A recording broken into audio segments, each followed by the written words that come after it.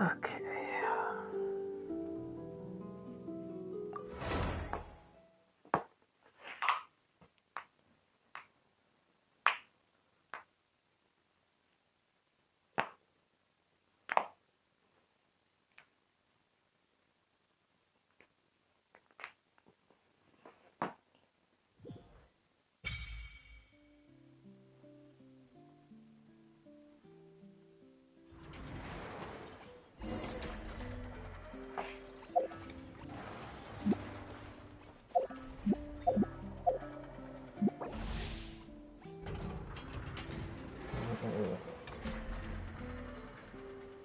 Nah, not important.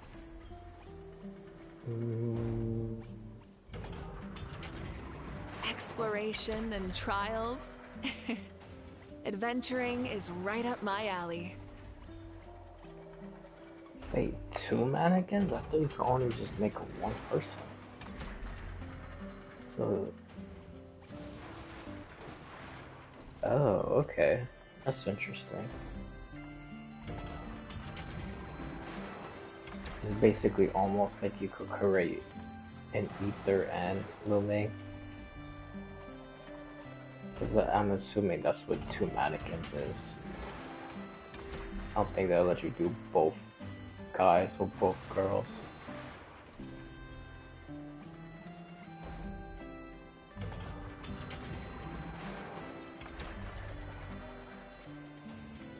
You know, now that I see this, it's making me wonder if one of the mages is also responsible for creating that like other probably planet, which is supposed to be that game. What is it called? It's basically supposed to be like almost like the Animal Crossing, with a petted planet, something like that.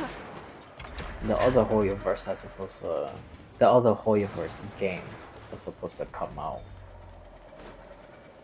probably. Who the hell knows? I doubt it would be next year. Or maybe like the ending of next year, if it does come out. But who knows? But yeah, I wonder if one of the mages probably did that also.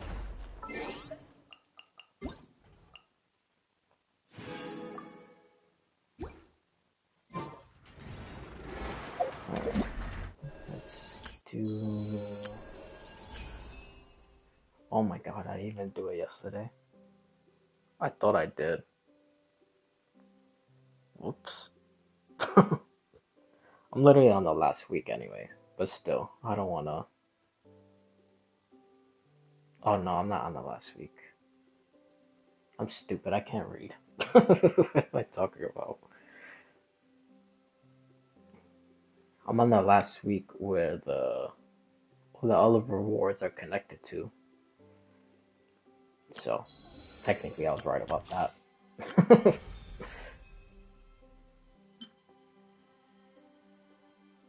I'm very interested in how this works. Because I do know the power you use for your mannequin in the open world is connected to the power of the traveler. So if you want to do like fire or like pyro mannequin, then you got to make sure the traveler is pyro, and you know, etc., etc. But so far, I've only seen like some people only level it up to like level 20. So I guess because everything is just not out yet, maybe that's the max level for now. Or maybe because it literally just came out yesterday. So, everybody is probably still working on it. Well, technically today in the morning, like very early in the morning. Because I was gonna do it yesterday, but then the servers went back up like a 1 o'clock. I was like, no. I was way too tired. I couldn't wait that long. And usually these Archon quests be like 7 hours long, like 7, 8, sometimes more. It says Nefer is the only new character. Then, yeah, it probably would be like 7 hours long. Because I think the other one was longer, just because it was two new characters. And they said throughout the whole like Luna updates, they're gonna mix the character stories with the Archon quest together. So I think that's what made it like much longer. But since Nefer is the only new one here, then I don't think it should be like 8 hours long. Oh yeah, that's right. I'm wondering like what the hell is this? Because this is like the gacha system in the Wonderland. It's the costumes.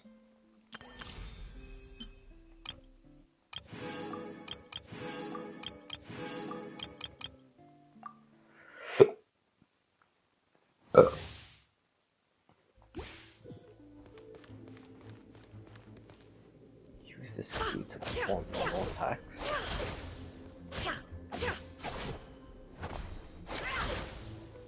What the hell? That's a first.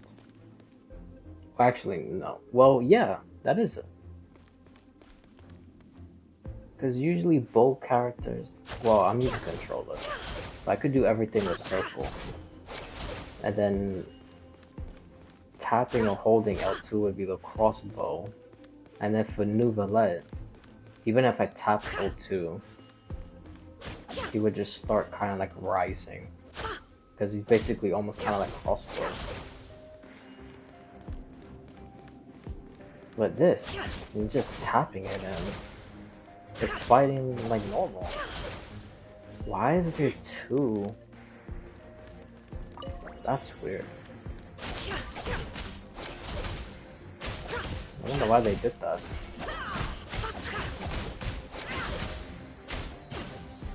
No more love.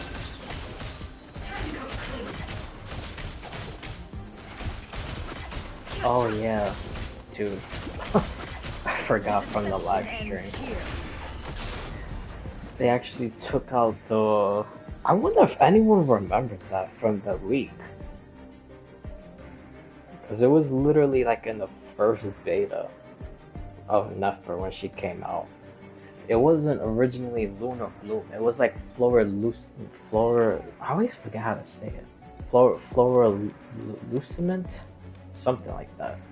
So, something weird. That was actually her, like quote-unquote Luna charge. But they switched it and put Luna Bloom. I wonder if, it would be funny, I wonder if they did that purposely, knowing people was gonna leak it. So then when people would see it, they'll be like, what the hell is this? And they're probably thinking it will be like a new way of like fighting with a Dendro character. And then literally in the live stream, it was changed to Luna Bloom. It wasn't the Flora Lumescent, whatever the hell it was called.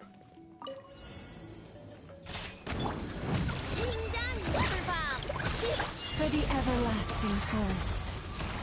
Just realized I did everything backwards, but so be it. It all falls into place.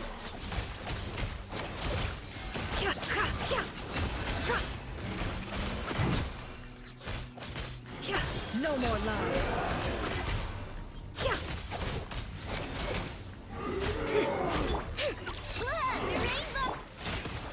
By the Frostmoon of old, forest, seek within. Dude, that burst is crazy. They're really testing the waters. Can't hide the truth. Nah, she's mad strong though.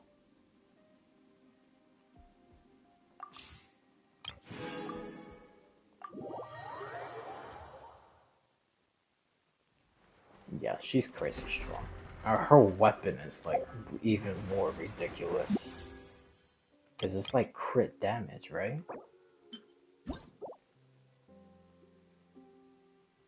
Yeah, look at that.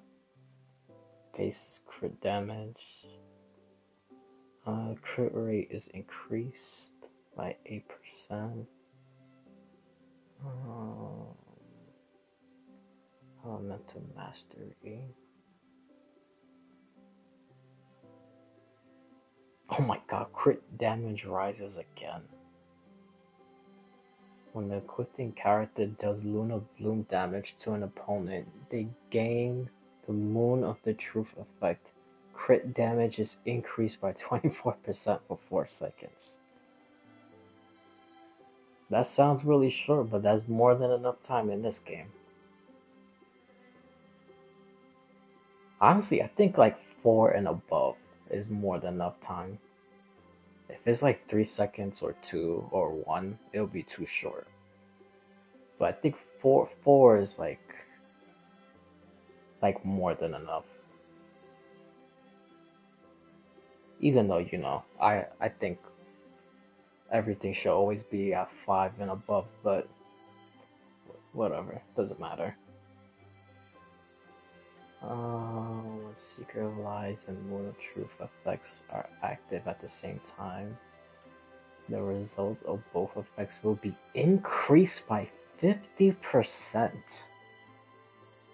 Holy shit. Oh my god. So Element Mastery will go up to like 160.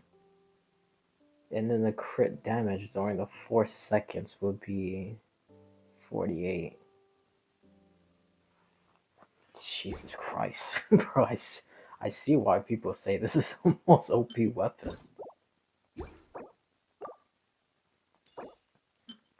Um, Dude, I want a Furina's weapon for so long. Oh, who the hell knows? Maybe knowing this game, I'll freaking do it and I end up getting the other girl's weapon. Actually, I don't even know what to do first. You know what? Just for the hell of it.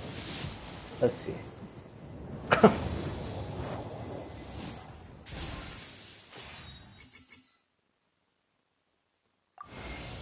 Oh my dude. What did I literally, bro? What did I say? I literally just said that. I will pick Farina's weapon and I get the other one. Bro, I literally just said that. I. Oh my god.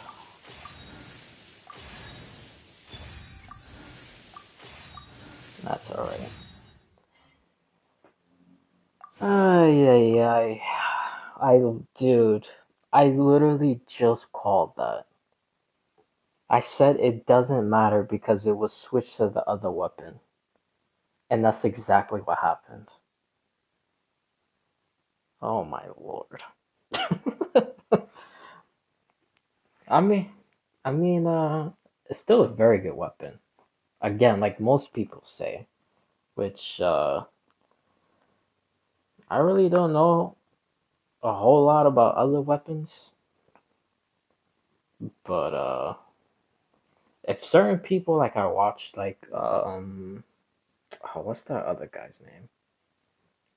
Because engineering plastics, and some other guy, DH something dumb. If they say something is broken or is the like most powerful, then that's exactly what it is.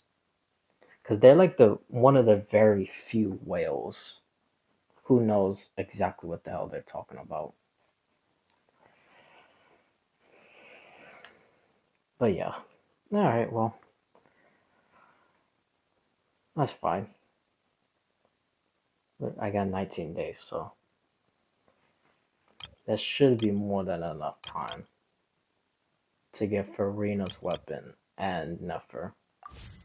Because, like the genius that I am, I still didn't even complete all this stuff. Oh, by the way, this area here, I don't know if anyone does remember the last time I streamed this. Um, oh no, actually, no, it wasn't on Twitch. It was on YouTube when I did this part. Because I walked here and then I heard someone from Sumeru talking about the Reed Miller relics or artifacts, whatever, same thing. And then I saw people mining over here. So I thought maybe that was the mission, and then the girl from Sumeru was just the bounty and the flagship.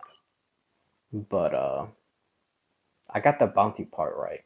But she was actually the one that was talking about the artifact. And then the people mining here was just literally miners. Well, dude, that sounded pretty bad. It was literally people who was just mining, like in a shaft. That's it. So it wasn't them talking about it. It was the woman. And the one who actually gives you the Reed Miller thing is probably this one. I still haven't even done anything here, honestly. Again, as you can tell, not much. I just realized there's not a new part of the map. So, I mean, I can't really say anything too much because they did do the whole Wonderland thing also, so I'll give them some slack. But I was kind of hoping for this part to be open, so we could do the last two Reed Miller treasures. Cause dude, I'm telling you, this I'm telling you, this guy is literally basically almost like the architect of Wuthering Waves. He's almost like the comparison. I'm telling you, dude, I'm not crazy. Dude, Reed Miller is literally he has dealt with every single faction in like majority ways. Not also like little tiny like bits and pieces. Like he was like involved with like who the hell knows? Like literally in everything. Dude, I'm telling you, watch. And I'm also calling it right now. I'm pretty sure Reed Miller is also the doctor. But oh, speaking of the doctor, yeah, since I didn't do this yesterday in the middle of the night, which is ridiculous because the service is supposed to be up way earlier and it opened up like at 1 o'clock. So, like I said, I was already way too tired. And if I started the story, bro, I was gonna be here till like 10 o'clock in the morning. So, I just wanted to do it later today, which is right now. So then I should most likely probably be done like around 4 or 5. I don't know. We'll see. We'll see. But the only two spoilers that I did see was Varka appearing. I don't know if that's his first time appearing in the story, like the first time the traveler meets him. But I do know who was it? It was the traveler. I know Flynn's. Maybe a Llama also. Of course, always Paimon. The traveler is always with Paimon. Maybe Llama also. They were like surrounded by the Wild Hunt, and then Marco throws the sword, and basically like freaking like Hawk jumps to it, basically, and then he picks up the sword. That I saw. And then the part, well, I didn't see the whole thing. It was literally only a picture of a thumbnail, and then I was like, all right, that's enough YouTube for today, because I didn't want to get spoiled with any more stuff. And then I saw Rerir standing with like some blue light around him, and then Dan Slip was walking behind him, which honestly makes sense because they did show Dan Slip in the live stream. I do remember that. So it makes sense he would meet Rerir.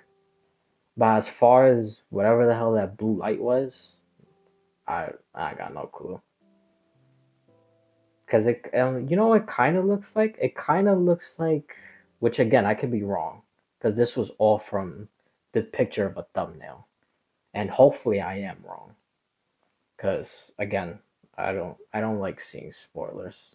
I try to be like, surprised. Besides when it comes to like characters, like animations and kits and whatnot, that I don't give a shit. Because I saw Duran's, which honestly I don't even know what's the difference between the two. Well, maybe I'm pretty sure there's someone who explains the kit, because that I haven't seen. I only just seen the animations. He has like two different type of burst, and then like one of his second version of like the wings that come out of him, because he has two different versions. Again, I don't know what the hell it is, so I don't understand it for now. But anyways, when he has like one specific pair of wings, that's like kind of almost Rev the like engines. that like bar thing on the side, like how Mavuka has it. It's something kind of like that with Duran, and then I think it's supposed to do like off field damage. Maybe, I'm not sure, because even though I saw the animations, it's not like they were fighting enemies, like in the clip that I saw. Oh, talking about fighting. Let me just do something simple, so I could continue with the story. Yeah, I just do this.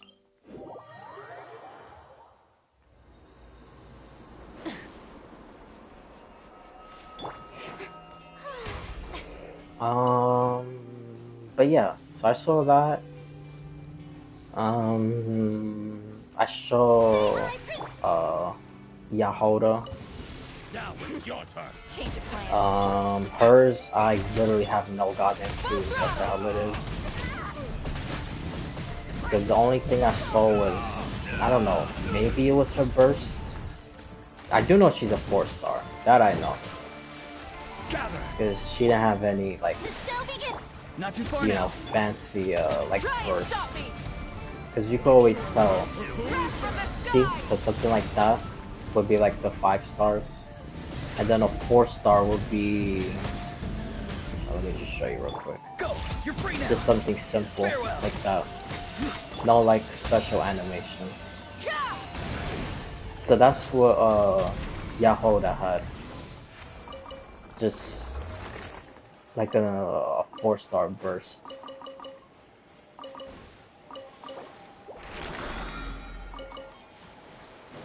Alrighty. But yeah, again, like I said, I don't even know what the hell it does. All I saw, I mean, maybe she could be a shield? I genuinely don't know. Because it was like, some weird animation. And then it had like a bunch of like cat paws just like floating like around her body. So again, I don't know what the hell it's supposed to be or what it's supposed to do. Solidify. So I'm just saying it's a shield, but I generally don't know. Pyroclastic surge! I mean, it kind of goes around her, like if it was a Incinerate! shield. So maybe. Rev the engines!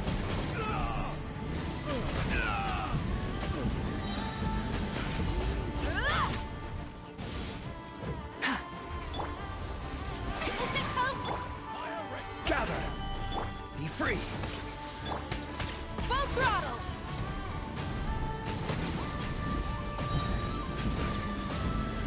Oh, I was talking about Rerir, and I know I completely forgot. Yeah.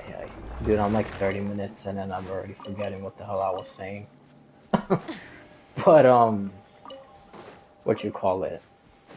Yeah, from the thumbnail that I saw, um, the blue lights kind of look like, again, I'm just basing this off from the live stream. It kind of looked like the same blue, like when Columbina Rerir was fighting, and then when she made that like humongous like shield, and then Rerir just like broke through it. Like it kind of looked like that same color blue. So maybe. Oh, I didn't even realize. Use the force authorized. Change of plan. I thought I did do this already. Time to say hello. Not too far now. Light of the blazing sun!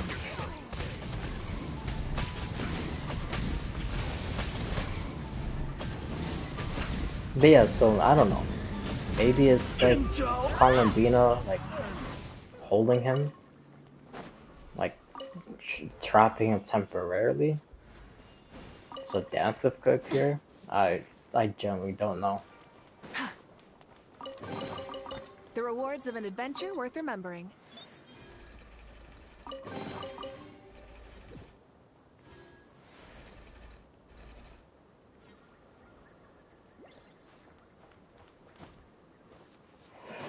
Um, dude, that's such a bad memory. Okay, yeah, one more time. May I pick This is order. Be free. let my name echo in song!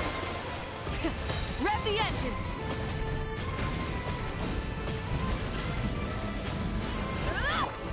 Tell me what you see. Rev from the skies!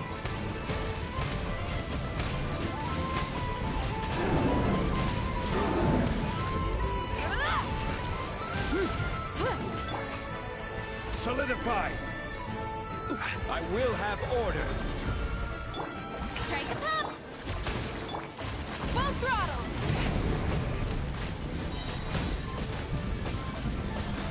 Pyroclastic surge!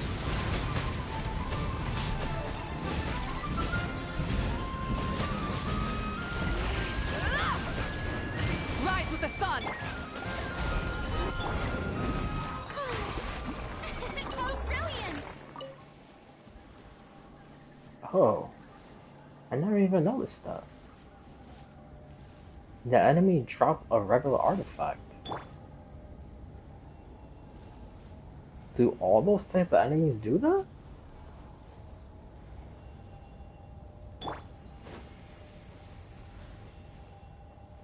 Huh.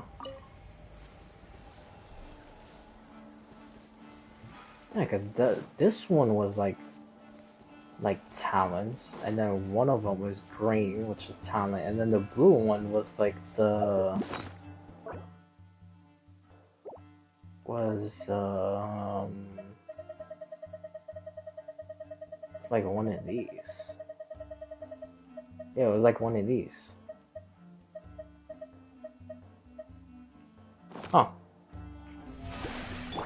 That's weird.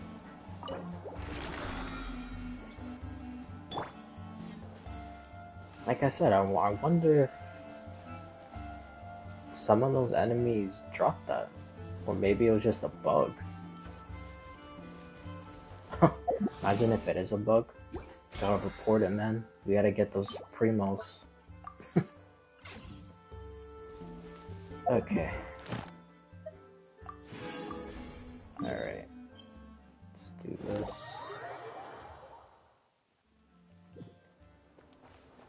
Add Astra Abyssoth. Thank you for completing today.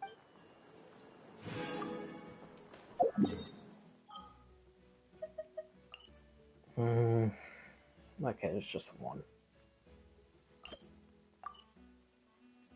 And that reminds me, like on the weekend, I saw Diana here. She was hunting.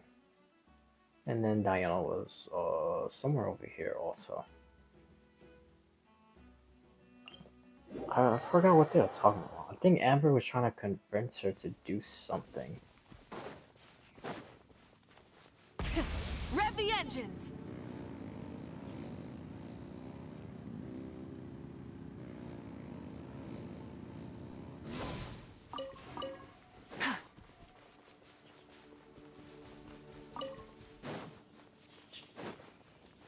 Full throttle!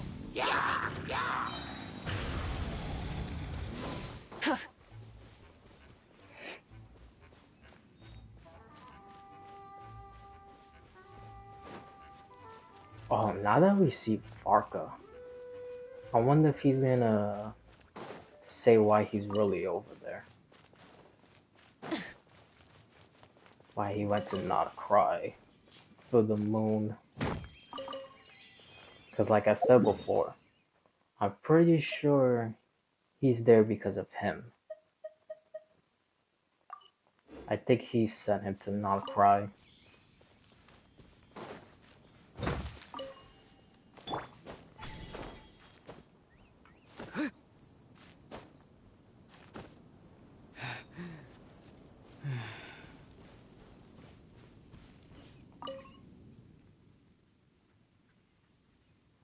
Razor.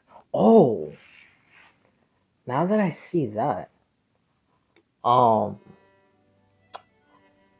when I also, which is funny because it's weird, because it was the same day I saw the animations of Durin and Yahoda, but I didn't see none of the animations for like Razor, Fischl, Albedo, Mona.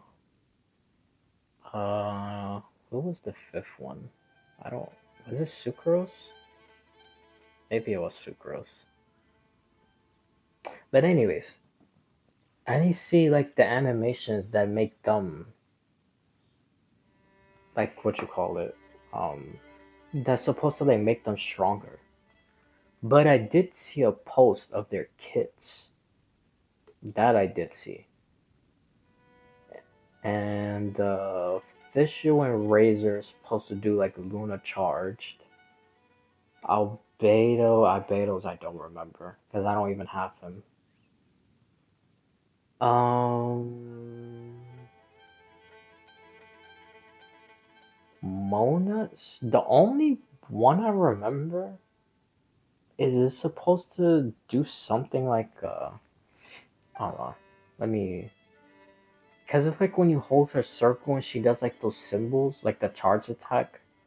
Supposedly she's supposed to make some like bubble, kind of almost like Siege One, like when you do her skill and then she puts enemies in the bubble.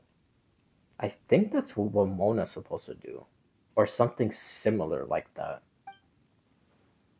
But it's supposed to be her charged attack. Because the way they're doing it is by they're not like completely changing how they fight. They're like adding like a talent,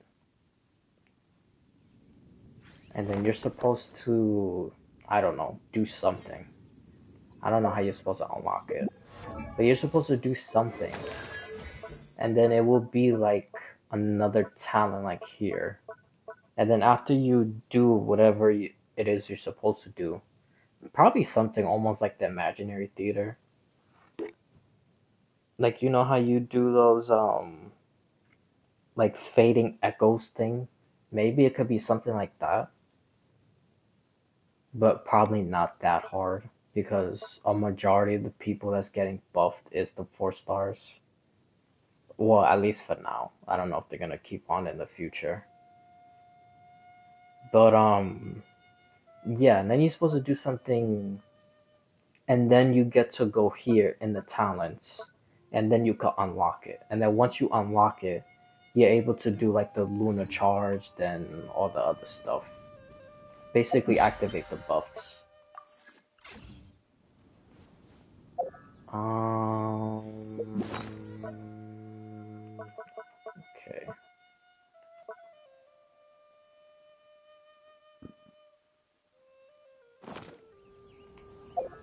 Alright, I think that's it. I think I'm ready.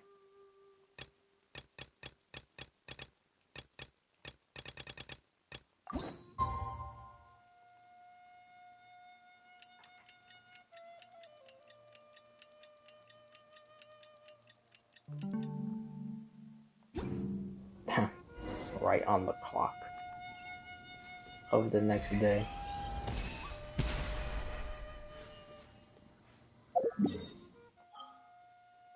Actually, that thing is driving me crazy. Alright, I got rid of it. Yeah, got rid of it. Yeah, excuse me. Oh, phew. I'm so glad I see this guy.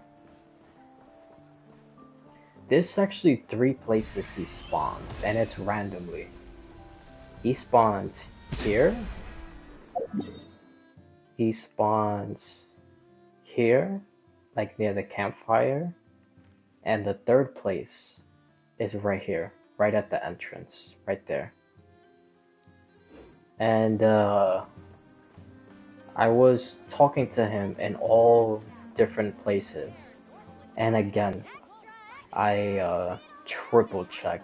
I'd even double, I triple check.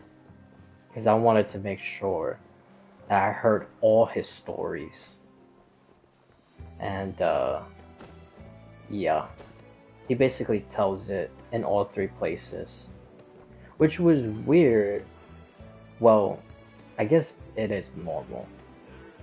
But the first time I saw him here, it was weird because when I talked to him and heard the stories, he talked about a Yaksha story, but the story wasn't about Barishus.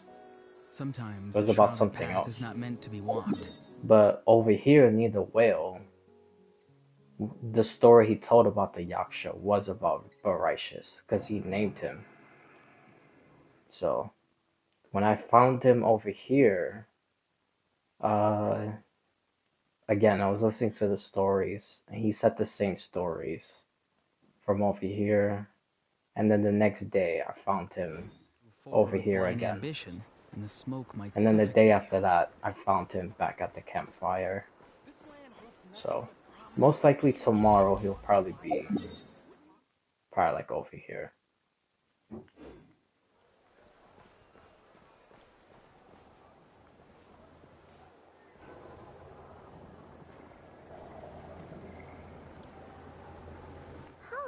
It's been a few days since we said bye to the others in Nasha Town. Still no news about Rerir, though. Where could he have slunk So off sad. to? If We gotta only he was fight this gone guy, for man. good. But with all the trouble he stirred up before, there's no way we've seen the last of him. Hello, you must be the traveler in Paimon? Mr. Flynn has been looking for you. Unfortunately, there's been a serious wild hunt attack over at the quarry. He thinks it's time to regroup and figure out a plan. The wild hunt? Oh, uh-oh. We better get over there, right away. Come on, let's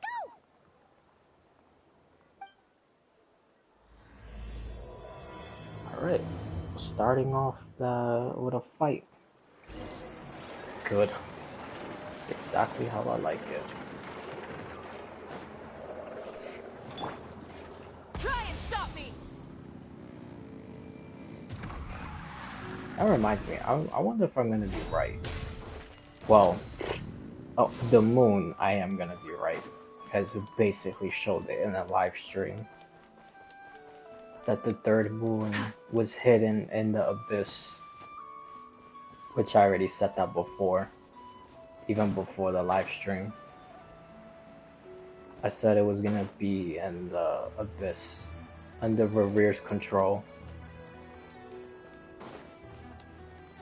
I doubt they're gonna say anything about Damsel. But you already know my theory about that. The Voyager. Oh, the person in the live stream sitting down that was like crossing out the X's on their face. Which is an insane long shot. I don't even think it would be possible. But I said that was actually the doctor. Many insects have a But compulsion to we'll follow see. the light. And humans Yeah, are I the think same. that's pretty much it.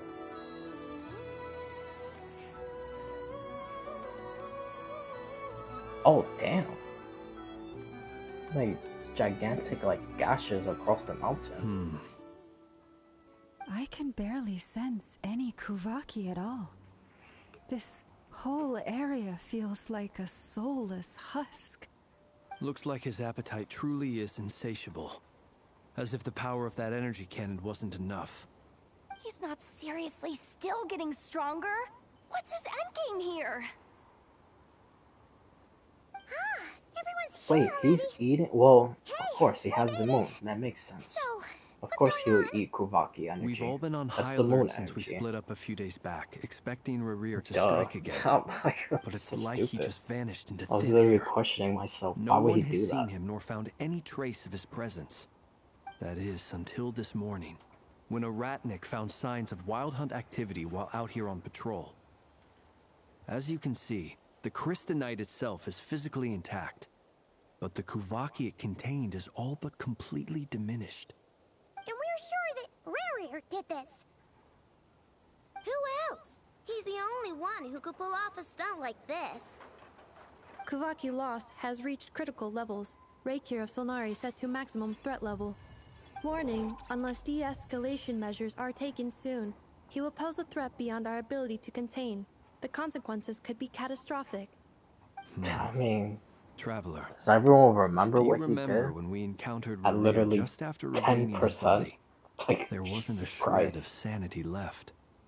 Nothing but madness and rage. Yeah, didn't he shout out a bunch of names? Then he started Yeah. raving about how nothing in this world That's mattered his to him. brother, Oh, Gold, Hunter gets chills just thinking about it. and Oh, then what but was the the thought other that he's name? still out there, lurking somewhere in Warden or something Nightcry, like that. waiting for his chance Probably to some strike. Conrian person, just like him. Even chillier. Last time we fought, we were already at a disadvantage. If he has such overwhelming strength, why would he suddenly go into hiding? Yeah, if To I get were him and I wanted more stronger, Kuvaki, probably. I'd just take it by force. No point staying in the shadows. Unless something went wrong. His whole resurrection thing didn't exactly go smoothly. The other thing is, how does someone who's completely lost their mind still have the wherewithal to cover their tracks so perfectly? Reed Beats Miller. me. Oh no, let me stop. According to certain medical I'm gonna studies, do the same thing, just like insanity does Wuwa. not always entail Blame a complete everything on the loss of architect. rationality. It may be But that in he this, is I'm gonna simply blame living in a world everything of on his Reed own. Miller. Actually sounds about right. He was ranting away to himself the whole time. Like he had zero interest in talking to us. There are many unanswered questions here. He could be right under our noses, and we'd still be in the dark. Besides his name and title, we know little about him. Certainly nothing about his past, or what he might be hoping to achieve. Exactly. And we wouldn't even know where to begin looking. Even Boss hadn't heard of the Rerir of Solnari before all this. I don't I'd think be she's willing that to old. bet that even if we gathered together every scrap of intel in Nodcry, we still wouldn't find more than, like, 3 useful facts about him. So, if we do nothing, he'll just keep getting stronger. And if we want to investigate him, we have no idea where to look. Last time we had Marionette and her big robo-buddy to help us, and we still barely held our ground. If we had to face him alone... Oh, Paimon's head hurts just thinking about it. What are we supposed to do against a threat this big? Well, I do have a little hunch about his next move.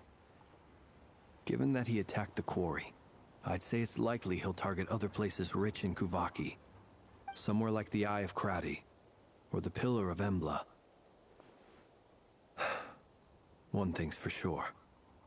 If we just sit back and let him keep absorbing Kuvaki, we really won't stand a chance against him. A perfectly reasonable hypothesis. However, it is worth noting that these two locations are quite far apart. To investigate them both, we'll need to split up. I agree, we should split up. Right now, Rerir's goal seems to be gathering Kuvaki, not fighting us directly. Once we're done, let's regroup on Hisi Island. Wait, why Hisi Island? If I recall correctly, your largest goddess statue was carved from Kuvaki-rich ore, was it not? That's right. Yes, it could well be a potential target of his. I should head back and start evacuating the pilgrims.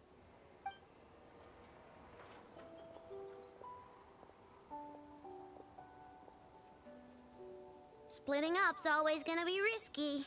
But I guess we don't have much choice, right? We're in a race against time here. And if we do run into Rerir, what then? That's when you follow the third rule of treasure hunting. Run like the wind. Didn't you say the third rule was go with the flow? I don't know. Did I? Anyway, whatever. In this situation, go with the flow means go find backup. Agreed. If anyone finds so much as a trace of Rerir, do not pursue him. Get out of the area and alert the rest of us as soon as possible. We need to put safety first. All right, we'd better get moving. Come on, Ineffa, let's go.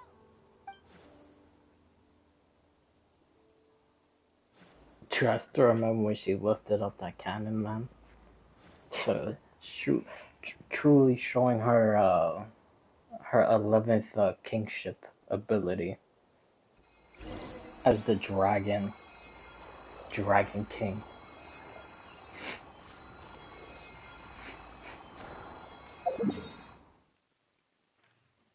Talking about dragon, do you know it's kind of funny how you go through all these places and you literally have people tell the traveler, like basically like at a pen drop's notice, like they will show up wherever on Tibet and help the traveler.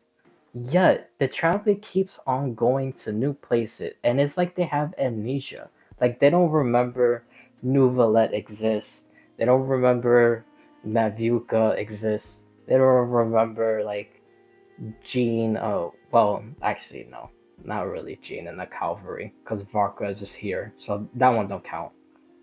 But like the leeway, like military, like it, and like it never dawns to the traveler to ask them for backup. I never understood that. Is like they just like to fight. They like struggling. Any leads? Nope. Diddly squat. No clues to where he might be hiding. It's like he's a ghost. It feels like we're sitting on a powder keg that could go off at any second. Oh, I hate this feeling. I'd rather face him head on than be left hanging like this. So, you guys didn't find anything either? Not loving the word either. How about you, Flints? I questioned a few Ratniki and eventually narrowed my investigation down to one suspicious individual. But by the time I got to his place, he was already gone. Almost as if he knew someone was on to him. Either that, or he's just extremely cautious and doesn't stay in one place for long. He's been biding his time for a while now. The question is, where or what is his next target? No idea. Since regaining his body, he seems to have lost all interest in the fragment in my possession. If he did still want it, he's had plenty of chances to take it. All we can do now is hope that Aino and Anefa turn up some leads. Darn it, Rerir! If you've got the guts, come face me one-on-one! Okay. Wait, he's actually here? Yeah. She lost her mind. No, it's coming from Silver Moon Hall. The Lady Kutar might be in danger. Oh, are they fighting already?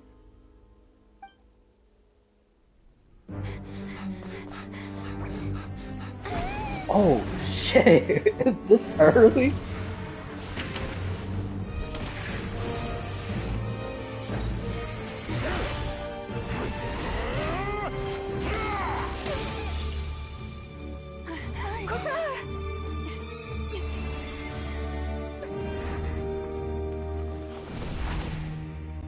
Oh.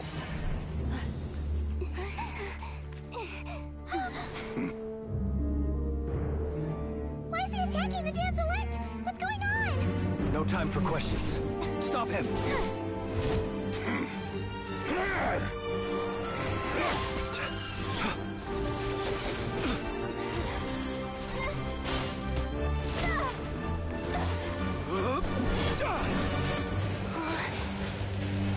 This is insane. Yehuda, get Kutar out of here! On it.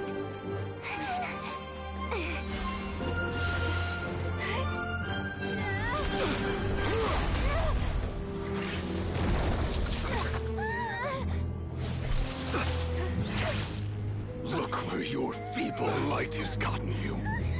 Now, you shall plunge into darkness. Thalindus, soon, Oh, there's I that will name. find a way. Watch out! Huh.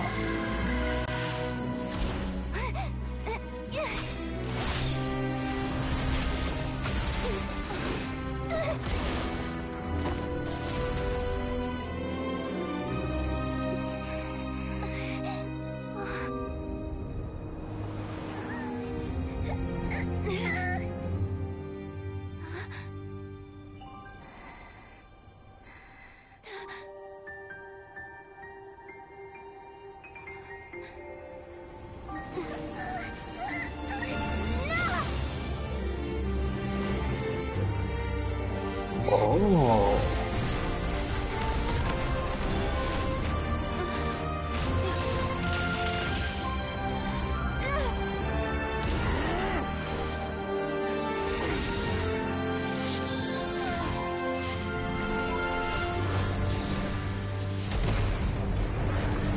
Oh my god. Holy shit, dude.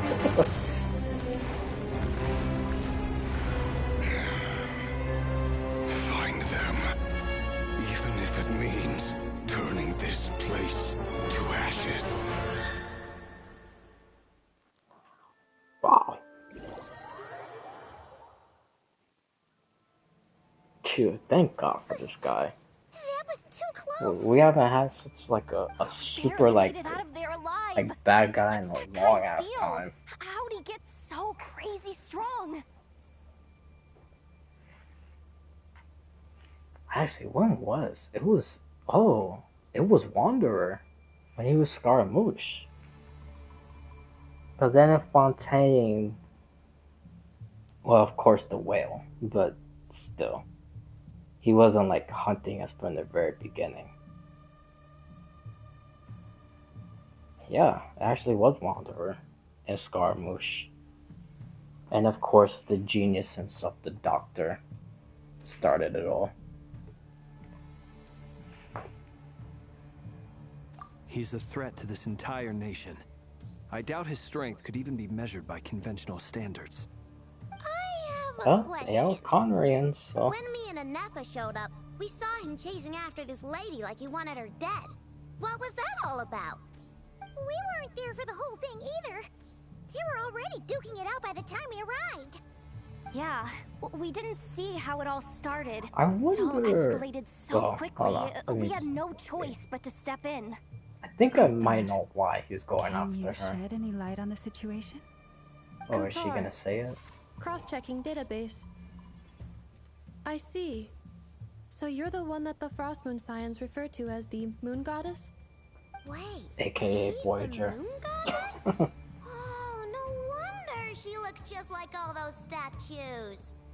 There are many reasons why people might worship the moon, and just as many why they might despise it. I've never met that person before, but there was no mistaking his deep-seated hostility towards me. Why he holds me in such contempt, I cannot say. But since he hunts the power of the moon, it's no surprise that I am a target. Kutar. There are many potential motives. For instance, you help the traveler escape his grasp. This could be his way of taking revenge. It is also possible that he covets the Kuvaki inside you and seeks to take it for his own. The list goes on. Yeah, that's exactly But what I was gonna right say. now, devising a counter strategy should be our #1 priority. The likelihood of this location being discovered is close to 100%. A counter strategy? We don't stand a chance against an enemy like this. Surely our only option is to run. He's not gonna chase us to the end of the world, right? So as long as we can sneak out of Nodcry undetected. No, I can't say that. Come on, Yehoda. This is serious stuff. You can't suggest we all just chicken out. Running is our only option. Huh? You seem surprised. But what other choice do we have? We are facing an enemy we cannot possibly defeat in battle. Well, I mean, yeah, but still. It's not too late. I can distract him, so you'll have plenty of time to make your escape. Wait, what? You're gonna act as bait? Doesn't that make sense? I'm the one he's after. There's no need for you to risk your necks on my behalf. A coyote doesn't stop for bypassers while it's howling at the moon. What is it, Lama? The Frost Moon Scions have already grown accustomed to life without their goddess. My presence here is no longer essential, and this is not my home, so you needn't ask me to stay. We can't just roll over and let him get away with this. That's not our style. Yeah, we can't just call it quits after everything we've been through together. Besides, she'd pretty much saved my life back there. If I just ditched her now, I'd never forgive myself. We can't overlook that you have saved our lives multiple times now. To talk of returning the favor would be a little crass for my liking. But suffice to say that we are friends, and friends look out for one another. Rerir's true objective remains unclear. Even if we were to sacrifice Miss Kutar, there's no guarantee he would stop.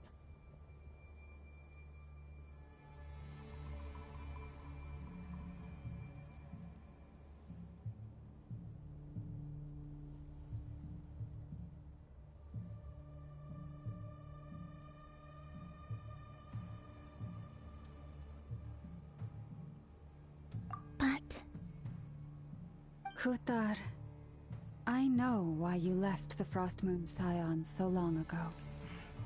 It was because people started treating prayer as a form of trade.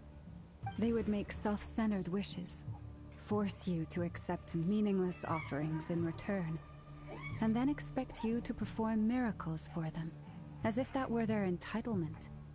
If it were me, I might have walked away too. But I believe that time can change everything, and that sometimes it takes losing something precious to appreciate its true worth. After much reflection, I've realized that this was never about whether the Frost Moon Scions need you. Any relationship based on need is purely transactional. What I truly hope is that you'll choose to stay, not out of obligation, but as part of our family. You were born here, and now you've returned. Who knows? Perhaps it was the moonlight that guided you home. thank you, Lauma. But my power is on the wane. I'm afraid I will be of little use to you now. Very well then.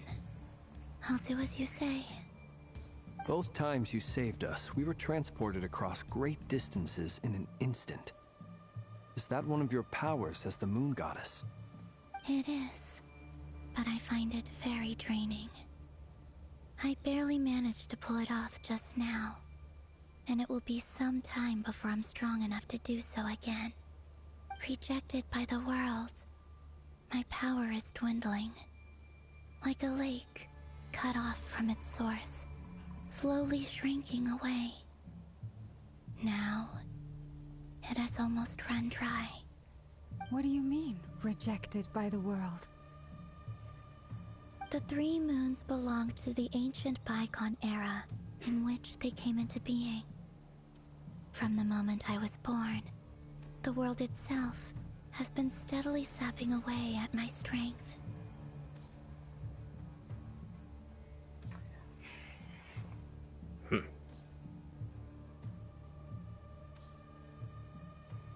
Okay, so I wonder if Rerir also knows this, and that's why he's trying to take the Kuvaki from her before it's too late, and then he can't resurrect whoever the hell that the oh my god, I literally forgot the name, and he just said it. That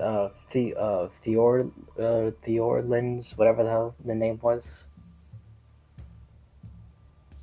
I wonder if he needs that and able to resurrect again, whoever the hell that person is. The third Lordins, whatever the fuck. Dude, my memory is so bad.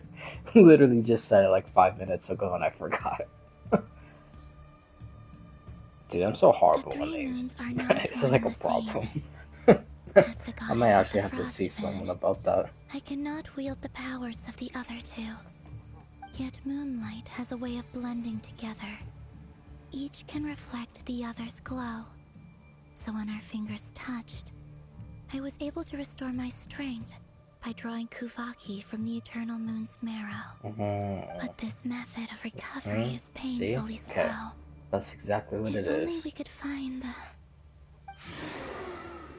Yeah, that's exactly what it is. It's the Wild Hunt! Even faster than we expected. We'll have to finish this conversation later. See how those Wild Hunt creatures are running away from us.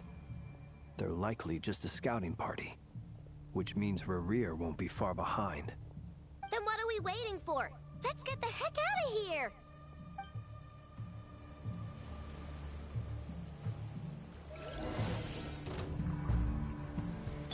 So much for getting out of here. Annihilation mode. Cleanups is what... They just keep coming! This is driving me nuts! Rerir's closing in on us. We need to pick up the pace. There's too many of them! And this time, we can't fall back on Tutar's house to escape. If this goes on much longer. Why the frost moon hold? Being done! Oh, that's Cinder in the middle. I just realized that. Beware the creatures of the night. Oh, does that mean the time it takes for him to appear? Observe. I don't know if that's exactly it. Close your eyes. To dust. For the everlasting forest. Receive my blessing. Look! Rainbow! Ultimatum protocol. The long, sweet beckons. Be silent. Oh, I like this.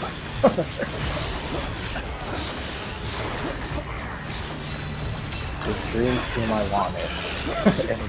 If I never lost the 50-50 during an episode banner with Chi-Chi. Annihilation mode. Oh, talking about Chi-Chi. On one of my others.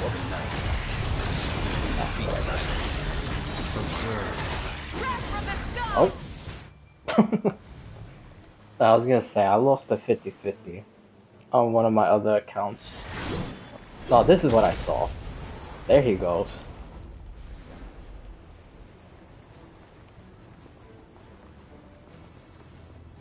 I Again, this is also early? Damn, how long is this? This is probably like 5 hours altogether. This gotta be like fast short. Oh, does he fight with us? Ah. I wanted to see how he Bit off fights. more than you could chew? Oh, hold on. Now that I see that also. Cause there he looks bad tall. But supposedly, cause I saw a clip of like matching like the 3D models. So like Flynn's like standing next to him, obviously, as you could tell right there, he's taller. Standing next to Risley, he's taller. Zhongli taller. And then when he was standing next to Rerir, again in the 3D models, supposedly they were actually like eye to eye. Like holy shit! Like is he actually that tall for real? Uncle Varka! I mean, he You're looks back mad at tall Amsfort right then? there. Whoa! You're Varka? Grand Master of the Oh my Knights of god, dude, no, he looks like a giant. We could save the intros for later. Right now, let's get you all out of this hellhole. Follow me. I know somewhere you'll be safe. But he's also standing more up and on the Is rock, that where I so. think it is? That's the one. Come on, move! There's no time to waste. You know what I also saw in that same video? That Varka is the voice actor of Thomas the Train. Oh my god, no, he is that tall. Holy Where shit. are we? This is so well hidden. Damn, so he's actually Well, eye to that goes eye without saying. with this This is the guy? Knights of Favonius' meeting place in Nodcry, and a contact hub for the Northern Intelligence Network. Jesus fucking Christ, bro. Now I see why Varka has that confidence saying that he could beat the captain one-on-one, telling Micah that there's only one Grandmaster and there's like a whole bunch of captains in the Fatui.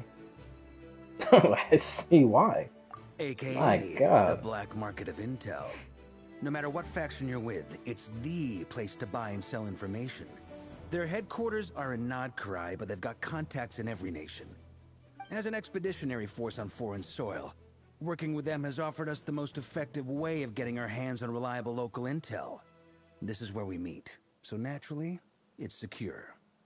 Anyway, where were we? Folks from Nodcry should be pretty familiar with me by now. But I believe this is the first time we've met. Allow me to introduce myself. I am Varka, Knight of Boreas, and Grand Master of the Knights of Favonius. We've heard all about you. This meeting's been a long time coming. Yes, it You is. look way younger than Paimon expected. But you definitely have that Grand Master vibe. Well, I'm no spring chicken. Just not showing my age yet. Definitely feeling some of that back pain today, though. Rushed back from Amsfort near without a wink of sleep, only to get right into another fight with that freshly revived maniac. Another? You mean you fought him before? Yep. He wasn't nearly as strong back then, but he was still a formidable foe. I brought some of the knights along to give him a little surprise, but he saw us coming from a mile off. My squad Oh, took so heavy the injuries and I ending barely of the made it out last alive one, myself. they actually did fight. Knew it might have been our last chance, Okay. so we staked everything on it. But still, it wasn't enough to stop him. I tried tracking him down afterwards, but he didn't leave a trace. Even in his unhinged mental state, he's as cautious as any trained operative. Well, So, again, I decided to come they're find sinners. you. And They as know luck would have exactly it, what the hell they're doing. turned up to find you being ambushed by the Wild Hunt. The rest, you already know. Is that why he's been frantically absorbing Kuvaki these past few days? Because he sees you as a threat?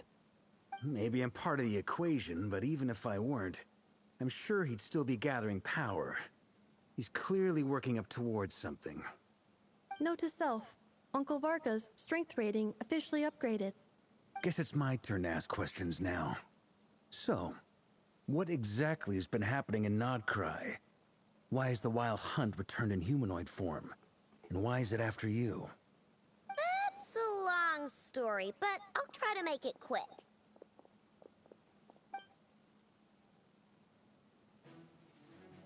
Wow, I had no idea so much had happened. Sounds like you guys have really been through it. So, the Kutar is actually a Fatui Harbinger.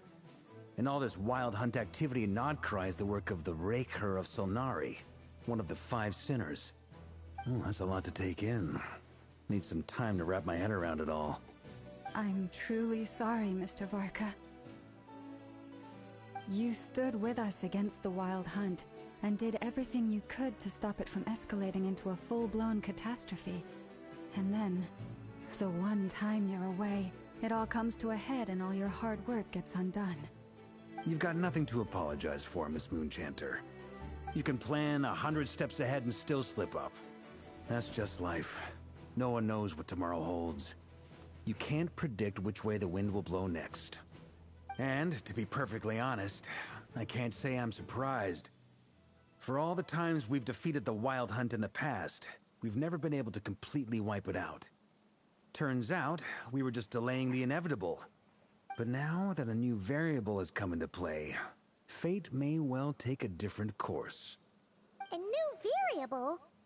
You mean us? Oh, that's what we Who are. else? And in a Destroyers of strange fate. way, I think his resurgence might not be an entirely bad thing. That's why the mini The are so Wild Hunt is like powerful an unrelenting and why force of they're nature. needed by The everyone. Rerir is an individual with an agenda. He's gotta have a weak spot somewhere. That said, while I was explaining everything just now, some of the points that Mr. Flint's added caught my attention. You mean about our mystery ally? That's right. From what you've said, not only did they lead you straight to some key files, they also shielded Hisi Island from a lethal Kuvaki blast. Nicole. I don't know who or what could pull something like that off. Heck, even Miss Columbina doesn't have a clue. I hadn't heard the story about those files. Would you mind repeating their titles for me? Wild Hunt Phenomena Log, a Nodcryan Ratnik's Field Journal, and Kuvaki Survey Log. Oh. No. Still doesn't ring a bell. Another dead end. Guess all we can do now is hope that our mystery ally keeps showing up when we most need them. Of course, man. It's It's safest Nicole. to assume they won't be I'm telling intervening you. again. She's doing From all here this on to out, save the we'll have to Voyager. resolve this crisis by ourselves. Which is the damn delight. Your intel also explains something else I've been wondering about. The reason I led my team to Amsfarnir was because we'd had reports about a possible source of the Wild Hunt showing up there. But once we looked into it, it turned out to be a red herring. I don't know who was behind it, but clearly, it served its purpose. I doubt it's by chance that he happened to make his comeback while my attention was diverted. And from everything you told me, it sounds like his scheming began well before his return. So maybe luring me away was all a part of his plan. But is it even possible that he orchestrated all of this by himself? The Moon Maiden and the Rerir of Solnari. Nodcry of all places. The way everything is unfolding, it can't be a coincidence. So... Reed Miller. What do we do now? AKA Got the any Doctor. Right now, we've got Tell at me, least man. 3 things to consider. Not crazy. Let's Watch. go through them one by one. First, we need to figure out how to take down Rerir. If we can't beat him in a straight-up fight, the rest won't even matter. To my knowledge, the bulk of Nodcry's fighting force is already gathered here. But even with everyone united, we're still no match for Rerir in his current state, let alone with his power still growing. What if there was a way to tap into a new power of our own? How so? Have you thought of something, Columbina?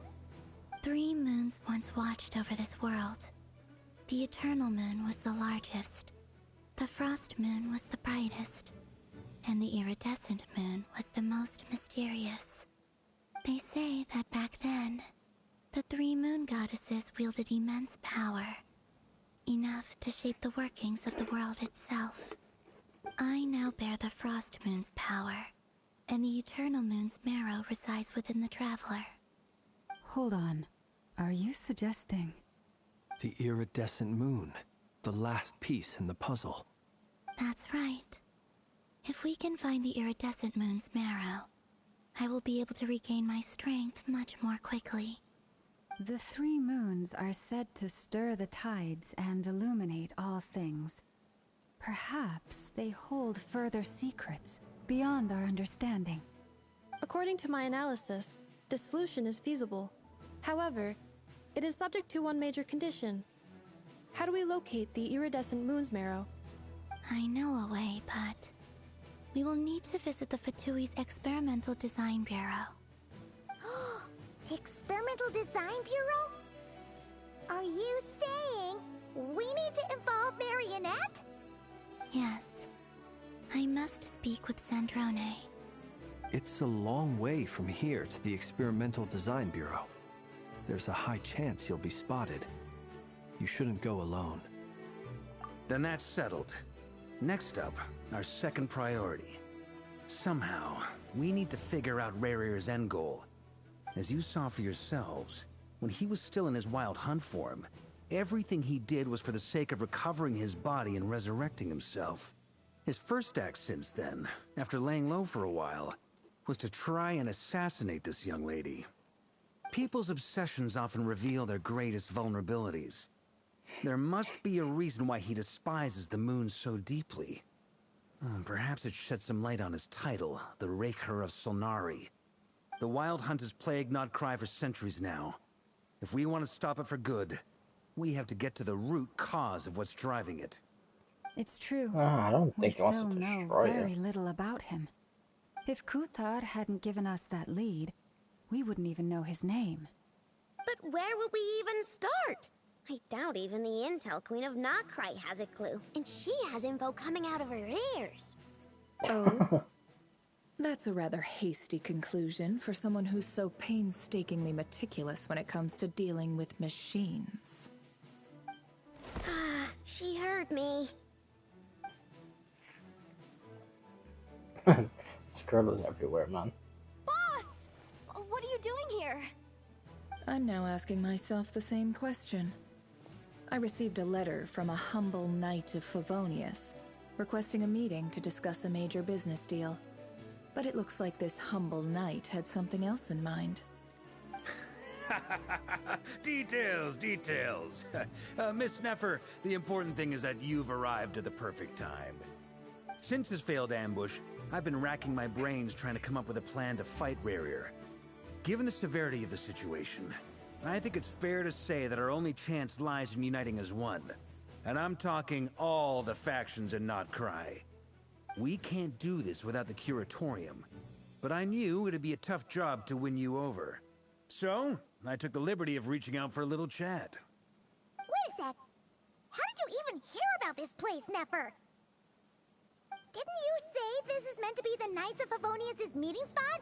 And a contact hub for the Northern Intelligence Network? And isn't it supposed to be super hidden? You really think he could have gotten settled in Nodcry without my help? Besides, I'm the one running this gig. Of course I know where the meeting place is. Allow me to introduce the current head of the Northern Intelligence Network. If it's intel you're after, she's your woman. Pretty much seen and heard it all. Please spare me the flattery. Let's cut to the chase. Seems like you've run into some trouble, huh? That's good to know. Well, She's this officially certainly connected to the qualifies Knights as of an Favonius. unforeseen crisis. On behalf of the Curatorium of Secrets, I wish you all the best of luck. So you're just going to sit this one out? Why should I get involved? What could possibly be in it for me? What if we told you we can't do this without you? Oh? Then I'd say, you'd better make it worth my while. I don't work for free. I can't put a price on something like this. It's just not in my nature. But then again, you and I have always been polar opposites in this regard. So I can't exactly say I didn't see this coming. If you insist on compensation, I will pay you. Consider this a formal commission. Sound fair? You just don't give up, do you? Too bad. I know you well enough to know you can't afford my prices. The riskier the job, the more it'll cost. And a Moonchanter's stipend isn't exactly generous. Unless you're planning to start passing the donation box around among the faithful. Boss, just a thought. If they come up short, maybe you can take the difference out of my next few paychecks. Things got really dangerous during the fight with Rerir. If this girl hadn't saved me, I'd be ley line fodder by now. I'd be gone for good, boss. If there's any way we can make this work, I'd really like to help her. Please? I'm begging you. This is why I'm always telling you never accept favors. They are the hardest debts to repay. You have to be careful who you get involved with, or you invite all kinds of misfortune. Very well, Yehoda, I will help.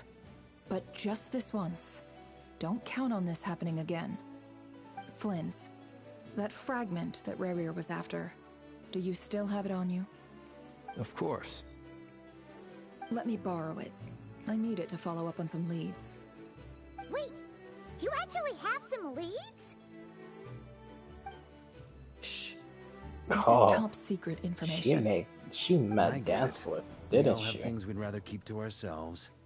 Plus, I know we can count on you. So we'll leave the intel gathering in your hands. She probably met Danslip. And that brings me to the third and final item. We need to find a way to distract him. We need time to make our move, so someone will have to stall him. I'm in for this part, no matter what.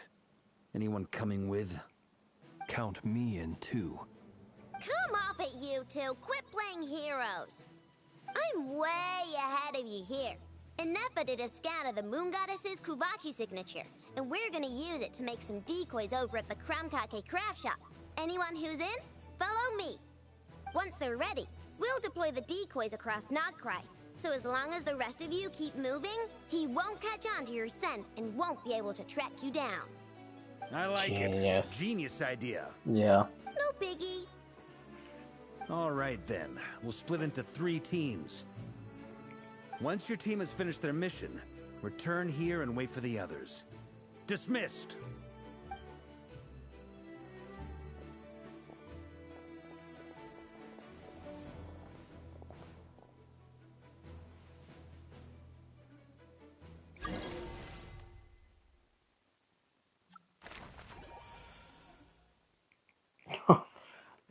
Alright, that's pretty cool.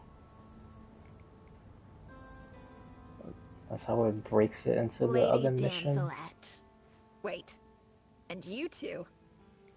What are you doing at the Kuvaki Experimental Design Bureau? We've been doing our best to mind our own business lately. But if you're just gonna waltz up here like this, you're seriously pressing your luck. Don't blame us for doing what we have to. Huh. You really think that's gonna scare us off? We're not looking for any trouble. I just want to see Zandrone. Do I need to remind you that you're still a wanted fugitive for deserting us? Out of consideration for our former ties and the crisis we're all up against, we'll let you leave in one piece. But don't even think about trying to get inside. Let them in. But... Are you going to make me repeat that? No, my lady. Zandrone Yeah, she seems really to be in a puts good fear mood. into people's hearts, Must be man. maintenance day. I'm telling you, she's probably just as wicked as the doctor.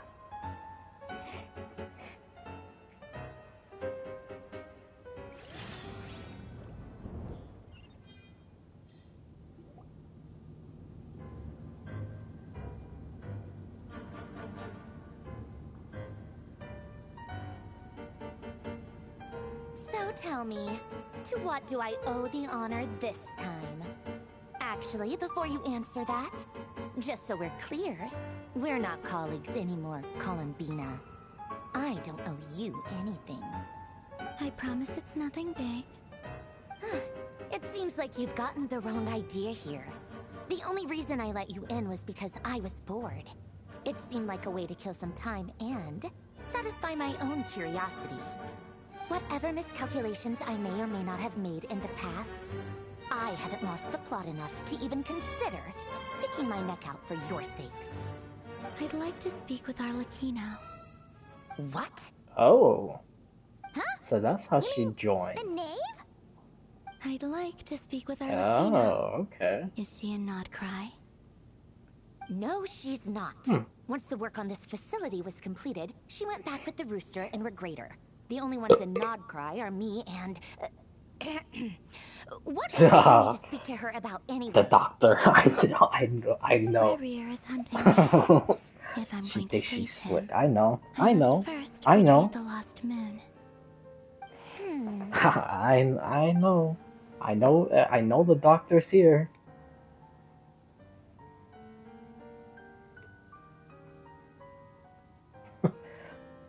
Shouldn't even have bothered with that ahem.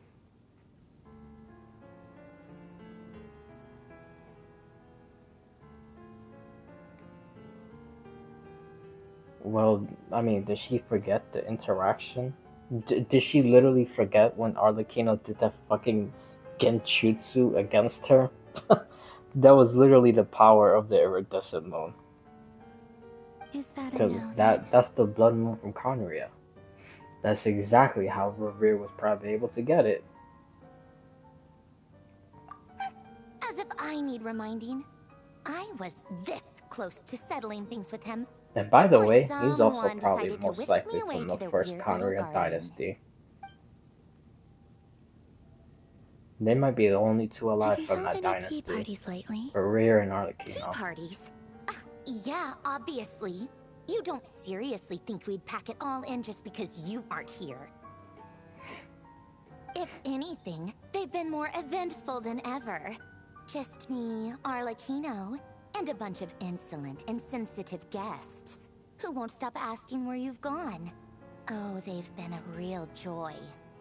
I bet you served them the worst tea you have. Just like you used to do to me when I upset you. Who cares about how good the tea is when there's no one around to drink it? I keep losing people. First Rosaline, now you. I'm running out of people who can make me laugh. Honestly, what could be more ridiculous than the multi-centenarian goddess, who's only ever had the plain herbal tea she received as offerings? You'd always brew a different type of tea for me each time. Was it really just to see how I'd react?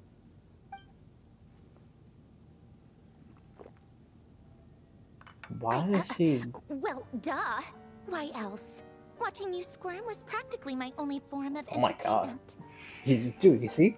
I told you she's wicked. Like, what the hell? She was trying to poison her own teammates? That's basically what she just implied. What the hell? Oh my god. Oh, yeah. And Capitano sometimes used to bring Tartaglia around, too. But I guess we won't be seeing him again. Yeah, another great soul, man. Well, I guess we are overdue for a get-together. Polonia! Dude, I seriously hope he becomes playable, man. For me.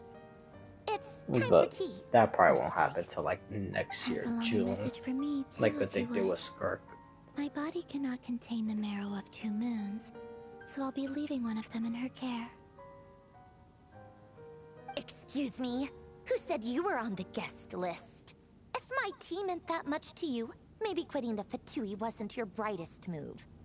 Back when you were under the Tsaritsa's protection, no one would have dared come at you so openly.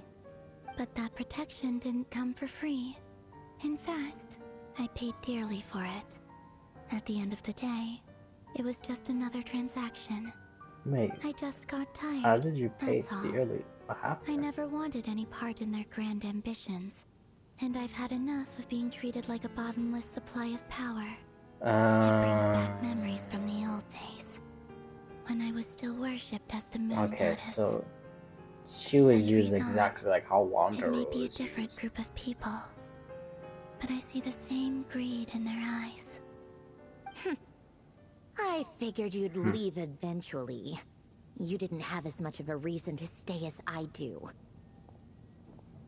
The Tsaritsa gave you shelter and protection, but that was it. Nothing more, nothing less. Meanwhile, the Fatui demanded everything from you in return, until it was more than you could bear. I get why you left. And frankly, I have no interest in dragging you back just because the higher-ups told me to. But if you keep hanging around with this riffraff, the next time we cross paths, we might be enemies for real. Yeah.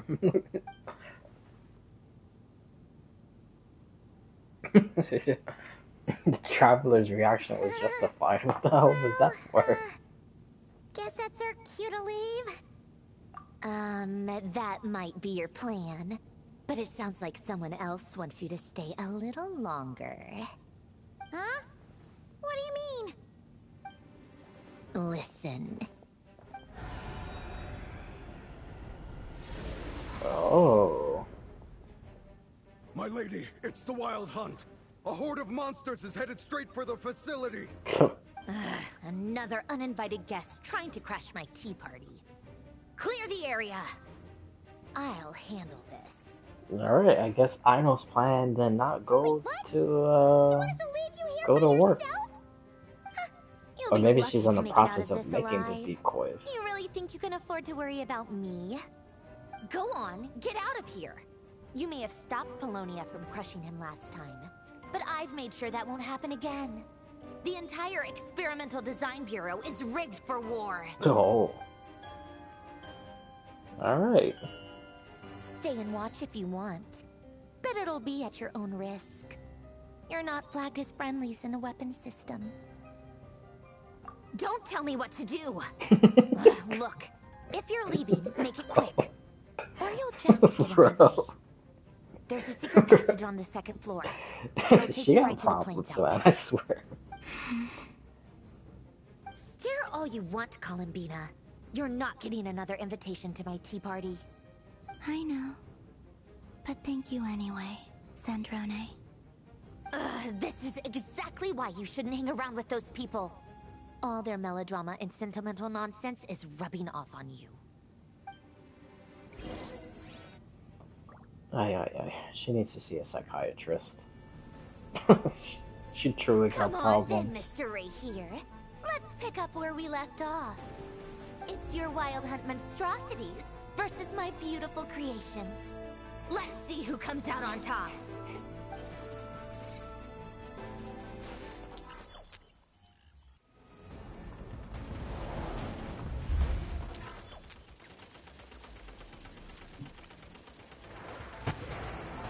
Oh, I'm literally supposed to shoot.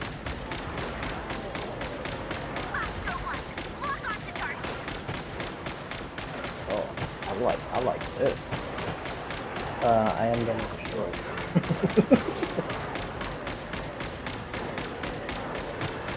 I move also, or just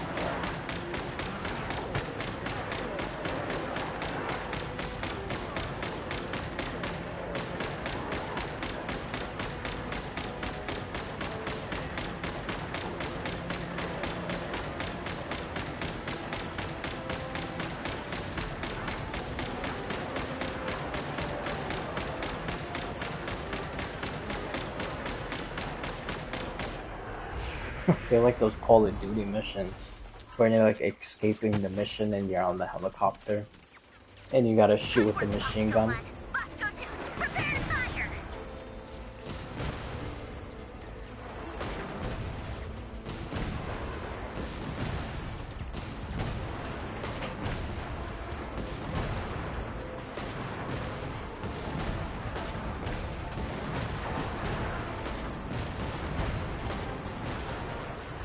How the hell did I miss that?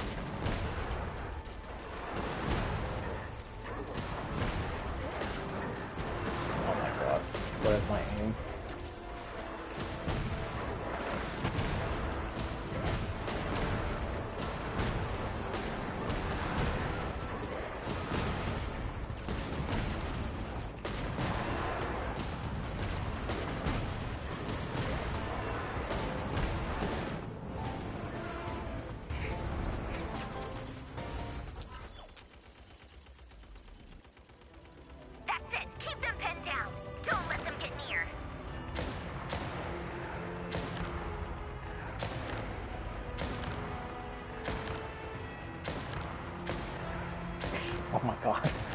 Dude, I'm missing so many shots.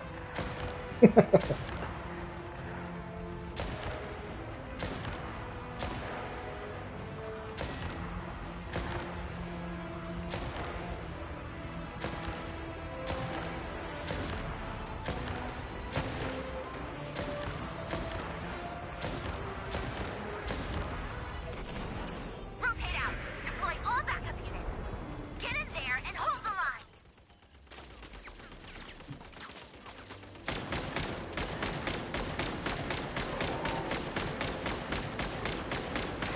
They're more tenacious than I thought. Whatever. This is where the real fun begins.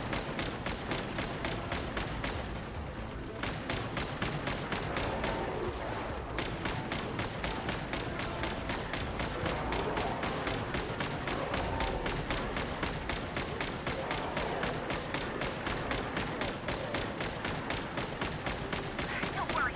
And doing this honestly kind of makes me feel like playing a shooter. I haven't played those in that long. But honestly, I just got bored. It's kind of just the same thing over and over.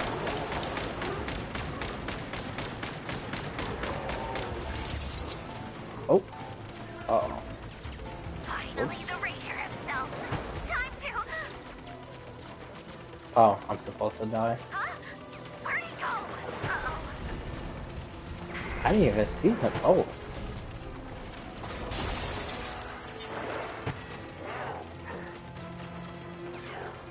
I didn't even see him the first time. Can you actually see him?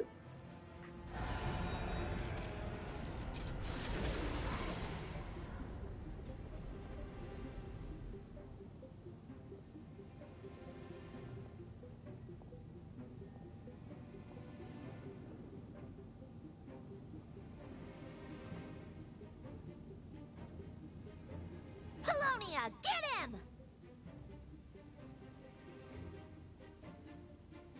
I've upgraded Polonia again since our last encounter, and uploaded every last scrap of your data.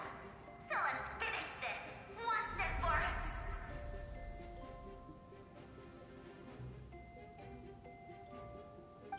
She's not here. Where did she go? Hey! Over here, you big... Cursed moon. Go. Keep searching. She cannot have gotten far.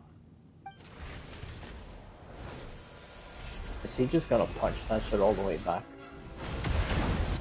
Oh. Okay, I guess not. Did he just blow up his own minions to deal with Polonia?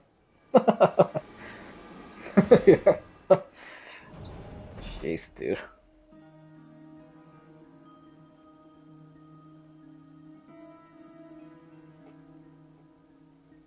So this is your method for investigating Rerir's past. It almost looks like some kind of ceremony. Good deduction. But it's quite a different affair from what you're used to with the Frostmoon Scions. Whoa! First time I've ever been in here. Boss always said it was off limits, so I pictured some kind of creepy dungeon. But it's actually kinda nice. Oh, I guess this must be Sumero decor? That's where Boss is from. And that nice shopkeeper who sold me my treasure compass.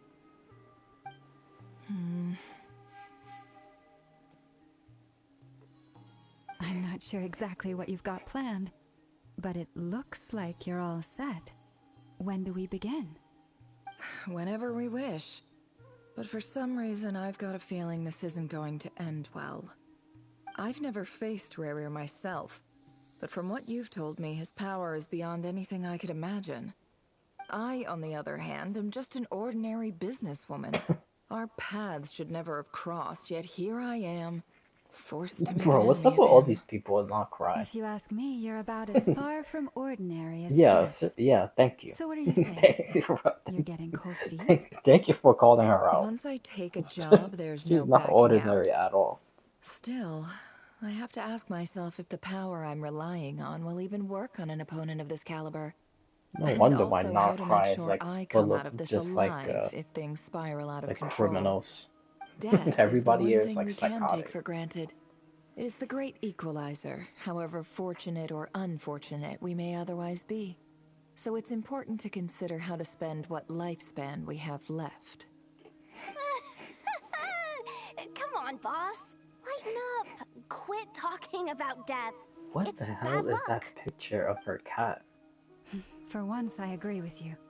When you're up against a foe like Rerir, there's no such thing as being too prepared. Is there anything I can do to help? That won't be necessary. I've already made up my mind. Time to cash in a precious favor I've been saving for a rainy day.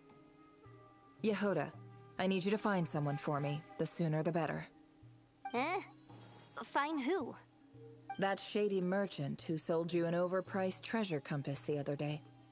Dory. Come on, boss. You're pulling my leg again. Why In does what she need way Dory? is she shady? She showed up when I was completely lost and sold me a neat little gadget that was exactly what I needed. Trust me, she's a good person. Anyway, I know who you're talking about. Don't go anywhere. I'll be right back.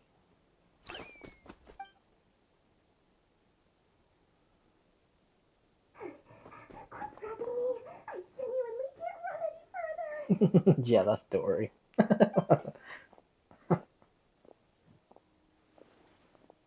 Hey, aren't you? What is it? What's the big rush? You dragged me out of a dream where I was literally swimming in Mora.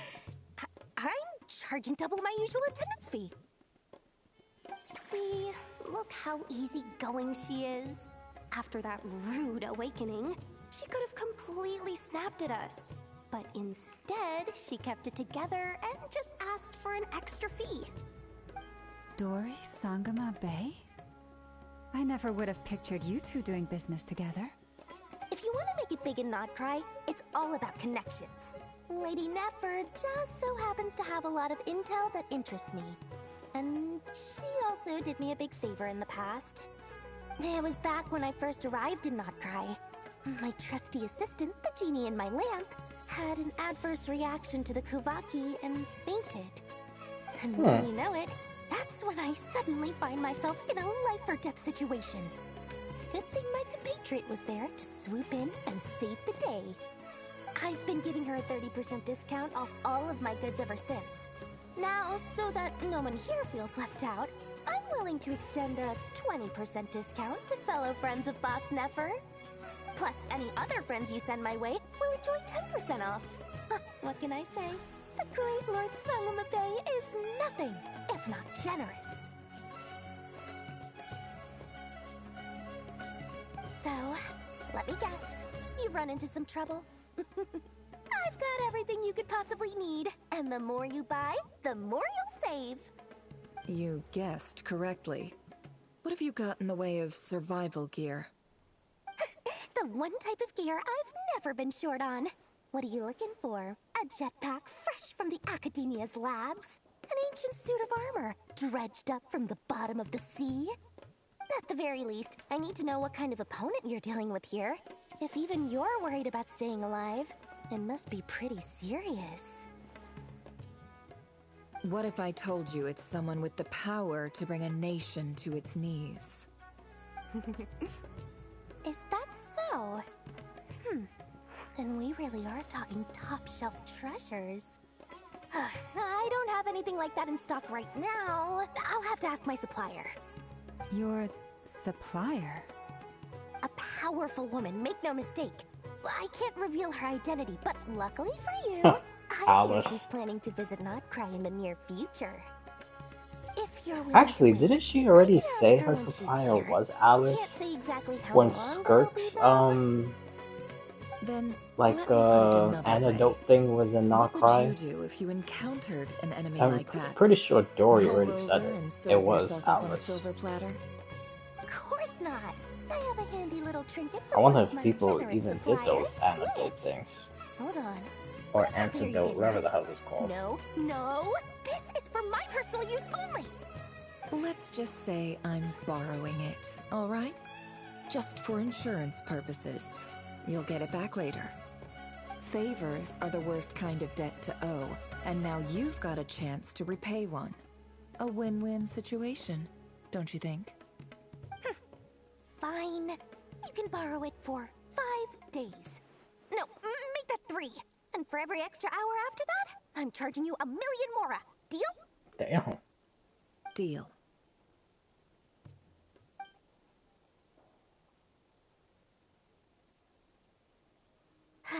What a way to start the day. Now, was there anything else you wanted? Or can I go back to bed now?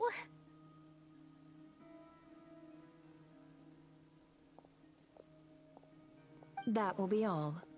Take care now. Don't trip up on your way back, friend. See you later! You're my favorite shopkeeper.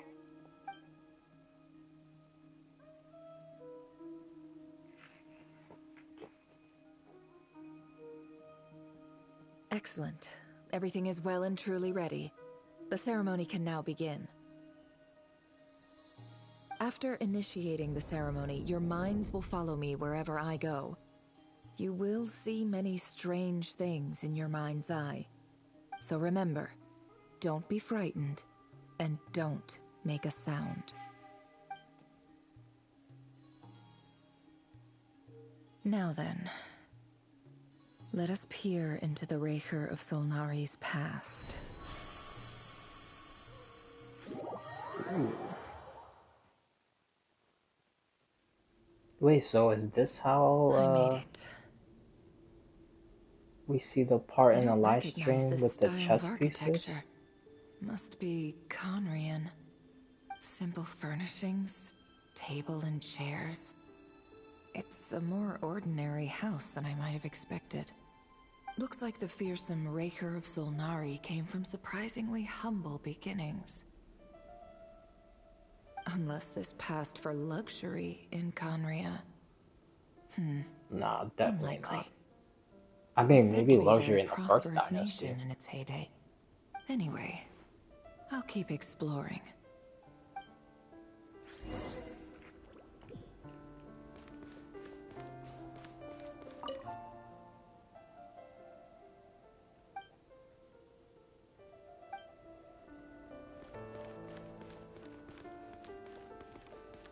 Wanna see if there's any secret stuff. Nah, no. Alright, just that. Then this, oh! Wait a minute, hold on. Ah, fuck. I think, I'm trying to remember if that was the same, like, back part. When the guy was sitting down and, like, making the X's on the person's face. Or on multiple people's face. I think that is. Shit. Well, there's one thing I was wrong about. I don't think it was the doctor. God damn it. Hi, Rerir. Since you're working extra hours tonight, I thought I'd keep myself busy by checking out that new kebab shop. I've heard good things about their menu. I'll test it out, and if it's as good as everyone's saying, let's go back together sometime. P.S. New stash from the Universitas Magistrorum. I brought some goodies home. A few teacups and a pin rack. Hope you like them. They didn't sign their name. But they must have been close. Sounds like they were living together.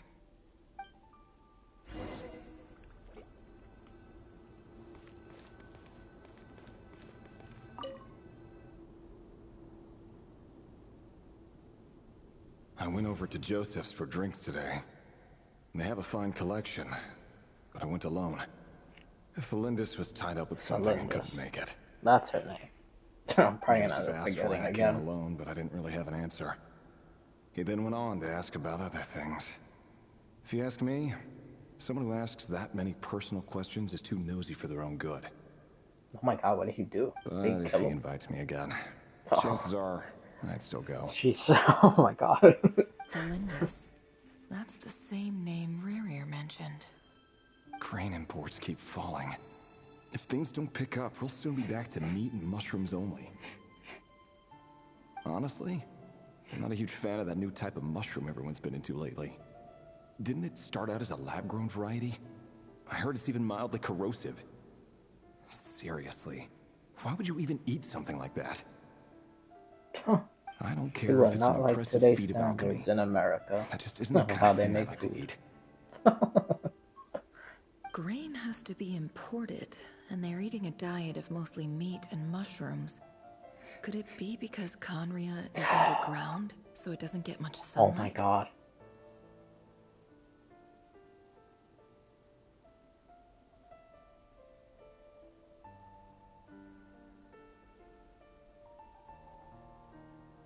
Hold on. Because there's the door in Sumeru that's like related to Conria. But I thought maybe you go through that door to actually get into Conria. Kinda almost like a portal type thing. Hold on. So was Oh man. So Conria, the nation itself, was underground entirely?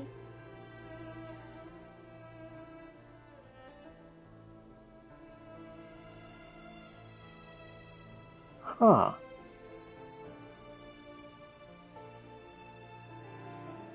Or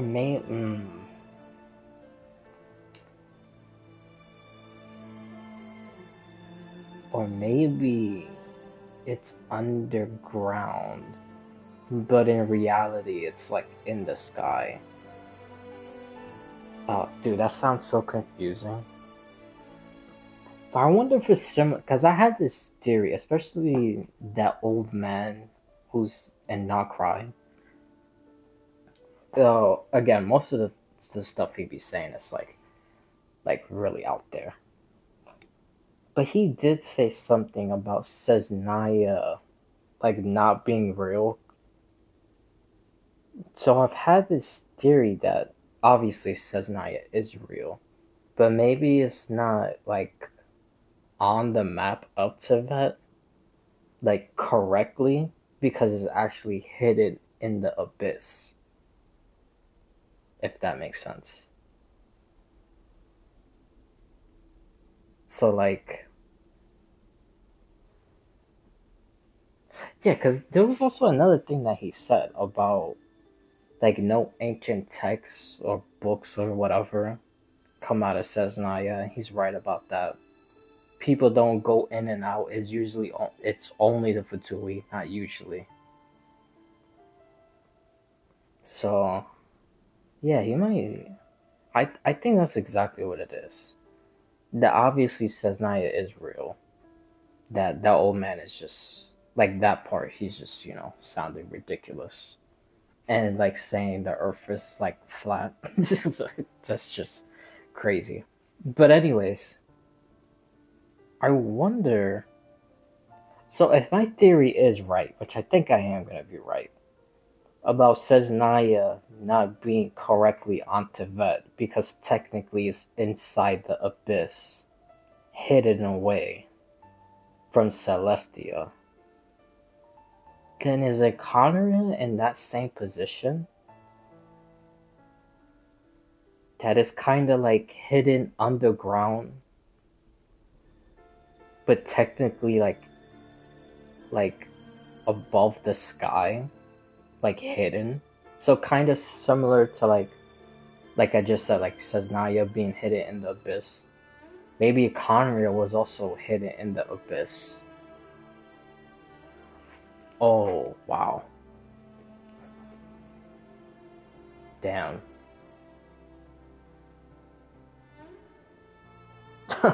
Dude, I'm like amazing myself. Or maybe I'm just like going completely wrong about this. Because I could have sworn that Conria. I don't know. Mm.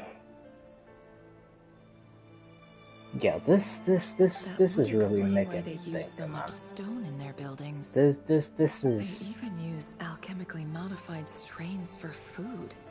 Seems like the people of Conria don't have many options when it comes to dining. I've just about saved up enough now. Time to buy it and keep it somewhere safe. Making a big purchase. I wonder what it is. Man, thank God for this. Like, for these quests, man.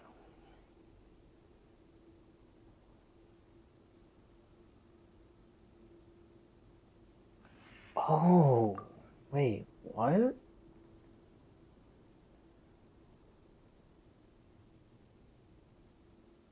Why they added that last part? Or at least they were passing themselves as of one. Hold on. Is Rerir not even Conjuring to begin with?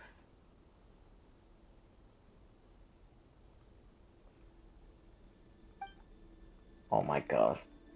Dude.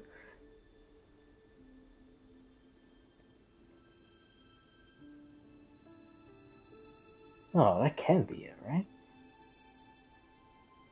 He really is a professional. No wonder he's so good at covering his tracks. Oh, despite what he's become, it seems like he's retained certain habits, at least in this regard. Who the hell is this guy? Where is he from then? And how did a non-Conrian become a sinner?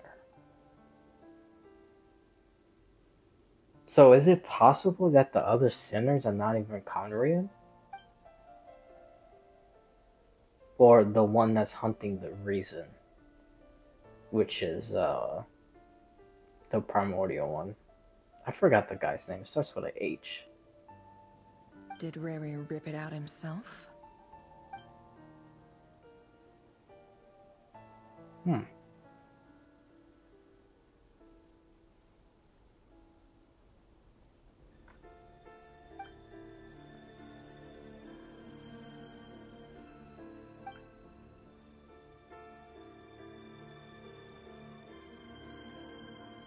Before I met you, I was convinced that my heart was nothing more than a stagnant pool. The burial place of a fallen moon. A withered, windless grove where the waters rested forever unrippled. It was you who helped me see that my heart hadn't entirely withered away. That it could still beat to the rhythm of love. This is just trivial sentimentality from the looks of it. Why would he go to the trouble of hiding that? The burial place of a fallen moon.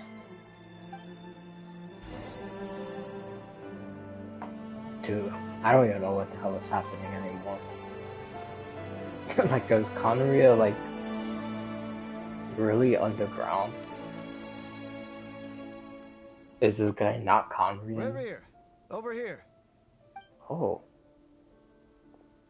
Dane!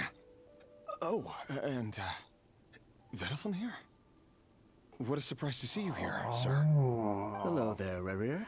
You need not address me so formally outside of court. He doesn't get that much free time, so I invited him over for a drink. Even the court prophet deserves a break every now and then, right? Court prophet? Well, I'm flattered. So, what are we discussing today? Hey, don't look at me. As far as I see it, we don't need an excuse to have a few drinks. Come on, don't give us that. Didn't you say you were about to pop the big question? How's that coming along? Who'd have thought the great Twilight Sword was an even greater gossip? I just didn't expect you to be the first one to settle down and get married, that's all. Yeah. If you told me that a few years ago, I wouldn't have believed you either. So, are you planning to come clean about your job then? I'm guessing you still haven't told her. Sure, I'll have to tell her at some point. But I'll need to pick the right time and place. To be honest, I have no idea how she'll take it. Come on, stop being such a pessimist. For all you know, she could be thrilled. I bet she'll be much more impressed by your actual job than the one she thinks you're doing now. A member of the King's Guard. Quite the cover story. Does the king himself even know? Of course he does. Anyway, enough about me. How have you been? Me? Same old, same old. Nothing much to... Huh? What's up, Fed? It's nothing. Vadafulnir, Dainslift's elder brother. Renowned throughout the court of Conria as the Visionary, and said to possess a wisdom far beyond the reach of any ordinary man. And yet, despite the gulf between us, he seems to have something to say about me. Does he even know me? Does he see me as a friend of his brother, or just another of the Vinster King's blades? Why did he react so strongly? Was it really to do with what we were talking about? Brown, curly hair and brooding blue eyes. So this is what Rerir looked like back in the day. Perfectly normal. No different from anyone else. As frightening as this monster is in the present, there's something even more unsettling about seeing the human he used to be. What? How so? What? Cause it basically shows how a person could like turn to evil. Is that why? Can I actually even like walk around here for real? Oh. Maybe I can. Okay, well that was very short-lived. I thought I actually could walk around. Thought it would have been a secret chest.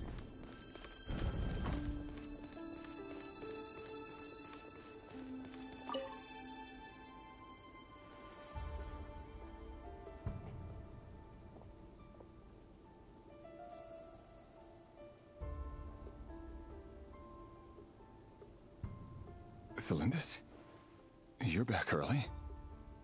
Our equipment's being serviced today, so I got off earlier Oh, than usual. oh, How's your day been? oh. She has the moons in her eyes.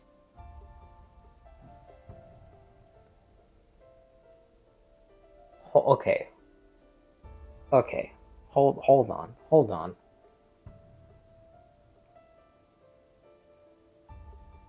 Is she the moon maiden of the iridescent moon? That's why Rerir has possession of it? Oh, Avenger of the Moons, Raker of Solnari.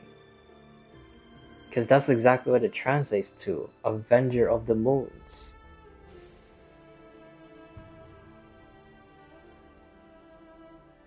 Ah. Okay. Aw, why the long face? Huh. Is something the matter? Has your boss been giving you a hard time again? Went for a drink with Dane and the others after work. Isn't that a good thing? Oh, by the way, just real quick, if anyone remembers, 'cause this was like a while ago, but when I was doing the first quest, and I said I saw the leak of how Rerir looked, well, not this one, the other version, the evil version, I guess you could say. I was also talking about how I also saw a leak of Columbina's eyes open. And that's exactly the same.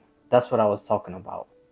Like the half on the bottom, then that little space in the middle, then like the black above it, and then what it looks like to be another moon, like all the way on top. It's exactly like that. So, As soon as I saw that, it reminded me of Calabina's eyes. And that's why I think she's the moon maiden of the iridescent moon. Because it's the exact same eyes. Although Calabina's was, it was purple and red. Or like purplish. Well, no, it was purple. The reddish part was like, it was like slightly like a tint, kind of like dark red. And then the other red was like purplish reddish. But the format is exactly the same. Like the broken moon on the bottom, or the crescent moon on the bottom.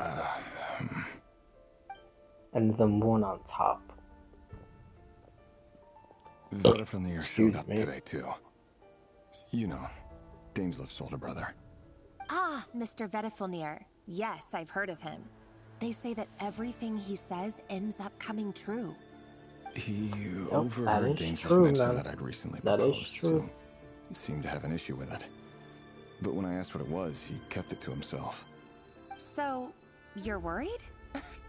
You could be such a child sometimes, Rerir. We're nobodies. Why would the Visionary be concerned about us? I'm sure someone in his position has much bigger fish to fry. Maybe you're right. You worry too much, Rerir. We've been together for ages now, and everything's been going so well, has it not? You've even proposed to me. So, you do remember. Tell me then. What's your answer? Like I said, I need some time to decide. You can't just rush into things like this. We may be nobodies in the grand scheme of things, but if we want things to work out, we've still got to plan ahead. All right. Take your time.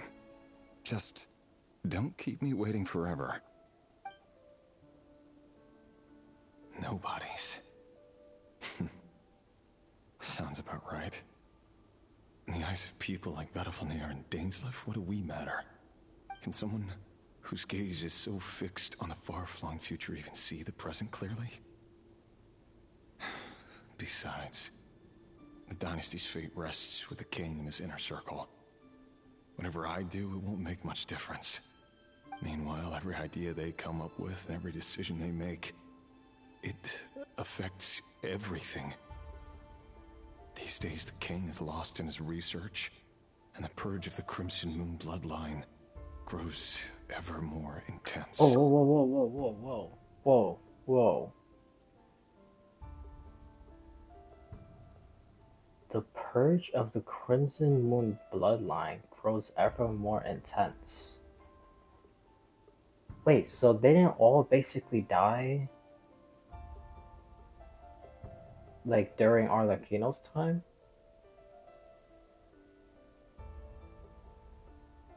So I guess probably some did die from Celestia. And then the rest, the second dynasty was purging the first dynasty?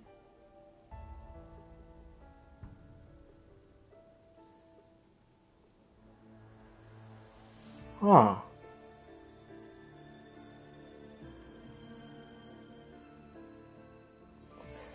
Wow. Dude, this is a lot of lore, man. I was not expecting for this to be happening. Nothing came of it. Dude, this is making me question so much stuff. Because we eliminated them and got rid of their bodies. A man can have 1,000 reasons to carry a sword, but there are few good excuses to use it. Yet the king has never even considered a gentler approach, and he never will. What becomes of someone who kills on another's behalf? Can he ever find true peace?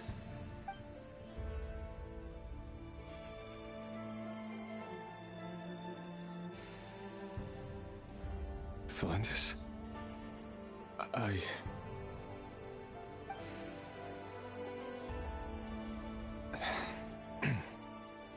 It's nothing. Well, you were right. Fate has never smiled upon Wait, is nobodies he like us. debating if he should But kill by her? the same token, it's unlikely Is to that bear a why he grudge was like against all us either. gray like that? There's no reason we can't keep living happily together. Cherishing Oh, the simple bro, joys what of is each happening? day as they come. Bro, See? You just need to stay positive, Rerir. what the I can fuck feel is your going warmth, on? your breath. You're right there, right by my side. Just seeing you makes me happy in a way I can't explain. And that's something that no one could ever take away from me. So smile, my love. Let go of that frown. You're right. Okay. I've just been overthinking Okay, things. okay. I think I know what's happening. I think his actual like position like in the Conrian place was an assassin. I think he's tasked with assassinating her.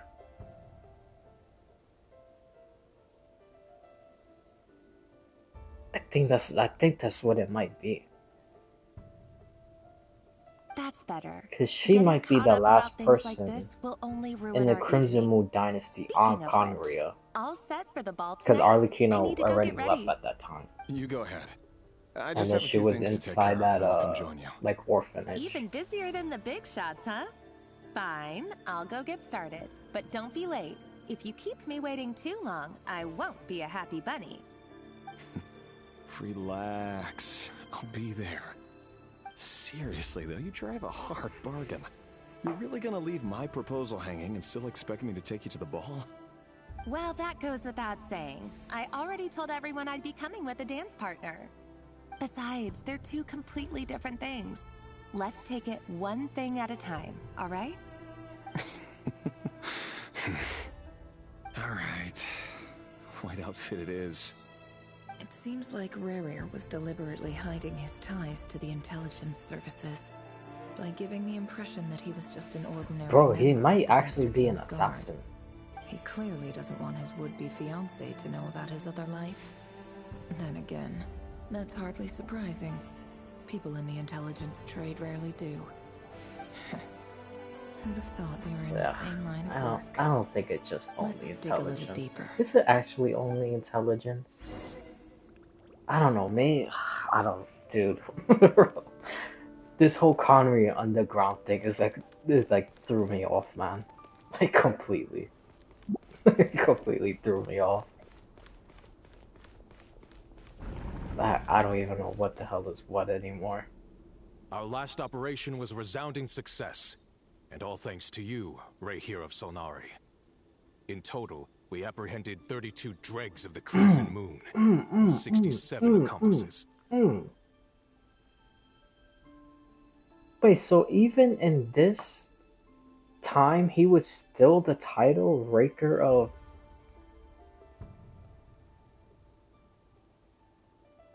Then why is he called the Avenger of the Moon?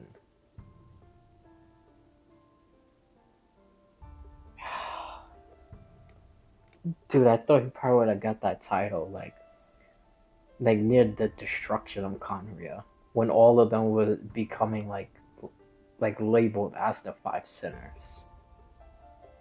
Because I thought at that time the moon would be dead.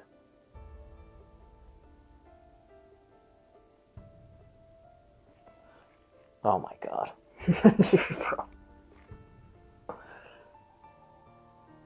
Okay, let's just see. After all these years since the dynasty's fall, so many of them still linger on. Indeed, it cannot be denied. Yet it was destiny that the Crimson Moon should be overcome by the eclipse, and that His Majesty, the all-seeing Vinster King, now guides our nation on the path to prosperity. I see. Conria has no further need for a dead moon. But alas, there will always be those who refuse to see the truth, choosing instead to romanticize the past.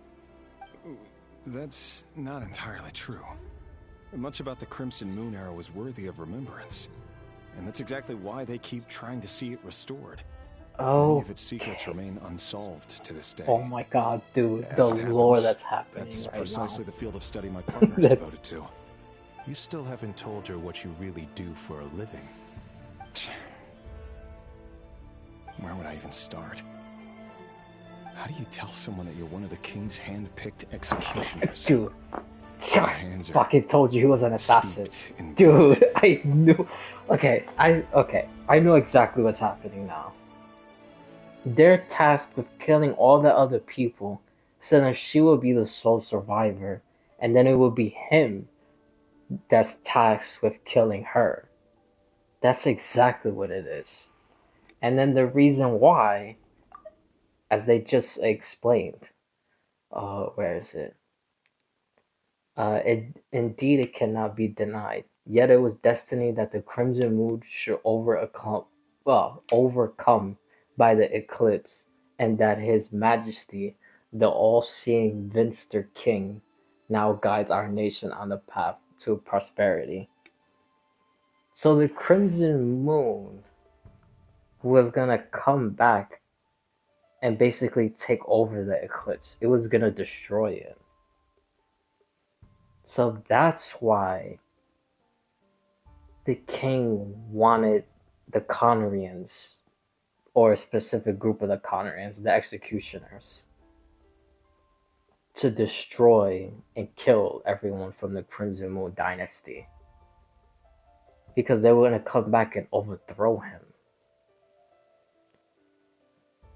Dude, I know he was an assassin. You didn't choose this Dude, life I told any more than I did. Orphans like us don't get a say. But I'll sure as heck be the one to pay for it. Bro, look how ironic this is. Look how ironic this is. This is so ironic. So he's an orphan. So that's why they were taking orphans in Conria. To kill the Crimson Moon dynasty. And then Arlecchino, somehow, maybe they'll explain it, hopefully.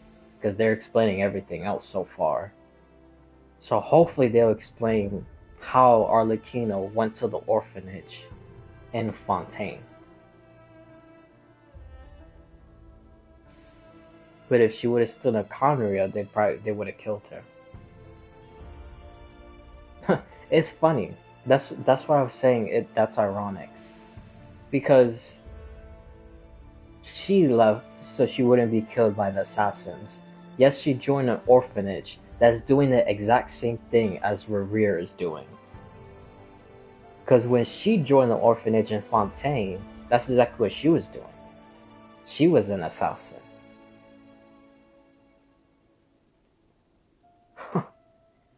Speaking of which, we need to be more rigorous in the way we identify Okay, direct now descendants of the it Crimson makes Moon. sense why he's Someone, doing the it X seems, has marks strong on opinions people's about my face future plans. in the live stream. Most likely my marriage in So it is particular. him, it's not the doctor. God damn it. I have a feeling I was wrong. that we may soon become targets of the Crimson Moon's retribution.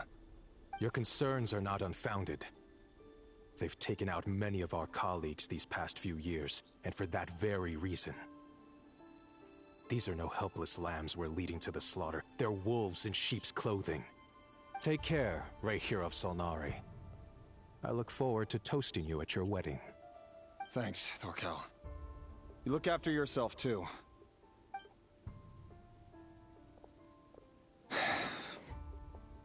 Thelindis, I never wanted to keep this from you. You're the last person I would ever want to lie to. But that's exactly why I can't tell you everything. There are things you shouldn't know. Things you cannot know. The Moonlit dynasties are a thing of the past. Yet even now, with the sun shining high in the sky, there are those who would call forth a dead moon's ghost. Could that be why Vedalfnir held back? Or was it because of some court secret he's not at liberty to share? I have to get a clear answer from him. No matter what happens, I will protect Thelindis. Rerir seems to be very concerned by Vedalfnir's reaction. Okay. Vitterfenir and Dainsliff. Yeah, The that's Visionary six. and Twilight Sword. So that's what they were really like. I've investigated this whole area now. There doesn't seem to be any other memories here. No, please. Should I try Please, somewhere come else? on. Yes. Wait a second. What's this black smoke?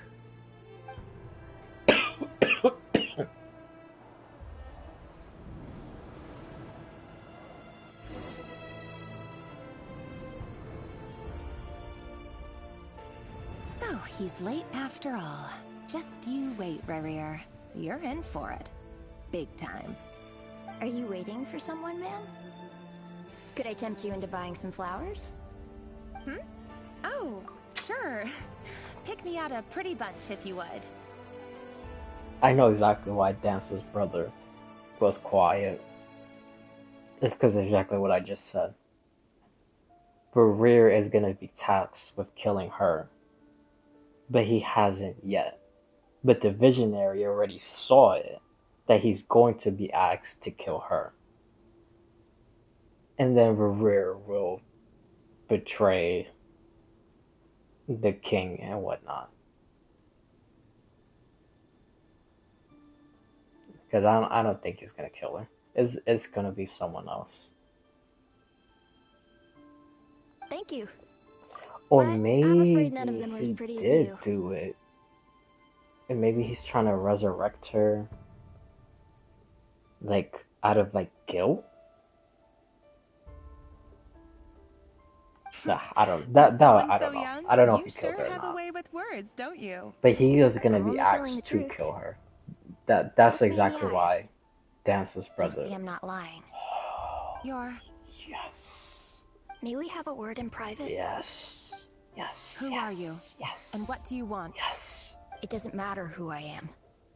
Too many of our kind have fallen lately, so I decided to take the risk of reaching out. Not long ago, the Rerir of Solnari led an assault on one of our strongholds. We suffered many casualties, and many who came to our aid lost their lives as well. Sorry, I don't know why you're telling me this. And I don't want to get involved. Wait, hear me out. This time we finally got a clear look at his face and learned his true identity. His name is Rerir, and he claims to be one of the king's guards. What did you say? A cruel irony, isn't it? The man you're set to marry leads a double life as a brutal executioner. But surely, you must have caught a whiff of the blood on his hands. Why are you telling me all of this now? Simple. It's because... No, How why did it strange. just stop Rerir right was nowhere to there? be seen in that memory. It clearly belonged to the Lindis. Rerir couldn't possibly know what happened if he wasn't even there. Why would her memories appear in his fragment? The ceremony won't last much longer. Dude, she's I the think it's time to moon call it a maiden. day. I'm telling you, she's the moon maiden of the iridescent moon. Dude, everything kind of makes sense now. Besides the corner of being So underground. that was your doing? I swore. Did you just I thought I heard pull something us about like inside it being in Rerir's the fragment sky or to spy directly on his memories? Any more questions, and I'll have to start charging. I don't. had no idea you could do that, boss! Seriously, that was amazing! We're not worthy! We're not worthy! Okay. No, let me just Gotta continue. admit though, Because I I'm don't. itching to see what happens next. Feels like we barely scratched the surface. I'm just as curious as you are. But the ceremony only allows for limited time No, inside. dude, That's all we can see come for now. on. Luckily, we managed to learn quite a lot. So far, so good. I just hope the others are doing okay too. Especially the group with the Traveler. Their mission is a risky one. Let's hope it's all going smoothly. If you're worried about them, go see how they're doing. If I know boss, she's gonna need some time to write up all the details and make sure it's all coherent. I'll stay behind to lend a hand, but feel free to head back and meet up with the others.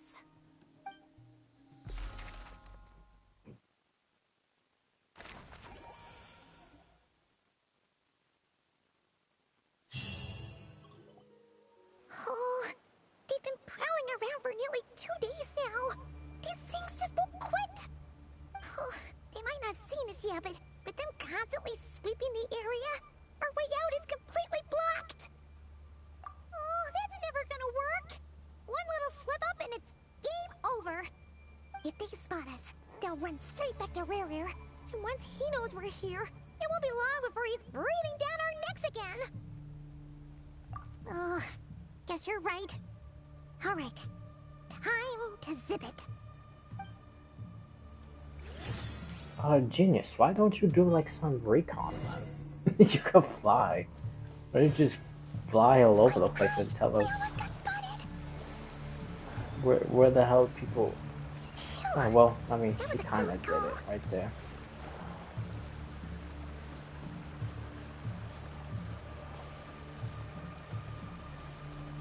Watch out! He's coming this way! What the hell, bro? What is this game doing? What was that camera? This is the final It made me spin in a circle.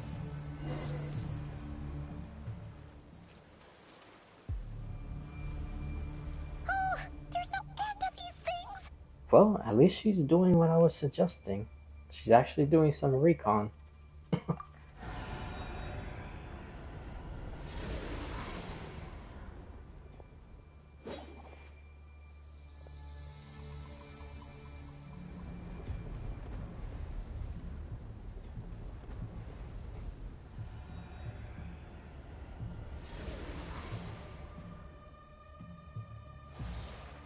Fire. Oh. Arlecchino. Wait, what's that smell?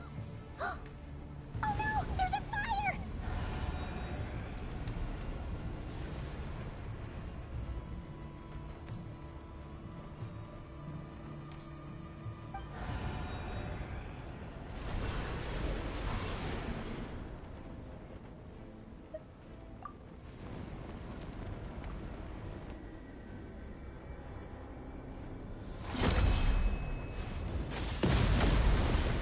Sure. Well, okay. Damn. Sandrone was right. You look weak, Columbina. The old you would never have let such lowly creatures bar your way. Word has it that you did something for the Tsaritsa, and that's why you've lost most of your power. Freedom comes at a heavy price, doesn't it? It's Arlecchino! Ah. Hello again, Columbina. I doubt they're gonna say what And it is greetings, in this guests update. of the House of the Hearth. It's been a while. Well, I hope they do say exactly what she did in exchange for her freedom.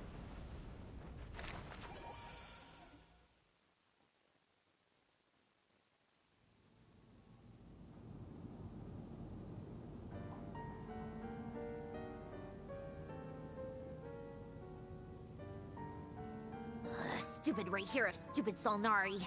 Ugh, whatever. I've got all the data I need. Next time we meet, you're finished. I still don't understand why he's called Avenger of the Moon. Even previous Sure doesn't pull his to punches. like everything that happened. Excuse me, do you need a hand? Is that You Mika? can do me a favor by staying out of my way. Can't you see I'm busy? Wait a minute. I recognize that voice. Hello, Miss Sandrone. Oh. Father sent us over to Oh help. my god. That was not even close. How considerate of her. Why did I think that was Mika? Hey, Fremine, get over here and help me fix this. Lenny, you do your thing. Just keep your sister away from my machines. Nearly every machine that cat girl touches ends up going haywire. Go put her on cleaning duty or something. I'm glad they made an appearance though. Then let's start downstairs. Fremine, we'll leave this place to you. You've got it. Wait a second. Dude, I swear, I thought that was Mika. Pretty sure there's still some tea in the cupboard. If you want some, Bro, I you'll have cannot to be make the it only one yourselves. who thought that was Mika.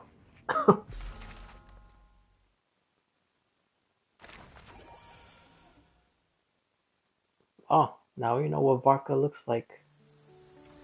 If he joins the party.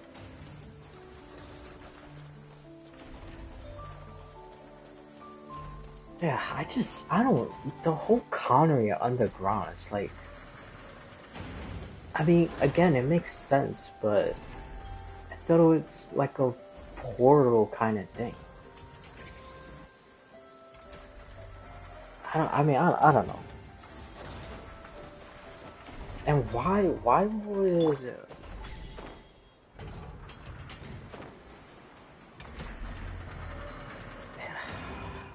I don't know, dude.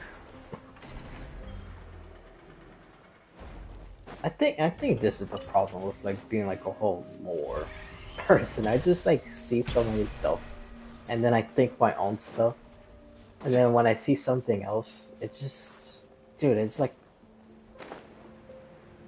mind-boggling me.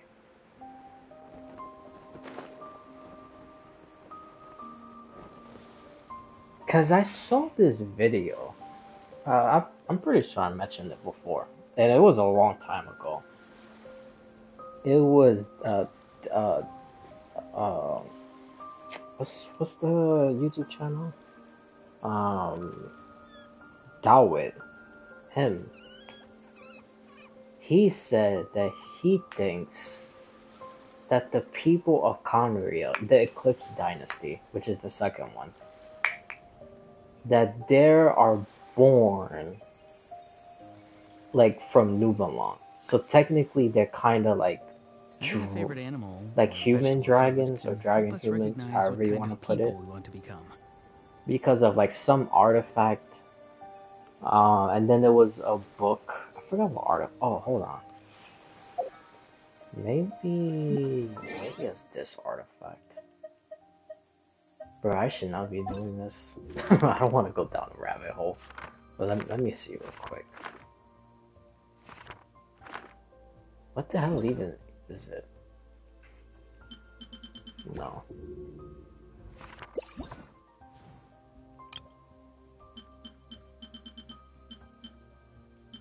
Yes, one of the. How do I not have this one unlocked? That's crazy. Okay.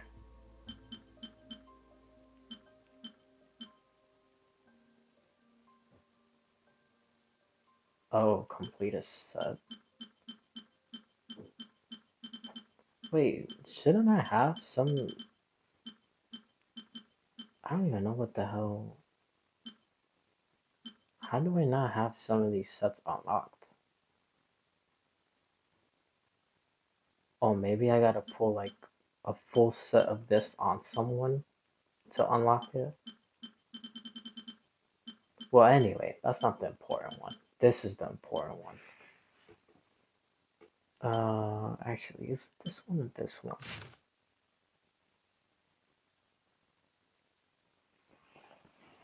Because it basically sets something that bishops change and then they were born into people with stars in their eyes.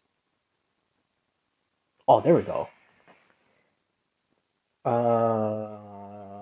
Wait, hold on. No, this doesn't say it was born with stars in their eyes. It just mentions star pupil eyes. Okay, hold on. Let me skim through this real quick.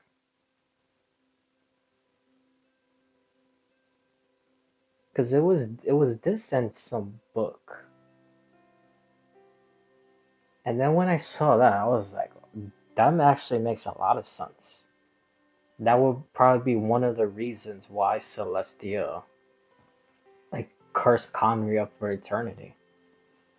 And then turned the non-Conrians into hilly churls. And then the Conrians themselves are like cursed forever. Like they could like never die. Because you would be like restricting their power. And obviously we know that's true because Danslip lost some of his power.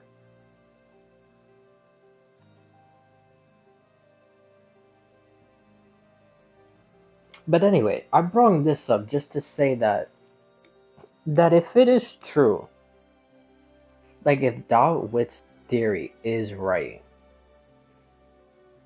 about New Belong creating like this specific species and then turning to like human or whatever, like the Conrians.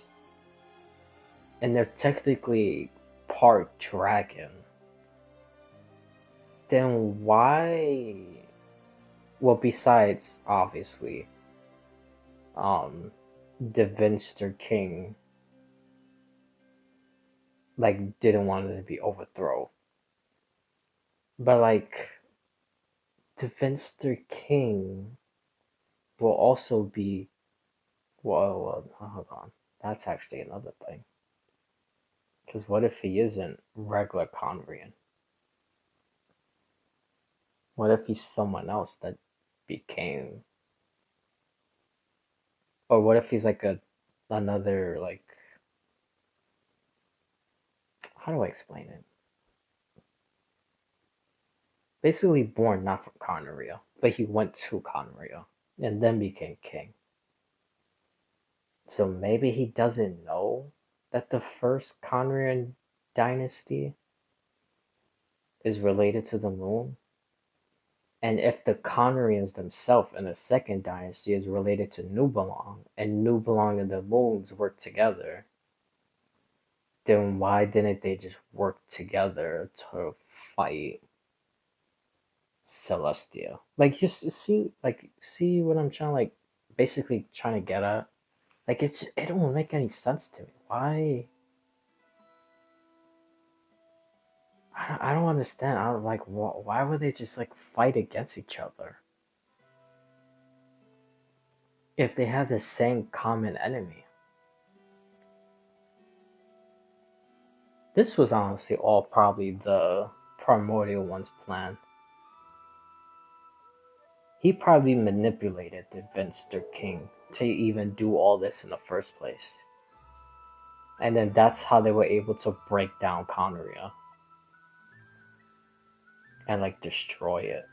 Basically destroying it from within. And using the king as the puppet. Oh, wow. Dude, I just fascinate myself. I wonder if that's exactly what it is. Huh.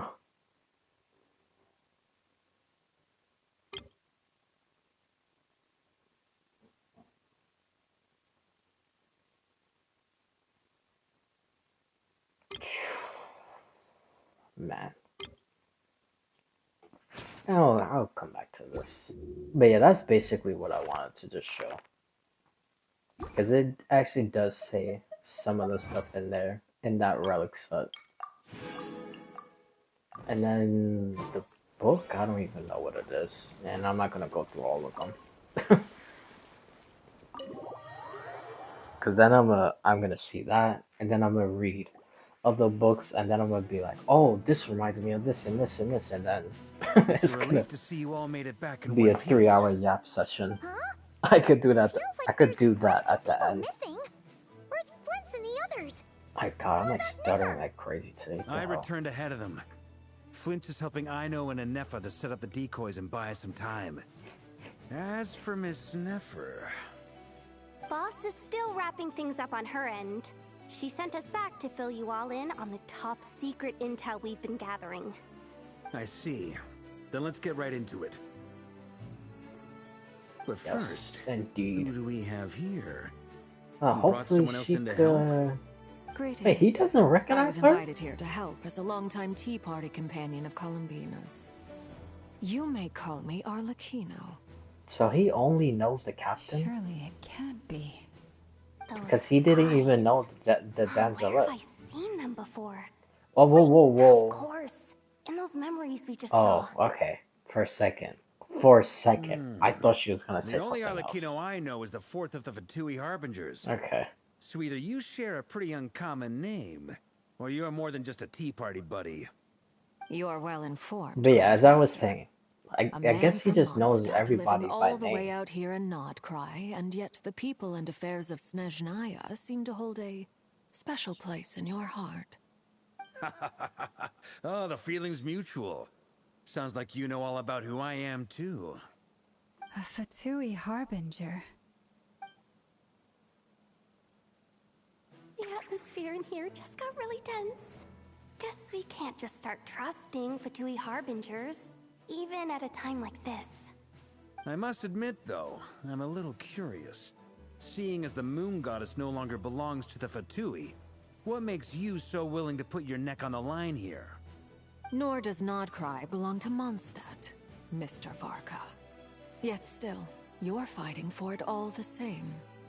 Things don't always have to have a tangible payoff. I love how they Sometimes putting the stopping name things from and not spiraling out Arlecchino. of control is a higher priority than chasing the spoils of victory. Of course, I can't say there's nothing in it for me at all. But that's between Columbina and myself. Forgive me. I don't mean to doubt you. It's just that the Fatui really have been the source of many of our troubles. We have our own way of doing things here in Nodcry. But ever since they arrived, the Fatui have treated us with nothing but hostility. I know there's been a lot of bad blood between us in the past. I've done my utmost to avoid friction whenever I could. But sometimes fundamental conflicts of interest simply can't be settled amicably. That's why I'm here solely in a personal capacity. This has nothing to do with the Fatui. As a gesture of good faith, I'll be frank. I can help Columbina track down the iridescent moon's marrow, which will help her restore more of her power. Anyway, what else is on the agenda? Let's begin. She says she'll be frank, then completely skips over the details. Looks like she doesn't want to give away too many secrets after all. But she clearly wants to change the subject. It'd be awkward if I tried to bring it up again now. I guess we'll just have to go along with it. She's the fourth of the Fatui Harbingers after all. One look and you can tell she's not someone you'd want to mess with.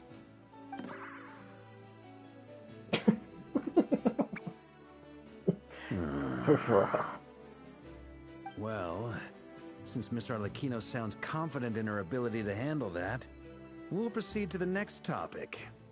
Yehoda, time to share that top-secret intel. Alright, listen up everyone. First, we now know that Rerir was originally a Conrian secret agent whose primary mission was to hunt down and assassinate the so-called Dregs of the Crimson Moon. The Dregs of the Crimson Moon? In the memories, there was a lot of talk about the Crimson Moon and Eclipse, and a whole bunch of other stuff from the time of Conria.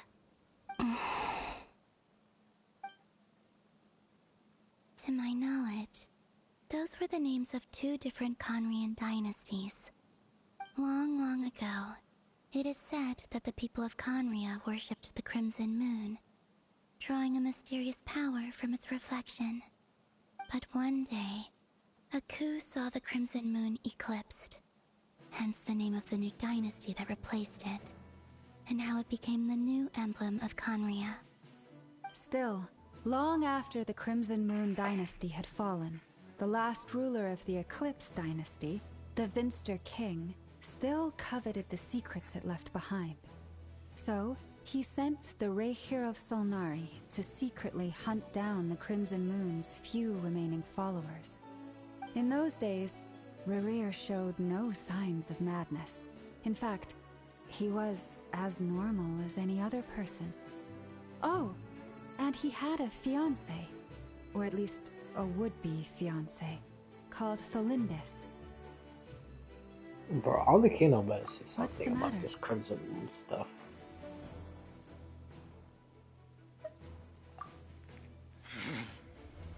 Stephanie, Granddaughter,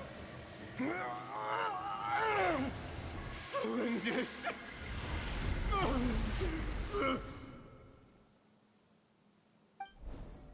Interesting. Anything else? What about this would-be fiancé of his? Do we know anything about her? Well, she was a researcher at the Universitas Magistrorum, but it felt like she was hiding some kind of secret. Oh, and one more thing. For some reason, Rerir's fragment also contains some of Tholindis' memories, though only a very small portion. Well, no shortage of potential leads, I'll give you that. In any case, it sounds like we can conclude that while Thelindis was still around, Rerir appeared to be lucid and quite normal. Thelindis, it seems, must have been the one thing in this world that he couldn't let go of. Tell me though, were these pure-blood Conorians we're talking about here? Why do you need to know that? Hold on. If she was a pure-blood Conrian... No. I don't... Yeah. No. Just like how it was with the captain. No, I don't think If she's we alive. could somehow find her, I do you mean, she think could be there's alive any in the chance Rerir moon. might regain some of his Probably. sanity? It's possible, but it would take a miracle. We can't pin I just all thought our of hopes on something. that. That merchant who never knows. Dude, I swear, the curse of being a lore freak. Any little All right, thing then. sends me down a rabbit Let's keep hole. working in our separate teams. Oh, Traveler, hold Paimon, on. Kutar, and Miss Arlecchino will go look for the iridescent moon's marrow. As for the others... On the way over here, I noticed that the wild hunt monsters had grown even more frenzied in their search for Kutar. At this rate, the people living here will be in grave danger too. So I'm thinking of gathering together some of our followers to go wipe them out. I'll head back to the curatorium and meet up with the boss. Feels good knowing we've all got something to be getting on with. Given that the Wild Hunt has been a lot more active lately, the Lightkeepers have likely begun their own operations too. If that is the case, someone will need to pass the news on to Flint's. I'll hold the fort for now, then discuss our next move with Flint's, Aino, and Anefa when they get back. Alright then. Well, the clock's ticking. If that's everything, we'll be on our way. We'd better get moving too. We'll try to buy you as much time as we can. Relax. Just do your thing. Now, I decided to call in some backup since things are getting so hairy. Our reinforcements should be here any minute now. Stay safe, everyone. Dismissed.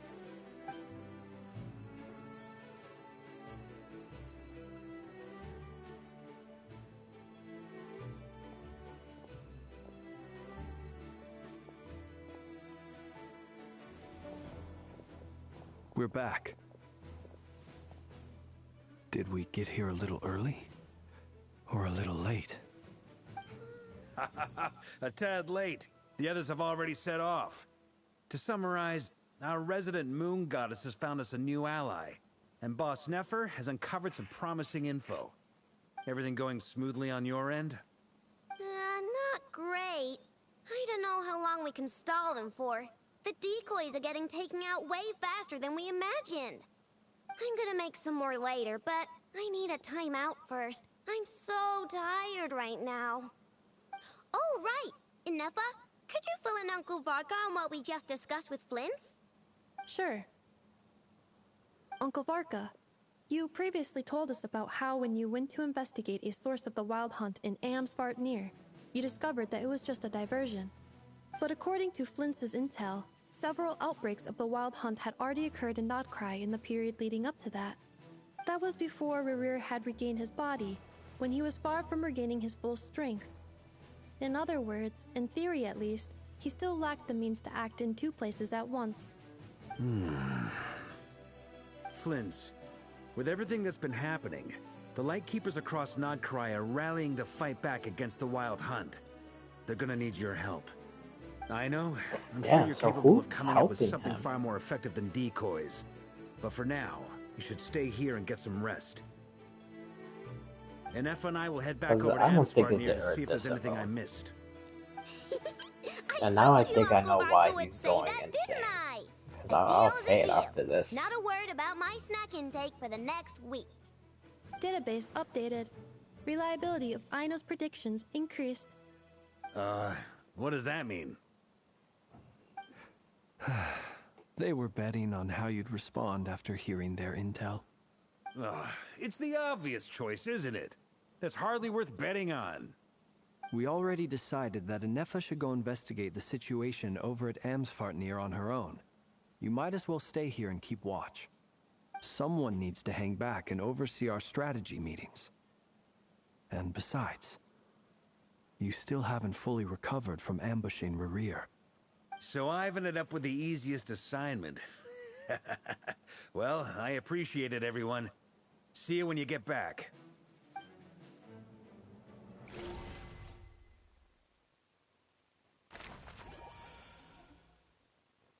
Man, I really like how they set up everything so far.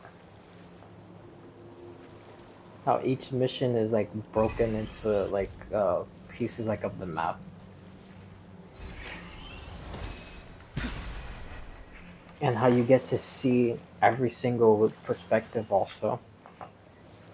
Okay, so just real quick, because it never really dawned into me until they just mentioned that she was a pure blood Conrian, so she's cursed with immortality, which I already knew that, but I wasn't thinking about that.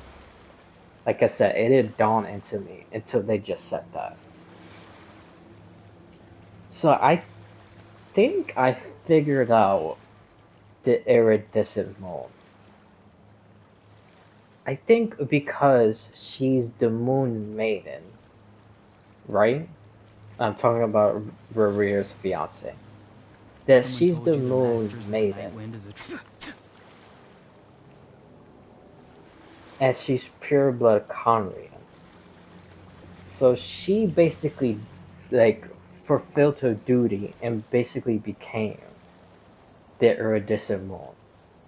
And that's why it's not dead. It's just hidden in the abyss. And it probably wouldn't die at all because it merged with a Connery. So kind of similar to like the Captain. Now the ley lines and Natlon is fixed basically forever, and Conrians are able to like, or the Conrians he picked up, because I'm pretty sure maybe not all Conrians, but the Conrians he picked up were able to rest within Natlon's ley lines, because he's sitting there and using the curse of immortality to keep it there forever. So I think with Thurlindis, I think that's exactly the same thing. And I think that's why the iridescent moon is still alive. Because now she like basically fulfilled the moon maiden position and became the moon, and now like I said before, it can't die because like I said, she's full blooded Conrian and they have immortality. So if they merge together, then it will forever be like alive. If that makes, I like I hope I'm like explaining all this like good, because it makes all sense to me. Like it makes so much sense now. The problem that I still have is the whole name, Breaker of Sonari. Why that name specifically? That is such an odd name. How was Avenging the Moons like killing all the people who wants to basically resurrect the Crimson Moon? How is that avenging the moon?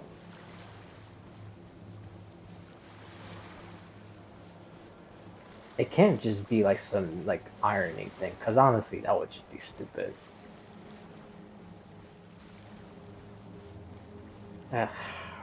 But yeah, that's exactly what I think.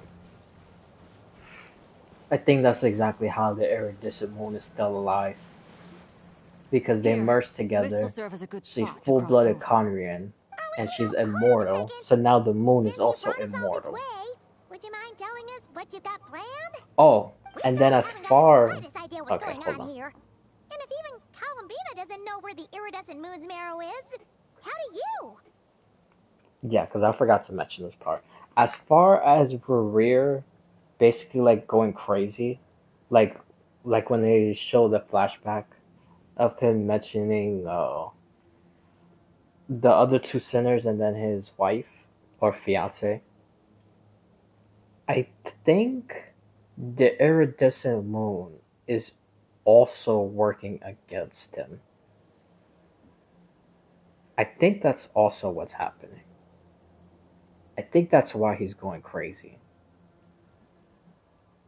Because if I'm right, which I'm literally pretty sure I am, because it showed it in the live stream, we know the moon is in the abyss.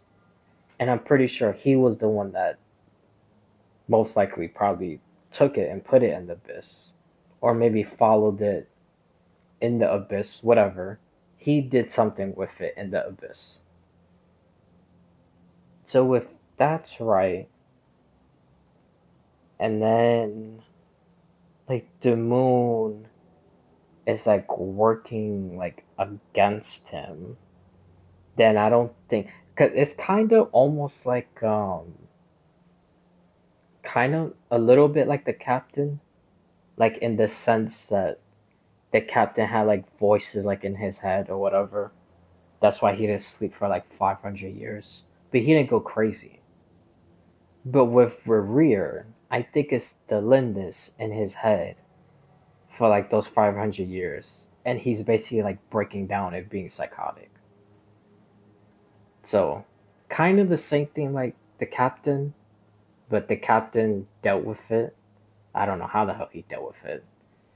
Well, I mean, that's probably exactly why they say he's the strongest human. But yeah, this Rerir is kind of in the same boat. It's just him. He's like having like a mental breakdown, just because it is the Lindis that's like in his memory. Like again, I like it like it makes sense to me. Because I I, am I an hope I'm inheritor of the explaining this royal right bloodline of the to Crimson whoever sees Moon, this. and one of the last surviving embers of the two worlds' flames. Huh? Are you serious? Isn't you're a descendant of that Crimson Moon dynasty we were just talking about? The one Dude, from where ancient is Conria? Your surprise is understandable. I was also taken aback when I first learned of it. But the more I thought about it, the more I realized the signs had been there all along. When I was young, I discovered I could wield a very special kind of fire. It coursed like blood through my veins and smoldered away inside my nerves. What's more, whenever I experienced strong bursts of emotion or drew too deeply on this power, it was like some kind of presence within the fire would No. begin to gnaw away at me. Oh my god, did it crash? Consuming me from the inside out. Oh, thank god. Dude, on my screen it got stuck. Dude, I was about to get so pissed off. Oh my god. You had no idea.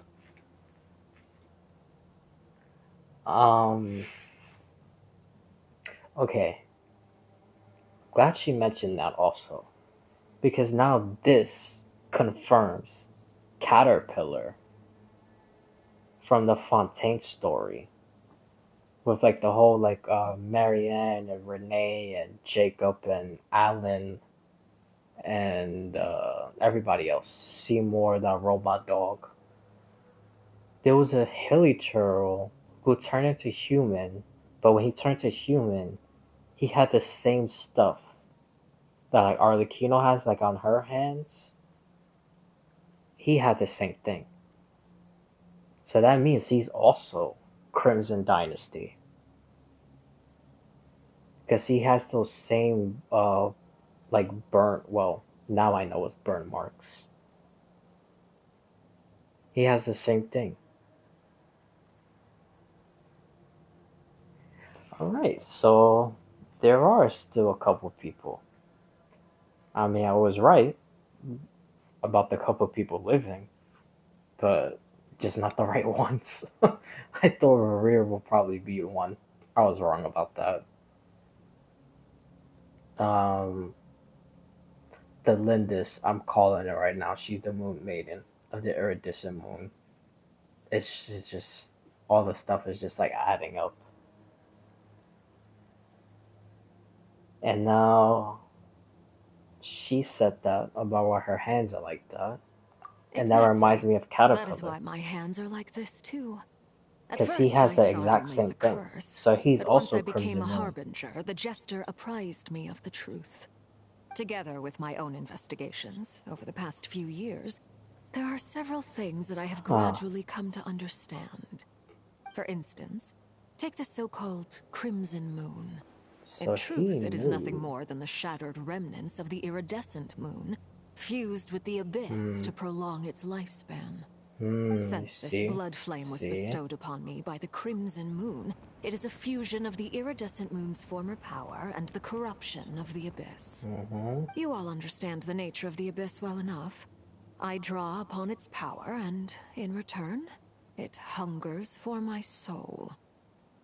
This strange blackness is the mark of corruption it has left behind.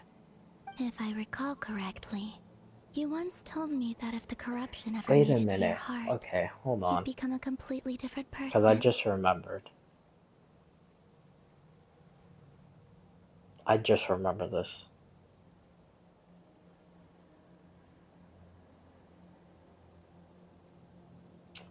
Caterpillar is not Crimson Moon.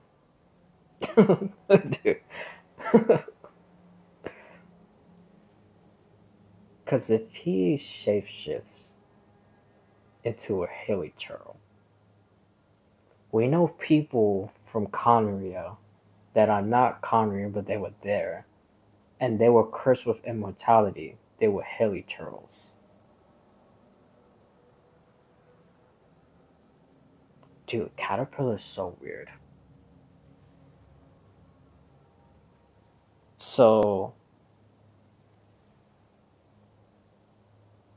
oh, hold on. Maybe he was one of Jacob's experiments in that group. And maybe the blood they used to do the experiments with him. That's why he has the burn marks of the Crimson Moon. So he has Crimson Moon blood in him, but he's not first Conria born? Oh my god. Maybe I am still right about the first time. Maybe he is Crimson Moon. And then the experiments were just him being able to shapeshift into the hilichurl. Maybe that was the experiment. But he is still first Crimson Moon. Oh my god. Dude. Well, obviously it's either one. Because I literally just remember that right now. About the non-Conrians being turned into hilichurls. I literally just remember that right now. That's why I just said what I just said. That he might not be Crimson Moon. He might be hilichurl, and then the experiments they did on him was Crimson Moon blood. So it's either that, or he is Crimson Moon, and the experiments they did, he turned into a hilichurl.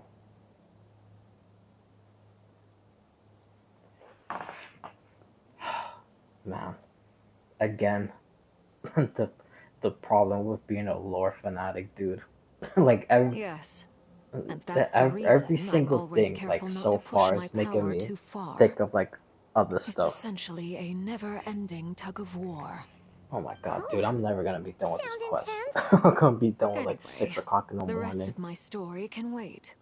Is there anything else about the Crimson Moon or the Iridescent Moon that you're unclear about? Can we actually ask questions or? Question. So, Okay. the Crimson Moon that the Carians used to worship was actually the iridescent moon, right? Which was one of the three moon sisters. Does that mean that the Carians were to the Crimson Moon as the Frost Moon Scions are to the Frost Moon? So much of that That history has is a been lost. great We have question, no way of Paimon. knowing exactly what they were like. Like an actual But great I question. would suspect that the Conrians weren't as devout in their moon worship as it might appear. The iridescent That makes moon's sense. remains simply served as their link to the abyss. Makes sense Later also. on, perhaps someone discovered a way to make direct contact with the Abyss. Or maybe there was some kind of ideological divide. Either way, a dissenting faction staged a coup and drove out the royal heirs of the Crimson Moon dynasty.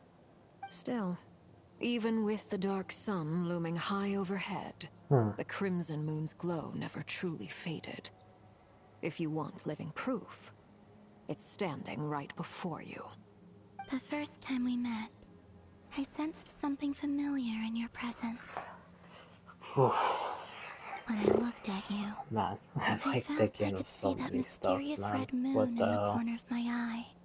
In your flames, I saw its broken image, surrounded by a strange black aura. Well, I appreciate that you kept it to yourself.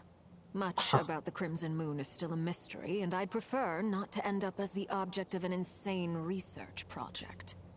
Anyway, time is against us here, so if there's any other questions, they'll have to wait. I just want to make sure I've got one thing straight. I feel like when they In say her that, letter, Sandrone there's mentioned not that going to be since another you time are to ask a unable to question. contain the iridescent moon's marrow yourself, you intend to leave it in my custody, correct? That's right. For now, it's the only way I can pay you back for your help. The iridescent moon is already part of who you are. So with its marrow in your possession, you'll be even more powerful than before. Deal. Then let's get started. Get what started? What does this place have to do with the Crimson Moon? When I first became a Harbinger, the Jester gave me a book called Parenheri, also known as Leobranto Inamorato. You should be able to buy a copy next time you're in Fontaine. It's a love story set in the Crimson Moon era, but setting aside the tangled romances of its characters, it also I records a think I few actually have that interesting book. details. In the Crimson Moon era, or so the story goes, there was an orphanage that received children from beyond the bounds of this world, and subjected them to a peculiar induction ceremony. Okay. Beyond the bounds of Good, this world? good. For real? And what kind of induction I ceremony? like where this is going. The Crimson Moon Sages looked beyond this world for beings with powers that surpassed the gods. But fearing they might lose control, they subjected these children to a process of refinement. They made these children crawl up a fireplace and kept asking them, "Have you died? Did you see it?" Until they finally admitted to having died and seen a crimson moon. The adults embraced the children who passed the ritual, telling them, "Within the fireplace, you have traversed the flames between two worlds. Here and now, you are born anew." The book leaves much unsaid, but I suspect that this was their way of branding the children they had enrolled, leaving an indelible mark upon them so that they would forever live in the Crimson Moon's light. That explains why I can't sense the Crimson Moon's marrow in this world. It makes sense that it would be sealed in a special space that can only be accessed temporarily through some kind of ritual. But there's no fireplace here! Do you see a chimney anywhere? Oh, are we supposed to build it ourselves? Okay, fine. Paimon will go find some bricks. That won't be necessary. The fireplace is purely symbolic. The key to the ritual is crossing the flames between two worlds. In other words, the flames that burn within me. Those burned away by such flames leave behind a kind of ghostly afterimage in the world. In the days of I'm Conria, surprised they people showed her believed they could friend. be used to bridge the gap between the two worlds of life and death. In short, I can open a passage to that space for you. That's the easy part.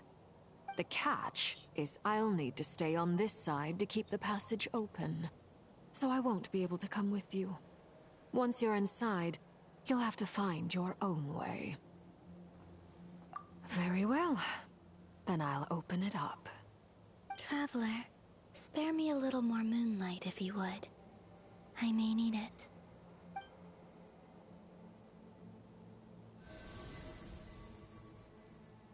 Thank you. I feel like I've recovered some of my strength now.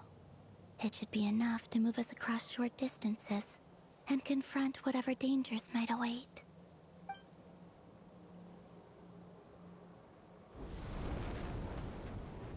Mistress of the seven hues of ages past, great mother of the present, crimson-clad sovereign of the two realms, by fire severed, by fire renewed, I offer myself now and beseech your descent.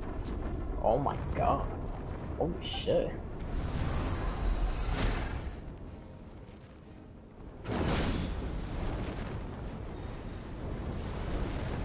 Dude, and she's number 4.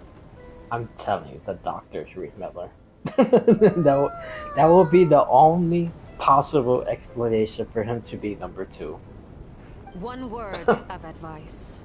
As you're crossing over, no matter what voices you hear, do not answer. Got it! I sense a sinister gloom inside, but also the familiar light of the moon. I feel that I am about to meet an old friend who has changed beyond all recognition. All right, let's go.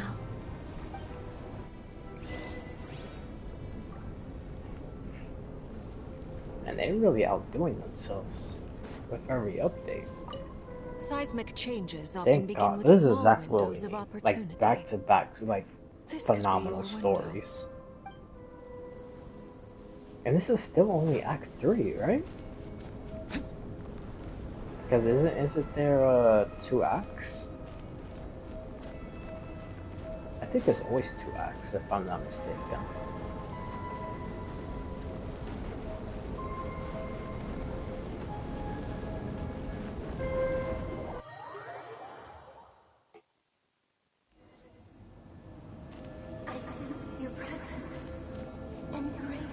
Oh, it kind of reminds me of one of those dragon missions in Outrun.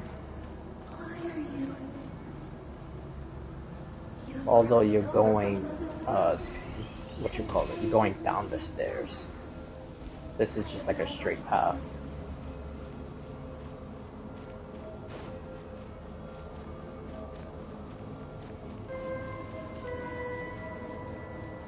Dude, this is crazy. Hey! Look up at the sky! A red moon! This must be the spot, right? Excuse me. Is that the abyss? There it goes. It's practically filled the entire place! What now? What a tragic sight. Fragments of your broken body, seized by the abyss, and hung up aloft like mummified remains. Iridescent moon. Was this truly what you wished for? This was probably Rerir. Careful! There's something spooky about this place. Feels like something is lurking in the fog. Paimon's right behind you. Whatever you do, don't run off without her.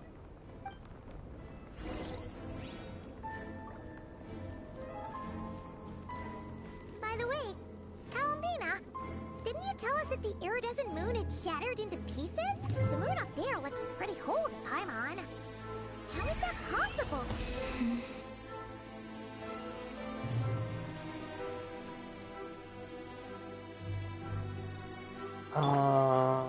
Not as fun. I swear I'm good, man. I won't have no skill issue. The show begins! Gather! Farewell! Full throttle!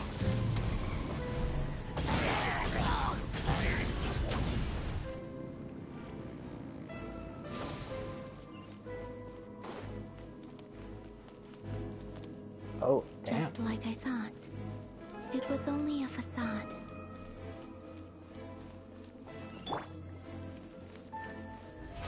Oh, brilliant! Not too far now. Rev the engine!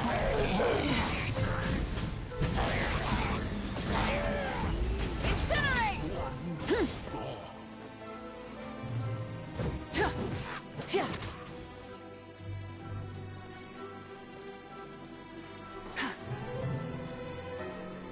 Dude, I wonder when we're gonna see those chess pieces.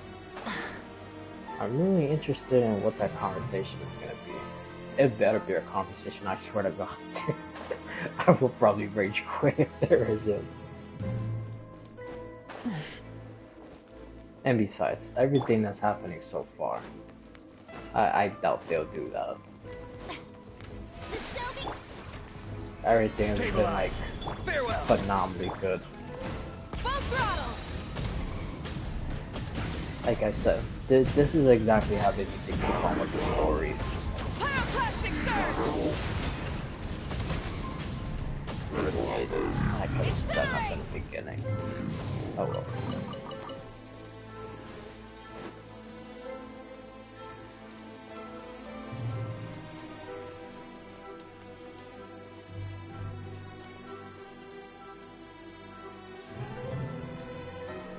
Huh?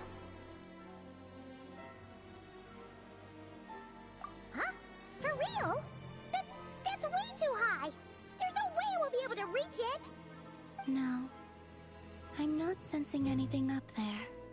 It's coming from under the mountain. Let's see... Ah!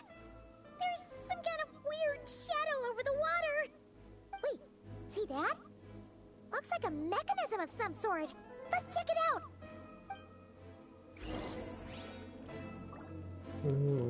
Probably to keep it hidden. Oh, not really hidden. Probably to keep it like stuck, like under that. Basically like a prison, I guess you could say. Maybe people once came here to study the Crimson Moon's domain, and they left this behind.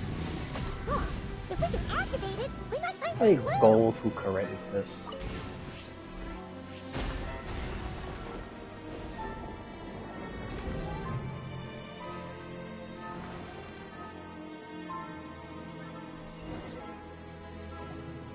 Hey, look at that! Now that the mechanism's running, the shadow in the water looks different. Do you think these mechanisms might be the key to unlocking the secret? Let's try to find more of them!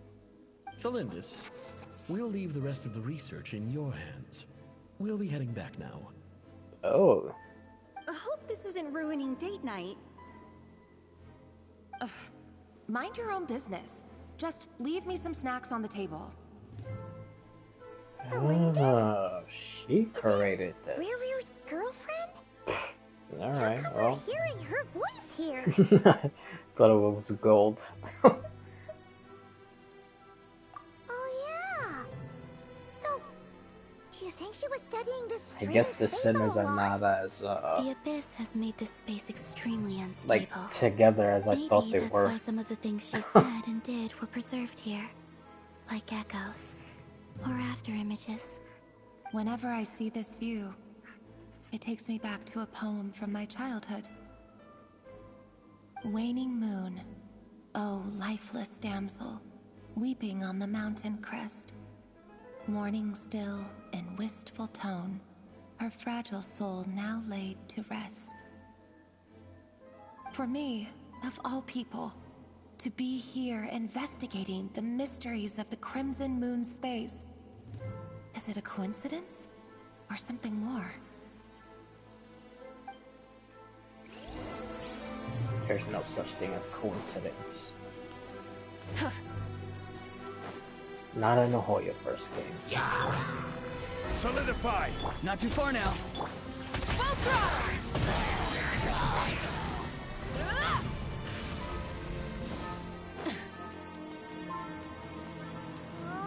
Looks like the abyss has messed up this mechanism. We need to find a way to get it working again. Let's see if there are any other devices nearby.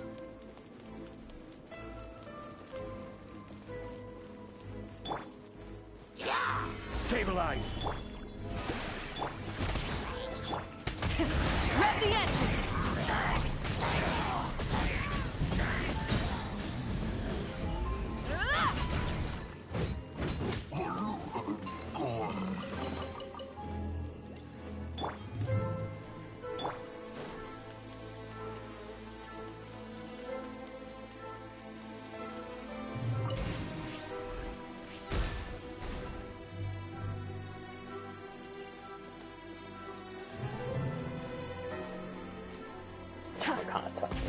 I doubt anything will be there, but okay. Yeah, I get it. Well, I thought it would be like a secret chest, maybe.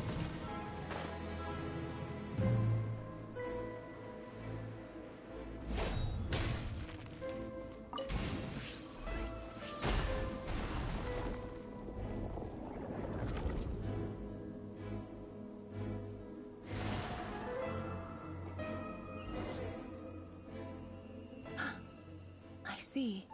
So the moon marrow, or rather the power of the 3 moons, is the key to unlocking... If it really does exist, then maybe this madness can finally be put to an end.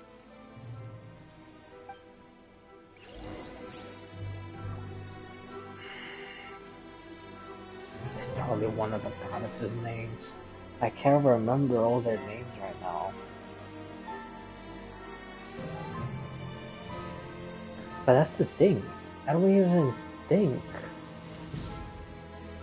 there is a goddess with 4 letters in their name.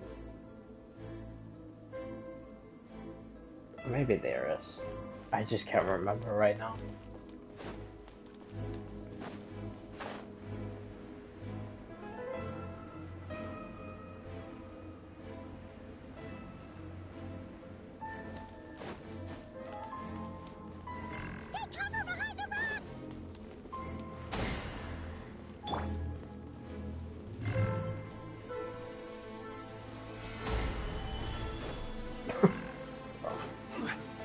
Just in case.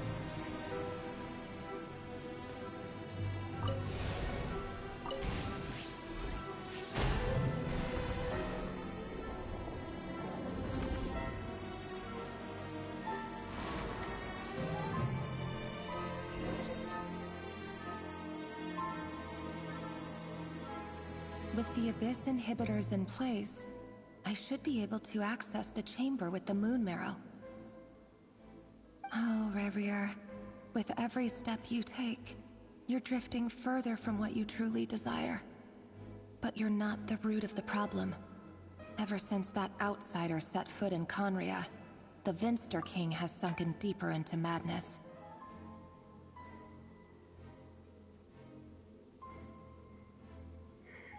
I know who the outsider is. It's the sibling.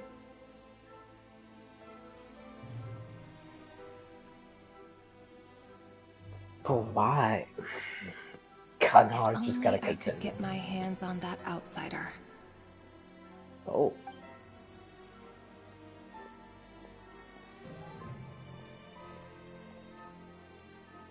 Hey look! The moon's reflection is back to normal! Yeah, she's definitely talking about the sibling. 100%. Elendis's voice mentioned a chamber with the moon marrow. Do you think maybe it's hidden in the moon's reflection? It must be. So they For within started it, hunting them I sense the because fragile of the aura sibling? of a dying soul. No. Dude, this is driving me crazy. I'm thinking just like so much stuff, man. Like I don't know what the hell is what, man. Oh. I flew all the way around because I thought this would poison you.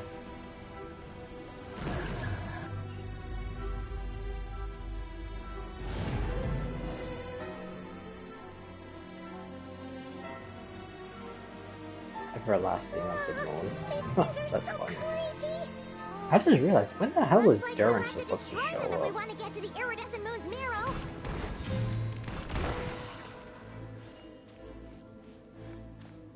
They like completely sidetracked me with all this lore and stuff. I completely forgot they showed Durin in a live stream.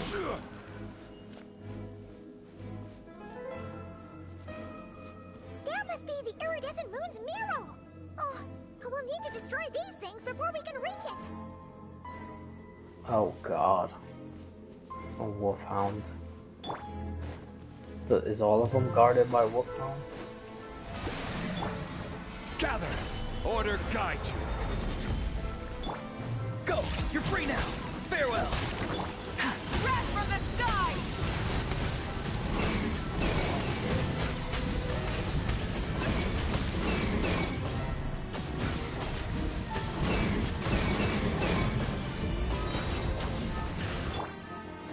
Stabilize! Pyroclastic surge! Full throttle!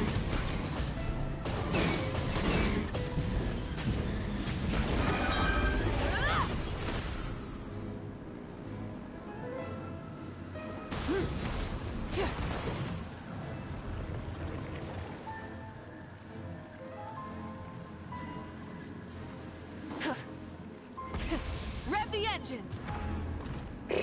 Dude. Come on. We can climb up. Oh god.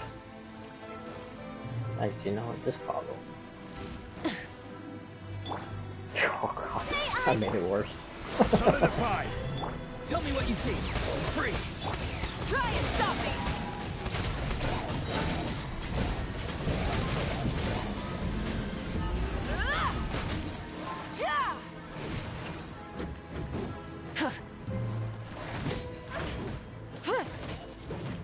Burn it down! Stabilize! Oh, wait a minute. I just realized.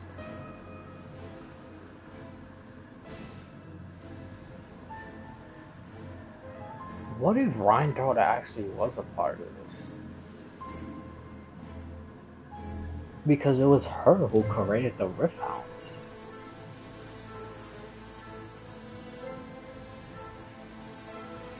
Why would the Rift Hounds be here?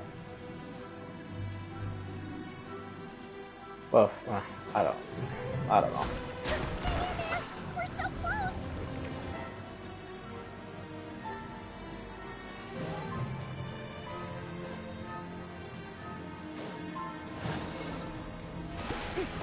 This is order! Gather! Time to say hello! Bro, I didn't even hit this guy. Hit the other one behind. Oh! Oh, is it because I destroyed the thing? I could have just done that the whole time. So what? So be it.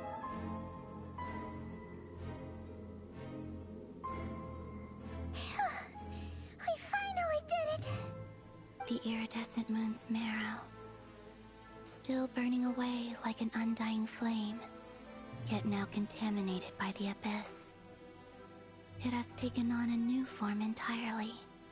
If we can purify the abyssal power within, we should be able to obtain its untainted essence.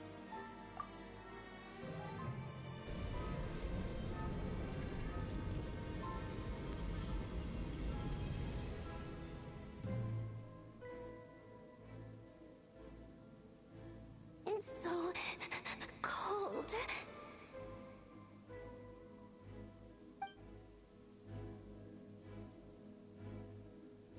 Is it you? Are you here? Huh?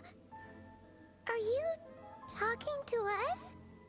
At long last, I can see you once more. Our fates have crossed, and I am finally free. That is I'm delicious. sorry, I lied to you. Even knowing what was to come, I still couldn't let go of the fear in my heart as death drew near. The moment the moon shattered, my body began to split apart piece by piece. Like I was being cut into pieces by 1,000 blunt blades. My thoughts scattered as the cold crept in. But I could not bear to fade away like that. Wait, no. Tell me, what was it that brought you to us all that time ago? If only I had possessed your courage, then I might have been spared this torment more painful than death. You look so puzzled. That's how I felt too when I first saw you. But trust me when I say that everything happens for a reason. Oh! Farewell. Yeah, right. Hypo. This is the Lindis. Shoot. she was gonna say, oh my god, what's that sinner's name? Oh my god, what is his name? What is his name? He's the one that's hunting Reason. Because every single one of them is hunting someone specific. Dance's brother is Isharoth, which is time. Skark's master is Void, which is Osmodee. Rerir is Death, Renova. Gold is Nibirius, which she already won that fight. And then him.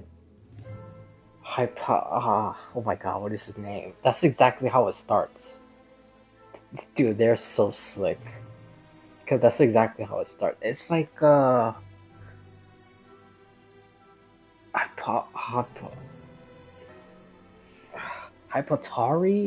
Hypertori? Something like that. And he's the one that's hunting, like I said, Reason, which is the primordial one.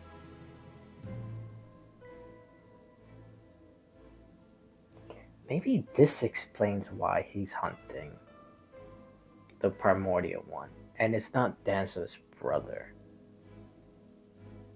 Because that's what I originally thought. I mean, it would make sense. If this guy could foresee the future with everything happening, like, to the T, then why wouldn't he be the one hunting the primordial one? That one I'm also still confused about. But for some reason, he's hunting time.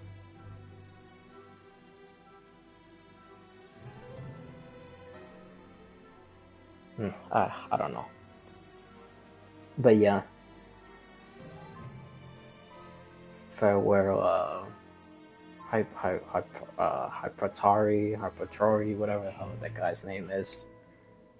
It's the other sinner. That's exactly who it is. What was that all about? Was that the goddess of the iridescent moon? I don't know, man. It sounded like she was speaking to a long-lost friend.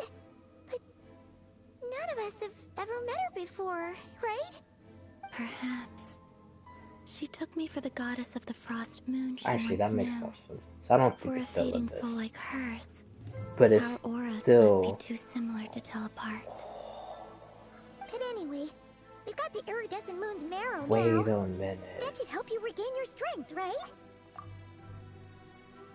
Hold on.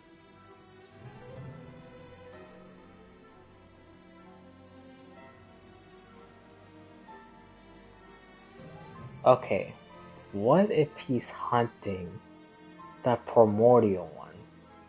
Because he's the person was in that story that Arlecchino talked about. What if he fell in love with the moon?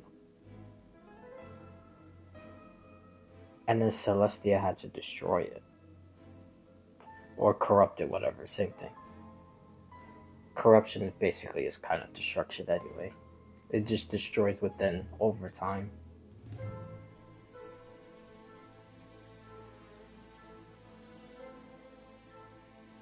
Because what other possible way would be a relationship between them two? Oh my god. Time to leave this place and Dude. meet back up with Arlecchino. Let's go.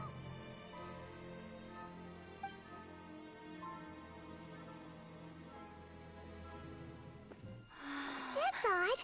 Oh. This place looks different than when we came in. Waning moon, oh lifeless damsel. Oh. I still do think Delindis is the Moon Maiden. Hurry! The place is collapsing! It wants to trap us here. Who's it? The Abyss? Now we've taken the moon marrow. All that's left here is a dark will. It will show us no mercy.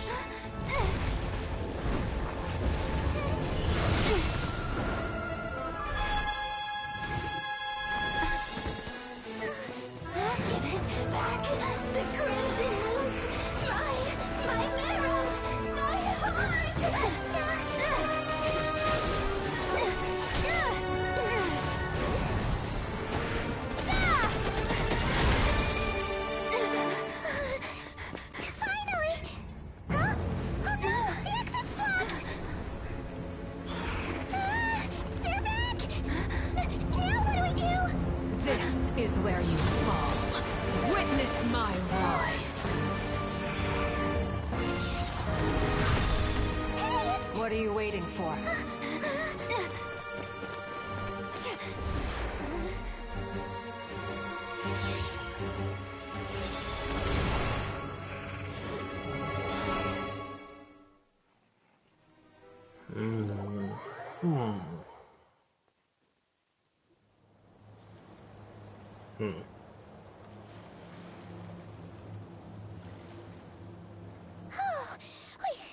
We made it! Was that you, Arlecchino? Did you save us? Wait, your hands! They're... Oh, this? Don't worry. It's a small price to pay. The Abyss wanted to trap you inside, and I defied its will by bringing you out. No wonder it's a little angry. No. I have paid the price, albeit a small one, and it cannot be undone. My hands have already fused with the Abyss. Purification would simply destroy whatever's left of them. But surely... Oh... We're so sorry, Arlecchino. Paimon can't believe you'd make a sacrifice like this for us.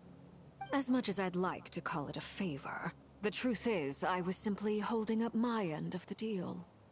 Well, Columbina. Yes, you did your part. And as promised, I will leave the iridescent moon's marrow in your care. From this day forth, may the two worlds' flames burn ever more brightly.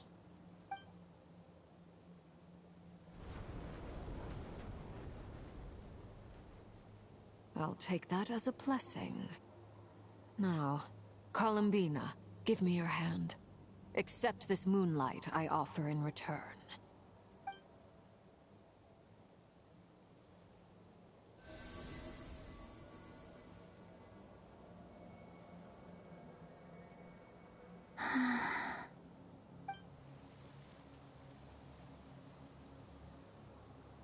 Feeling stronger? Hey, Columbina, are you okay? I'm fine. Our powers are a little at odds, that's all. By the Frost Moon's authority alone, wielding the power of the other moons was always going to be a stretch. Still, I think it's fair to say that your strength has returned. At least to the level it was at as Third Harbinger. It's still not enough. There's no way I can hope to challenge Rerir like this. Just one more ray of moonlight, if you would. It's okay. I can take it.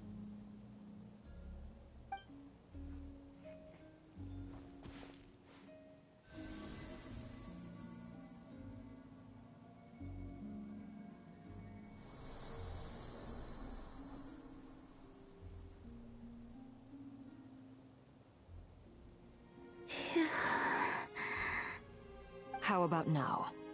Fighting fit? At the very least, I won't have to stay hidden like before. I want to see him gone from Notcry. The Rerir of Solnari and his wild hunt must be sent back where they belong. Well, it's good to have something to aim for. You certainly seem more alive now than you did earlier. When I first met you, you didn't strike me as a ray of moonlight.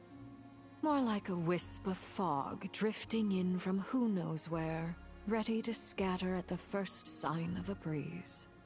But now, you're full of vitality. Just like the Frost Moon, once the brightest of them all. May you keep shining, Columbina. This is who you are. Thank you. Look after yourself too, Arlecchino. I know you have plans of your own, and that's why you're always seeking to grow stronger. But whatever you're after, don't let the Abyss take a hold of you. I do not wish to see you go down the same path as Rerir.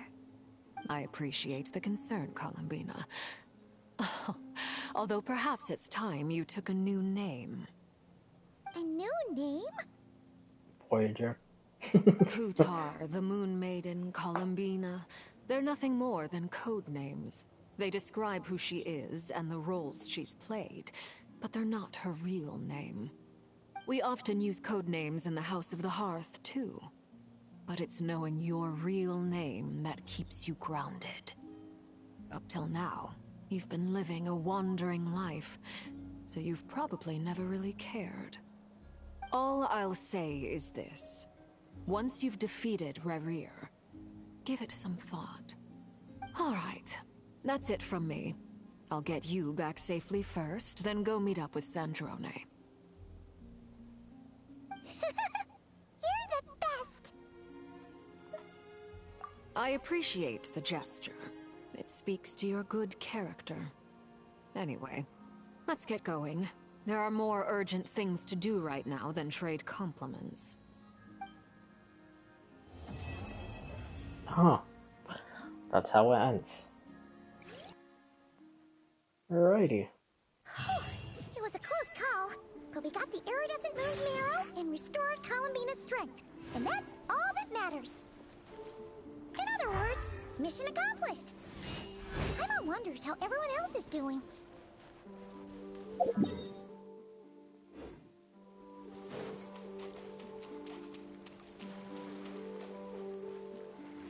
Oh yeah, this was for the puzzle in the middle. I never even noticed this before.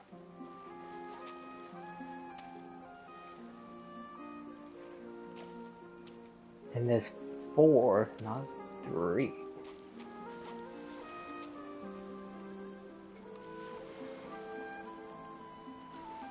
Huh.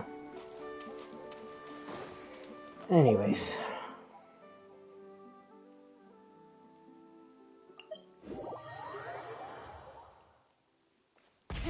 Rev the engines!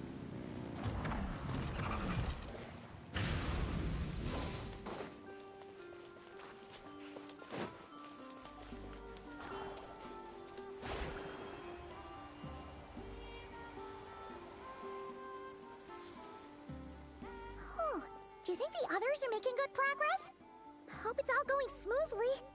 Oh, hey look! They made it back as well! Flintz! Lama! How did it all go?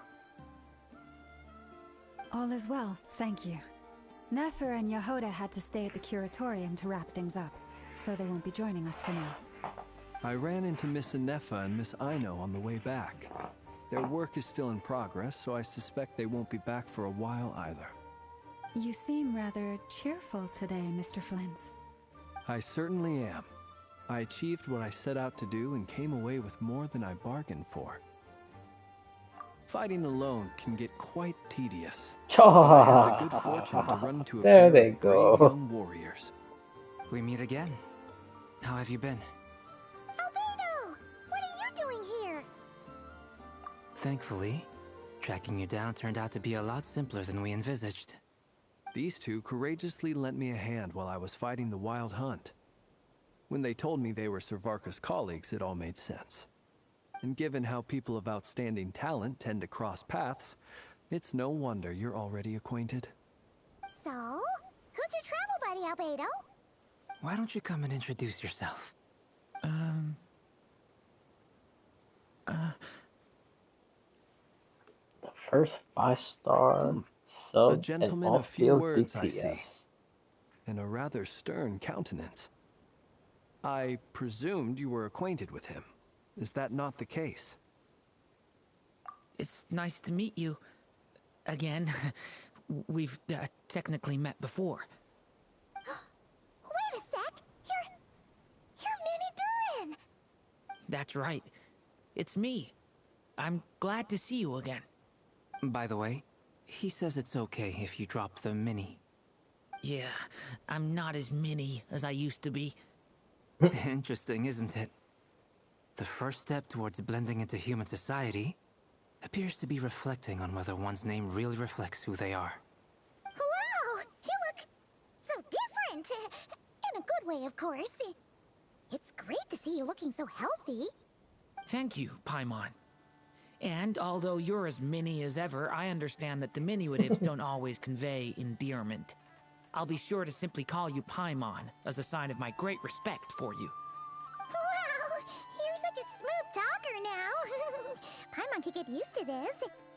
From now on, you may refer to her as your esteemed guide, Paimon. Okay. Personally, I think our little Paimon is the perfect size. When people call her Little Paimon, it's just because she's so adorable that they can't help themselves. If that's not a sign of endearment, what is? You're absolutely right, Miss Lauma. My brother still has a long road ahead of him when it comes to understanding human relationships.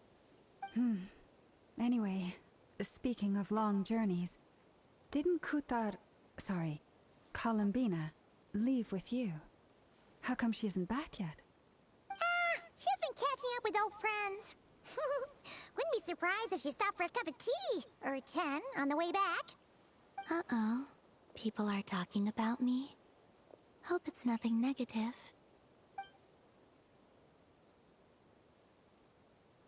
Judging from your expressions, I'm guessing it all went well? It's getting crowded here. I'll go grab some chairs. No need. This is a job for an alchemist. I'll whip some up momentarily. Thank you for your hospitality, ladies and gentlemen, but I was merely escorting my friends back. I'll be meeting Zendrone shortly, as we still have some things to discuss. It's been a pleasure, everyone. But this is where I'll say goodbye. We really appreciate your help. Oh, come on. Spare the formalities. I'm just glad I could help out some true friends. I understand. Well, bye for now, Harlequino.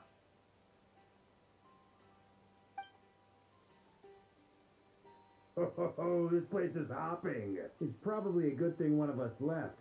Otherwise, we might not fit all these people in. Are you saying we're about to run out of chairs?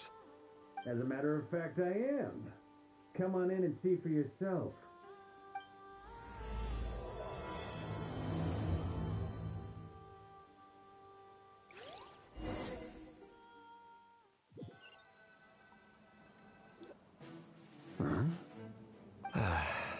Cha!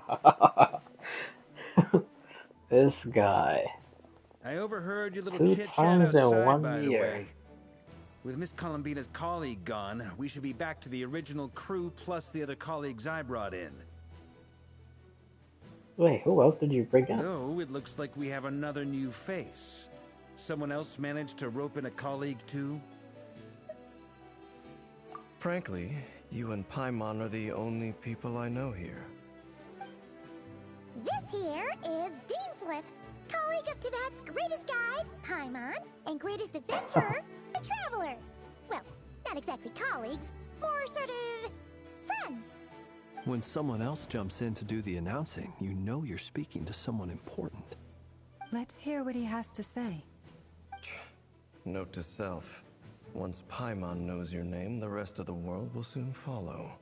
When he comes looking for us, it's usually something important. Paimon's guessing you've heard about the Wild Hunt, then.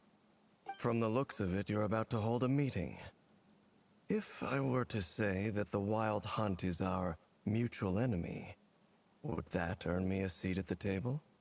As the saying goes, the enemy of my enemy is my friend. Mr. Dainsliff, there's a seat with your name on it. Though, I can't promise the same for everyone else. Hey, Albedo, think you can rustle up a couple more chairs? After all this time apart, Grandmaster Varka's first order is to rustle up a couple more chairs. I've missed this.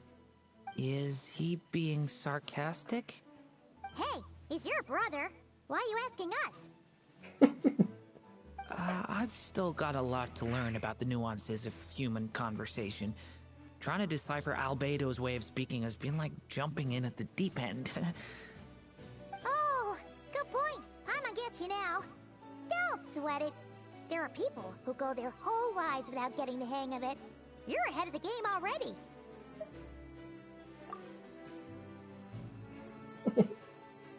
I wonder what's taking Nefer so long. Perhaps you should go and check in with her. If anyone can hurry her along, it's you. I just got back from the curatorium. Besides, aren't you curious to see what's taking her so long? She's Miss probably doing Nefer another doesn't strike me ritual, as the right? type to share Most secrets. likely. And since gathering intel is her specialty, I'm guessing she'd prefer to keep her methods confidential. Under such circumstances, would it not be tactless for me to impose? Oh, but it's fine for me to impose. What can I say? You have an unrivaled ability to garner people's affection, Miss Moonchanter. Besides, you have far more in common with her than I do. All right then. Impressive. She barely fought back at all. I admire your powers of persuasion, my friend. As I'm sure Miss Lauma will realize soon enough, the trick in life is to always pitch in with other people's responsibilities so that you can be selective with your own. Another trick is to simply hide in the background. Spoken like a true sage. Anyway, looks like we've got some time to kill before the meeting. Let's take a little breather, folks. And feel free to chat amongst yourselves. We'll get down to business once the other two arrive.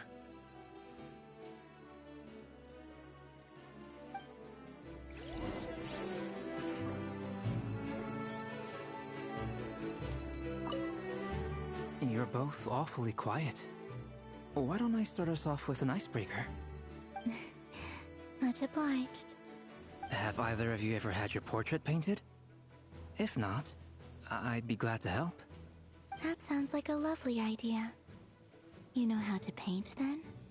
I dabble occasionally. He's an excellent painter. Tables, chairs, people, dragons, you name it. He'll paint it for you. I'm flattered. If I ever get the chance, I'd like to give it a try myself. I'll bear that in mind. Anyway, how about you, Durin? What sort of portrait would you prefer? Oh, I'd be fine with anything. Whatever style feels best to you. Very well. Then I'll play it by ear. You can replicate any style I want? I can try. If you show me a sample, I'll do my best to match it. Thank you. In that case, I'll dig up some reference material for you.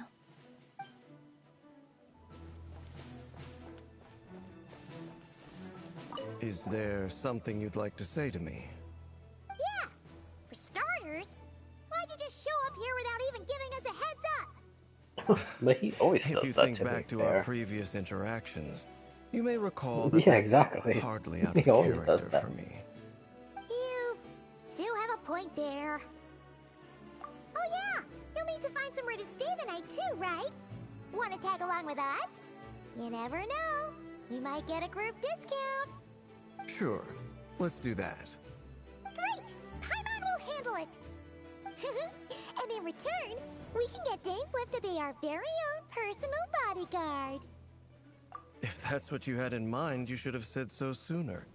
I'd be happy to help. Oh, okay then. Paimon was only kidding, but good to know. Anyway, since we're all here together, we might as well watch each other's backs. That's just what friends do, right? Indeed. Thank you.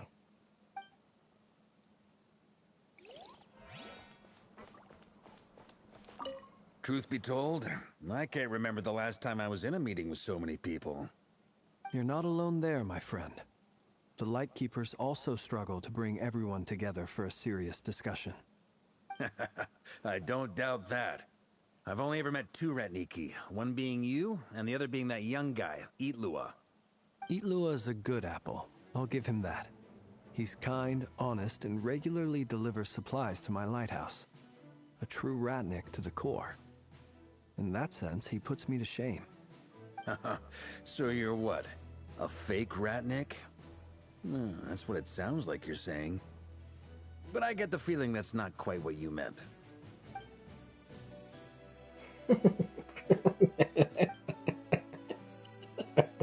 Come on, why the awkward silence? Sorry. I'm not even gonna bother trying to hide it. You've known all along, haven't you, my friend?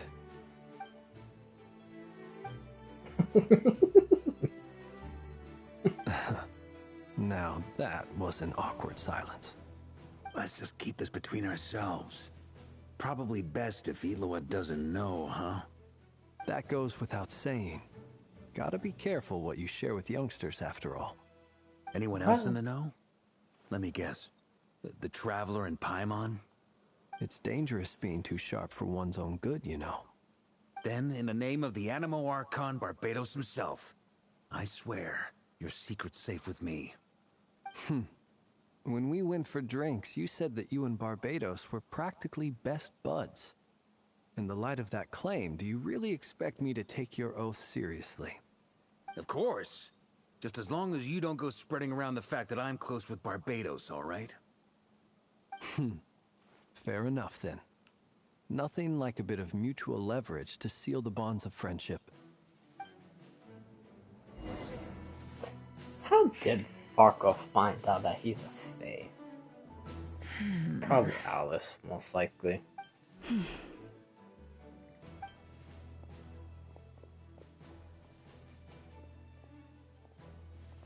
Ah, Miss Nefer. You made it after all. But what about Yehoda? I'm here to give you an update on how things are going on our end. Once this is over, I'll be heading straight back to continue my work. I left Yehoda back at the Curatorium to watch over things while I'm gone. Huh. So much for just this once.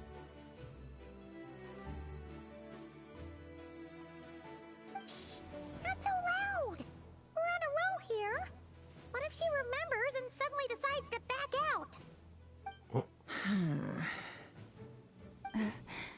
Did you say something, Mr. Varka?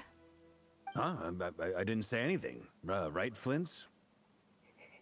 Must have been a frog. They get so noisy around here at nighttime. It's like they're putting on a concert in the background.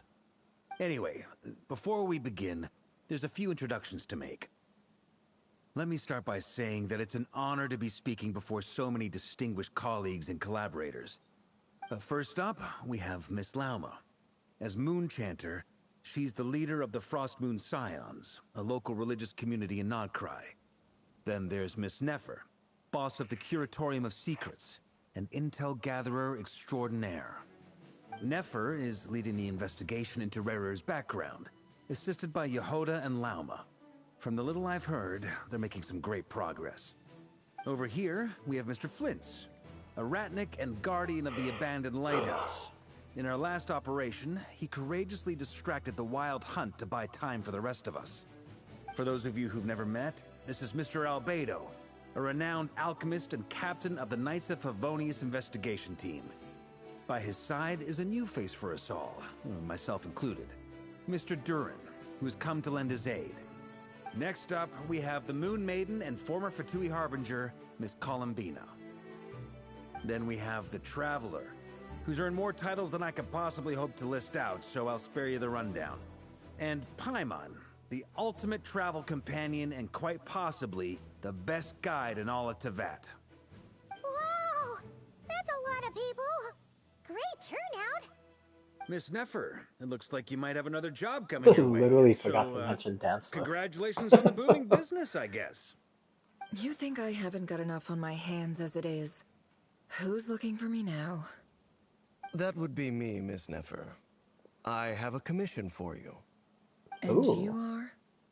That's interesting. Who I am doesn't matter right now. What does matter is that I'd like you to gather more intelligence about the Rerir of Solnari. Well, it's not as if we never take on anonymous commissions. But in your case, I'll have to decline. I'm gonna take a wild guess and say your job's probably more hassle than it's worth. Something about you seems like bad news. It's my eyes, isn't it? Conrian, I assume. And what's with the mask? Are you trying to hide your identity? In any case, the fact that you're even still alive raises an awful lot of questions for me. My name is Dainsleif. And yes, I am from Conria.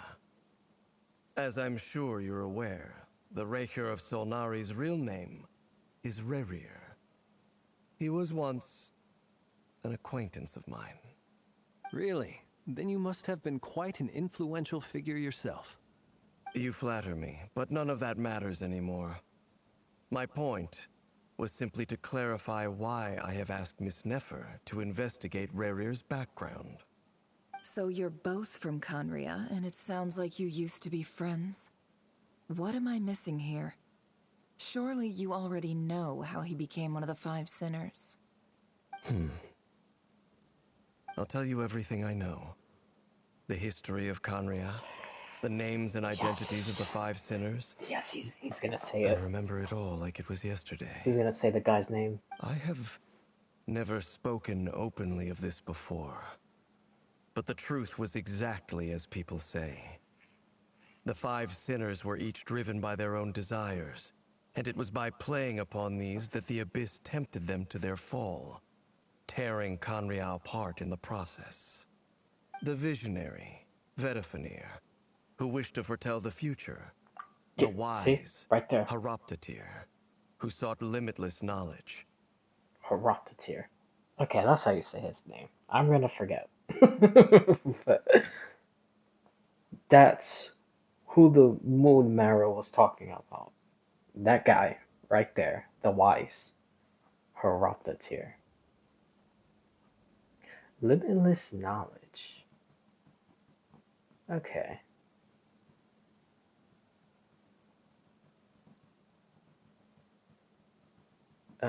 Okay. That makes sense why he would be after reason, which is the primordial one. Because if he knows all knowledge,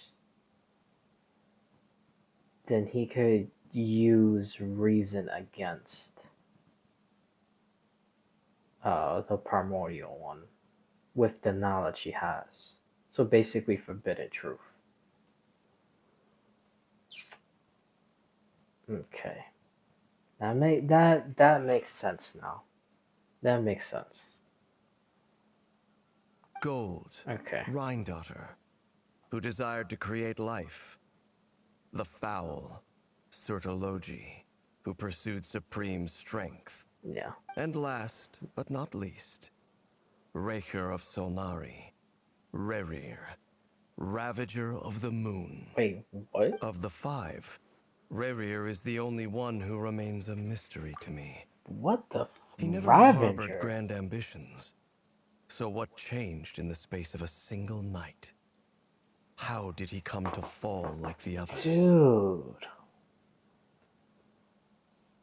Ravager? Wow. Dude, I thought it was Avenger. How the hell did everyone in the theory community got it all wrong together? Literally, because I agreed with everyone. It basically everyone said it was Avenger of the Moon. But it's actually Ravager? Oh my god. What? Bro, you know what this reminds me of? Like when everybody in the community for Star Rail, well, the theory part, not, everyone. But anyways, how everyone agreed that Rupert was actually Lygus, and then it turned out to be Xandar. That's like literally the same thing. Every single person got it wrong, including myself. I genuinely thought it was Avenger. That makes perfect sense now. Because it wouldn't make any sense if it meant Avenger of the Moons. Or Moon. Ravager. In other words, Huh. you're saying that his change came as a shock to you, and you have no idea what actually happened? That's right. You mentioned how the Abyss tempted them, which led to their fall. But what did that look like in practice? And what other context can you give me about the events of that time? Yes, yes. The more detail you can give me, Please the dance better. with. Start Strangely, singing like a bird. now that it comes to it, I hardly know where to Oh, begin. please, no. The fateful night Start from took somewhere. place during the era of Okay, the thank Eclipse God. Dynasty. One day, my elder brother, the visionary, Vedafenir, was summoned to the palace by the Vinster King, only for the king to Yes, gouge out this, his okay, eyes this, and cast him into the dungeons. this I remember. Because it actually gives a little description of this part and what his brother did. Like, well, not everything he did, but a little bit of what he did after. In those, it's in one of the wings. I believe it's the Xbox wings. When I came to hear of this, my fury knew no bounds. I gathered together every ally I thought I had. But And it did together, say we set a night to he was storm the punished. palace and free Ved. Centuries on, the memories of that night still haunt me like a never-ending nightmare. We broke through the palace gates, just like we had planned, each striking towards our separate targets. But then, I was betrayed.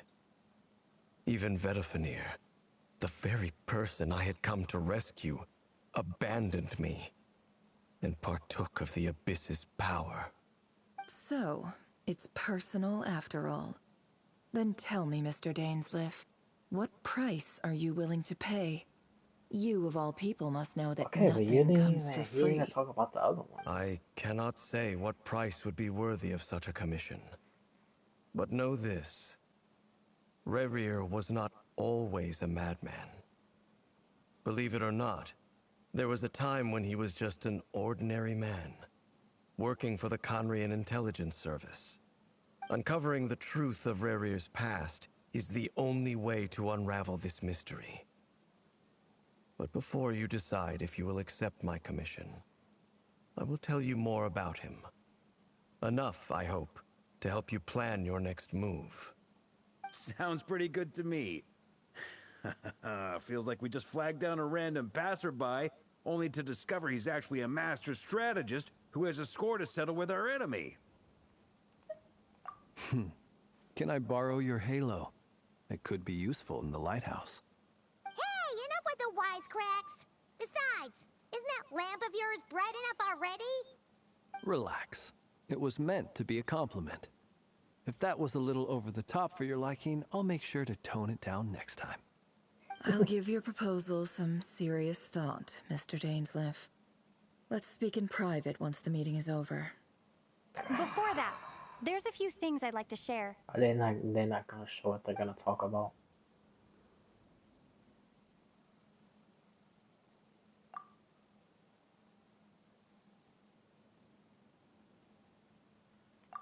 Now that we've united the hearts of the three moons, your power should be greatly enhanced. But it seems like that hasn't happened yet. I believe it will take a little longer. You've done so much for me, so I want to be completely honest with you all. Even though I'm doing a lot better now, the truth is, my recovery will likely be an ongoing process. From the moment I was born, my power has been slowly ebbing away. And that is because Tevat has never accepted me. Even with the moons united as one, it seems my rejection cannot be undone. 'Cause you're the Voyager. So far, I have yet to find Punished a solution. internally with the It first may turn angel. out to be a problem that will plague me until the day I finally leave this place behind. Even so, I will do everything in my power to help you drive out the Rerir of Solnari.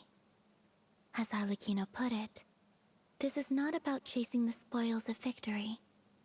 It's just a gesture of heartfelt gratitude. Kutar.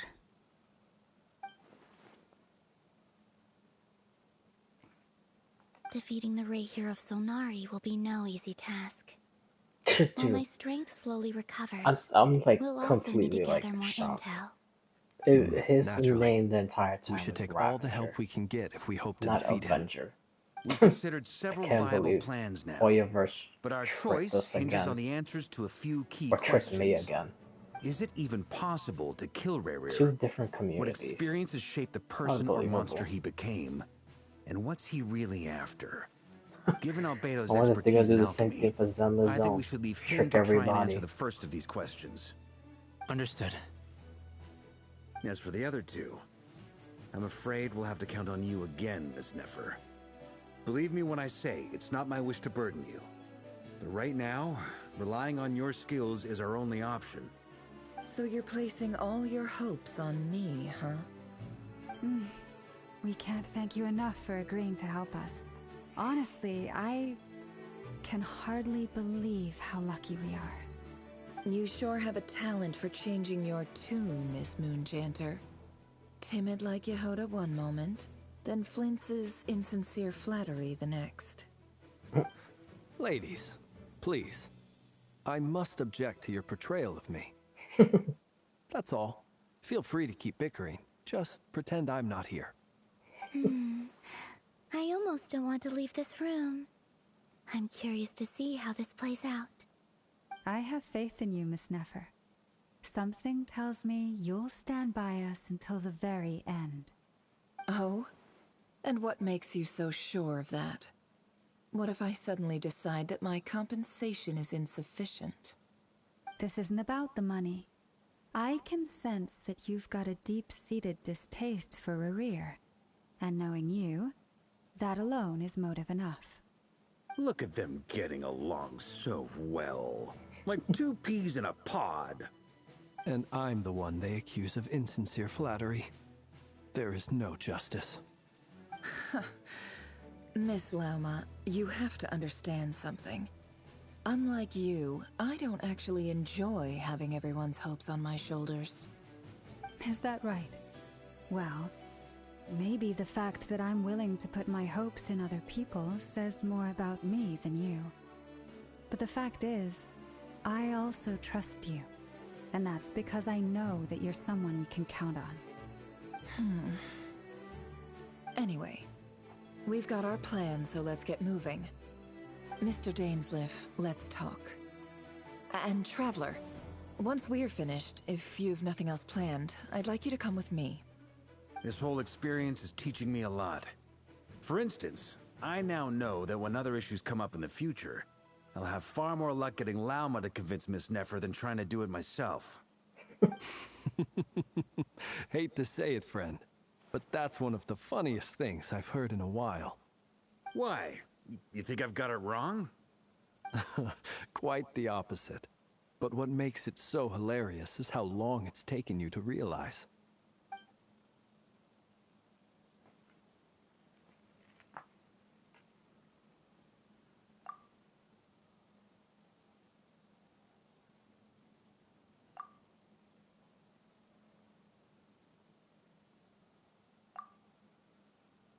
Sample finding mission.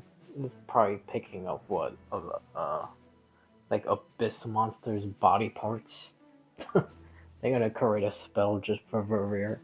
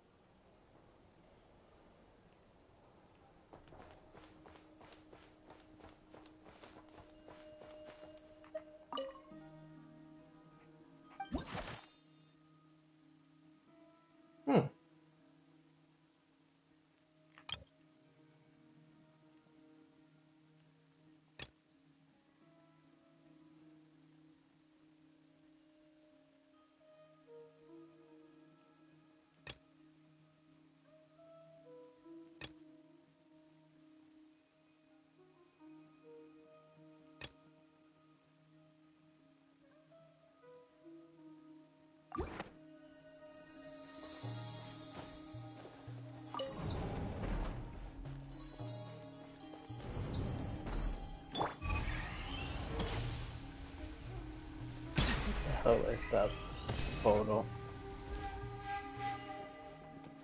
This looks like some manga poster. Oh. Thank you for waiting. It's okay. We actually used the time to help Dainsliff get a room at the hotel. That's very considerate of you. Now, I trust you share my curiosity about Rerir's past, and you seem fairly familiar with Mr. Dainsliff already. We spoke at some length after the meeting. He was the one who suggested I should invite you to join this operation. He feels confident that these secrets will be safe with you. Dane has a lot of faith in us, that's for sure. Likewise. I appreciate that you got right on board without interrogating me about why I invited you. It shows that you trust me to explain everything in due course. That's because we know what you're capable of. We appreciate you too, Nefer. You might have been forced to help in the beginning, but this time, it was your choice. That's one way to put it. Another is this, that once a decision's been made, it's set in stone. After that, my only goal is to see it through. Alright, so here's how it is. I'm going to access Rerir's thoughts again using my confidential method. Now, I'm sure you've seen things like this before on your travels, so you're surely well aware of how dangerous it can be. The reason I've gathered you all here is to ensure my safety during the proceedings. I plan for us to enter the fragment of his consciousness together, and once inside, I will focus on searching for information. Think of this as a diving expedition into someone's brain. If I'm the diver, you are my safety equipment, tasked with keeping me alive while I'm under the surface. Once the ceremony begins, we will all be spying on privileged information. But in the interests of safety, you must remain absolutely silent at all times. We will discuss our observations after the ceremony has concluded. Lastly, any individuals of a weaker constitution are advised not to partake in the ceremony. In any case, Paimon has her own job to do, which requires staying in the room, but not joining the ceremony.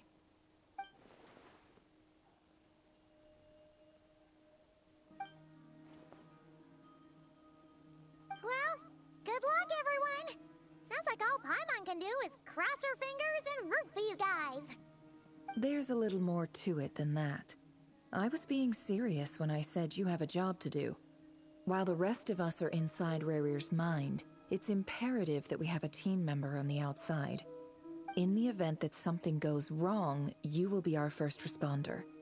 I don't anticipate any issues, but the extra level of safety will be greatly appreciated. I second that. This is a dangerous operation here, and you're our whole rescue team. That's pretty much the most important job in the crew. So, Paimon's like the lifeguard? Yeah, that makes sense. All right, got it. Good. Please, take a seat. We'll get started momentarily.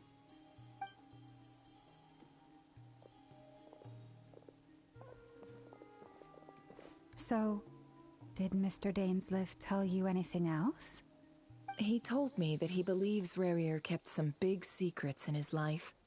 He's not sure that they were the cause of his eventual downfall, but he's asked me to uncover what those secrets were all the same. But surely you're not planning to go through with this, no matter the cost. If you think that, you'd be overestimating me. I'm a businesswoman, not a mercenary. But I do have my own professional reasons for taking this job. You think I'd turn down the opportunity to get a first-hand glimpse into Conrian history? No chance. Well, as long as you don't let morbid curiosity get in the way of safety concerns, we're good. We'll do whatever we can to help you.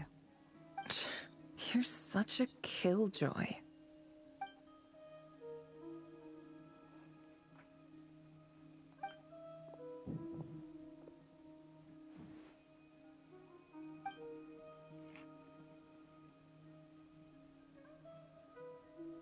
All right, I'm good to go.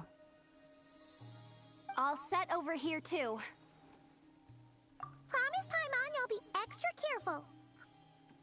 All right. Let your whole body relax. We're about to begin. Close your eyes.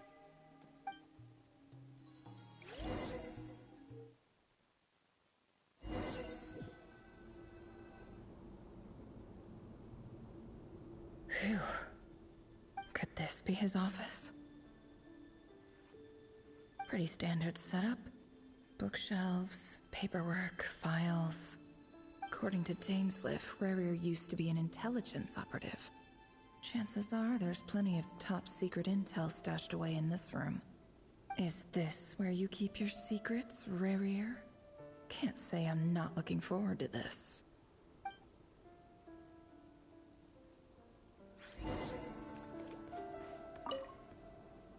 A file tucked inside a folder. The title reads, Dear Breakfast Shop Owner. It's a list of names. But at this stage, I have no idea who any of them even are. Oh. That's probably like a code for like... The shopkeeper is probably a code for like, what the hell you call it? A person who probably knows who all the Crimson Moon people are. This is. Seems like it has to be inserted into that camouflage device nearby. Aha. It's an audio recording. Please, hear me out. I can't shake this feeling that someone's been spying on our house. No, I'm not being paranoid. It's true. I saw someone dressed in all black. It was a couple of days back, but that was on another street, not near my house. I swear, I know what I saw. There's a note in the margin. Surveillance of the run for their residence has concluded. We apprehended the target and filed the mission report last night. Could the voice in the recording belong to one of Rerir's targets? Yep, that's exactly what it is. With help of that, shop person with the list. Really? No.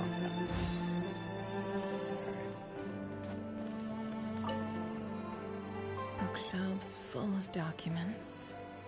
Looks like these are all files, packed with the personal details of individual Conrians. The Crimson Moon dynasty preceded the eclipse. Since Rerir worked as a secret agent during the latter, it stands to reason that he was tasked with purging remnants of the old dynasty. Yep, lines up exactly with what Dainsliff told me.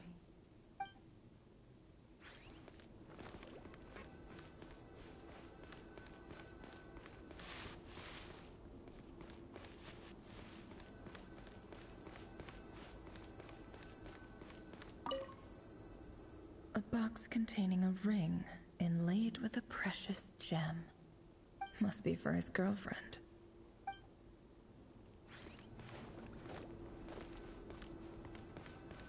Alright.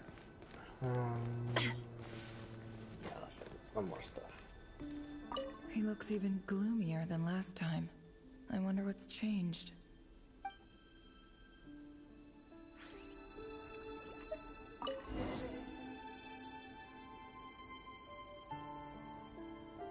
Today's files are in.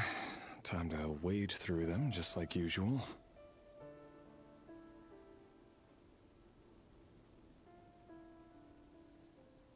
Okay. Male, 51. Oh. Occupation? Yeah, that's exactly what Confirmed it is. Crimson Moon descendant. He's Has maintained crossing out all frequent the contact people with they other killed. descendants over the past year. Poses a threat to the dynasty. Dude, that's crazy. Neutralized.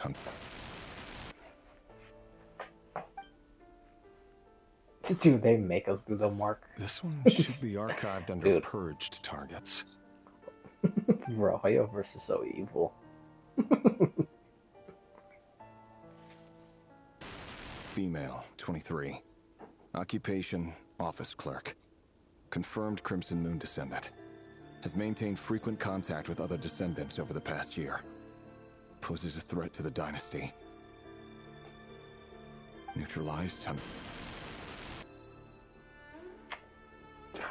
You know what I just realized right now?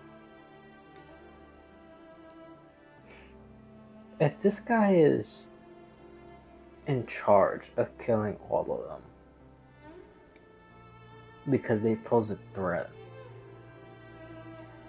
Then why he didn't kill the wise also who had connection? Oh, well, maybe he didn't know. Nah, I'm pretty sure he knew. Why he didn't kill the Another wise? one for purged targets. Sounds like she was that other man's daughter. Never mind. What's it got to do with me? My God. Male, 40. Occupation, teacher. Confirmed Crimson Moon descendant.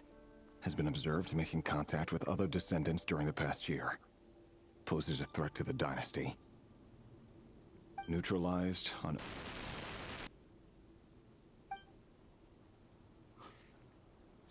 Just another nobody for the archive. Come to think of it, I remember surveilling this man. A case like his never would have been considered a priority in the past. Huh. He barely even interacted with other Crimson Moon descendants.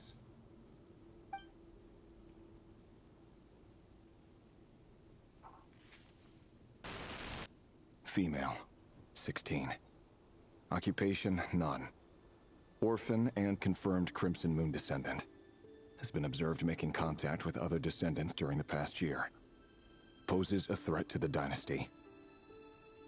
Neutralized on...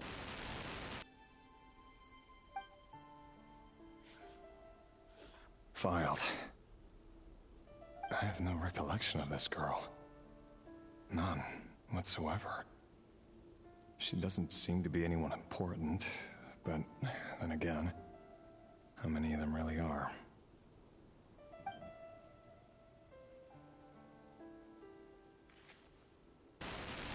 Female, 13. Occupation, none. Bro, she's Orphan getting younger and and confirmed younger. Crimson Moon descendant. Has been observed making contact with other descendants during the past year.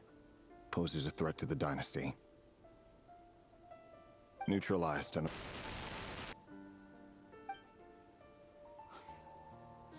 Filed.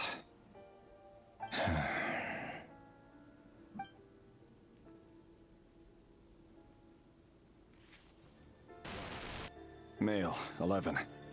Occupation, none. Orphan and confirmed Crimson Moon descendant. Has not been observed making any contact with other descendants during the past year. Poses a threat to the dynasty. Neutralized on...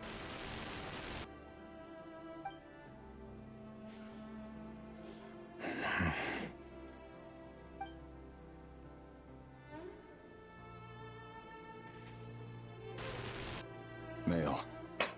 6. Jesus. Occupation, Christ, none. dude. Orphan and confirmed Crimson Moon descendant. Poses a threat to the dynasty.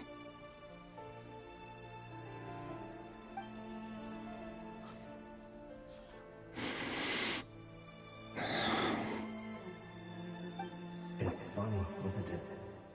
Your job is becoming both harder and easier at the same time, depending on how you look at it.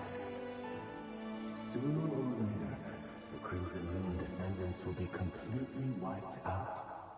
But as their numbers dwindle, they become harder and harder to track down. That's not how it is. Fortunately, however, most of the able-bodied adults have already been taken care of. The remaining weaklings Who the will be hell is talking to him? increasingly easy to deal with. No! No. My job is to ensure the survival of the Eclipse Dynasty. And the only way to do that is by eliminating any and all potential threats. It's a perfectly legitimate line of work. Every single one of my colleagues can attest to my fairness. And if my friends were aware of the facts, I know they'd back me up too. Assuming, of course, smoking crack. that they were aware of all the facts. He looks even gloomier than... That's literally insane.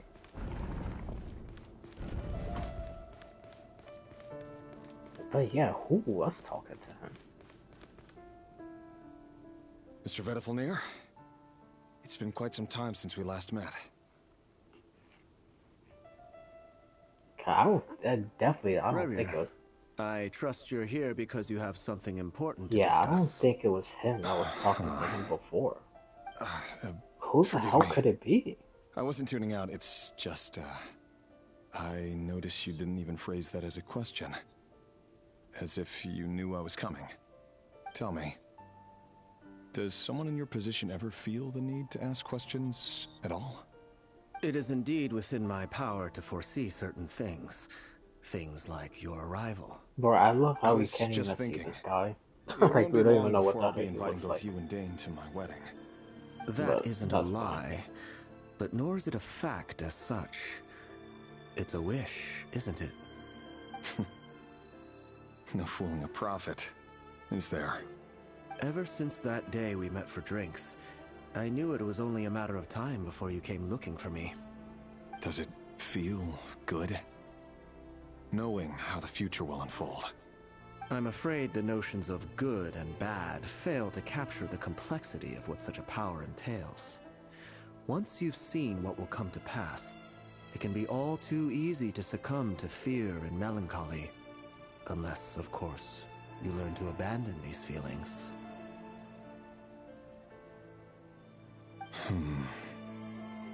You fear my silence, and long to hear the words I left unspoken that day. That's right. You must have noticed my reluctance to broach the subject. And the reason is simple. Because the truth could never have lived up to your hopes. For both our sakes, such words are better left unsaid. The burden of prophecy was never meant for your shoulders. So who exactly do you deem worthy to hear your prophecies? None but our exalted king? Or rather, our king as he once was. You're closer to his majesty than I am. You must know better than anyone how much he's changed. You say that as though it is to my benefit. Yet precisely because of that, I dare not speak rashly. A king can turn out to be the most virtuous of rulers, or a tyrant more terrible than the most vicious of dragons. You are so wise and far-sighted, yet still you would have me live in fear of the unknown? You make a fair point. Especially given my silence alone was all it took to send you spiraling downwards. Very well then. Let me offer you some advice. And I say this not as a prophet or a visionary, but simply as the brother of your friend. For many reasons, there is very little chance of your marriage ending in happiness. If happiness is what you seek, you should find another fiancé.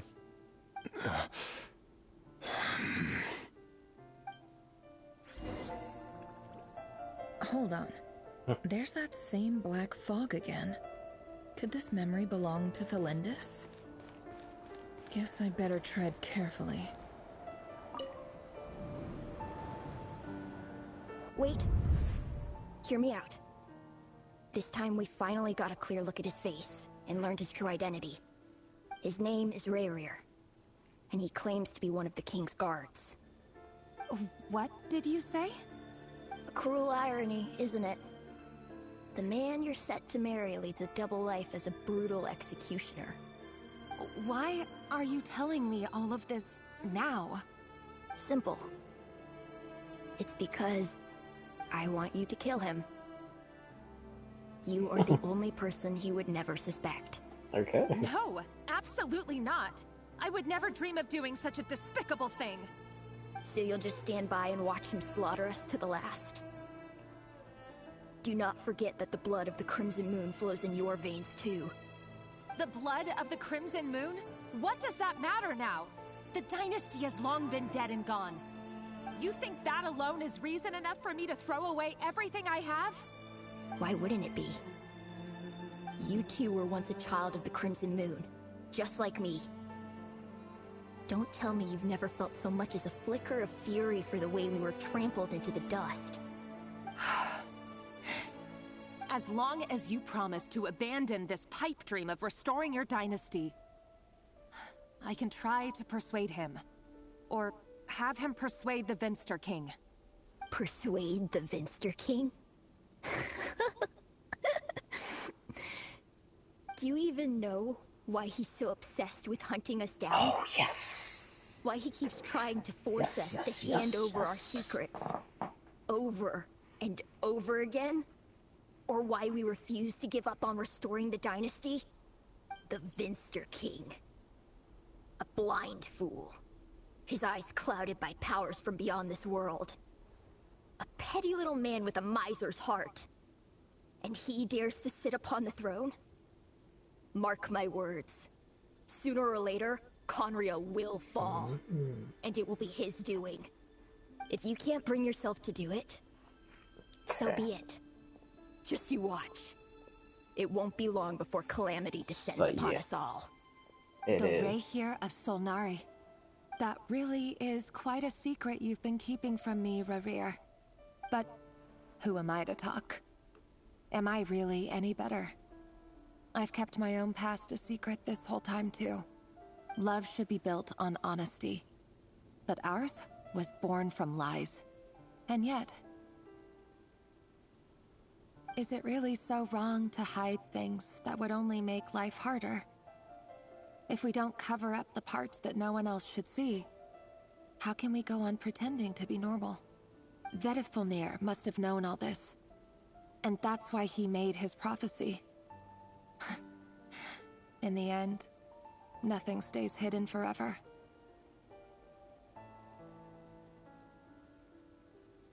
But I won't just sit by and watch this disaster unfold.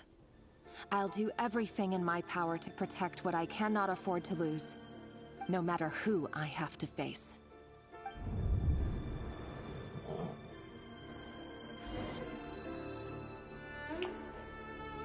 So I was right. The king somehow did get corrupted by the sibling. But how, though?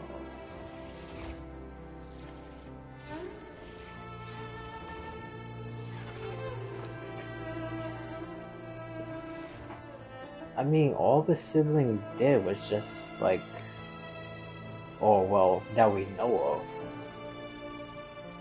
Because he was trying to make him the Prince of Conria.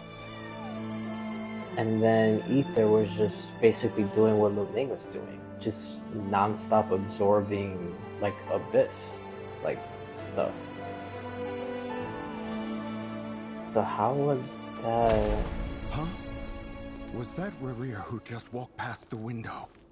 Doesn't it give you the chills that he still takes the same road to work every day? As if nothing ever happened? Those people at the deli. Again, why? Enough already. Make them, like, crazy? They're clearly pretty taken by their own disguises, so just smile and play along.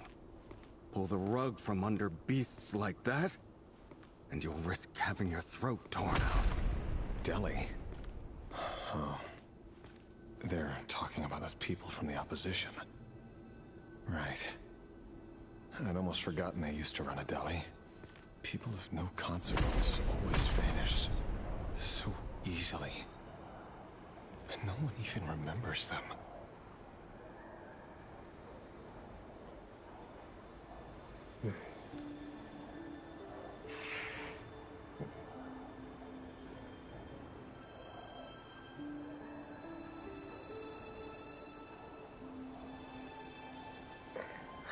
I don't know.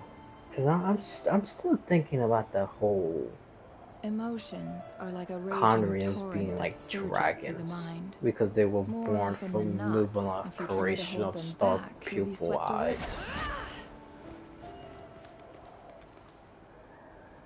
And I'm thinking of Natlon, because Natlon you had dragons fighting amongst itself also. So maybe this is just the way of the dragon, I guess. Even if they are humanoid, I guess. Again, that's if that theory is right. About Cadrians being Nubelon's creations.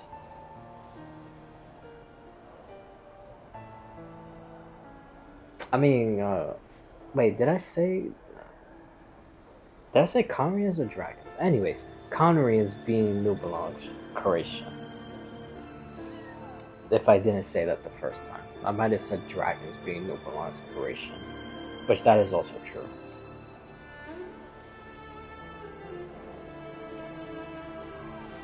But yeah, because I'm also remembering in that one there was also stories of dragons fighting each other.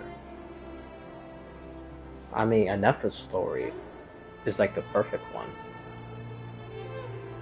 It was like 11 pretending to be like what was it, like eight or nine or something,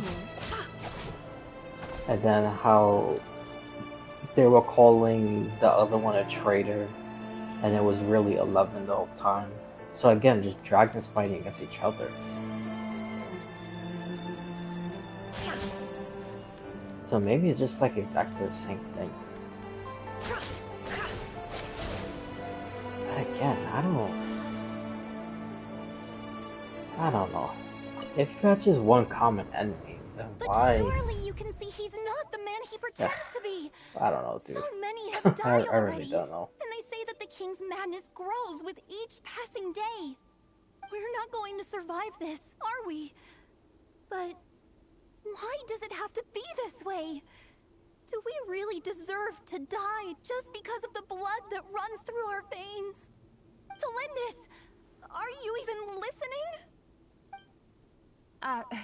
Sorry, Freether. My mind was off wandering. I heard you, though. You're talking about what Rerir said. He's just following the king's orders. He's a secret agent, and it's his job to hunt down rebels and dissidents.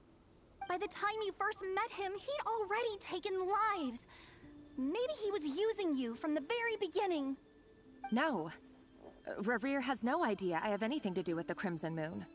My family are only distant relatives of the main lineage, and besides, my eyes are perfectly ordinary. Yeah, not Truth be perfect. told, apart from my teacher, pretty much no one knows I have any connection to any of it.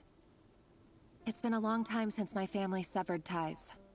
But as Orlog said, who could possibly talk sense into that raving lunatic of a king? No one. I'll work something out. Trust me, I'm with you all. But for now, you need to keep yourselves hidden. Don't let anyone find you, anyone at all. Don't forget that Rerir is an Eclipse operative. You need to be extra careful when he's around. And when I am too. For now, don't come looking for me. And if anything happens to me, just act like we've never met. If even you can't escape this, what hope do the rest of us have? But after all this time together, surely he wouldn't lay a hand on you. I won't speak in his defense, nor can I give you a clear answer to that question. But I'll do everything I can to put an end to this.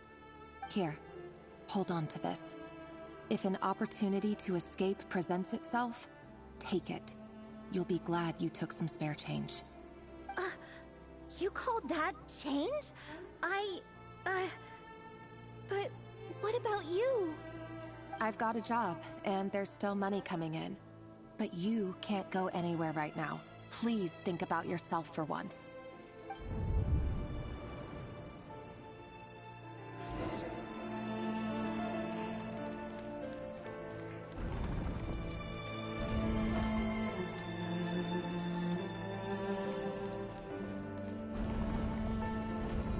Another day, another round of assassination training. Training ground is just beyond this hidden passageway. When you kill a person, doesn't it bother you when you end up covered in their blood? Bro, who Why would is it? this Are we all talking? just walking blood bags? But not everyone is accustomed to hunting down others like prey. You've been a hunter for so long now, you seem to have forgotten that most people... Wait a minute, is this Dance's brother? It's starting to sound like him a little bit. Leave me alone.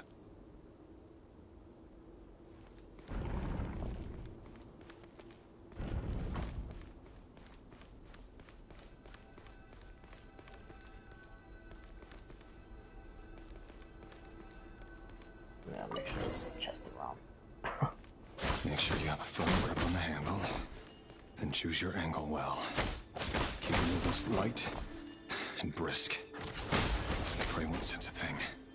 I doubt that. I'll bet no one's ever died a quiet death at your hands. I work clean. No traces.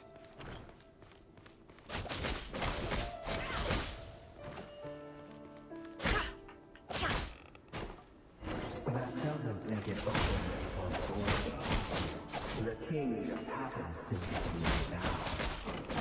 Somebody doesn't. That won't happen. He's changed. Ever since he fell under the spell of that hour. In the beginning, he even had you take out a handful of things. But now... The ones I've dealt with have always been guilty. And I've carried out my work flawlessly.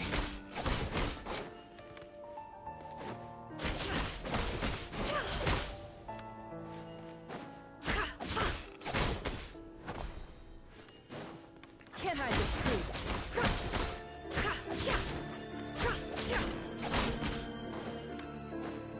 Oh my goodness, how much training do I need? Okay.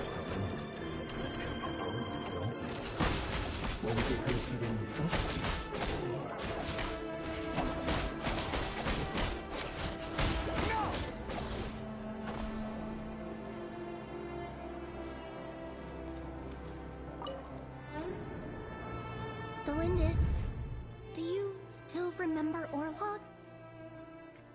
Orlog. The boy who was pretending to sell flowers. You spoke for quite a while, didn't you? Yes, we did. What about him? He was arrested 2 days ago. Chances are he's already dead. He... I just don't get it! After everything he's done, why do you still stand by him? Or does it mean nothing to you that people keep dying? No, that's not... Just hear me out. I need to go now, Thelindis. They're looking for us. You take care too. If you ever need a place to hide, come find us.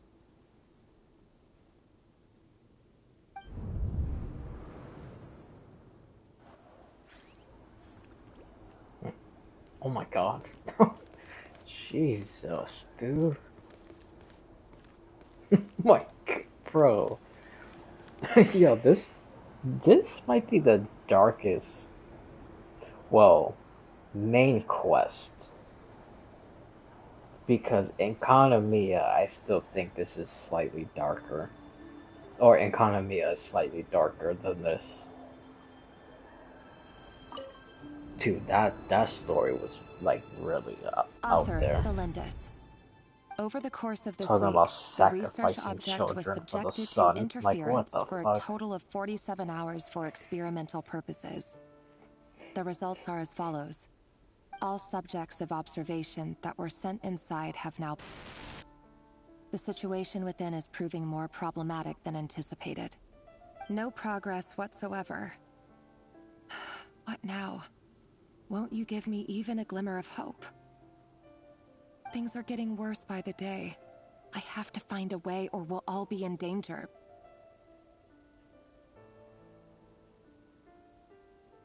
But I... If all this research comes to nothing, what then? Sooner or later, it'll be my neck on the line. But could he really bring himself to kill me?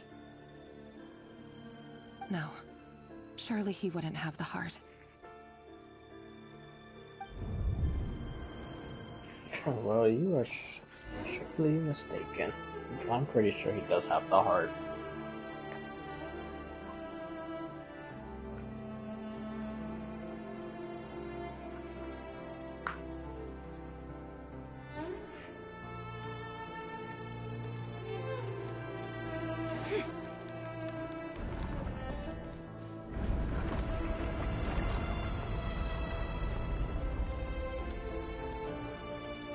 Why Why won't you just let us go?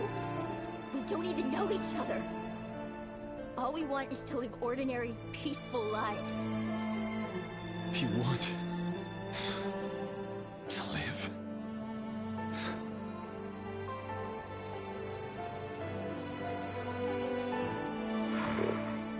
Dude.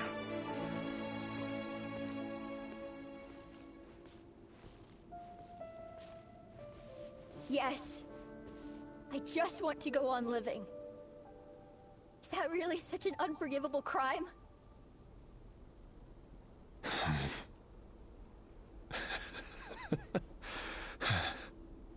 You want to go on living. I want to keep living too. To keep living forever. Oh my god. That's why I have no choice but to continue on the path I'm on. Oh my If only god. some savior would suddenly swoop down and change the way the world is. Too bad that's not going to happen. I thought he basically went into like psychotic because he lost everyone. This guy's literally killing everyone. Dude. Ay ay ay. How I completely misjudged. Imagine that. If there really were such a person, those flowers right there. you and I wouldn't be They're standing like the here same like this, flowers would we? in Calabina, just a different color.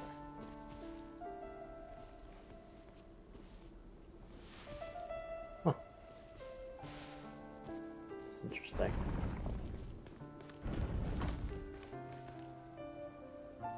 Today's files are in. Time to wade through them just like usual. No, I don't get tired of it. It's my job. And not only am I lucky to have it, I'm good at it too. Bro, I don't even know who's worse. Wait. Is he worse or is the doctor worse? Thalindis?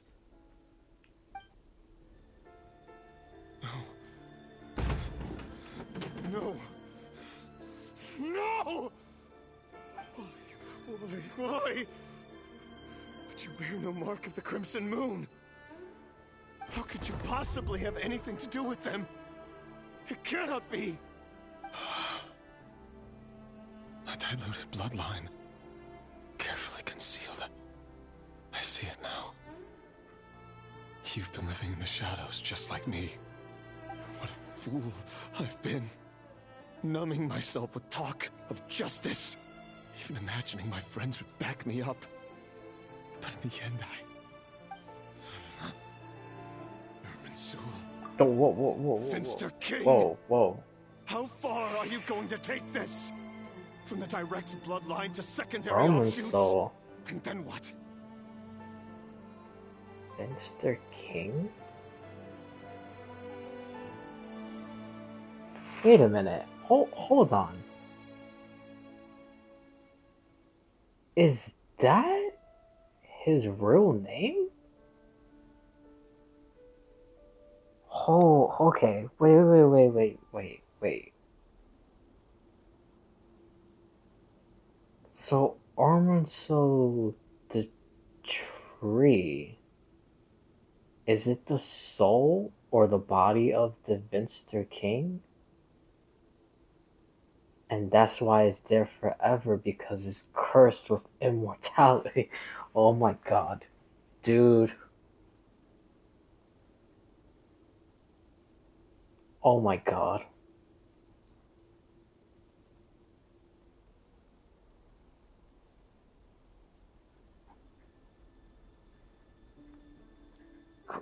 Bro, there's like so much stuff happening.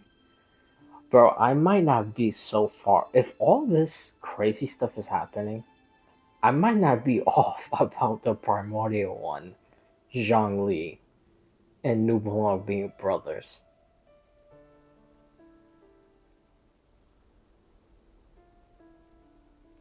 What? What the fuck? Bro, what?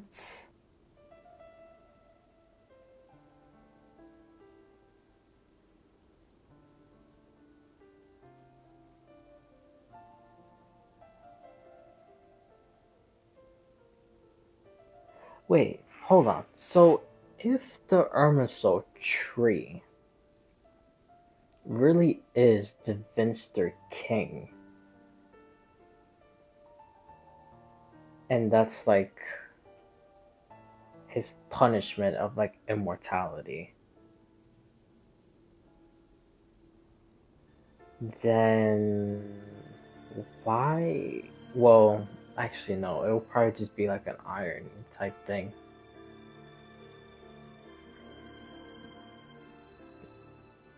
Because it will be more like a prison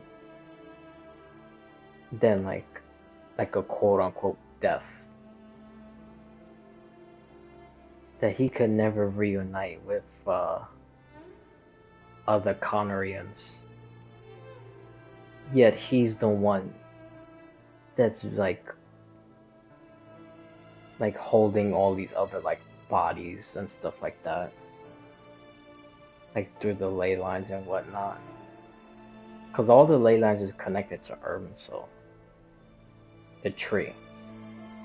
So if the king actually is the tree, dude, okay.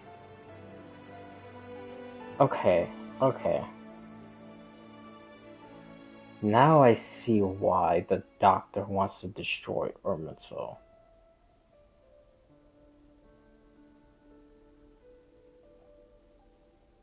Because I don't think it's just only Celestia. I think he wants to kill the Conorians also. He might just want to kill everyone. And completely start Today new. it's the descendants of the Crimson Moon. Who will it be tomorrow? Will you not rest until everyone down here is dead? This cannot go on. This is Very where it interesting. ends. Okay.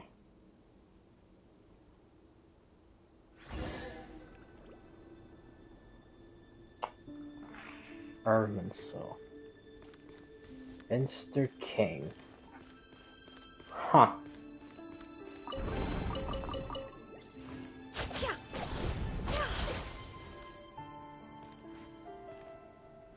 So what? Okay, what is the Primordial's endgame? Like, what is he trying to do?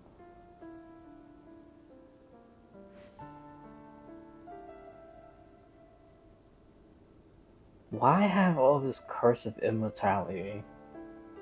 Why turn Irminsul into a tree? Why, when people die, their body and soul separates? So the body goes into the ley lines, and then the soul becomes Stella Fortuna's in the sky. Why hide Tevet from everything else? And why does breaking the chains of fate is Luming and Don't Ether? trust your eyes. If he's basically kind of manipulating everything. So don't be your own fool.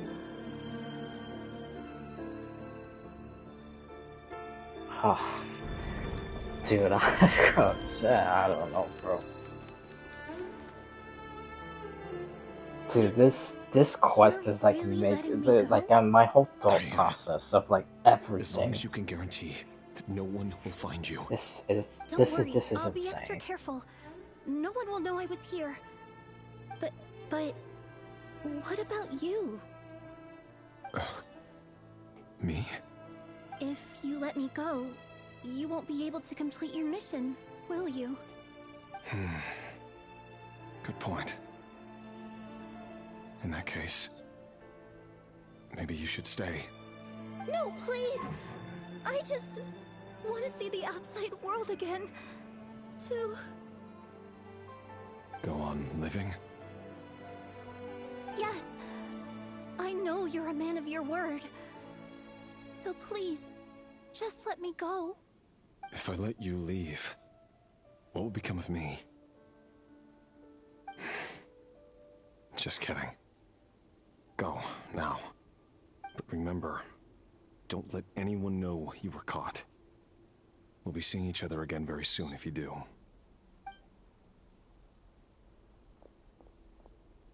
Even shadows in the dark must live by a code.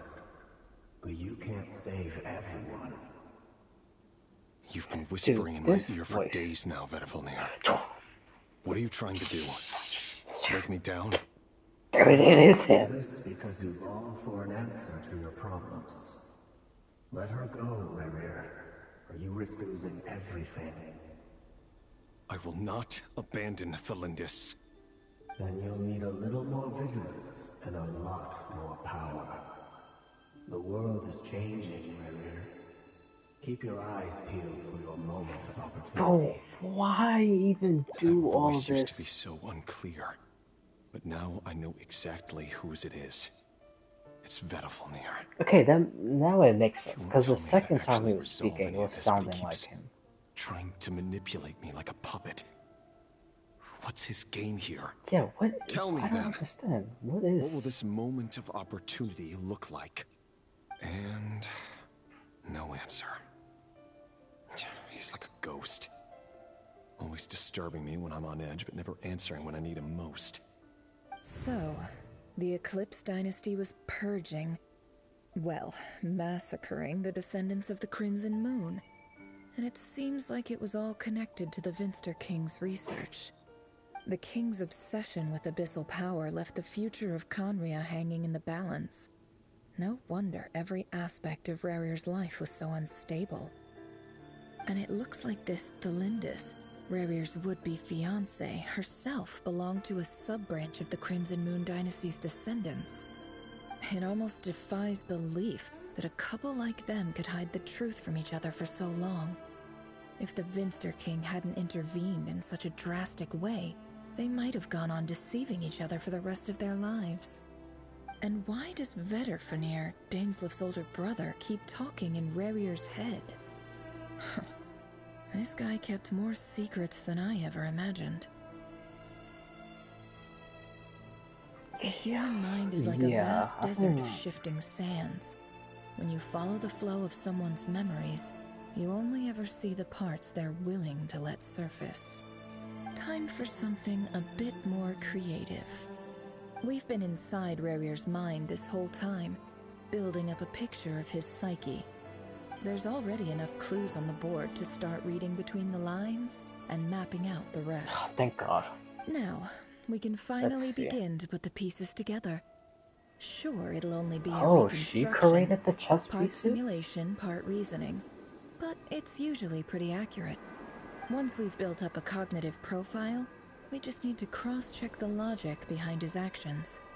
And then we'll be able to take a sneak peek at whatever it is that Rerir has really been hiding. Oh, okay.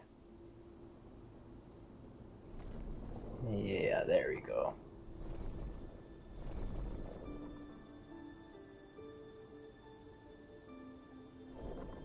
Rerir, are you there?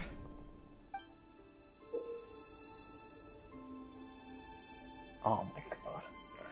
Okay, what the hell is this? Moving pieces. Okay. Piece moves to a square with this marking you would gain.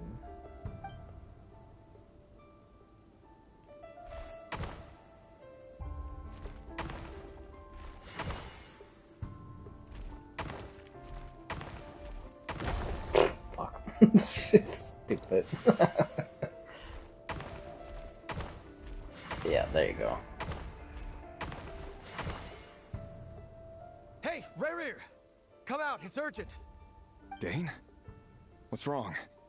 Quick, come with me. I'll explain everything once we've met up with the others. Okay, I'll come. But the Lindis is still over at the Universitas. I'll need to leave her a note. All right then, but make it quick. I've never seen Dane so worked up before. Whatever this is, it must be big trouble.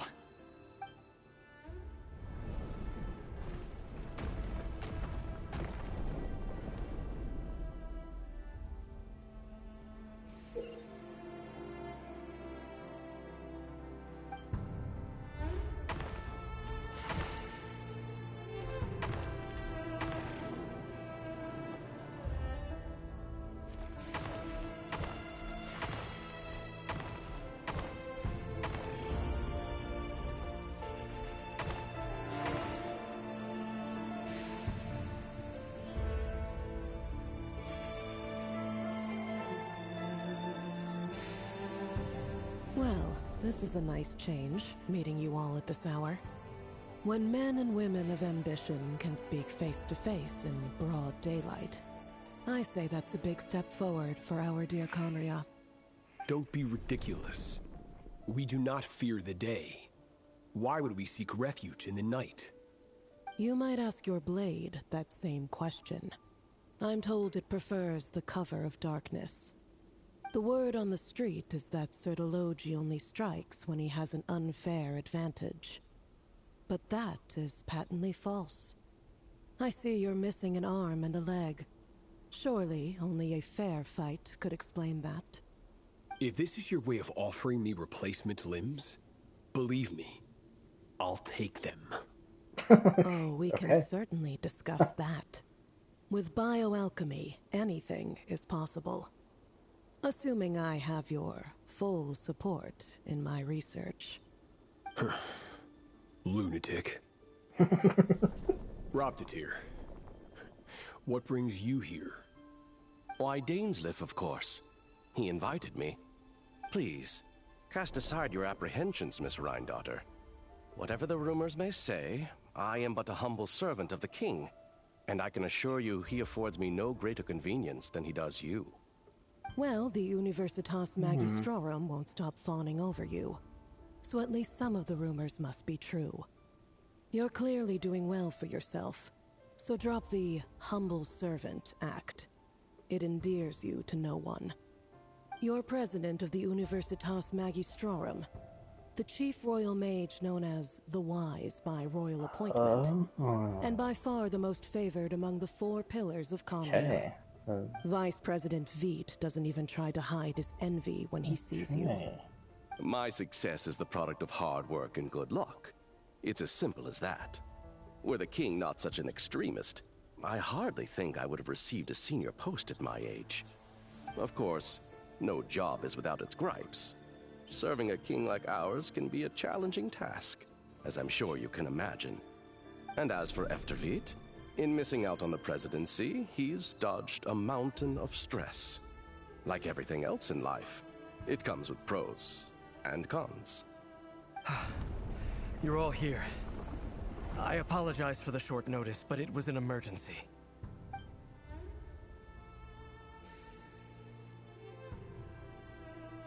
You must be Rerir. Mr. Sertologi. Yes, I handled your case file during your sentencing. Nothing personal, of course. I'm pleasantly surprised that you remember me. You're clearly a person of substance if you've been invited here. But Dainsleif, you'd better have a very good reason for convening this little gathering. It's my brother, Vedalfenir. After he spoke at the court this morning, the king was so infuriated by his words that he had him blinded in both eyes and thrown in prison. Vedalfenir in prison? Strange. I thought the king trusted him and Horoptatir more than anyone else in the world. That's funny. Does this mean the So king's he circle of trust indirectly just got even created the smaller? fudge sentence, It has nothing them to being do in with a group. trust. It's about what the king wants. That's so which is ironic. as clear as day to anyone paying attention. I simply appease him, because it's in the best interests of the Universitas Magistrorum. I'm glad we're Also getting because you're lore slimy. about the Wise. Vedalfenir, perhaps Because we less didn't know so, anything before. but still, a visionless visionary? It rather inclines me to think that qualifications are not what get you ahead in Conria. Do you honestly think this is an important discussion to be having right now? Dane, what are you planning to do? Rescue Vedalfenir, I assume. Correct. It will mean storming the palace by force. Tonight. I need all of you on my side. That's far too dangerous. And don't forget, Dainsleif, you're captain of the Royal Guard. You swore an oath to the throne. Hmm? You've been planning this for a while, haven't you? I have no desire to commit treason. But whatever critique the king may have of Vedalfenir, disfiguring your most loyal subject for putting the best interests of his court and nation first, this is not the conduct of a wise ruler. My blade will force the king to see the error of his ways. Damn. So, Vedalfenir's prophecy enraged the king. I'm sure it wasn't what he wanted to hear, but if he won't take counsel even from the Visionary, that is deeply troubling news. The extent of His Majesty's madness is now all too clear. The question is, how does a man like me get out of this situation unscathed? You have noble ambitions, Dane, but I'm afraid they don't do much for a guy like me. I'm not interested in saving the world. All I want is a letter of pardon. A letter of pardon? For whom? Thelindis? The chances of the Vinster King issuing a pardon for anyone connected to the Crimson Moon seem vanishingly slim.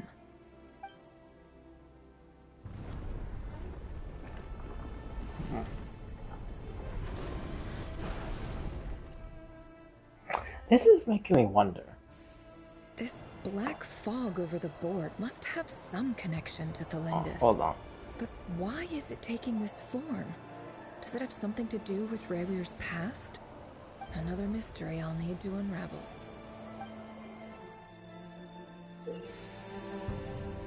Yeah, this is making me wonder. Because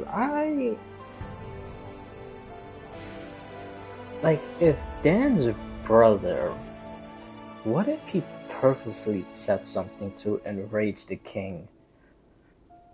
So he would be thrown into prison. And then making Danslif indirectly get the other 4 sinners, make them a group with themselves, break Danslif's brother out of prison, and then technically Danslif is the one who created the 5 sinners. Sort of. I don't know. What's up? How you doing? How's the game? I'm doing good. The game is good. There's a whole lot of lore, and I was not expecting this. It's making me question a whole lot of stuff I learned so far in this game.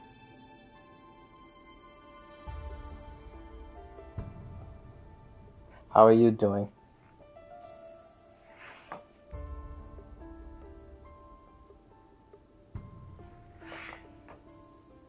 So you didn't like the game? The game is good. It's good.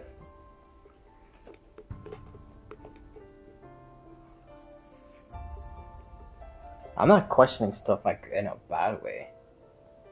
I'm questioning stuff because I thought like certain stuff was a certain way, but now it's not. So it's like making me rethink like some of the other lore.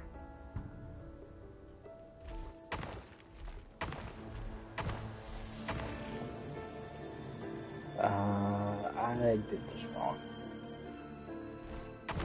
Yeah.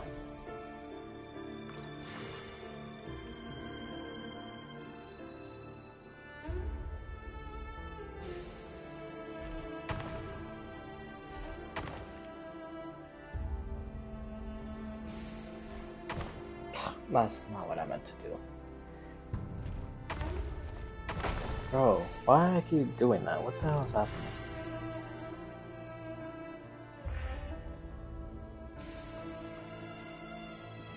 Oh, nothing happening yet, just eating snacks and watching the stream. You played this game before? Or this is your first time seeing it? Why do I keep going the other way?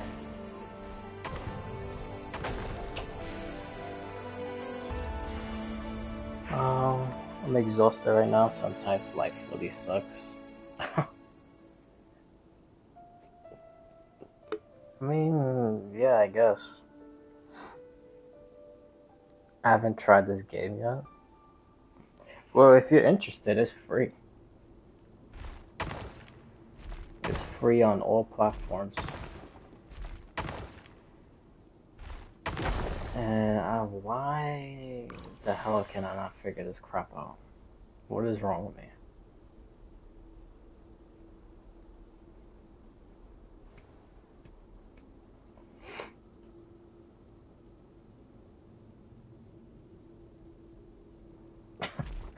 Bro, I don't even know.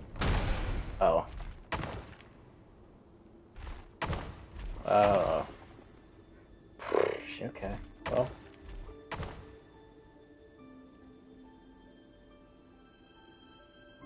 I did this wrong again.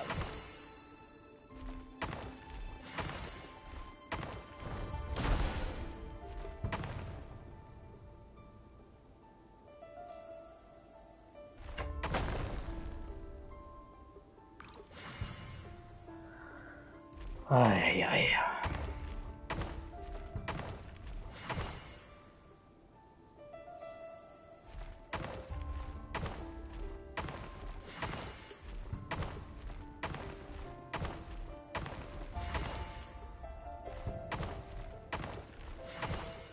That took way too long to figure out.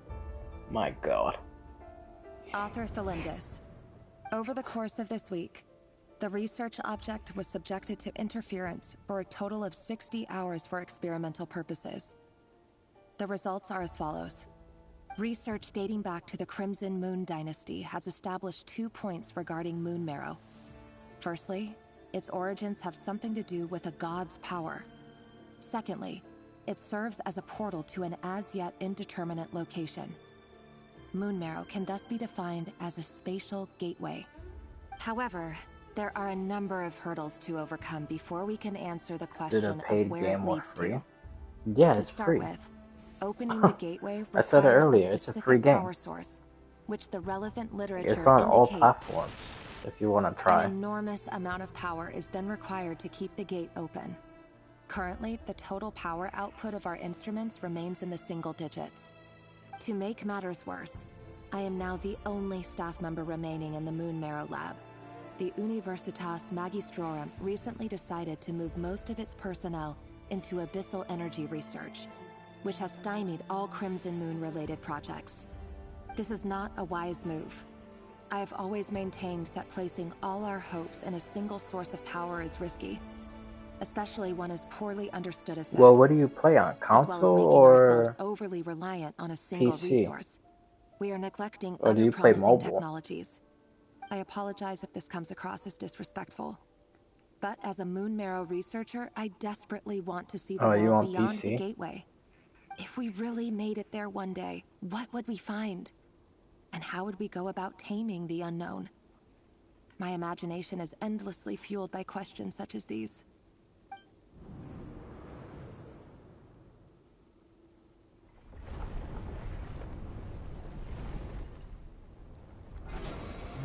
Yeah, what about you? Oh, I'm on PlayStation.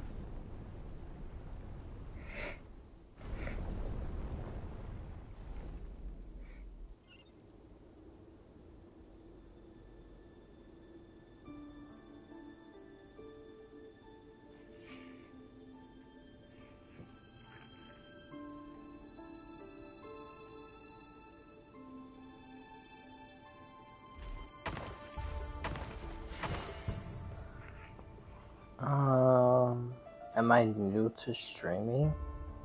No, not really. I did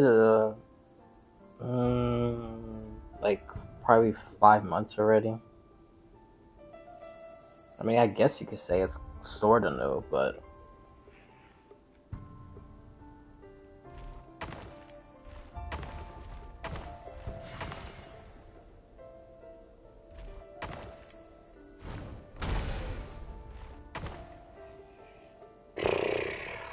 okay. Well, really, it's been 5 months. Yeah, probably. Hold on, let me actually count. I'm just honestly guessing.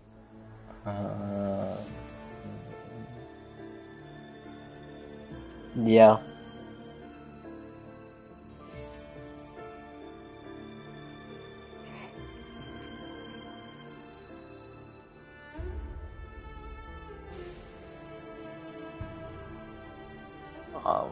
I. Okay.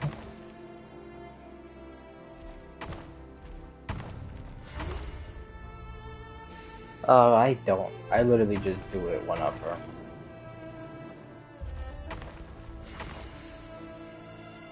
I don't have a schedule.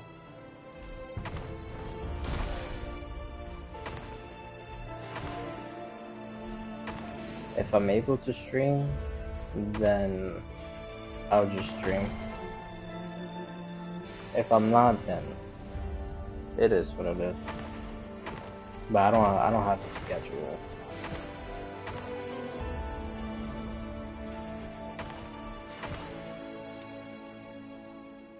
It's tough to manage all things. I mean, I guess.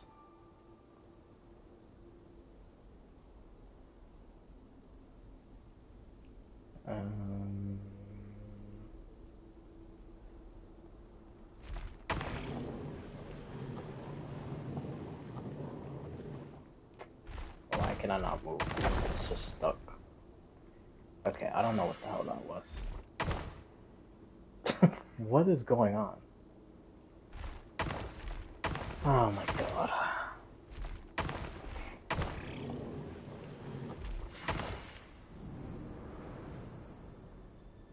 This is for you. I heard you're gonna leave the city with your parents. Delindis, did you hear about what happened? I've heard nothing. Rerir got back very late last Friday, and he was acting a little unusual, but he slept pretty well, so I'm guessing whatever he did was a good deed.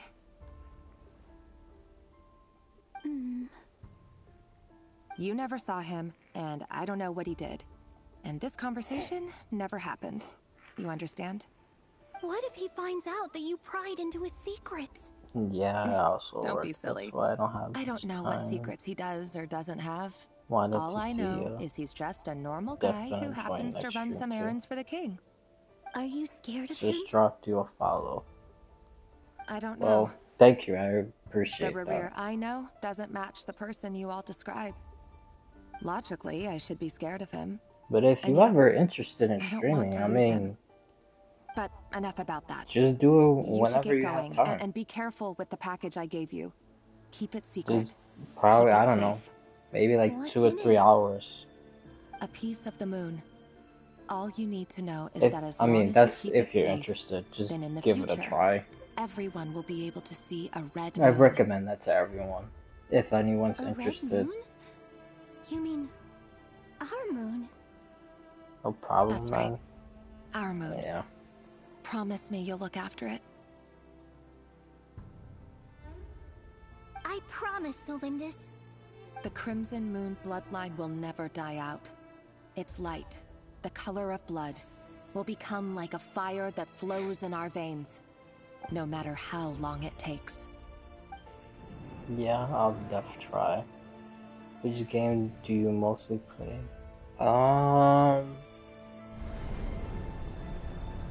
Honestly, it's just mostly the gacha games. The most? Honestly, I really don't know. I kind of, like, sort of balance all of them out. Because I play this, Wuthering Waves, Zenless Zone, Star Rail. Well, actually, I guess maybe you could say Star Rail. I probably play the most. Because there's also a setting that you could play, like autoplay, like while you do stuff. Do you like RPG games? I mean, if it interests me, then yeah. But so far, I don't know. I just been like consumed with like the gacha games, honestly, because it's like something new. I kind of got tired of like all the other stuff, like shooters and action adventures, and I don't know. I think I just did like I think I just played it like so much throughout my whole entire life. Like I honestly just kind of get bored. And then also, games are not the same like they used to be. Like, they don't just make them the same, or they don't make them at all. Because if there was more like stealth games, that I would definitely be playing that like way more. You really like RPG games, the story ones and the horror ones? What is a horror RPG game?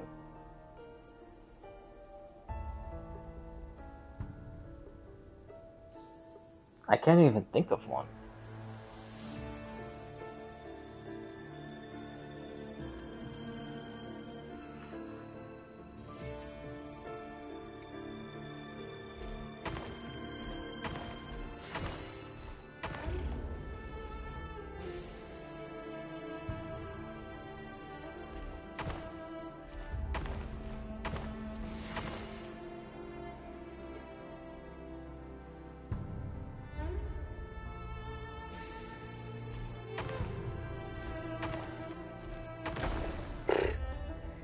Okay.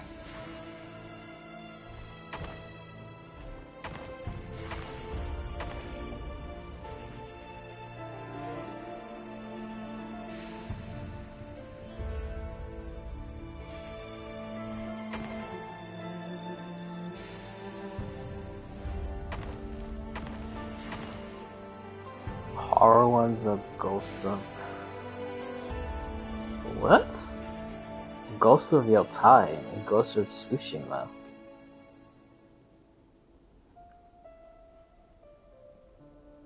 Yeah, I don't know if those are considered horror. But Dead by Daylight, Resident Evil, yeah. Yeah. I'm waiting for Resident Evil 9 in February. Those I always play. Dead by Daylight, I used to play. But, yeah, I kind of got bored of it.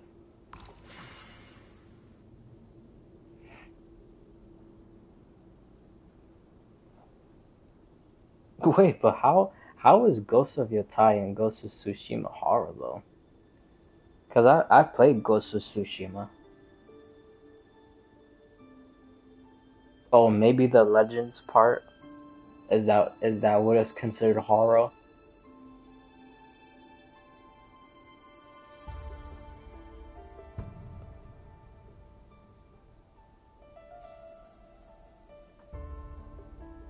I should try Yotai. Seriously looks like a showcase PS5 game. Yeah, it looks good. I see some people play it. I already saw the ending, even though I really don't understand what it is, but because I didn't watch any other people play it. I didn't watch no playthroughs or walkthroughs, whatever you want to call it. But I did see the ending.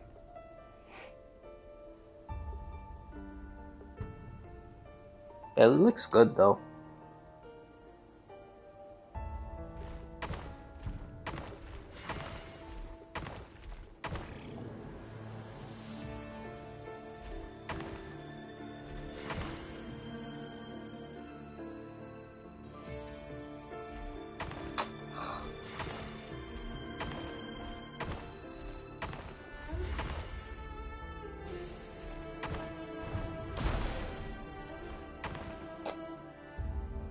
Oh, never mind.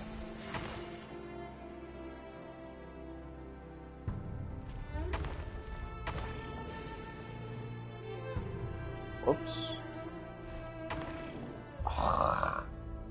Did I just trap myself? What am I doing, man?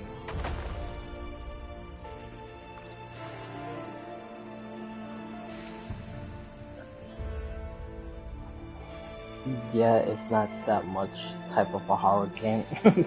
Yotai is not a horror game at all. And I don't even think Tsushima's Legends mode is considered a horror game. I wonder if people are still playing. Well, people probably are still playing that. Because Legends and Yotai is not out yet. I think that comes out next year. Yeah, the graphics and the parkour animations are literally insane. Yeah, it looks really good.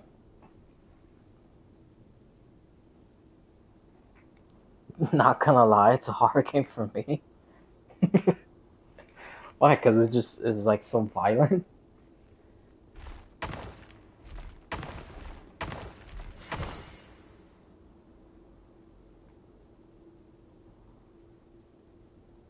Uh, Dude, I don't even know where to go.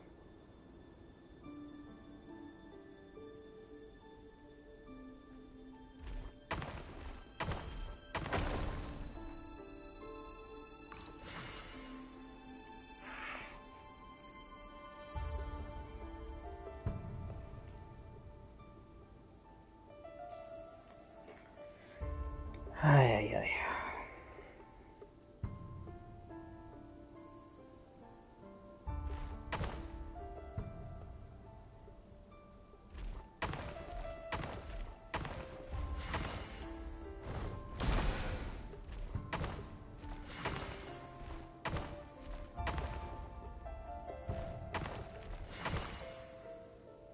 Hurry, All everyone, right. and stick to the plan. Again, that took way too Sir long to Dainsleif, figure what are out. you? Is this treason? You know what happens to those who betray the throne. Please, don't do this! Where are you from? Oh, I'm from New York. Yeah.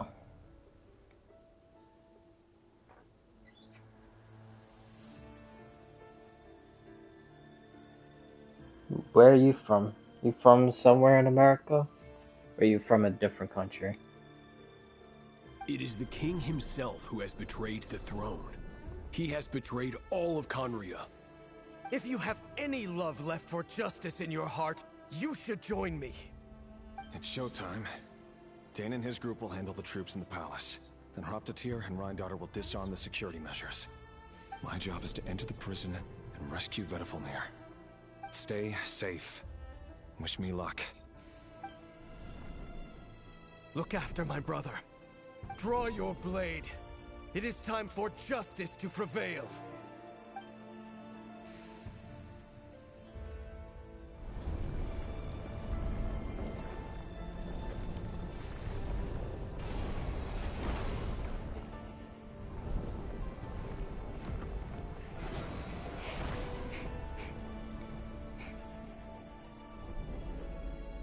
Oh my goodness, dude, how long is this? I kind of just want to fight already.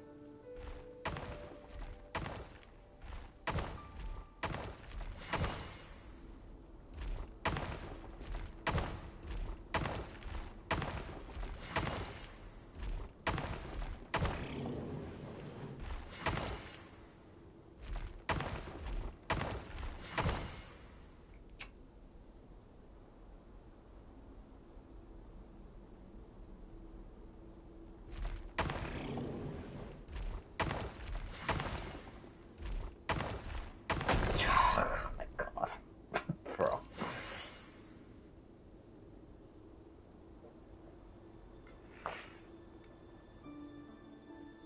Morocco? What? No, I said New York. It sounded like I said Morocco?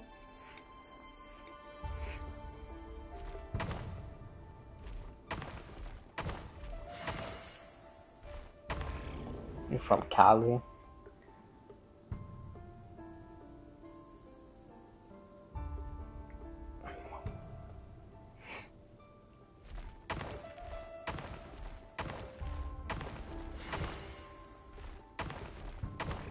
Why did it do that?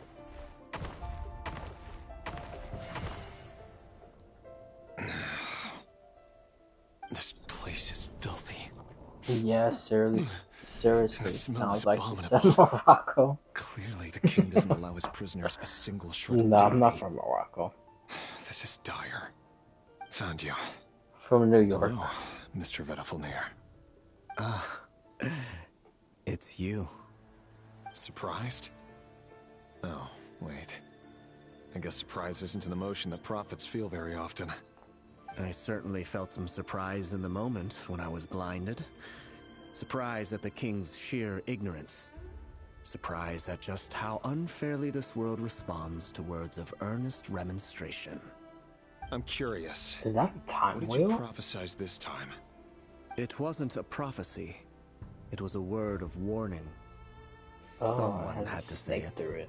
The king has forsaken all reason in pursuit of his obsessions. Ah, like Ouroboros. I simply told him that if he continues on this path, Conria will surely fall. That's But he interesting. wouldn't listen. Worse still, he stabbed New you in York both eyes is... and locked you away. Dane asked for my help. What? The court is in You mean a complete state? chaos now, but I'm sure you predicted that. Everything is transpiring as I foresaw. Yet I think autocorrect is messing you up. Force. I can but lament as the inevitable unfolds. I mean, do wonder New whether York is giving nice. a man the power to see the future I lived there all is my life, nothing so more for him than slowly crush I his don't spirit. think about it much. Forgive my curtness, Vedafulnir, but the king I did kind not of so already turn saw on you everything. today. His suspicions have been brewing for a long time. You can't have wisdom beyond the reach of your fellow man without attracting his fear and suspicion. There are things the king does not want to see. So, he doesn't want you having visions of them either. He blinded you because he thought this would make the visions stop. He wasn't entirely wrong. I did indeed lose my power to see the future. Right up until... Until what? Just now. I believe I saw something new. Well, tonight could go a lot of different ways. 5 of us banded together to storm the palace, also we could rescue you. This will go down as the most tumultuous day in Conrian history. I sense hatred in you. But also hope. A desperate hope that with the tyrant deposed, that will be the end of the story. But this is not the end. It is the beginning of a new chapter, in a whole new story. There are many men of honor and courage in this world, Rerir. But you are not one of them. You're not here for justice, are you? You're here for yourself. Is that a dagger? Interesting. Why not the polearm? It was always your weapon of choice. With your abilities, I don't doubt that you were able to recover some of your sight. But I also doubt that you want to make an enemy of me right now. Of course not. We're on the same side, aren't we? We could be. But I need you to be honest with me, Vedafulnir. At this point, yeah, you're my the only hope for mountains the relates future. to Hudson. You mean your future? Oh, you're thinking like With upstate. your beloved, Felindus? Yes. Yeah, that stuff And is I know nice too. there are bigger things at stake here. A dynasty, a nation, maybe the entire world. But forgive me, I care first You like the and natural foremost beauty. about myself. I can't abandon the one I love to save myself. I just You can't probably do like it. New Jersey. But you see a broader picture New of the Jersey is future called than the I. Garden State. You see the solutions to the biggest problems of our age. So tell me, I think they what probably is have my like the solution? most What's like the answer? nature In matters of fate, stuff, I guess. answers are either right or wrong. What will be and what will Yeah, not. I'm talking about New York City. Maybe you are willing to pay a certain price. Well, in the no, pursuit of that's happiness, not New York City. but unfortunately, fate does not negotiate. That is the cruelest thing about fate. New York City doesn't have the It is mountains and the unmoved lakes. by your sacrifices. That's like New York Can't State. be true. Like up. I know it's your voice Hold that I on. keep hearing in my head, urging me to Like see how the world Yonkers is changing and to seek Niagara Falls and power, so I can protect the things I love. Syracuse. In New York City is like the 5 boroughs.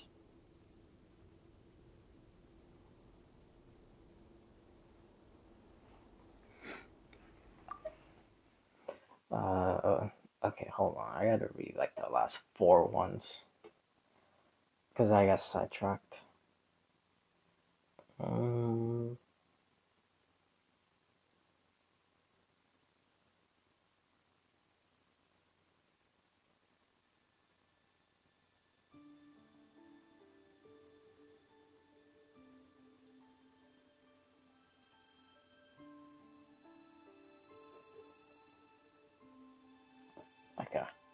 You show Alright. me disaster, but you won't show me how to avoid it?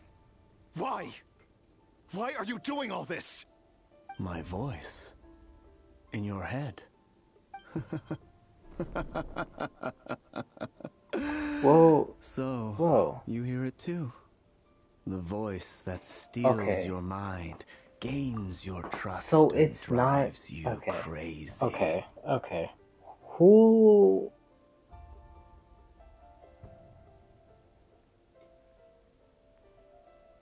Okay. So if it's not him talking to Rerir, then who the hell is talking to both of them? And if both of them hear it, then who's to say the other three don't have voices in their head also?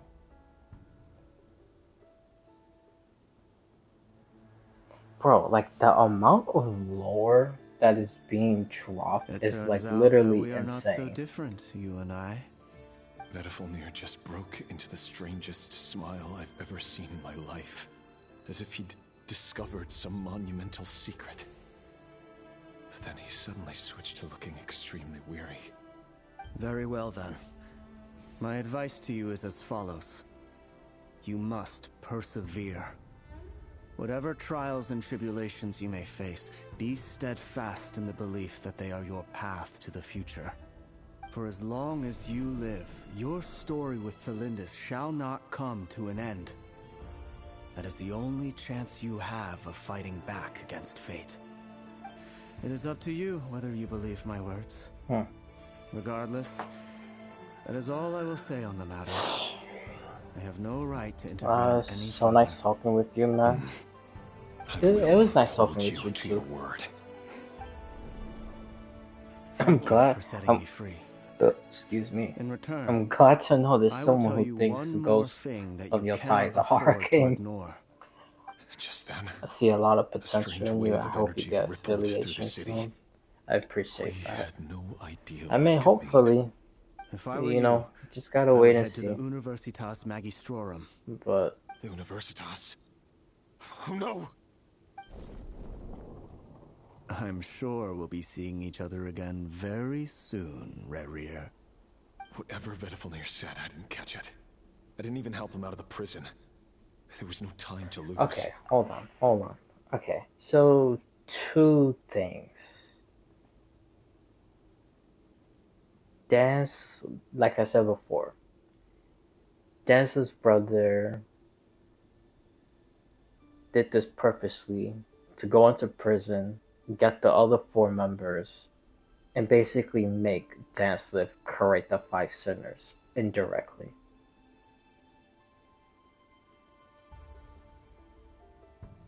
But this part here, when he said the voices, is this also a manipulation? Did he just say that just to mess with Rerir and manipulate the situation? Or is he being serious and also? Because that remark at the end, I'm sure we'll be seeing each other again very soon, Rerir. I don't know. That sounds like he's manipulating stuff.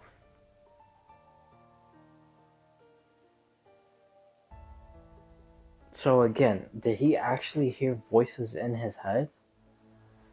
Or did he just say that? Ugh, dude, I don't know. I really don't know.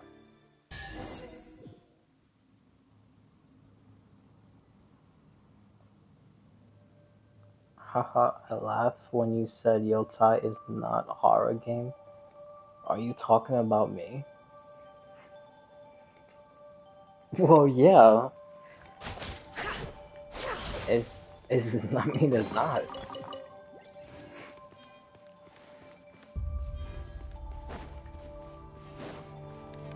Again, is it just like too much violence?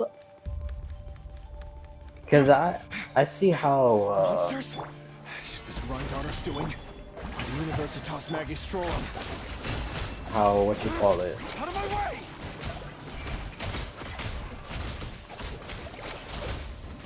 um, oh my god, I forgot the other games we were talking about. Oh, Resident Evil and Dead by Daylight. The Universitas. And maybe reminds me of a rumor I Tsushima once heard. again in the Legends Allegedly, the part. king installed secret mechanisms in the palace and around the city. No one knows where they are or what kind of power they hold. But if they were ever going to activate, it would probably be on a night like tonight. Alright, I accepted my defeat. Hold on! Don't let them anywhere near you! Save me! I can't! Ah! That sounded like an explosion. So, the rumor is true? The king really went through with it? What other means does the king have at his disposal? They must run on power from the Abyss.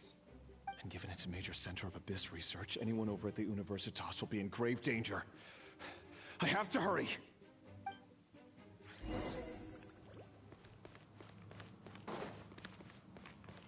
So I just realized this is probably a Hoyoverse's slick way of making Rerir quote-unquote playable.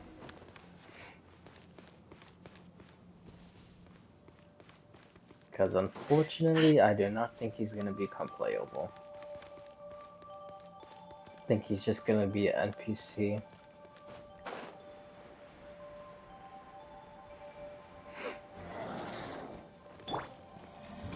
Gather! Let the world collide! Not too far now. Go! You're free now! Can't hide the truth. The deception ends here.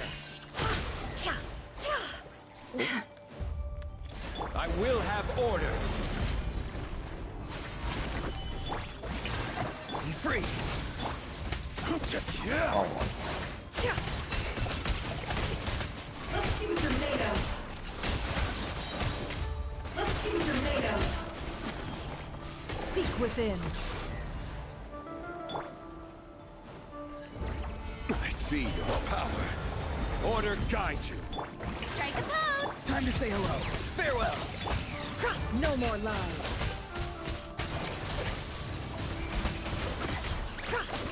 oh my gosh.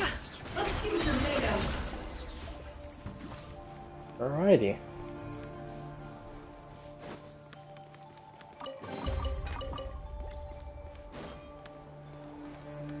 Thank God I didn't die.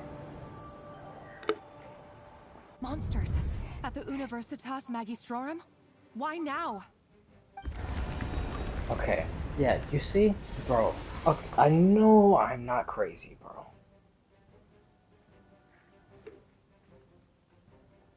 Bro, Dansla's brother had to be manipulating everything.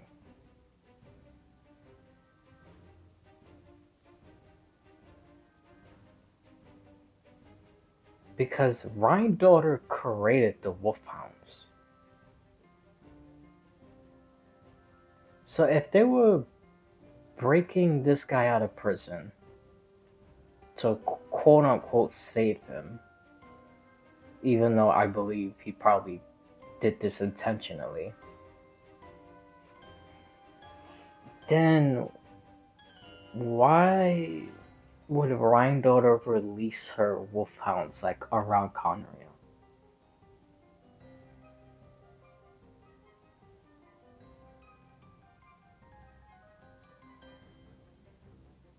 Oh, maybe. Actually, now that I think about it, maybe it could be a distraction to fight the other guards.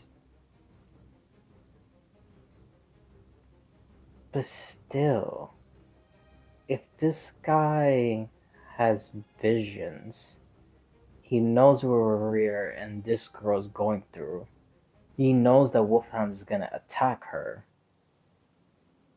Then, my God, dude, I really don't know. Oh no, they're coming. It's no use. The table won't hold out much longer. The weapons. Where I are the have a weapons? suggestion for you if you don't mind. Can I share? Of Yeah, course. go ahead. All the lab equipment was upgraded after the inspection last That's week, fine. but the new weapons haven't been allocated yet. I'm done for. Is anyone there? I need help! Think we should maintain. stay back! Maintain like Please how. stay back! Please!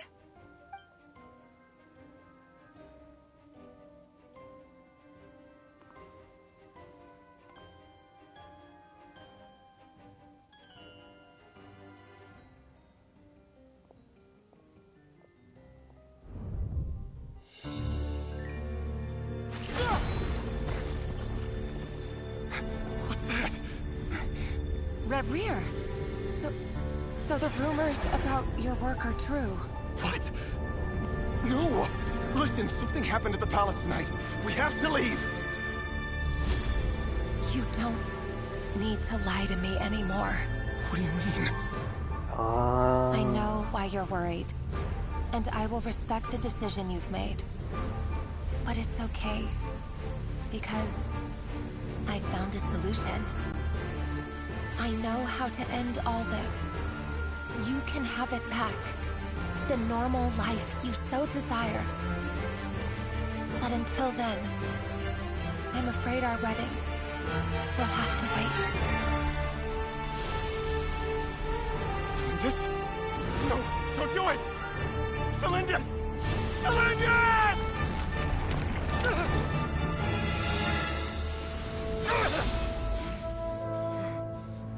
I told you, Rerir.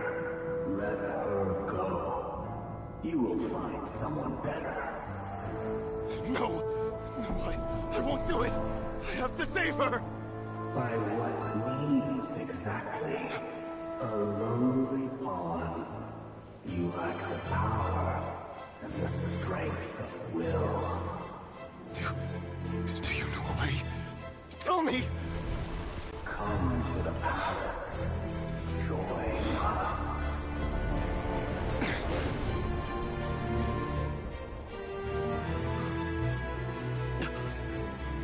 Rerir, thank goodness we... Step forth and take your share. You made it. Not you too. Oh. Hatred or grief, despair, desire. We all have our own.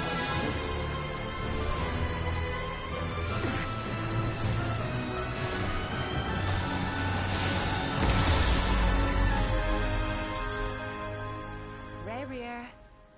Rerir. Lindis? Were you daydreaming?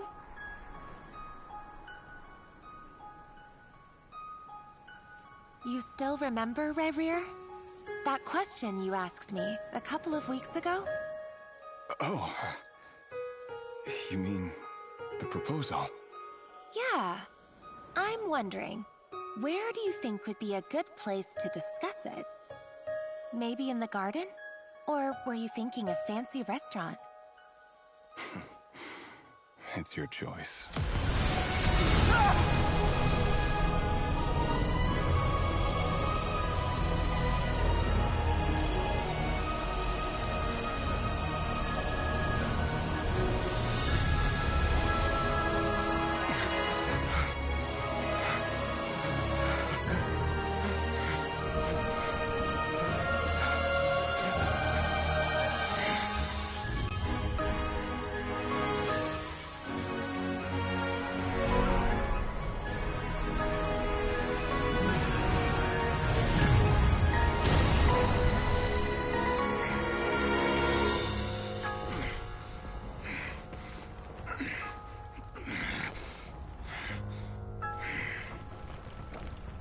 I will find you. And then... you can give me your answer.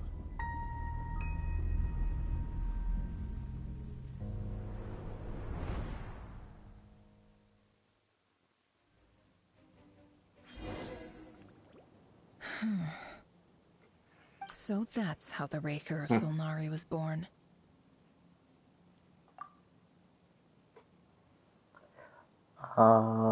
Firstly, you should.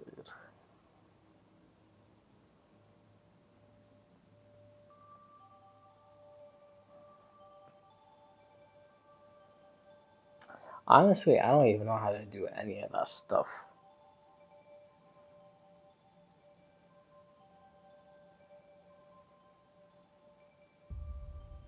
That's why I literally just stream whatever.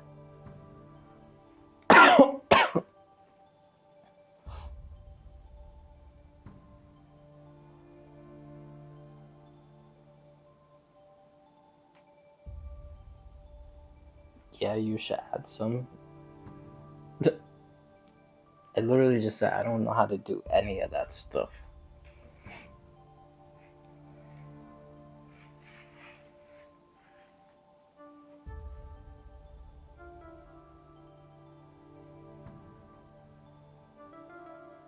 And besides, if I do a schedule, I don't know. How on earth would I even like announce that?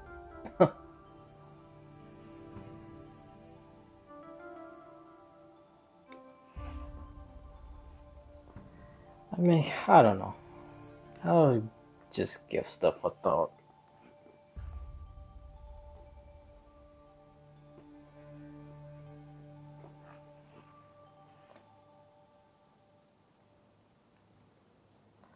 Oh, okay. I see where this is gonna go. Sure. A monster created by circumstance is a monster all the same. Viewing other people's thoughts for too long can get You could play it uncomfortable. Discord. Right now, I'm feeling a strong sense of loathing. In a nutshell, the story of Conria is what happens when the truth falls by the wayside. Everyone tells little white lies, and before long, you have a huge pack of lies that destroys everything. Whew. Time to get back. His past is filled with sorrow, but the tale of any fallen civilization is one of endless tragedy. Cruel as it may be, that was Conria's fate.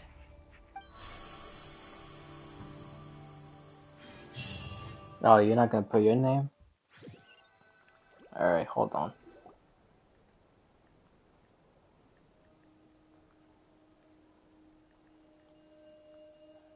Everyone, I'm back. Can I get a standing ovation? Never! How are you holding up? Feeling okay? She's fine. Boss is a pro. Yes, I'm fine. You will have seen the events of Rerir's life through my thoughts. It's now clear that he is just a regular nobody, driven by personal tragedy, as he said himself. I mostly agree. There's only so much we can know about him from his memories alone, but they did give us a clear glimpse into his life in Conria. However, I would not consider Rerir to be a nobody. He was deeply involved in the events of that era. Yet, when the catastrophe of a generation strikes, nobody is safe. Sounds to me like you're speaking in riddles again. Is this you urging me not to abandon the people of Nodcry in their hour of need? That's not what I meant. Although I do hope you choose to remain a part of the plan. Without you, the mission ahead will be all but impossible. Then try to remember that I respond better to the carrot than the stick. And I don't appreciate being bossed around. Now, as for you, Missy, you were excellent. You stuck to the rules of the ceremony and kept your mouth shut the entire time. Bravo. Cool. So, can you fill me in on the deets now? Most of what I saw went right over my head. Patience. You'll hear the whole story, don't you worry. But let's meet up with the others first. It will save me narrating it twice. Yehoda? Yes, boss. Let Did you me get the request? No, I did not. That's more like it. For a moment there, I was worried you'd forgotten about the first clause of your employment contract. Oh, so it's the same. Forgive my curiosity, but name. What does the first clause say? It says I gotta do the annoying stuff that boss is too lazy to do for herself. Like opening the door, pouring the tea, yada yada. Is that I'm right? literally checking right now. If something is in the contract, it's because she willingly agreed to it. Rest assured that the Curatorium abides by the very strictest of labor policies. I'll just You send don't you one. seriously think I'm cruel enough to treat her like my slave? In any case, I've hardly shied away from my share of the work today. This usually happens. That's why I Hope I don't usually catch say for Flint's and people to Varka put it in lounging chat about in their chairs, themselves. enjoying a leisurely cup of tea. There's nothing I dislike more than other people enjoying themselves while I'm hard at work.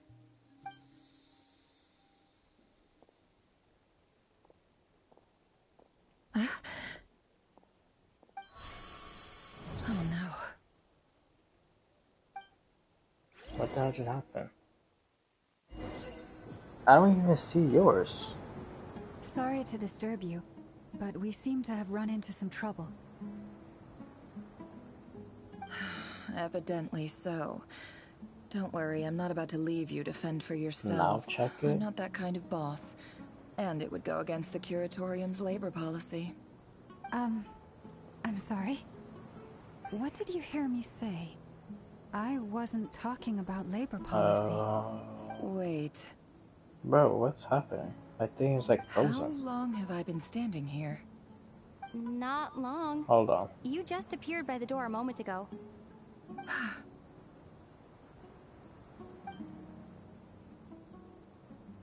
Boss, what's wrong? You look like you've seen a ghost. We've been tricked. We never left at all. Somehow I hallucinated that whole scene back inside the office. Hallucinated? I still don't How? see your name. How indeed. This place should heed my will alone. All thoughts and actions that occur in here are just a result of pawns I moving literally across the put your chessboard name in a in. carefully I do not calculated see it. manner. And nobody has access to this chess set but me. So you control everything in here? More or less. But yes, it's a special technique of mine. Has anything like this ever happened before? Only once. It was the first time I used the chess set. Is there any similarity between what happened then? Yeah, I just did it and again. what's happening I don't now? see it. And I don't see a friend request I either. suppose my thoughts are a little turbulent, which was also the case my I sent first you a time. request 3 times. there I anything literally I can do do to not help? see it at all. The first clause of your contract And I clearly don't even states see that your I name only when I'm need your trying help to with look it things up. that I'm too lazy to do myself. Meaning, you're not feeling lazy right now? Meaning this is not something Yehoda can help with. The chess set is a personal treasure that I alone understand. I must be the one to find our way out of here. Dude, I have no Boss, idea it's what's going on. fine. Really. Let me do something useful. Oh, listen to you. Whatever would I do without you, Yehoda? What? Really? Yes, really. Where would I ever find another employee as obedient and servile as you? God forbid anything ever happens to you. Oh, okay. Well, anyway. Alright, well, I don't know I what's was thinking happening. of fetching some water.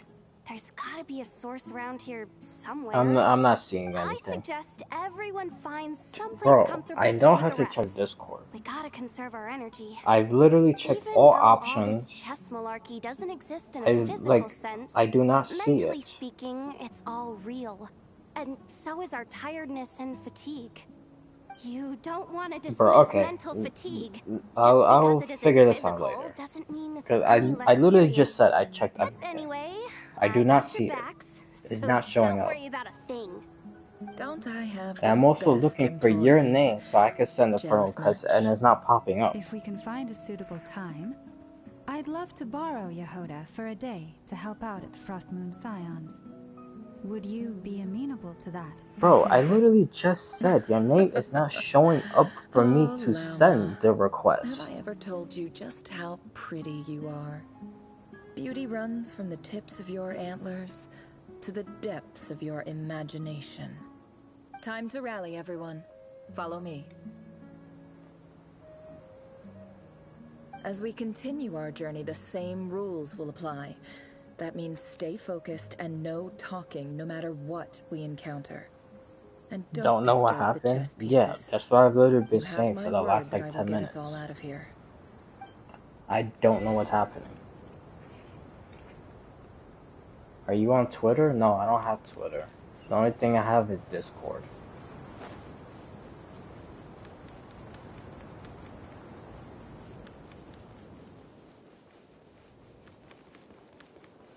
This place looks familiar.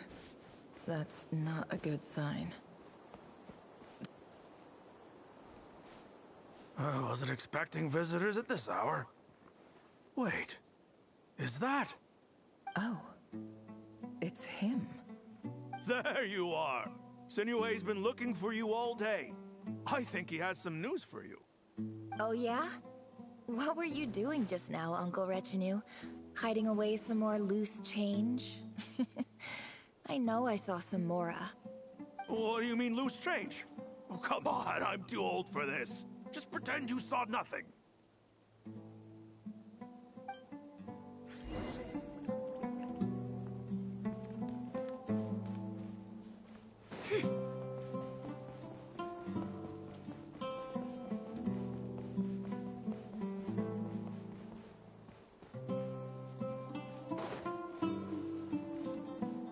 Hey, kid.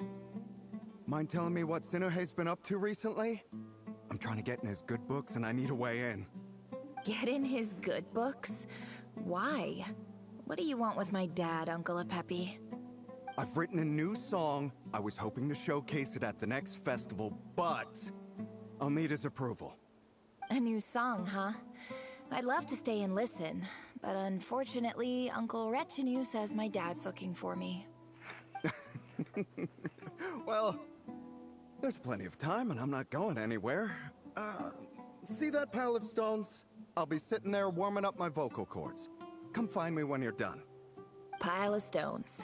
Got it.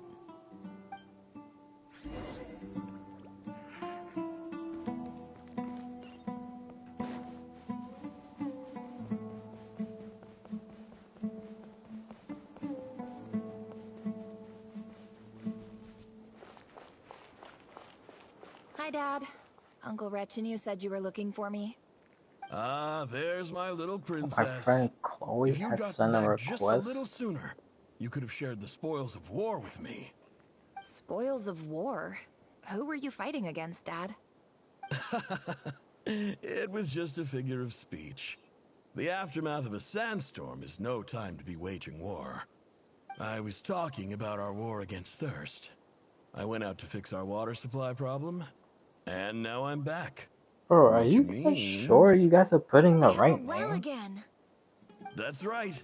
I found a new one and brought back as much water as I Are could you guys carry. like It misspelling should it? last us for a good while. If it wasn't for these blasted sandstorms, our wells wouldn't be caving in. You wouldn't be spending all your time out searching for new water sources. As the chief of our tribe, I'm supposed to be leading us out of hardship and poverty, onto better things. You know how prosperous our ancestors were. I've told you all the stories. I'm literally not seeing Look at us anything. now. Again. Squeezed into these hovels. No one would choose this, if it wasn't for the endless wars over the years. But things are looking up. I started working with some folks from the academia a few months back. They gave me some contacts in return for my assistance in the desert. So you're the Academia's helper now? Special ambassador, they call it. Think of it as a partnership. It's nothing bad, okay? We've been isolated here in the desert for too long. Seeking opportunities elsewhere is the best thing for us, and the fastest way to progress. So, do Bro, you get anything good how many out times of do I have being to a say it? special ambassador? I Of literally be course. checking. My luck's I improving all the restarted it. time. One day, I I swear refreshed I'm it. gonna lead us out of this place. I typed the name We'll in. find I checked somewhere the new. notifications. I checked all the Somewhere better. options. I'm not seeing anything. That's why I asked, are you sure you guys are putting it right?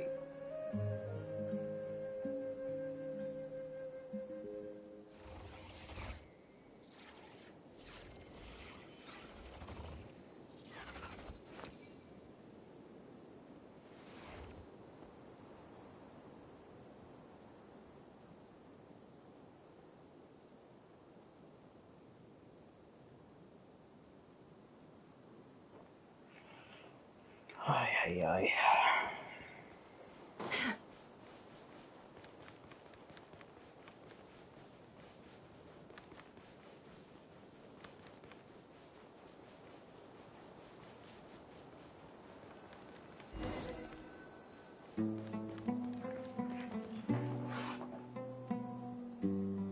Bro, that's literally what I've been typing the whole entire time. Are you putting my Discord name right also, and you not doing someone else? Hold on, let me type it again.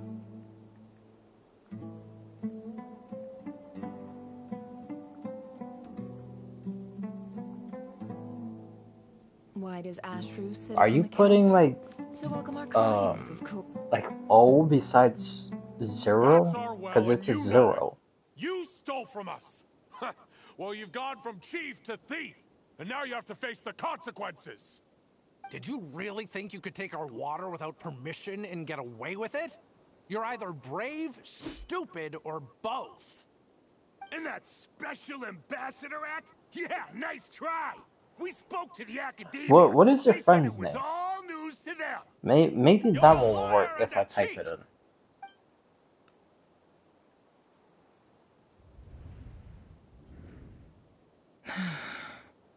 I heard Yehuda gasp, but I don't blame her. Most people are terrified by the sight of blood. Corpses strewn across the ground. The wounds are clearly from scimitars and daggers. The desert dwellers' weapons of choice. Hope streams are There's a going well. Are handwritten you note on reading the my ground. chat? Let's see what it says. Bro, you literally just Leo, sent that message, this like, is right Sinue, now. chief of the Shimti tribe. Surely you remember me. I was the one who helped you and your colleagues avoid the quicksand in the desert. This is my second time writing to you. I assume my last letter must have gotten lost in the mail, as I didn't receive a reply. I hope this one makes it to you safely. I'm writing to you because I need some help. That sandstorm the other day completely blocked up our well, forcing me to look for another water source in Iab and Unut territory. It was a matter of survival. Praise the gods. The well of the Iab tribe was intact. It was my last resort. I drew what water I could and left, but not without being spotted. I fear they will retaliate. You told me to write to you if I ever needed help. You said you'd be my ally in the academia. I urgently need you to formally recognize my title of Special Ambassador and send some of your people to assist me for a few days. It's the only way I can convince them that this was the Academia's decision and prevent them from retaliating. This is an emergency. Please send help as soon as possible. Looks like this letter never got sent. I have The sent writer you a died a request. grisly Add death, me. and the letter was trampled into the ground. It's badly defaced. Some parts are barely legible. Puffy. What a ridiculous lie the surviving Shimti tell. Who? Their Are whole you this village Chloe was Scott butchered over person? a sip of water. Or you literally just joined? Ah, officer. Welcome. Welcome to our humble village. I thought you would at least have the courtesy to provide some respectable libations. This is the finest wine Aru village has to offer. I promise.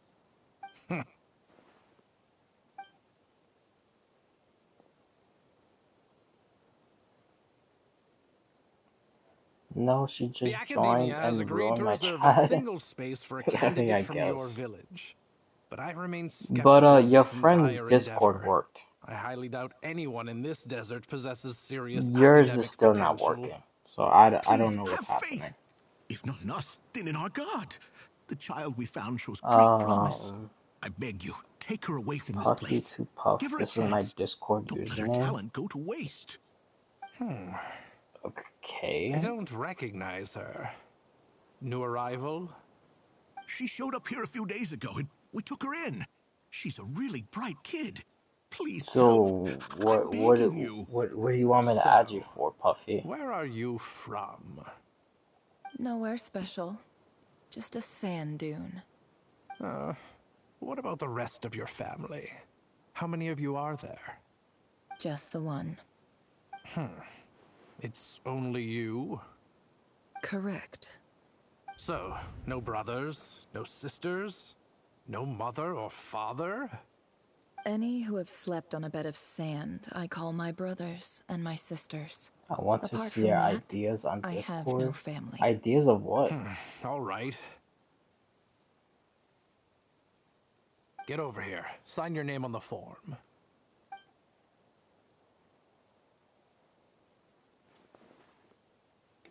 I don't have any ideas.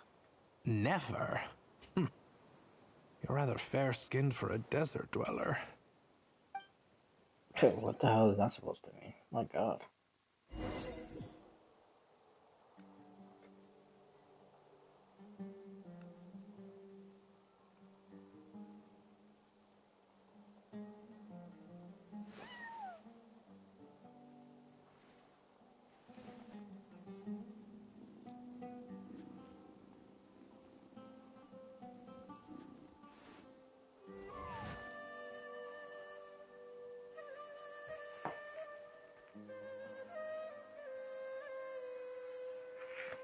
Dim light bulb, yeah, I found you on my friend's Discord.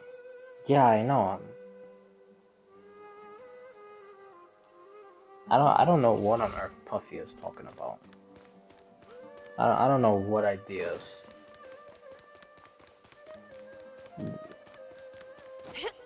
They're talking about it. Just, bro, I'm not even paying Nefer, this attention to the term's story, assignments honestly. have been issued already.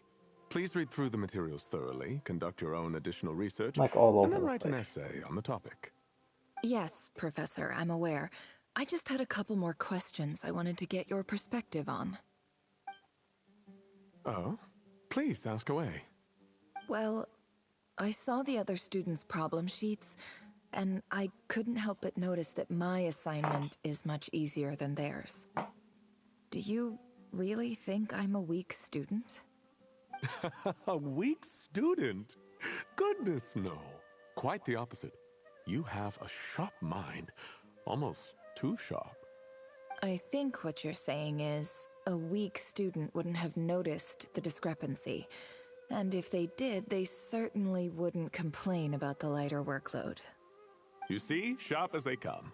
You see things the way they are, and I'm sure you know why they're like that. Because of where I come from. Because I'm different. I'm sorry, Nefer. I don't like it any more than you do. It's just... Anyway, you said you had a couple of questions? What's the other one?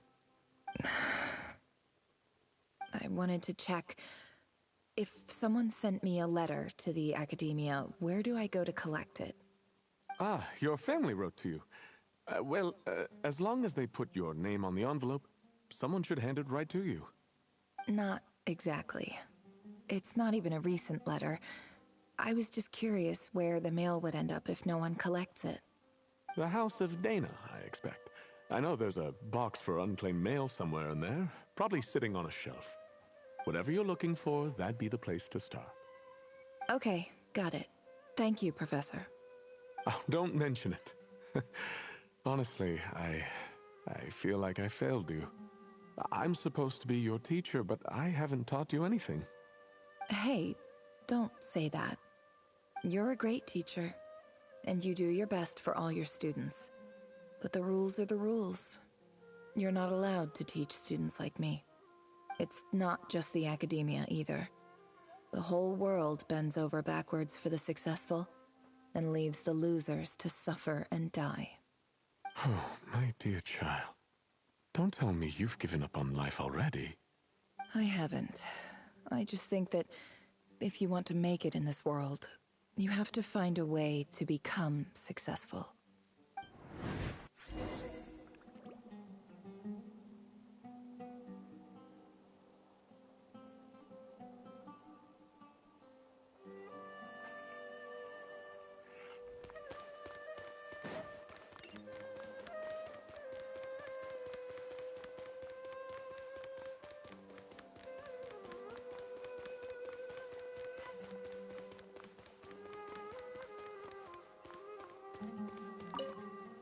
This must be it. A big cardboard box full of unclaimed mail. And probably some letters that ended up Accept the here by request mistake, there. too. Let's take a Bro, look. what on earth are you talking about?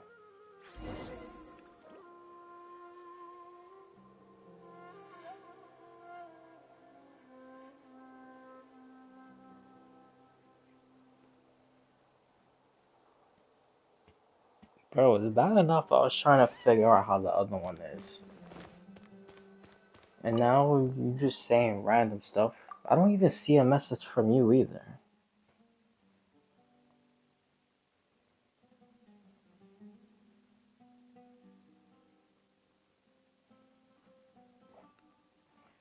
My God, bro.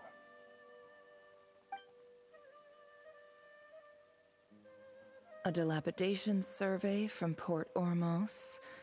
Looks like it's from a Corps of 30 representative. What a strange thought. A bunch of mercs losing sleep over rundown buildings. This one was never even opened. I guess the recipient didn't care what the Corps of 30 had to say about anything. Who was it addressed to? I don't recognize the name, but it must have been a Kasharawar professor.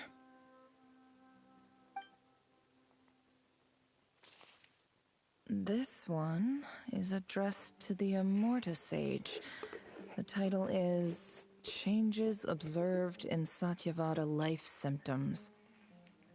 Why do all these letters read like full-blown dissertations?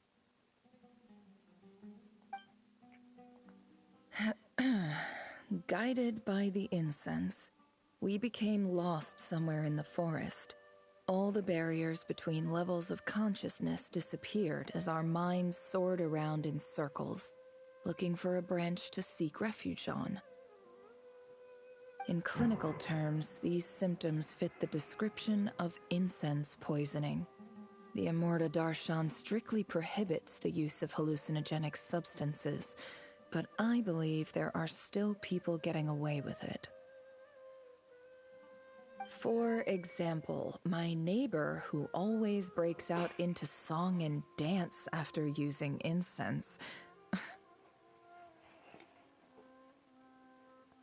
This seems like something the academia would want to know about. Why wasn't it collected? Wait, what's this written on the back? It's so small. The note says, the sender authored this letter while under the influence of mushrooms. I would send it back, but no return address was provided. Stamped by the Grand Conservator of the House of Dana. Bro, these quests today. The insane lore where Rerir literally just killing children, which is insane. And now this, a person is high while writing letters. My goodness. This next one is addressed to Grand Sage Azar. A few words of protest regarding recent changes in Sumeru's educational policy. In recent years, the academia has taken on a small number of students from the desert region, as per the policy to this effect.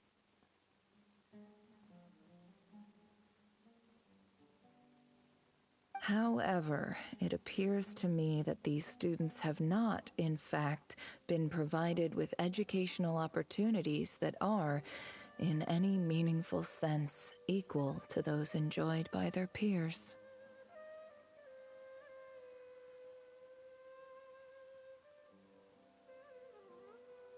As well as receiving dumbed-down assignments and perfunctory tutoring, they do not even have full access to the Akasha system. Education is the fundamental purpose of this institution, which should go without saying in a nation whose founding virtues are knowledge and wisdom.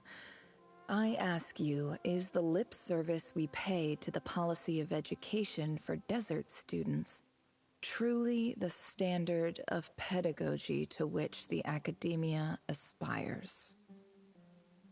As Grand Sage, policy decisions are your prerogative, but do not forget your roots. You and I were once students too, as was everyone else in this institution. I do hope you will give some serious attention to this matter. I encourage you to discuss issues like this with myself and others, and listen to some alternative opinions. Great letter. Shame it didn't get to where it needed to go. And the sender is... Huh? Sage Cyrus of Spontamod. I didn't realize anyone else even knew how bad students like me have it in this place. So this is where letters from the Sage of Spontamod end up? Nice one, Grand Sage. Really enlightened leadership. Whatever. This isn't what I came here for. Moving on. I'm not exactly holding out hope that a letter sent from the desert would even make it here. But if it did, where else would it end up if not in this box? I can't believe how much discarded mail there is. Must have been years since someone last went through it all. And this is just one box. The whole House of Dana is boxes on shelves. I don't believe for 1 second that any human being has sat down and read through all the documents in this place. Who has that much free time on their hands?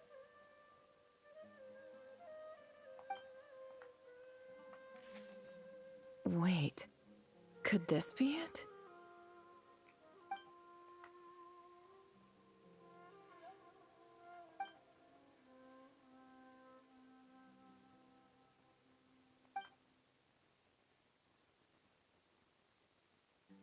Greetings, Halil.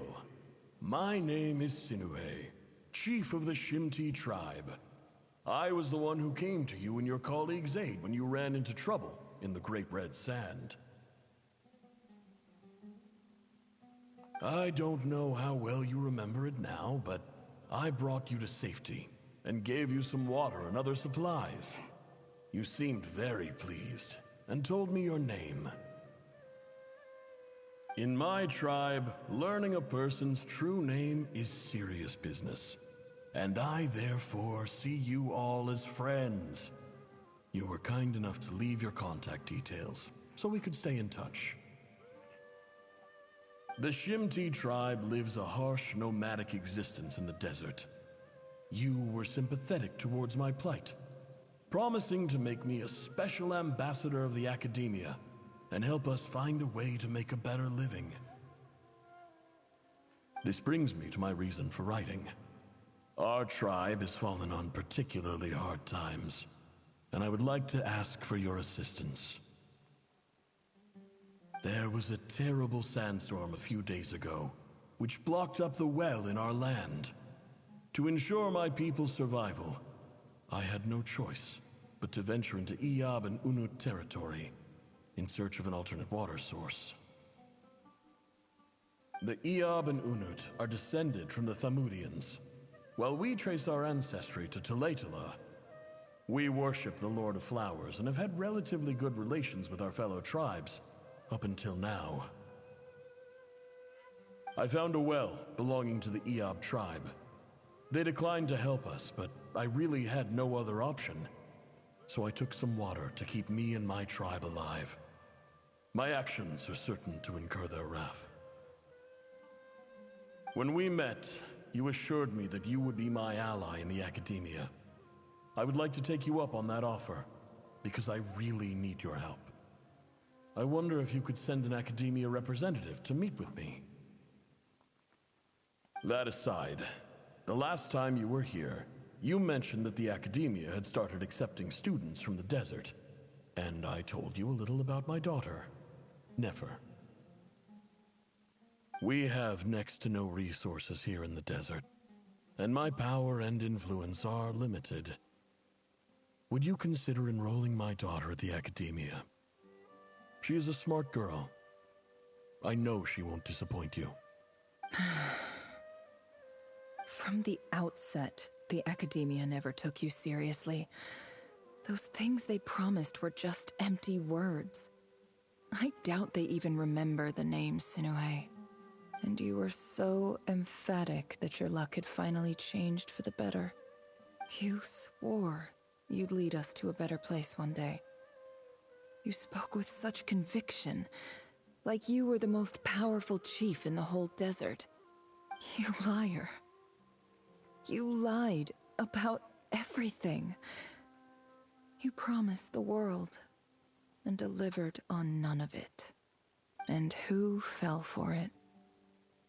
Just me, by the looks of it. Despite your best efforts. Which makes you a pathetic liar. You weren't even any good at it. I think I'll take over from here. Let me show you how it's done.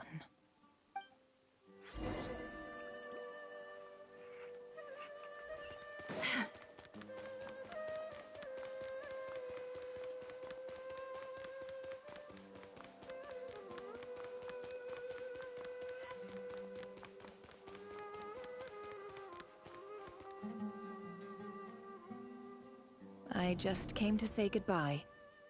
Thanks for everything you've done for me in my time here. Nefer? You packed your bags. Where are you going? I'm quitting. Something's come up in my hometown. Gonna head back and deal with it. Huh? But this was a hard-won opportunity for you. You know that better than I do.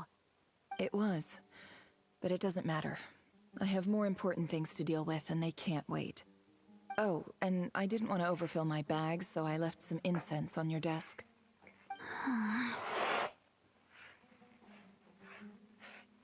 What's wrong? I thought you liked incense. Although, I did read somewhere in the House of Dana that it has hallucinogenic effects. Don't use it all at once, all right? Isn't this the stuff you brought from your hometown? You're just letting me have it? But you said it's a rare and valuable commodity. Yeah, about that.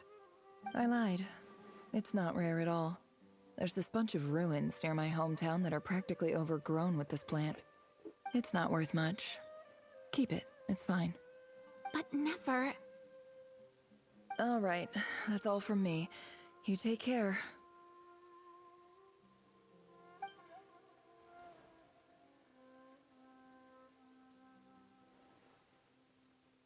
Don't forget me, okay?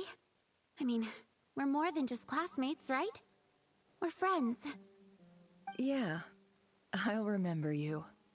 I lied again.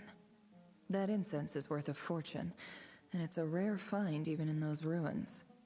And as for remembering her, I have far too much to do when I get back. No time to reminisce. I'll be lucky if I even make it through this alive. But either way, I expect I'll forget you pretty quickly.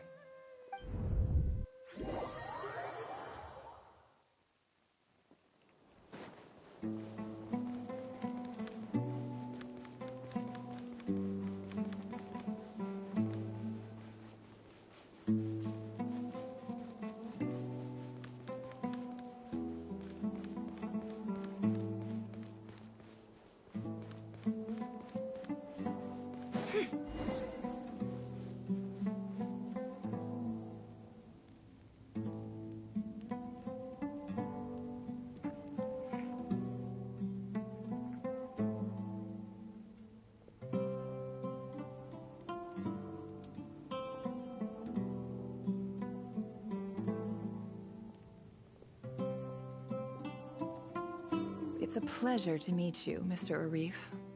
So, what does the Academia want? Since they've sent their special ambassador, I assume there's a big business deal to be made. If not, I'd be very disappointed. Please, sir, lower your blade. You're lucky I'm the one they sent. Not all special ambassadors share my admiration for the Eab people. The ever-shifting balance of power in the desert reduced the once great civilizations of this region to rubble and sand. But the story of the Eab has a very different trajectory. Others grew weak, but you grew strong, beginning in obscurity and moving to prosperity. You're the only ones who defied the trend. Huh. So, you do know who you're dealing with? This well is the perfect symbol of your strength, is it not? It used to belong to the Unut, but it looks like you have control over it now. You're not wrong. But I'm sure you didn't come all this way just to flatter us. Of course not. I came to bring you some very good news. Some information that recently came to light, which might just be your ticket to freedom. Records uncovered by the Vahumana Darshan show that a certain well currently under Eab control is built on top of some ancient ruins. These ruins are of great archaeological interest to the Academia. I checked the map carefully on my way over here, and I'm confident that this is the well in question. The Academia is offering 50 million mora in return for excavation rights. 50 million? No, wait. If these ruins are as important as you say, 50 million's a little low, don't you think? Don't get greedy, Eab. We know far more than you think. We know that you seized this well by force. Wasn't that the first step in your rise to power? To drive away the Unut and steal their water supply? So what if it was?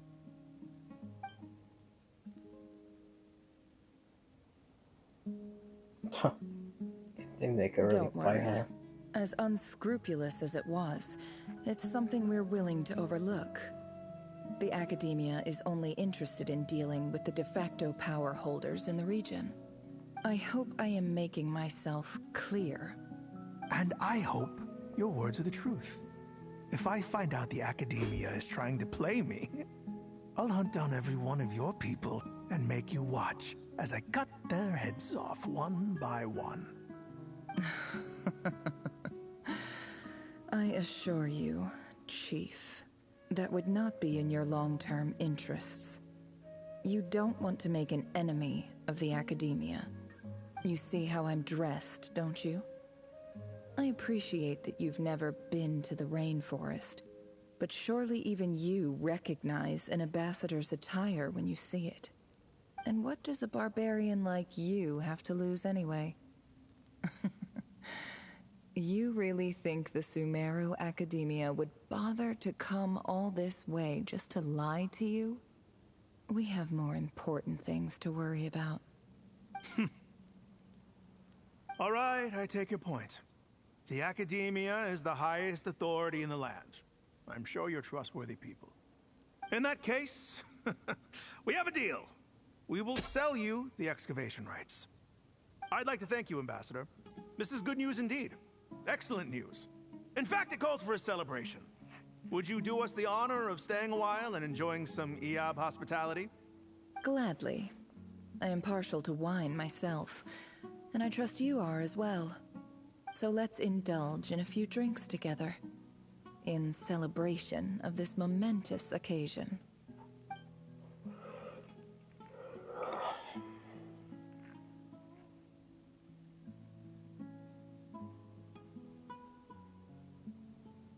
Chief!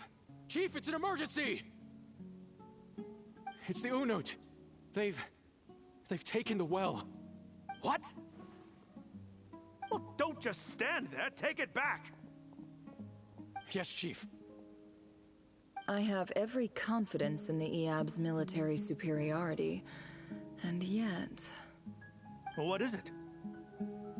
The Unut's response was alarmingly fast. The day after we reach a deal, they seize the well. This can't be a coincidence. Perhaps there is a traitor in your midst. I don't think so. I am obliged to remind you, Chief, that the Academia will only deal with the de facto power holders.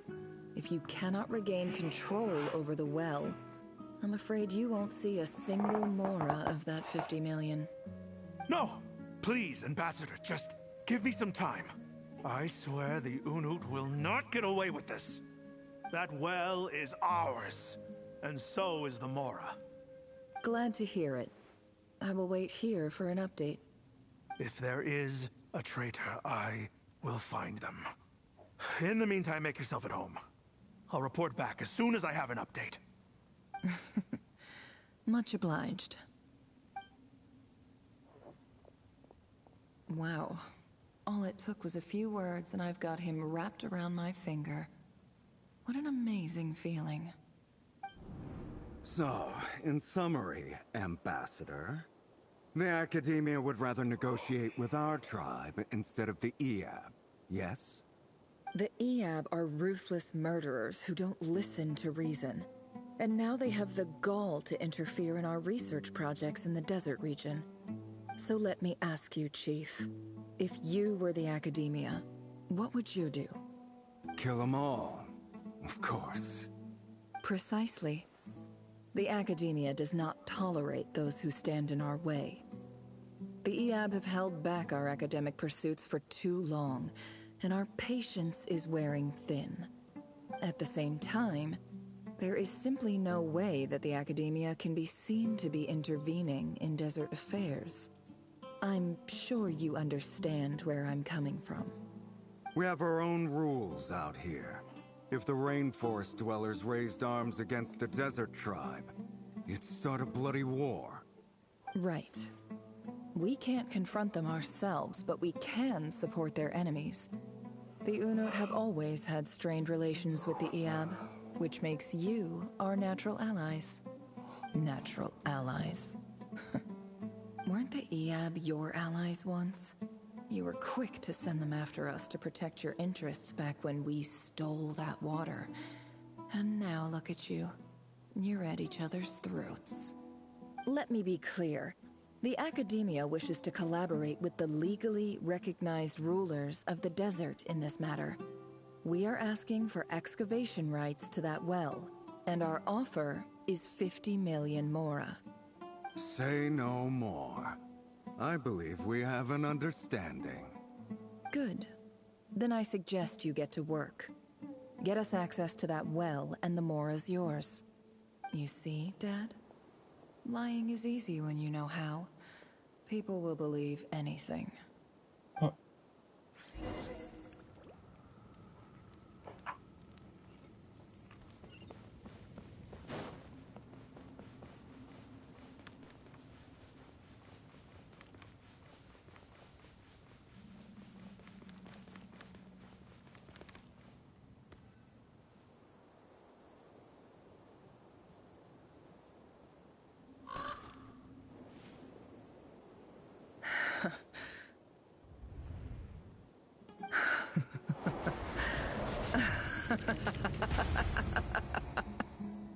Look at yourselves.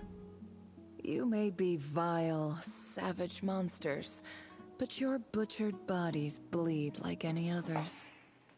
You're no different. You're nothing special at all. The monsters who destroyed my home, they're just ordinary, petty human beings. What a joke. I think we're even now. Maybe I've even done the desert a favor. It's a better place without all these people around. Oh, Sinuhe, my gullible fool of a father. Perhaps if you'd been as ruthless as I was today, our tribespeople would still be alive. In this dog-eat-dog world, a chief needs to be tough to survive. But you couldn't do what had to be done. So I did it for you. Nefer, it's okay. All of this is in the past now. I believe I remember you promising to remain silent. Yeah, but even so... Yehoda, is there anything you can do to ease the tension? Alright, time for a sharp turn onto a completely different topic. So, anyway, that's enough of that. When are we getting out of this place? Feels like we've been walking forever. I'm getting pretty tired. Oh, Alma, you tired? Yes. If we can find somewhere to sit down, I could certainly do with a rest. It's not far now.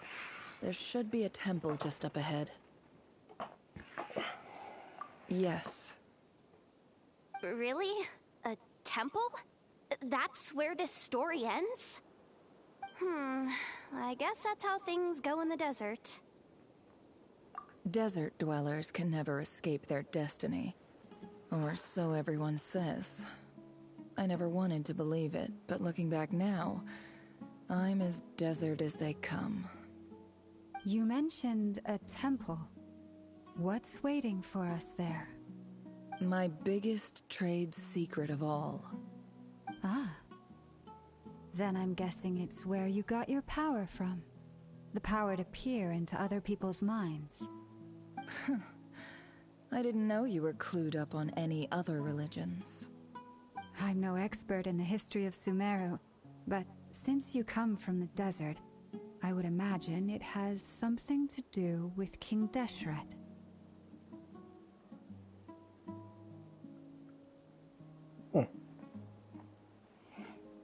Honestly, I wasn't even thinking about him. Sounds impressive. Oh, I know who you mean. General Mahamatra Sino. The spirit of Hermanubis dwells within him. Honestly, I really wasn't even thinking about anything. She knows I was everything. kind of just Sino's going with hardly the a figure story. of obscurity. But I know about Sethos, too. What about him? Is he a big deal or She something? knows about the Temple of Well, Silence? He's not a small deal, let's put it that way. Please, this is the bare-bone basics. Save the flattery.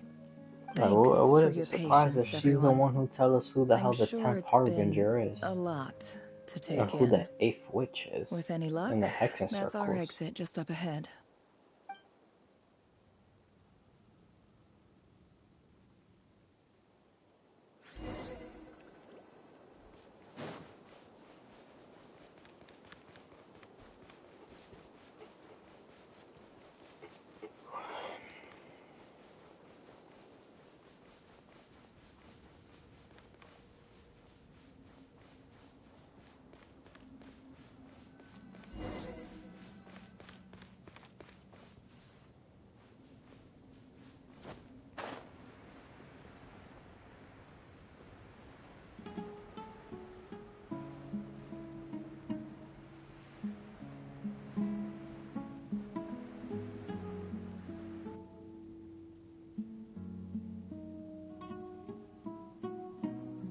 Uh-oh. Uh-oh. Uh-oh. I'm totally out of my depth here. I don't have anything to add about any of this stuff. Like, look at that statue, for instance. I want to do the whole name-dropping, this girl knows her stuff thing too, but I've never seen anything like it before. A statue with the head of a bird. That's Thoth, the Ibis King, one of the 7 pillars of King Deshret. The legends say that he, the Crocodile King, and the Goat King were the 3 retainers of King Deshret. Let's take a look.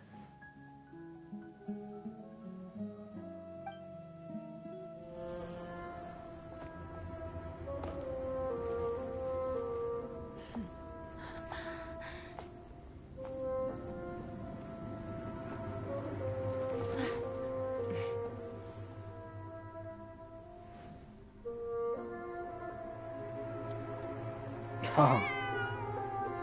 That makes so much sense, honestly. It's just Ashru. So, all is well? It's the cat that gave her the power, isn't it?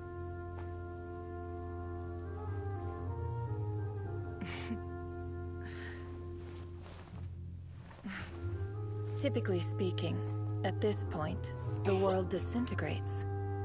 Then we find ourselves back in the outside world. Besides, these are my memories. There's nothing to fear. You're sure? Of course. It's almost over. Oh. Okay, well.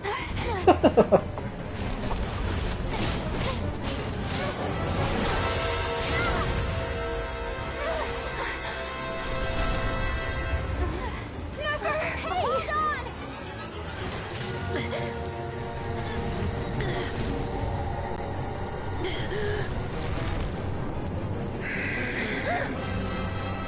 Knowing too much is always a death sentence.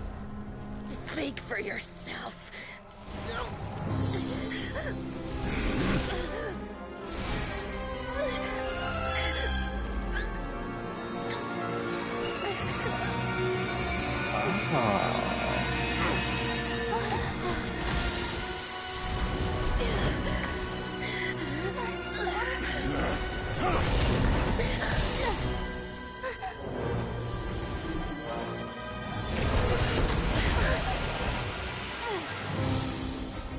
How repulsive. Ooh. Oh, this is how he shows up.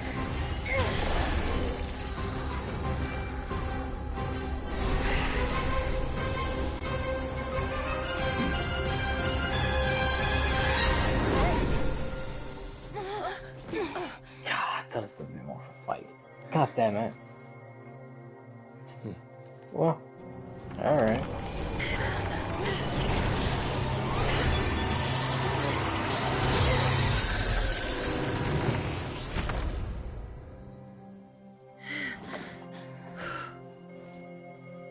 How did she know about not Dury.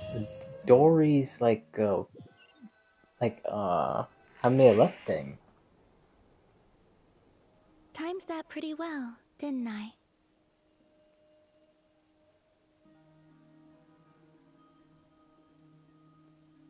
I see why Dory wanted it so badly.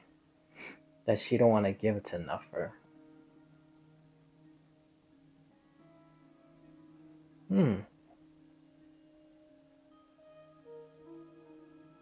But again, how did Nefer... Well, Nefer knows everything. I think the better question is who gave that to Dory in the first place? I would not be surprised if it's Alice, honestly. It's okay. I'm just glad no She's one was another hurt. one. Paimon Her noticed and the you whole doing something Hexen too, circles. Dainsliff. Were you helping get them out? Of course. When I asked Nefer to conduct this investigation, I was not naive to the dangers involved. I had a duty to ensure your safety. Good to know your sense of justice is still intact after all these years. I take that to mean that you saw the truth. That comes as a great relief. Okay, I'm glad he said that. So the part when Rerir was walking towards that ball of the abyss, and then Damsel said, "Not you too," to Rerir. So does that mean that?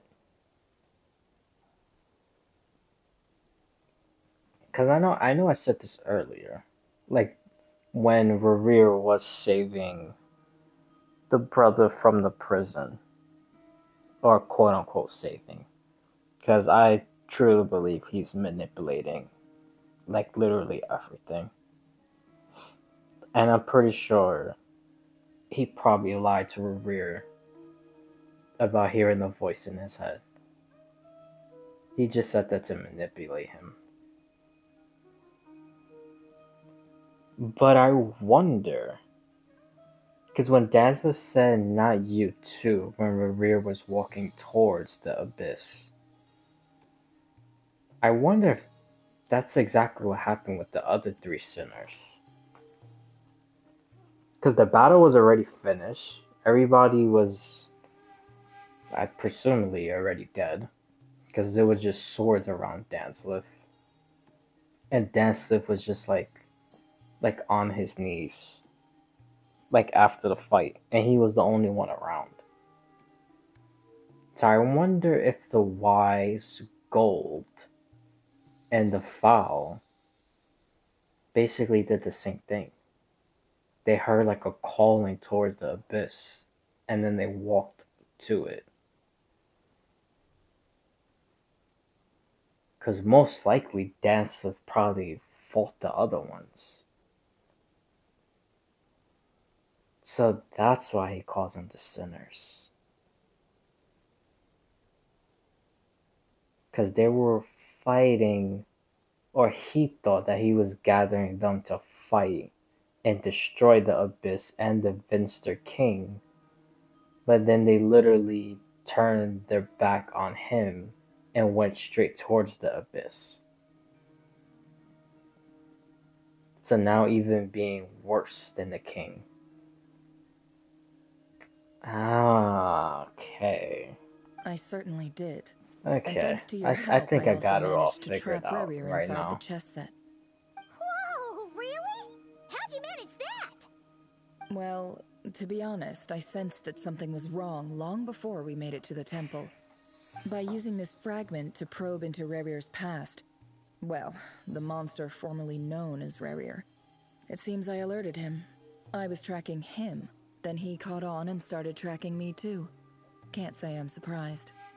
But how did he track you through your thoughts alone?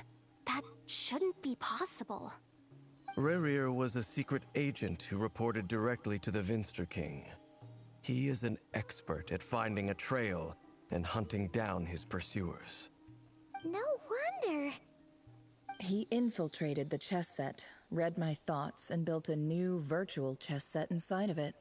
That's why we weren't able to leave at first. Speaking of your chess set, it's quite a remarkable item. Would I be right in thinking you have some connection to King Deshret? You overestimate me. I only have a connection with one of his underlings, the Ibis King. You all saw how this came to be. A long time ago, the Iab massacred my tribe, the Shimti, in our home village. A few years later, I enrolled in the academia, where some new information came to light. The Unut and the Iab fought a bitter battle over the rights to a well, all for the sake of a non-existent 50 million mora. The Iab ultimately won that confrontation, but their victory came at the cost of almost every warrior in the tribe. The final blow to the Iab came at the victory feast, when an Unut assassin beheaded their chief right before my eyes. The remaining Iab fled and have been scattered to the winds ever since. Having gotten my revenge, I returned to my hometown, where to my surprise, the nearby temple was still standing. There it was, seemingly immune to the relentless hostility of the desert, while my tribal home lay in ruins. As I stood there gazing at the temple, I noticed a cat just outside. This cat, as it turned out, was home to the spirit of the Ibis King. He led me to a gate deep inside the temple, and there he made a deal with me. This chess set is my gift from the Ibis King. The chessboard within is made to the same specifications as the one in the mausoleum of King Deshret, and represents his power of piercing analysis. Now I say that there's a cat in Imazuma that somehow knows a whole bunch of stuff also.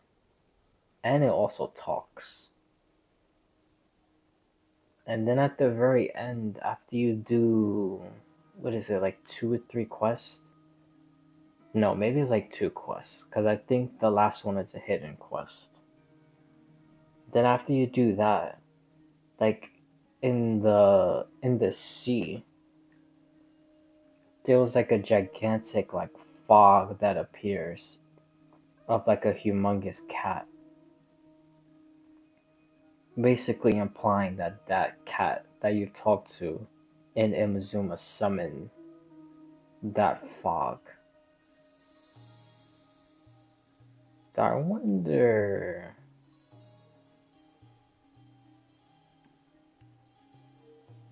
Yeah, I wonder exactly what it is. With this chessboard in its container, I gained a certain Could it also ability to be another perceive god hidden secrets. from Imazuma, Now, just you could in the conclude that body the of a Ibis cat? King simply wanted to give the people of this world the power to seek the truth.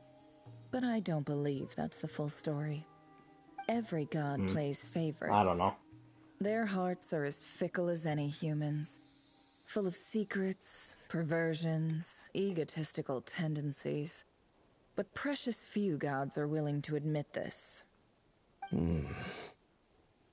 It is the same with all powerful forces, including fate itself. Their gaze falls preferentially upon a select few. As you rightly point out, this is an act of favoritism. If you're alluding to the Abyss, then yes, I agree. Gather the others. It's time to share everything I've learned. Yeah. By the way, I'm still sticking with that theory also. Thank you all for The being here. siblings are gonna destroy fate As promised, and I did some create further destiny. investigating into the Rerir of Solnari's background. I am pleased to report that the investigation has been most fruitful indeed. The Rerir of Solnari, real name Rerir, was once a Conrian subject who served the Vinster King. I will now share the important details of his story. Please save any questions or comments for the end.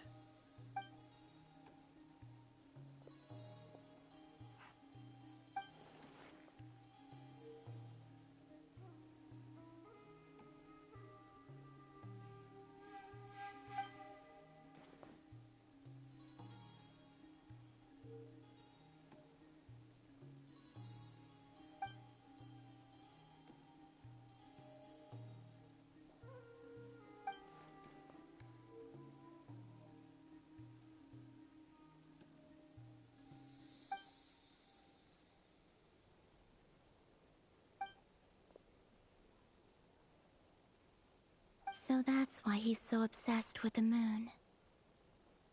A tragic tale, to be sure. But it does not excuse his many transgressions. No matter how much Rerir suffered in the past, the fact remains that he is what we know today as the Wild Hunt, wreaking havoc upon innocent lives in Notcry. He becomes more dangerous with each passing day. If left unchecked, it is simply a matter of time before all of Tevat suffers the consequences. This is a threat that the Knights of Favonius cannot ignore. A question for Miss Columbina. Forgive me if this is presumptuous, but have you ever seen the spatial gateway that appeared in Rerir's memory? Never. But I have heard stories of something called the Moon Gate, and this seems to fit the description. Miss Lauma, any thoughts on this? In the lore of the Frost Moon Scions, the moon is believed to hold many secrets. Some sources speak of ancient knowledge, others of a gateway to the unknown. The term Moon Gate is one I have heard before. But as is the case with all of our legends, there are no records of any first-hand witnesses. We cannot know whether it truly exists. Then back to Miss Columbina. As a moon goddess yourself, do you have some idea of where the Moon Gate leads to? Not at this stage, sorry. I do hold the power of the Frost Moon, and my strength is recovering well. I can sense that the gate would open at my command, but... But there's more to the power of the Frost Moon than that? Yes. A moon goddess has the right to open the Moon Gate, since it is a path to the moon. But as never mentioned, holding open a spatial gateway takes a huge amount of power. And right now, I need to conserve my energy to fight the Rerir of Solnari. I'm afraid this is one mystery we may have to leave unsolved for now. I agree. Better to save your strength. But if you'll humor me for a moment, I have a bold conjecture of my own regarding the world beyond the gateway. I highly suspect that neither Tholindis nor Rerir made it through unscathed. The evidence pointing to this is the fact that the Rerir of Solnari exists in the form of countless fragments. With the abyssal power he wields, no ordinary foe can touch him, let alone tear him to shreds. And yet, the Wild Hunt proliferates wherever his scattered fragments lie, drawing hordes of monsters to many different locations across the land. So your theory is that Rerir was physically torn to shreds by some powerful force? Hence, why the Wild Hunt is a distributed phenomenon, rather than a unified one? Makes sense to me. Explains why the Wild Hunt is so pervasive, and why he's been trying to piece himself back together. He was whole to begin with, and he wants to be whole again. Without the power of the Abyss on his side, he almost certainly would have perished the moment he was torn apart. But the Abyss, much like a curse, has kept him alive. I could not agree more. The power of the Abyss is most surely a curse. It is a compelling explanation, and one that accords with my present understanding of Abyss creatures. Whether the life form in question is primitive or advanced, if a curse has extended its lifespan unnaturally, it will continue to survive in spite of everything. This raises some interesting questions. I will run some experiments and see if there is any validity to my suspicions. That being said, Bro, regardless wasn't of he whether my supposed to research do bears fruit, experiments from the I beginning? would like to thank Miss Nefer for conducting such a thorough investigation. Already, it has greatly enriched my understanding of the entity we face. My pleasure, Mr. Albedo. I too hope that the information I have shared today proves useful as we look to formulate the next stage of our plan. Hey!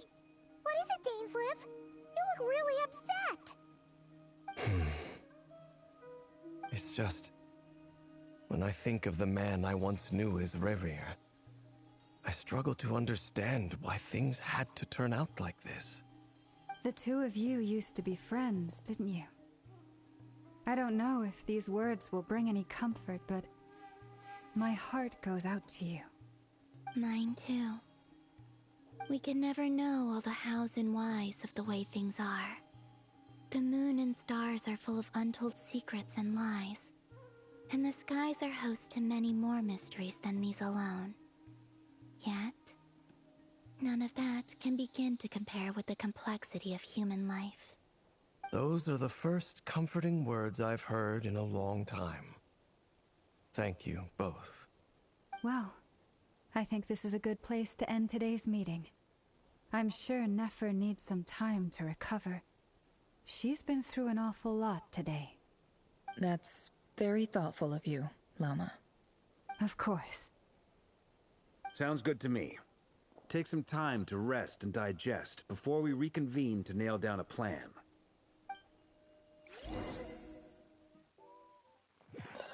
Man, I'm ready just to fight already. Hey, is this a bad time? Hope I didn't kill the conversation.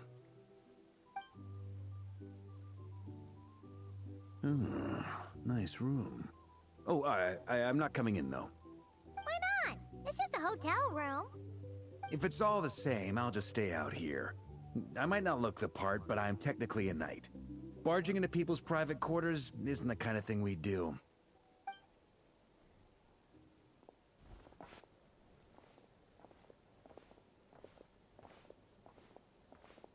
Anyway, Nefer went back to the curatorium to get some rest. But before she left, she shared some things with me that I thought you should be aware of.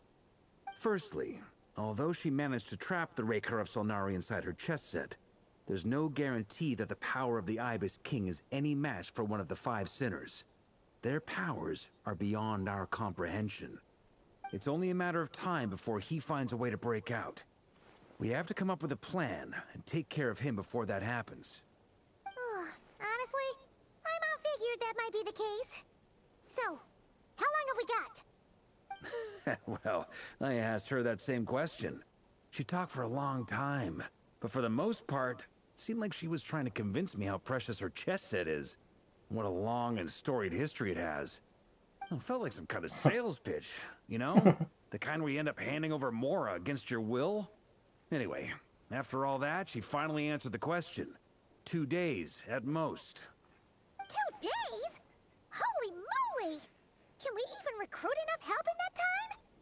That Call him remains to be man. seen. Which brings me to the second issue. Dainsleif is obviously conflicted about this whole thing. But given how little time we have, there's no way we can pull this off without his help. You have some history with him, right? Do you think maybe you could talk to him for us? Great. I appreciate it. Oh no, he's definitely gonna All join. right, on to item 3. 100%. So, Albedo, Durin, and I put our heads together He's and came up with a tasked with plan. killing the 5 sinners, Can't promise it's gonna work yet, but at least it's a start. he don't We even figured have we'd a bounce the choice. idea off you first. We'll explore it further once everyone's recovered. By the way, I do wonder why. Well, he was the one that brought them all together. So. But still. It's kind of weird. Because Celestia punished everyone else by either killing them a prisoner or, torture or whatever. But Dansliff seems to be the only way that's basically just as good as he was as before. Not exactly, but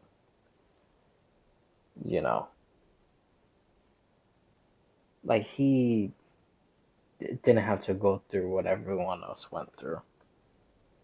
And like I said, yet he was the one that brought the 5 sinners together in the first place.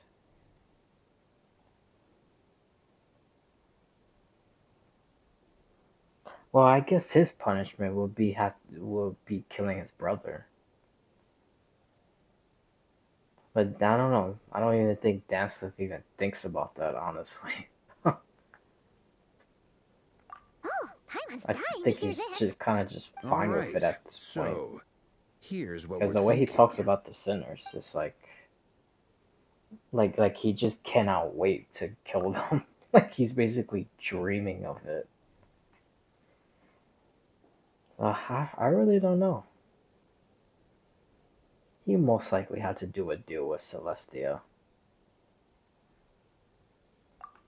We felt a little Most uneasy likely. about roping you into this. I mean, firstly, Just you're gotta not figure locals, out and secondly, who none made of us are your boss. most likely the You're primordial well one. within your rights to refuse Yeah. if you so choose. Roping us But in? what was Why the would you deal? even say that?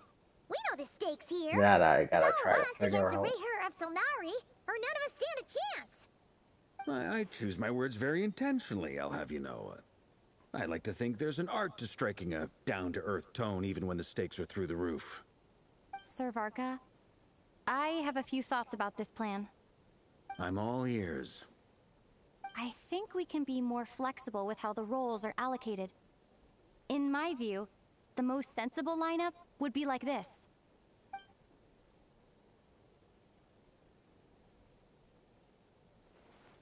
I see your point, yeah. But if that's how we're going to approach this, you'd better make sure you're ready. To be clear, I don't doubt your abilities. Far from it. I just want to make sure. Are you really willing to take all this on? I want to do everything within my power. The Rerir of Solnari is a truly fearsome opponent, and if I do my part, it'll greatly reduce the risk for everyone else involved. Well, that tracks with what I've heard. Jean's mentioned in her letters that you're so diligent it's almost abnormal. As in, most people weigh up the risks and rewards in situations like this. But you seem to just march towards danger without a moment's hesitation. Of course, everyone appreciates a fearless pioneer. But all that aside, I'm the Grand Master of the Knights of Favonius, and you're our honorary knight. I want to make sure your courage doesn't come at the expense of your safety. Thank you, Sir Varka. I should be the one thanking you. It means a lot to have you on board. I'll give some serious thought to your suggestions.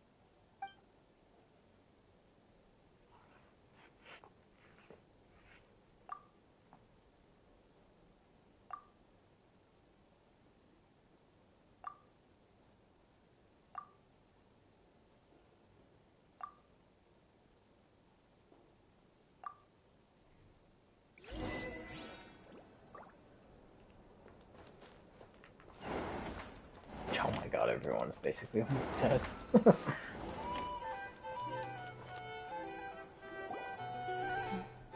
This is a thorough plan, but I do have one last question before we take action. How can we be sure that our enemy won't leave the designated area? Great question. Albedo's been hard at work analyzing Rerir and the Wild Hunt's behavioral patterns. His conclusions are as follows. Firstly, from the earliest known confrontation until now, Rerir has never displayed any ability to manipulate the dimension of space. So it's unlikely he has any power in that domain. Secondly, he seems to have a particularly strong vendetta against our group. If we put him in a fight-or-flight situation, he'll choose to fight every time.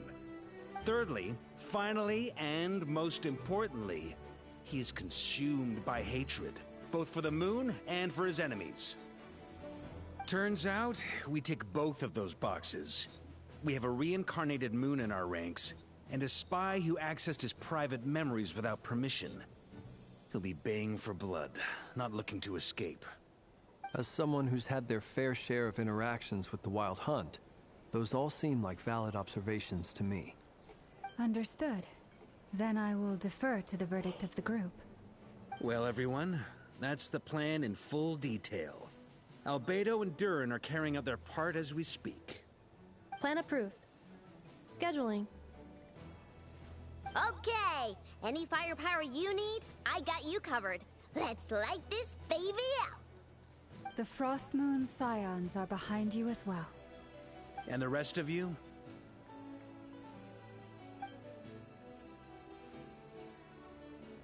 No objections? All right, then it's settled. This is the plan we're going with. Next up, an old tradition of mine. Anyone who wants to back out, now's your chance.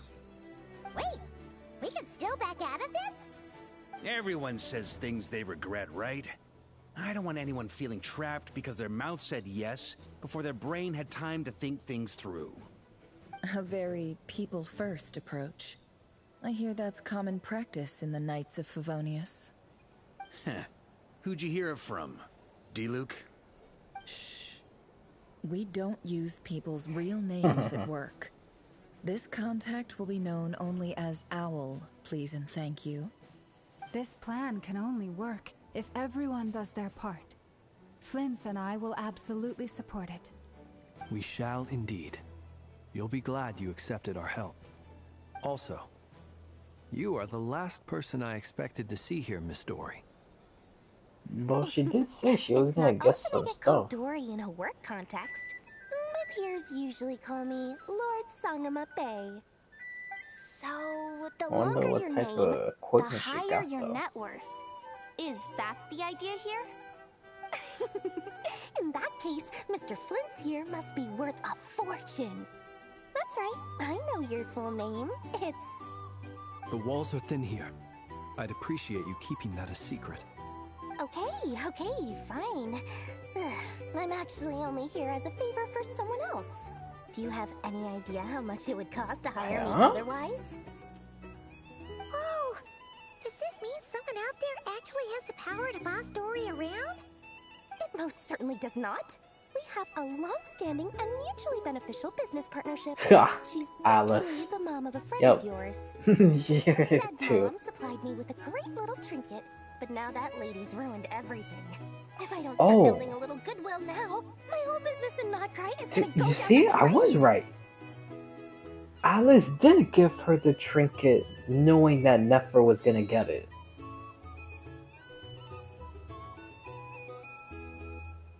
Huh. Wow. I honestly just said that like joking around. Because I'm pretty sure Alice is Dory's secret supplier. Ah.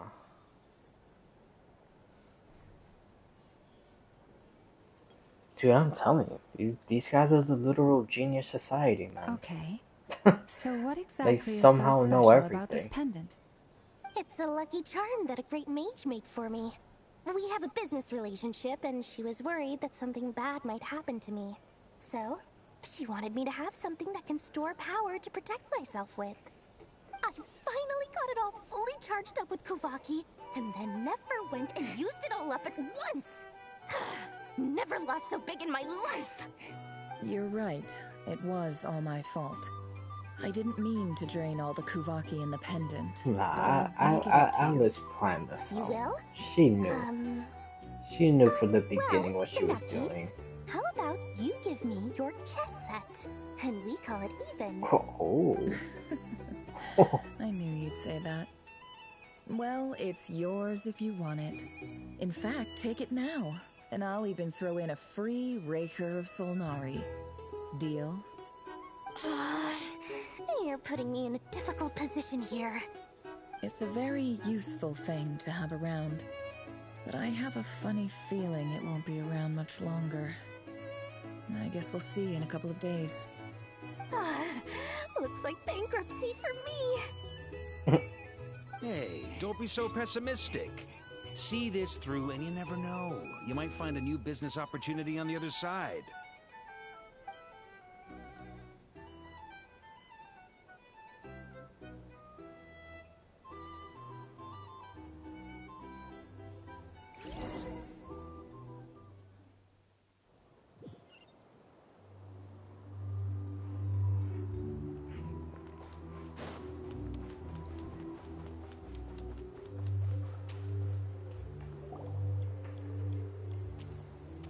Dory, how are things going? Feeling ready? Oh, I was born ready. We only have 2 days. You think Lord Sangamabe would let an opportunity like this slip by? Don't forget, when something's in Oh high my demand, God. the people with the goods on hand get to charge the highest price of all. Even Wow. higher than the sellers taking Starting to advance feel the orders. tiredness. Ta-da! See? It's right here. Ah, it's so pretty. Did you make it? No, I have a supplier. We go way back, so he made me a very attractive offer. Aha! No wonder you were talking about lucky charms at the meeting. You've been getting Kaveh to make them for you. That's not the full story. It actually started a while back as a project between me and the Dendro Archon. Mage Alice once warned me that this world won't stay safe forever. There may come a day when everyone faces a great crisis. I passed this on to the Dendro Archon, and she secretly brought together a research team made up of Sumeru's top scholars to invent a technology that could keep people safe. I won't go into the details because it's all very complicated, but if you want to know more, you can ask the Dendro Archon about it sometime. Anyway, point being, it was the Dendro Archon who asked Kaveh to build this little contraption. As one of the top Kashara War talents, he was the obvious choice. Took him long enough. He stressed over it for ages. Must have gone through at least a dozen designs before producing a final product. But that's Kaveh for you. Marak delivered it to me a couple of days ago, along with a letter from Kaveh. Could I ask why I'm sending this technology to you? And what's your proposed use case? Has it been approved by the relevant authorities? So nosy. My fault for sending him the research permit to begin with. Surely Nahida must have told him you were involved in this project. He was probably just nervous because you're always so secretive about your business. Could be, could be. Anyway, I just replied, let's hope there never has to be a use case, because it would involve grave danger. Fair enough. But it sounds like he was just being cautious. He probably felt responsible as the one who made it. Or maybe he was asking as a favor for his housemate. He's done that before. Not sure why, though. His housemate doesn't seem to really care that much about this kind of stuff. Either way, all's well that ends well. I'm just glad to finally have my hands on the product. I wouldn't want to be without it, given the potential dangers that lie ahead. Huh? What does that look mean? Paimon's just super surprised. This must be the first time we've ever seen you actually get serious about something. Well, a long time ago, I made a promise to myself. I promised that I was gonna live every day of my life with a big, beaming smile. Obviously, Mora plays a big part in that. But there are always gonna be times in life when you have to give something back.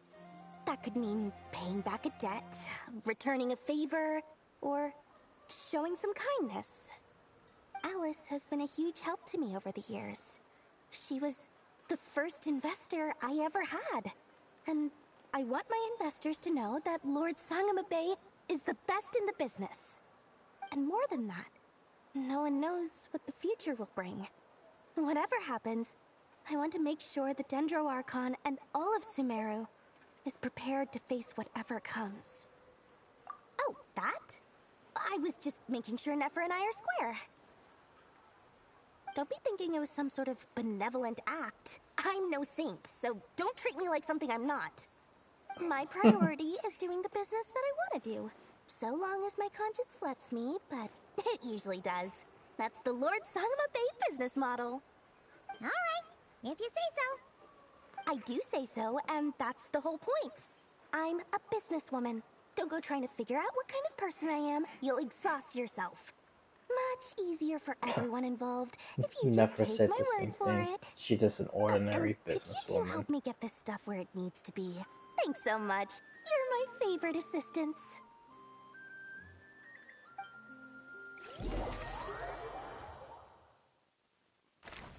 Ooh, alrighty, finally.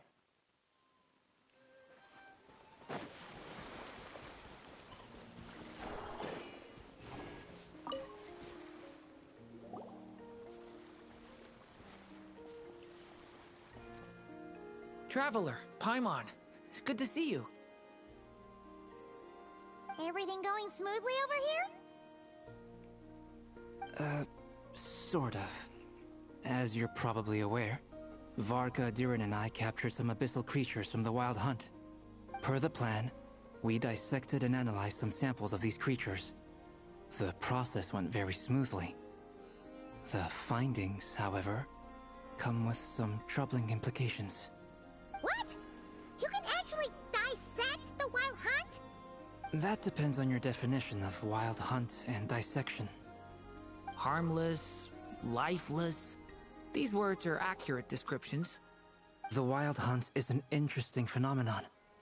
In and of itself, it doesn't seem to possess anything akin to a human personality. But taken as a collective, the medium through which the Wild Hunt is summoned does appear to have a soul.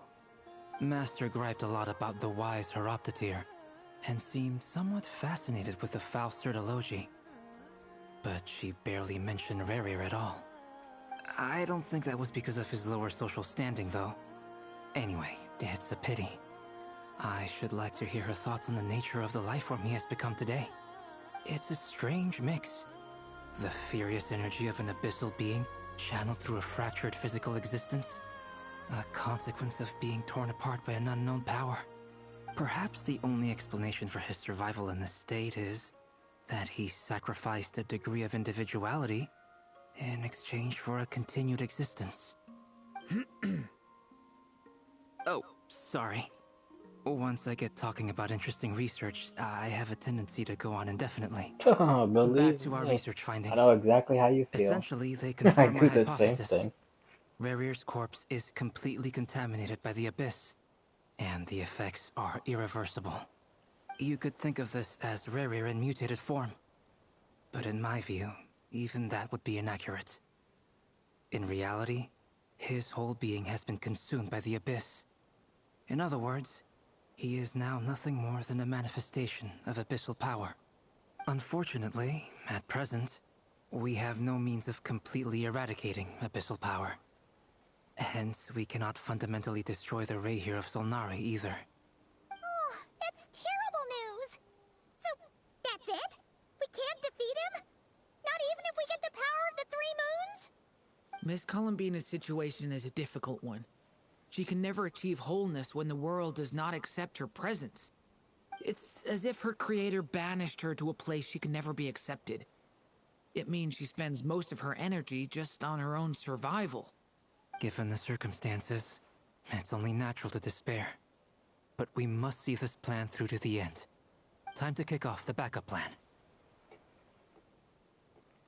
Oh, Paimon almost forgot! This is for you. Dory asked us to bring it. Ah, how wonderful. Well, thank you for making the trip. Durin and I will be heading off shortly. I'm sorry I won't be there to protect you in person this time. Please be careful. All right then. Stay safe.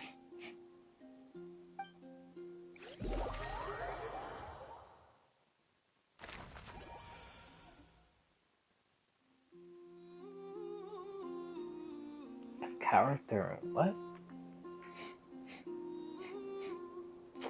Bro, just fucking do the thing. Bro.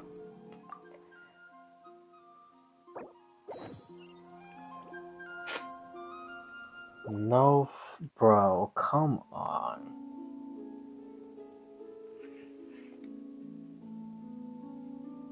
Bro, what update? It's not even 5 o'clock in my time. That's when server resets. Oh my god.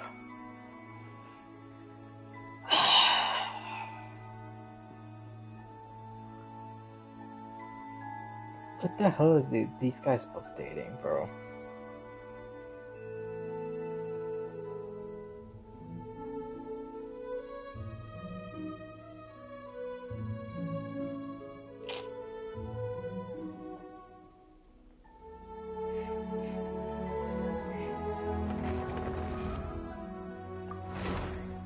Oh, I just realized maybe they put in the Sumo Row event with Layla.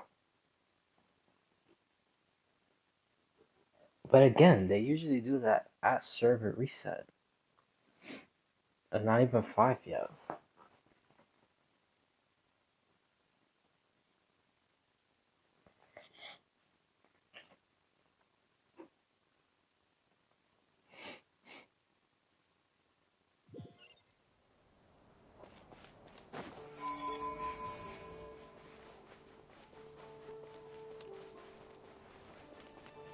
Dude, can we just like start this fight already?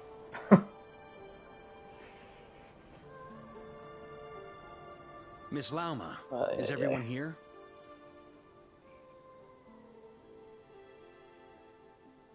Yes.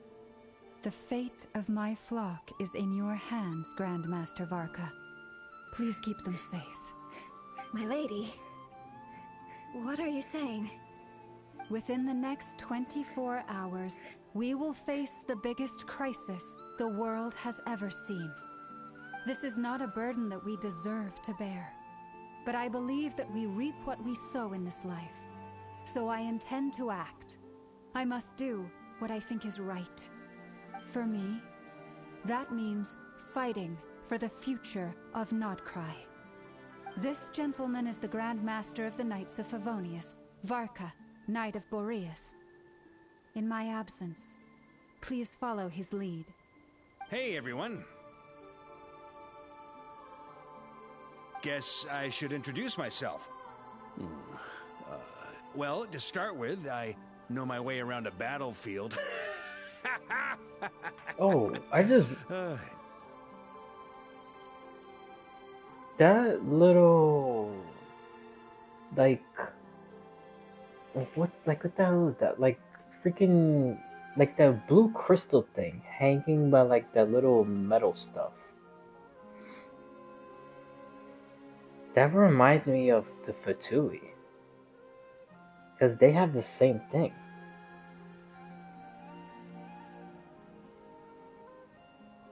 I've never noticed that on other people. Especially the knights.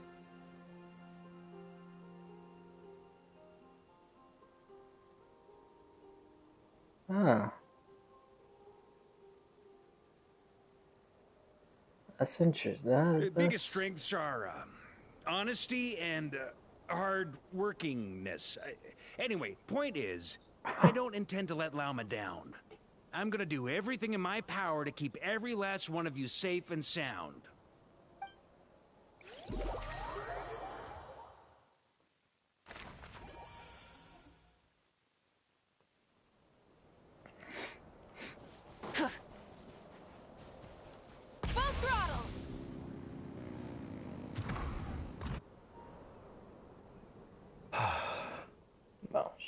Let the something on your traveler mind? die. Miss Columbina, was it? I believe that's how the others addressed you. That's right. Names are funny things. Have you always been called Dainsleif? Yes. I take it your own name has a more complicated history. I have a different relationship with names than other people. To be honest, I'm not even sure that Columbina is my name. At least, not in the same way that Dainsleif is yours. But it's what everyone calls me, and I go along with it. A lot of my life has been that way. I get so used to things that I forget to Why question why did they are she so. say that about I never Danslip and used it to was in think much about where names quotations? come from, or what they mean to people. Maybe something's wrong with me. You're different from other people. I sensed it the first time we met. You're more perceptive than most. I'm sure your long life and rich range of experience explains that. Do you ever find yourself missing Conria, Mr. Dainsleif? Oh, that reminds me. What the hell even happened? How did the traveler not ask him about that? What happened when Danslip was, well, we, the player, knows, but the traveler doesn't know. That what happened between Danslip and the person that he was fighting in Natlan? Well, of course, us, the player, knew that the Abyss Herald he was fighting was basically buying time and trying to convince him to join the sibling so they could, do like the whole Atlas thing.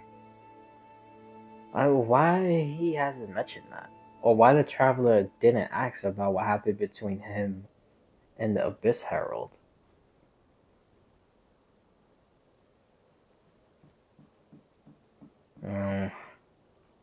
Difficult to answer. I have dreamed of the past many, many times. Sometimes I'm fighting tooth and nail. Other times I'm lying on the ground, defeated. I don't recall any happy moments from that time. It has been too long. Is that because hatred survives longer than love and affection? That would not be for me to say. I make no excuses for the grudges I bear. But whatever the reason, I remember little that was beautiful or sentimental. Thank you for your help with the Rerir situation.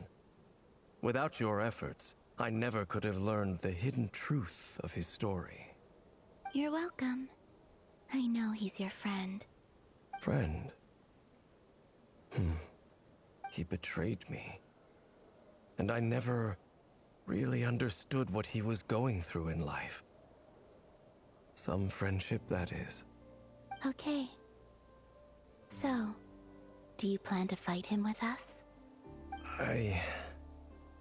You see, you're torn. Now you know what really happened. You see the things he's done in a new light. I need some time. Of course. I completely He's still understand. gonna fight. I don't think he has a Anyone choice. else in your position would feel conflicted too. Actually, I went through something similar myself recently. I honestly believe Something he has a happened duel that with changed my Celestia. perspective on a situation. A situation I took for granted at the time, but now I feel very grateful for it. You mean the Harbingers who still support you, even though you've left the Fatui? Yes. I always thought they were only helping me because Harbingers are forced to work together. But then I abandoned them. A warrant was even put out for my arrest. And even now, they still support me. Which means I was wrong about them all along. Clearly, they view you as a friend. I feel a little guilty now. I regret not seeing her help for what it was, and not treasuring it. I see the guilt that you're feeling now, because I feel it too. Hopefully, talking about it will do us both some good. Have you noticed that the Traveler and Paimon are over there? I think they've been listening. Huh. Shall we say hello? Sure. Hello. Ah! They caught us! I apologize for making you worry. No doubt you wish to know where I stand on the plan to take down the Rerir of Solnari. I'm afraid I need a little time, but I will seriously consider joining you. You will? Oh, thank you so much! Everyone will be so grateful to hear that! They needn't be. This was something that I was going to have to face up to eventually. That doesn't matter to them. They're grateful to you regardless. You can't control their gratitude, so just accept it. And then, have a think about whether you're willing to join us.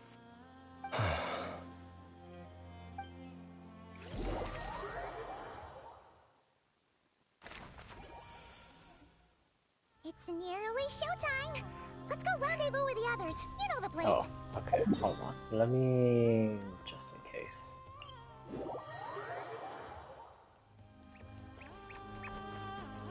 Ew, man. Okay.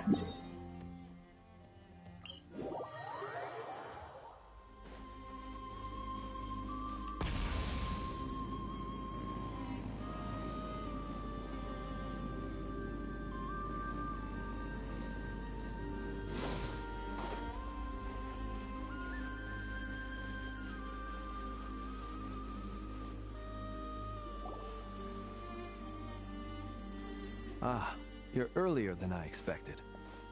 Hey, Flint's! Been waiting here long? Not too long. I came a little early so I'd have some time to think. Are you nervous about the battle? Quite the opposite. I'm reminiscing on my past battles. When I was awakened by the Ratniki, I had not touched a weapon in many years. I felt like the battlefield was not where I belonged. But after waging war against the Wild Hunt for so long, I came to realize something.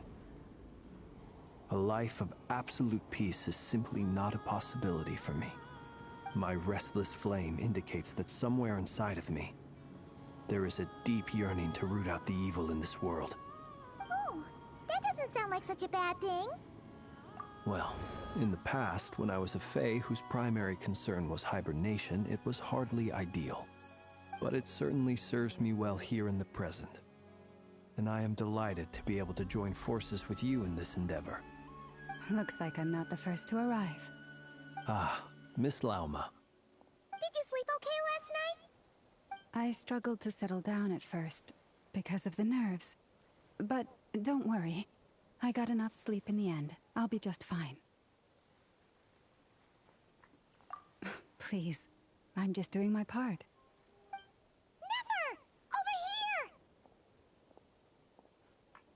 here! Ino asked me to relay a message. She said Anetha will be on high alert and keep a close watch over all secondary districts where defense is required, providing support as necessary. Meanwhile, Ino herself will provide range support to us directly, using her latest invention. Excellent. My thanks to all involved. The chess set's looking a little unstable. It won't hold him much longer. We should be prepared to engage at a moment's notice. No sense sitting around waiting. Let's make the first move while we still have the option. I agree. Paimon, find a safe hiding place.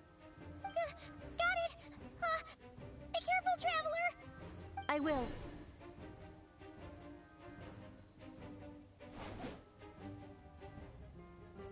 Everyone, take your positions as soon as the battle starts. Every ounce of strength we have in our bones, let us bring to this fight. Ready? Let's go. I've seen all your futile ploys before. You have become the authors of your own demise. I wouldn't be so sure about that. You are merely a moment of sport, before I tear down the moon.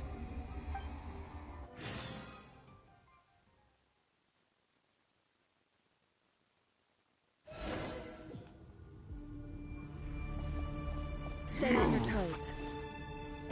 I was pressing square. Oh my god. Wow, she has water. No more lies. It all falls into place. Let me help you guys. Big this!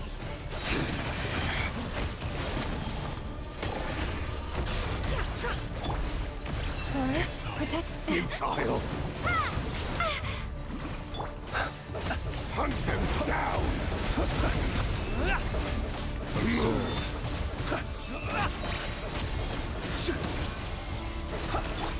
Receive my blessing. With one heart, we pray.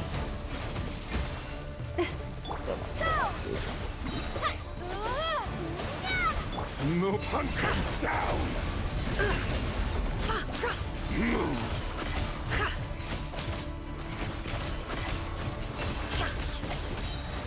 The deception ends here.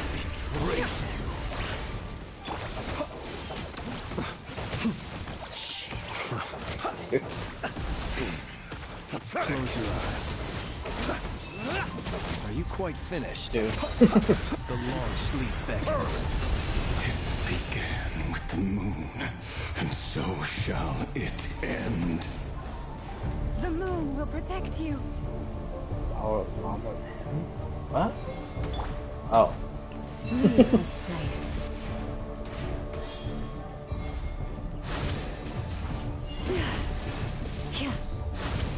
Bro, what the fuck?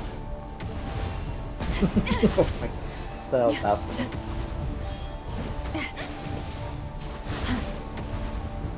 What the hell? Bro, what?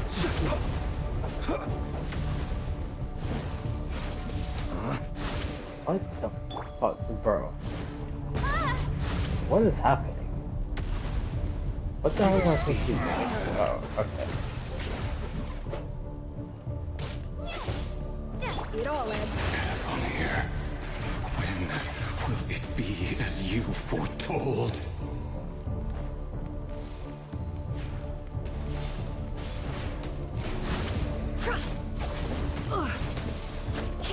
Can't hide the truth.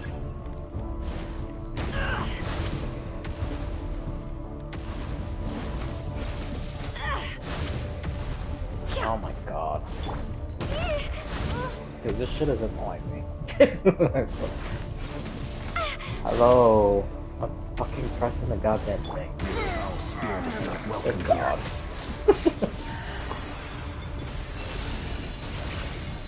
You poor lost lamb, for the everlasting. Bombs away! The mystery unravels. It all adds up.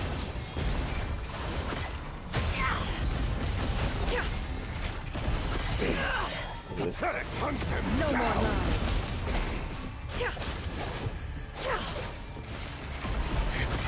Futile. How farcical. Forest, a grave. The moonlight betrays you.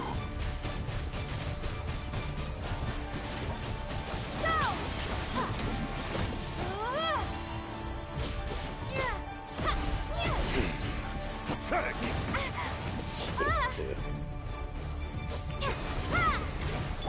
Seek within. I did not mean to do that. By the cross of the Oh, world. Observe. Futile. Hunt them down. Are you quite finished? Close your eyes. Pathetic. To dust. Oh my god. Move. Observe.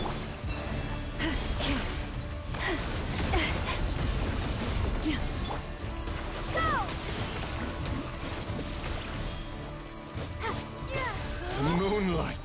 It all adds up. Raise you. For the everlasting forest. You poor lost. Hunt him down! Water jet! Futile! The deception ends here.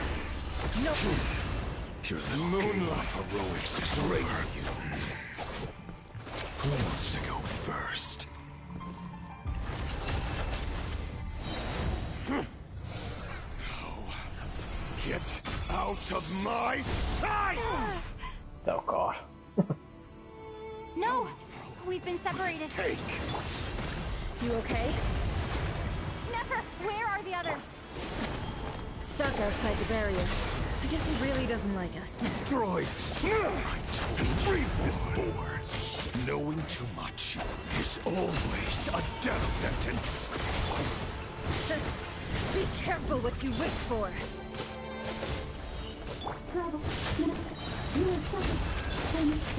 Lauma! Can you hear me?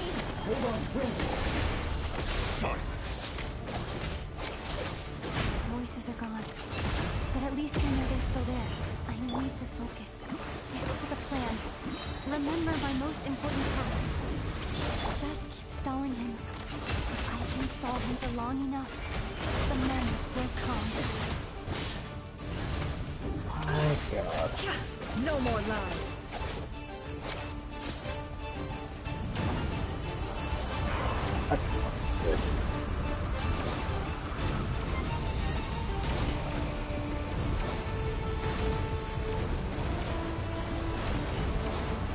I've got this.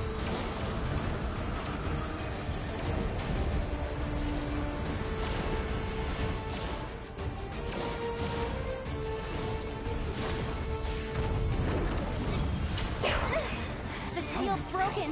I can't keep it up. Don't push your luck.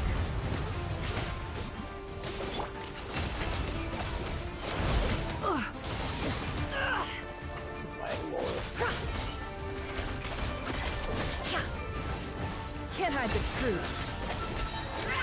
Seek within.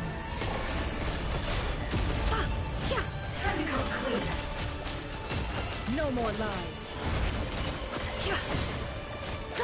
Run, hide. Go! The mystery unravels. It all adds up.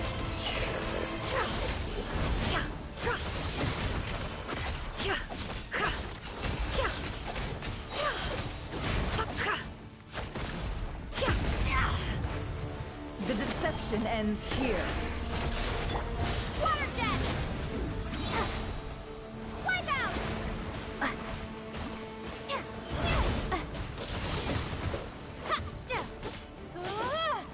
Water jet! Can't hide the truth.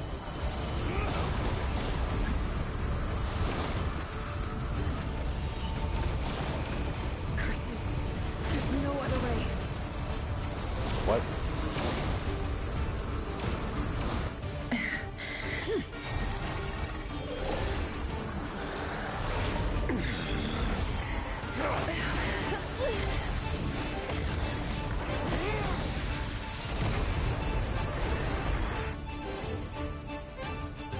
The only way to defeat Rerir is to borrow his own power.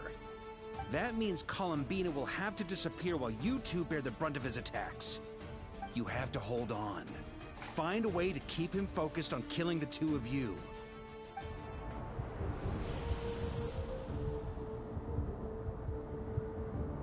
Never! Your eyes are bleeding. Soon you will be powerless to resist. And then, I will reduce you to dust. But that dust will plague your memories. Come on. Keep holding on. Any other tricks up your sleeve? Let's see them. As entertaining as they are. You've backed yourself into a corner. You don't fool me. I see your fear clear as day. I have to stoke his rage. Make him unleash everything. You fear what you could never defeat. You fear the thought of never being able to save your beloved. You cannot win the fight against fate, Rerir. Is that what you think? Well, now it's your turn to feel afraid!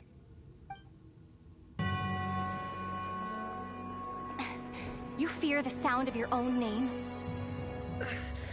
Is it us you hate? Or is it what you've become? Let's see what becomes of you!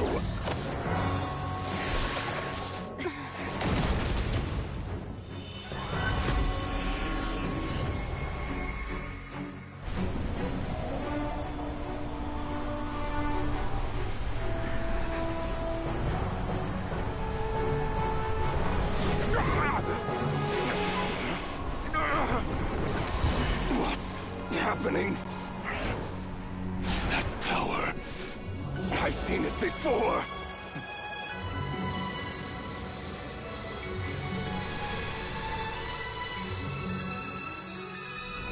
His power is on another level. We'll need to use an alchemical array to convert his power into a usable form. Then quickly channel it into Columbina, rendering her powerful enough to compete with him. I'll join you. I can help. If I release enough abyssal energy into a confined space, it'll create a potential difference, allowing us to extract a huge amount of elemental energy. Next, I'll synchronize with everyone's minds using Pyro, then give you temporary access to their abilities and fields of view. But it won't last long. Can you see?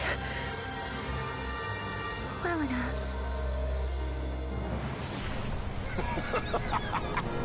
So, we have a student of Gold Rheindotter in our midst. How about that?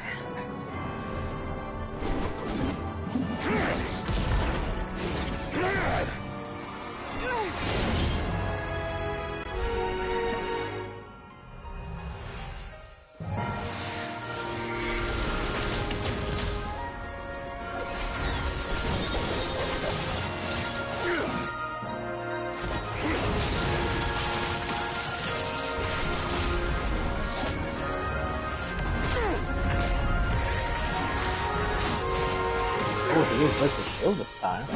You use my own power against me? Just like how you stole Kuvaki. Look familiar?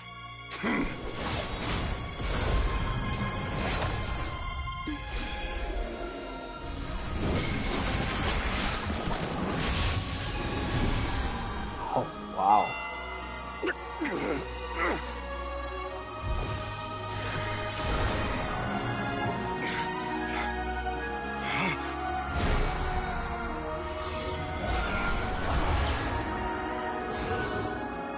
Don't you realize? You don't have the power to hold that gate open. I don't, but someone else does.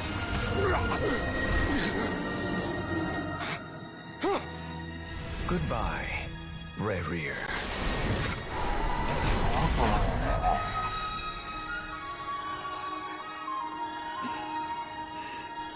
We won.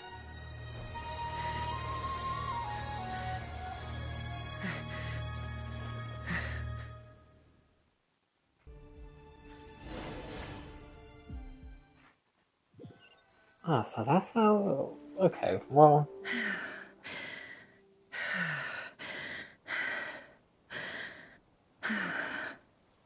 Never. I honestly thought How he are was your gonna eyes? die. Honestly. They're fine.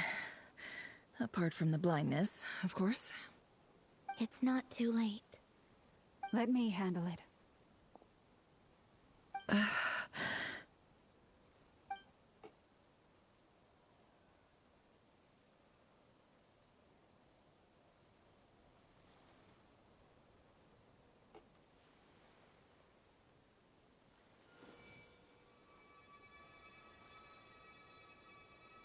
Miss Nefer. It's not like you to lose your composure. That was the most reckless thing I've ever seen you do. Reckless how? The situation was critical. Our lives were at stake. We had to do something. Even so. Okay. I guess you're right. Under the circumstances, it was a wise decision. You traded your eyes for an incredible victory. In business terms, I suppose that's a huge return on investment. I'd be hard-pressed to argue otherwise. Still, I don't like this outcome, and I don't want you to lose your sight for good. People suffer when they make sacrifices they shouldn't have to make, whether that means faith, strength, or in this case, your ability to even see. I had hoped you could win without sacrificing so much as a single hair on your head. Thank you. Really. All done. Don't try and open your eyes just yet. We'll see how you're doing in a couple of days. Until then, please follow your recovery plan to the letter. I'll send full details through Yehoda. For now, just get yourself home, relax, and rest. My dear friends, we have She's fought supposed to walk bravely home with her and eyes achieved closed. a What the hell? spectacular victory. A dark cloud has been lifted from the skies of Nodcry. All in this land will be grateful for what you have done. The moon will remember this day. Thank you both. Oh, okay. The girl showed up.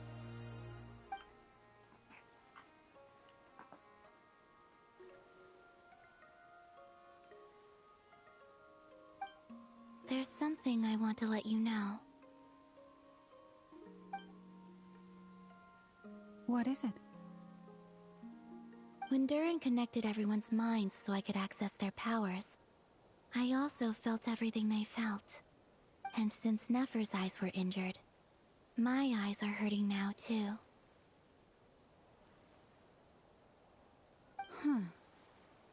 Hold on. Let me try. I only feel the pain. There's no actual damage. I just thought I should tell you. You're right. There's no damage. That's a relief. But I must say, I'm surprised to hear the Kuthar share something like this with me. In the past, you never used to open up about yourself. Things are a little different now from how they were. I'm learning to share how I truly feel with my friends. Friends? You have no idea how glad I am to hear that.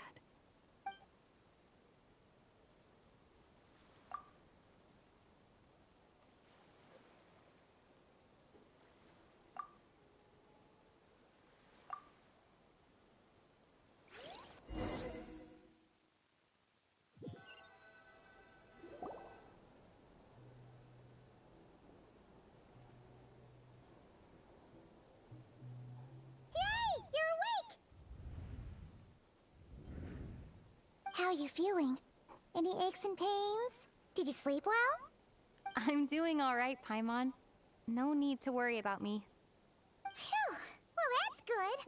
Paimon's been sitting on the edge of the bed worrying about you for ages. You slept a whole day and night. Poor Paimon had to eat all by her lonesome. Glad to hear you didn't starve. How was the food? Well, it wasn't the same without you there to share it. Honestly, Paimon just can't relax when you're not your usual self. She couldn't enjoy the food and settle down to sleep. Well, I'm back to normal now. Oh yeah, and Albedo swung by earlier. He said to tell you to head to the tavern when you woke up. Varker and the others are organizing a victory feast and they want to celebrate with you. He also dropped off some medical supplies, but you seem fit as a fiddle, so guess you won't be needing those. If you're feeling up to it, let's head over now. Wouldn't want to keep them waiting.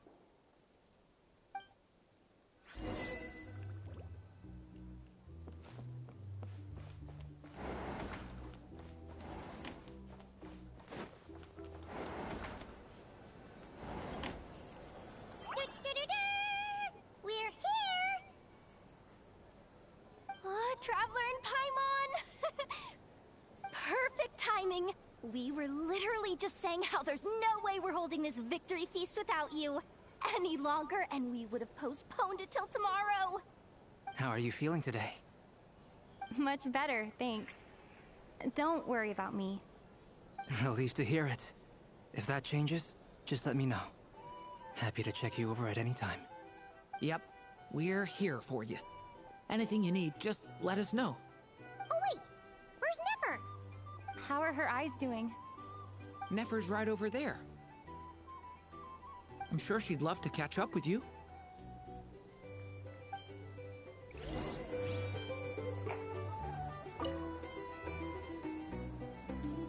So, okay. That's the same conversation.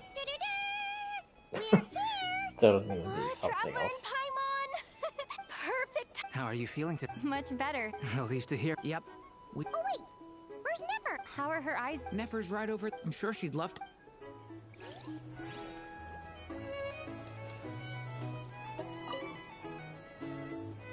Hello, you.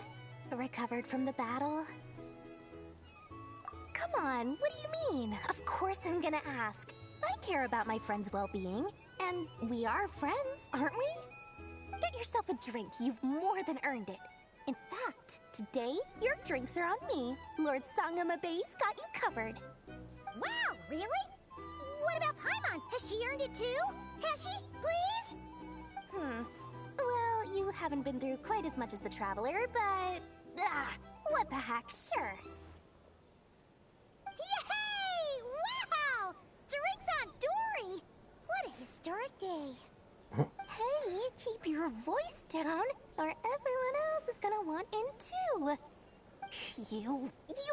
Have you heard anything I've been saying recently? Doing business in Nodcry has been an absolute nightmare. If I'm buying for everyone, oh... Okay. Paimon will speak more quietly. Jeez. That's more like it. Don't you forget, Lord Sangama Bay doesn't just go around buying drinks for anyone and everyone.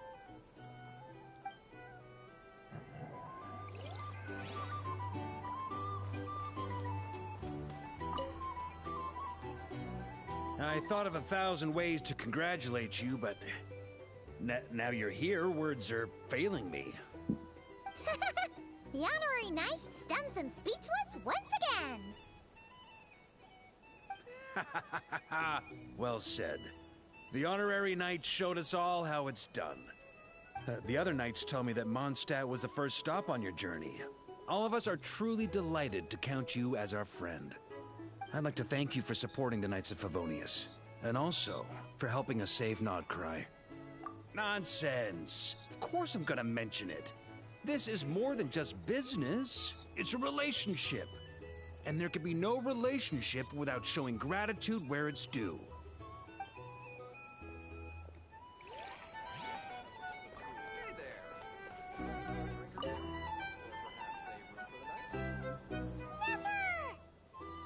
Traveler, Paimon, are you recovering well? Turns out that moon chanter has some real talent after all. My eyes were mostly recovered after just a couple days rest. I can actually open them again now. Yeah, but you gotta be careful. Lauma says not to strain your eyes while they're still healing. Yes, thank you. I'm well aware. Yehoda, could I borrow you for a moment? I could do with an extra pair of hands. Oh, sure. Coming. Did you hear that? I gotta go help Lauma for a second. You guys chat among yourselves. I'll grab us some drinks on the way back. Paimon, you still like 'em sweet? You bet. Make it extra sweet, because Paimon's earned it. Sure thing.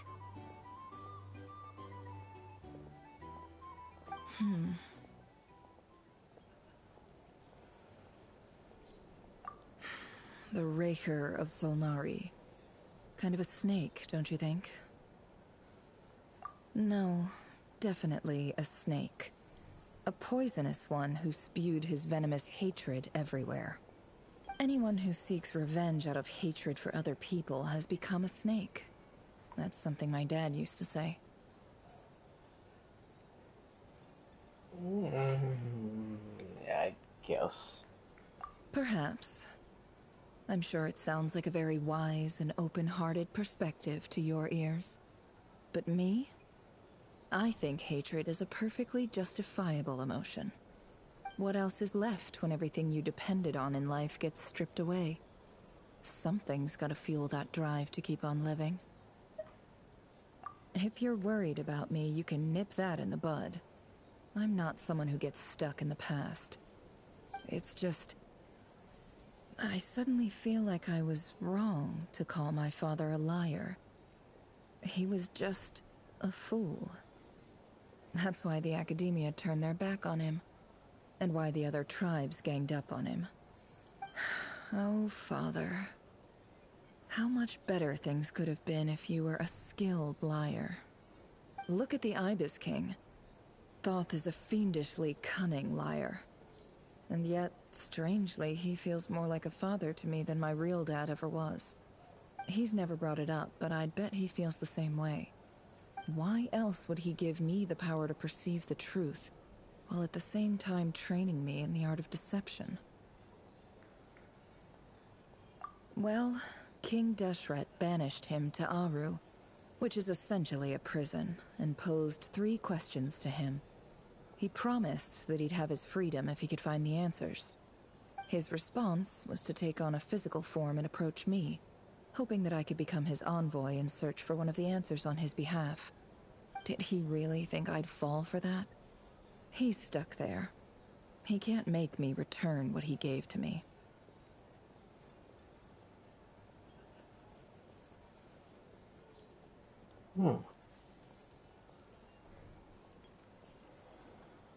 So he's still alive, just stuck in prison now.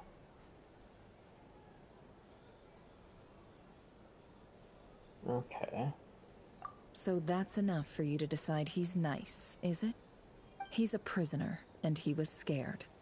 So he decided to perform some good deeds to win people's approval. He lives in fear because he's a deceiver. How is Rerir any different? You can't work as a spy your whole life and expect a happy ending. It's preposterous. Yet I can't say I don't understand Agent it. 47 did. Liars live in the darkness of their own So, making. But it's I guess still someone human can. nature to want to go on living. They say that a liar's soul is the most worthless thing in the world. What do you think? No. Oh, really? Well, it takes a very kind person to find compassion even for liars. If you ask me, the soul of a liar really is worth nothing. I don't know. Because all they care about is themselves.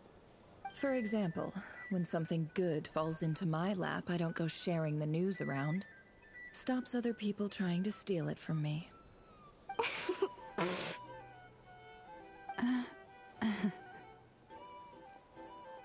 So be it. They have sharp ears. I can't keep anything from them. Oh, is that what it looks like? Well, you all know my past now. And I can't simply eliminate everyone who knows too much. So I guess I just have to put up with you. For the foreseeable future, at least.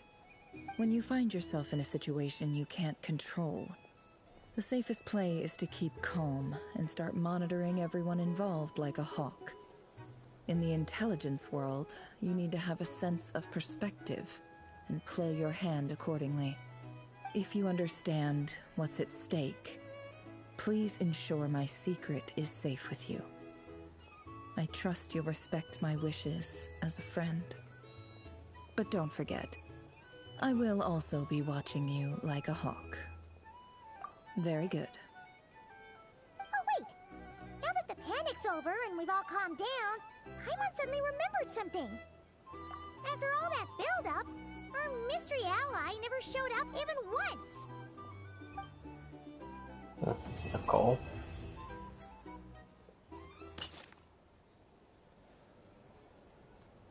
Huh? Am I imagining things?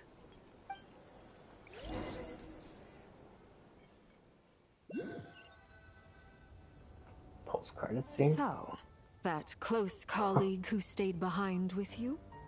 What's he been up to recently? Don't know, don't care. I get more normal human interaction from hanging out with Bosco 2 than him. Although, now you mention it, he hasn't bothered me in a while. I wonder if...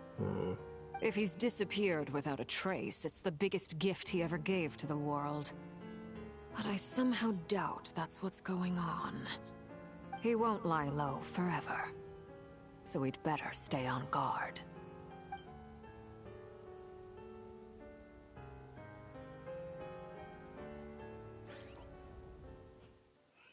When are they talking about the doctor?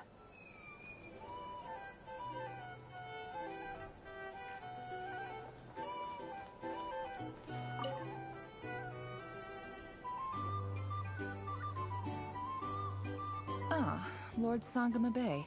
How lovely. It was an enormous help. Would I be right in thinking that it was developed by the Academia? Why come and ask me when you clearly know already? I mostly came to thank you. That's more like it. A little gratitude goes a long way with Lord Sangama Bay. Play your cards right, and you might even stand a chance of becoming my long-term supplier. The chance to work with such a kind and charitable investor as yourself would be a great honor for the Curatorium. Huh? Charitable? Who said anything about charity? First time hearing about it. Let's see. The first plot of land you purchased in Nodcry, your desert interests, and... Stop! What do you think you're doing? Exposing my investment history! It's nothing to hide from. They're all perfectly legitimate investments. And some of the land you purchased was with the intent of building a sanctuary? Yes, I heard about that too. Sanctuary? How did you... You're a curious case, Lord Sangama Bay. You don't like people finding out about your good deeds, do you? But I'm afraid no matter how hard you try to keep things under wraps, where there's a will, there's a way. You did it for Sumeru, didn't you? It was empty land that was gonna go to waste otherwise. I figured if I built something there, it might at least get some use in an emergency. Disasters are capricious things. They strike without any warning. I've lost family to a disaster before, and I don't want to lose any friends or business partners if I can help it. My elder sister used to dream of finding a sanctuary. Somewhere with plenty of food, water, and medicine. Where everyone could live happy lives. It was something I looked into, but after discussing things with the Dendro Archon, I decided on a more effective strategy. The tech people handled the tech, and Moneybags provided the Mora. It just made the most sense. It's a pity that so few people know the truth about you. Everyone says that you view everything in terms of Mora, and all you care about is growing your own wealth. So, what's the problem with that?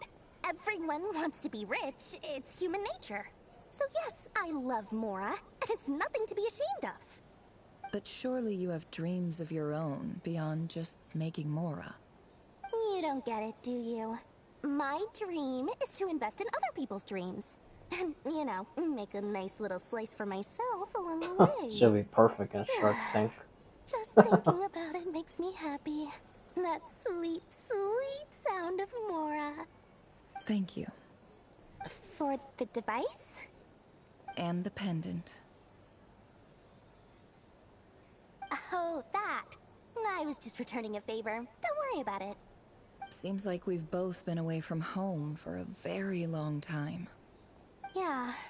So long that I barely remember what my family even looked like. That would be your mother, father, and sister? Yeah, though it's been years since my sister passed away. It's not like I want to forget them, obviously, but memory can be even more ruthless than the most calculating business person. Beyond a certain point, if something isn't helping you, it just gets rid of it. My sister can't help me now. Slowly but surely, her face is fading from my mind's eye. It's become a vague impression. Not everything will fade. When loved ones pass away, the beautiful memories are the ones that last the longest. Yeah, that's true. If you ask me, that's the one silver lining in all of it. Well, that, plus, I'm sure that life is much better now than it was back then. Oh, absolutely. I have tons of Mora, a big beautiful house, business is booming, and I'm as happy as can be. You've you've got a lot going for you too. Boss of the Curatorium of Secrets? I'm sure there's plenty of mora to be made in that line of work. I appreciate the vote of confidence.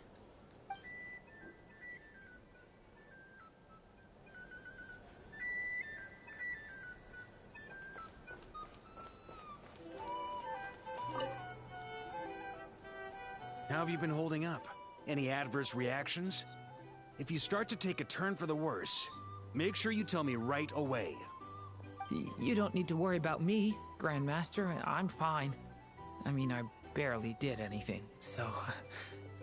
What? You're too humble, young man. You played an indispensable role in the battle for Nodcry. We can't thank you enough for your support. Sometimes, when people praise you, it's because you deserve it. The best thing is to accept it calmly and with grace. It's important to learn how to respond to words of admiration. Let's do a quick demonstration.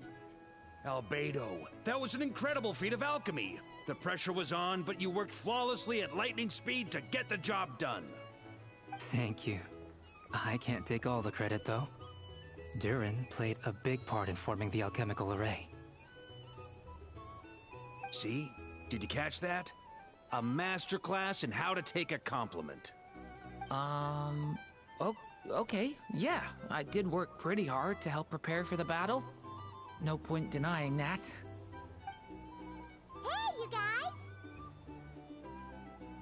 Hey, look who's bounced back. Looking good, Traveler.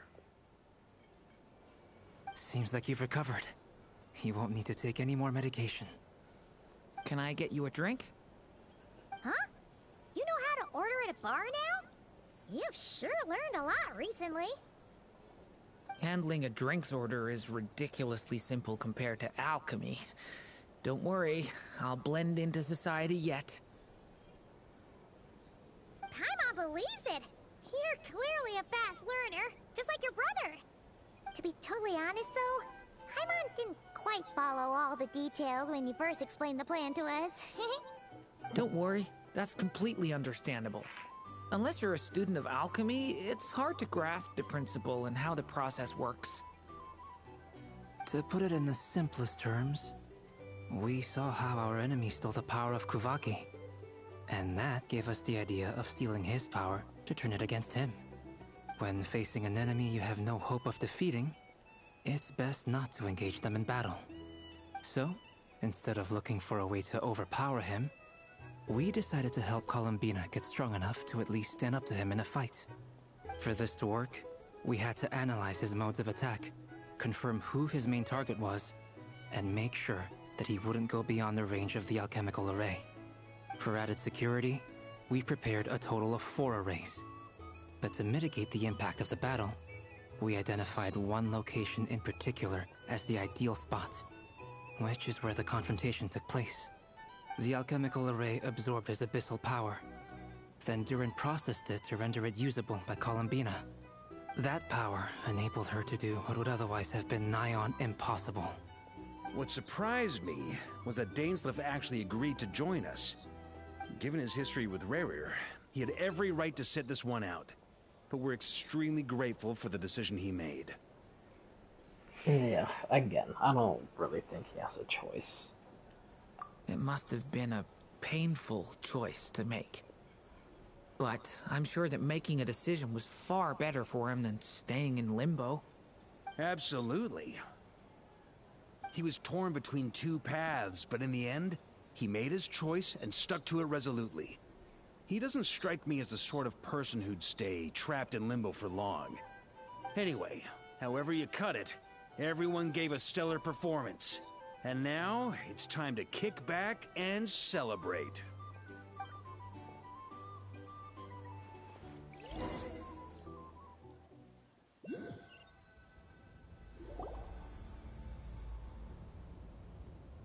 That's the only reason you're here. Yes. I've thought a lot about it. And I've realized that you, me, and Arlecchino should be friends. I think this is very important. So I felt I had to come and tell you. Well, this is a new one. I'm so moved. I can't even hold my teacup. If that's all, you can leave now. Do you not want to be friends with me? Or is it that you prefer being co-workers? What is this, Columbina? Are you deliberately testing my patience threshold? Right now, my politeness module is active. But if you say another word, I swear I'll shut it down. If your politeness module was active, wouldn't you say the word please at some point? Polonia, please see Lady Columbina to the door. Will you still invite me to your next tea party? That's funny. What? Yes, I think you will.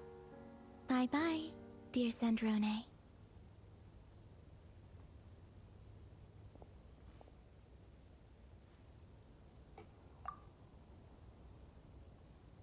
Last time, the Wild Hunt escorted you out. Would you rather I handled it myself this time? We just wanted to, see how you were doing now that it's all over. Why? Out of concern for my safety? I hope you didn't seriously think that the Rerir of Solnari would be able to lay so much as a finger upon me, given how prepared I was. Yeah. Mostly because you kind of helped us out, so we just wanted to check you so were okay. prepared. Looks like all your So robots prepared, are fixed, huh? Columbina. Literally destroyed all those robots in an instant. Oh, don't you worry about that. Tea time is already a write-off. The visitor before you managed to kill my appetite. If you're in the mood for tea, go ahead and help yourself. Otherwise, it's going to waste. My coasters are still missing in action, though. Use this notebook instead. Whoa! Pretty hefty notebook. Look at all those calculations. You can ignore those. They're just dumb scribblings. I doodle and write in my free time. Sometimes I remember the distant, dreamlike past. Sometimes I imagine the far-flung future. And other times, I grit my teeth and note down all the crazy nonsense going on in the present. Some people do the crosswords in the newspaper. This is my equivalent of that. Trying to predict the future is like daydreaming. And writing about the present just makes me furious. The past is my favorite. If nothing else, it's already set in stone, so I don't have to rack my brains trying to figure it all out. Huh. Although, having said that, the only vaguely interesting memory in my past is probably that guy they call Lord Artificer. Yes. I've been waiting for this. This is very early. I honestly thought probably January to probably talk about this. Because that's most likely when she would come out. To be playable. Who else? Pretty much all the mecha and Fontaine are his personal handiwork. Yes. Yes. Even more lore. Are you saying you know him? Like, personally? As a friend? I mean, I guess we were friendly enough.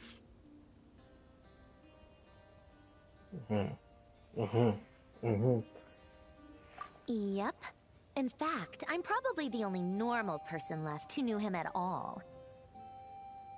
We used to chat occasionally back when he was still around. Before he passed away, he asked me to destroy all his manuscripts. I honored his request, but I did read through everything first before destroying them. I mean, I couldn't let the genius of Lord Artificer Alain Guillotin disappear like that. Would have been such a waste.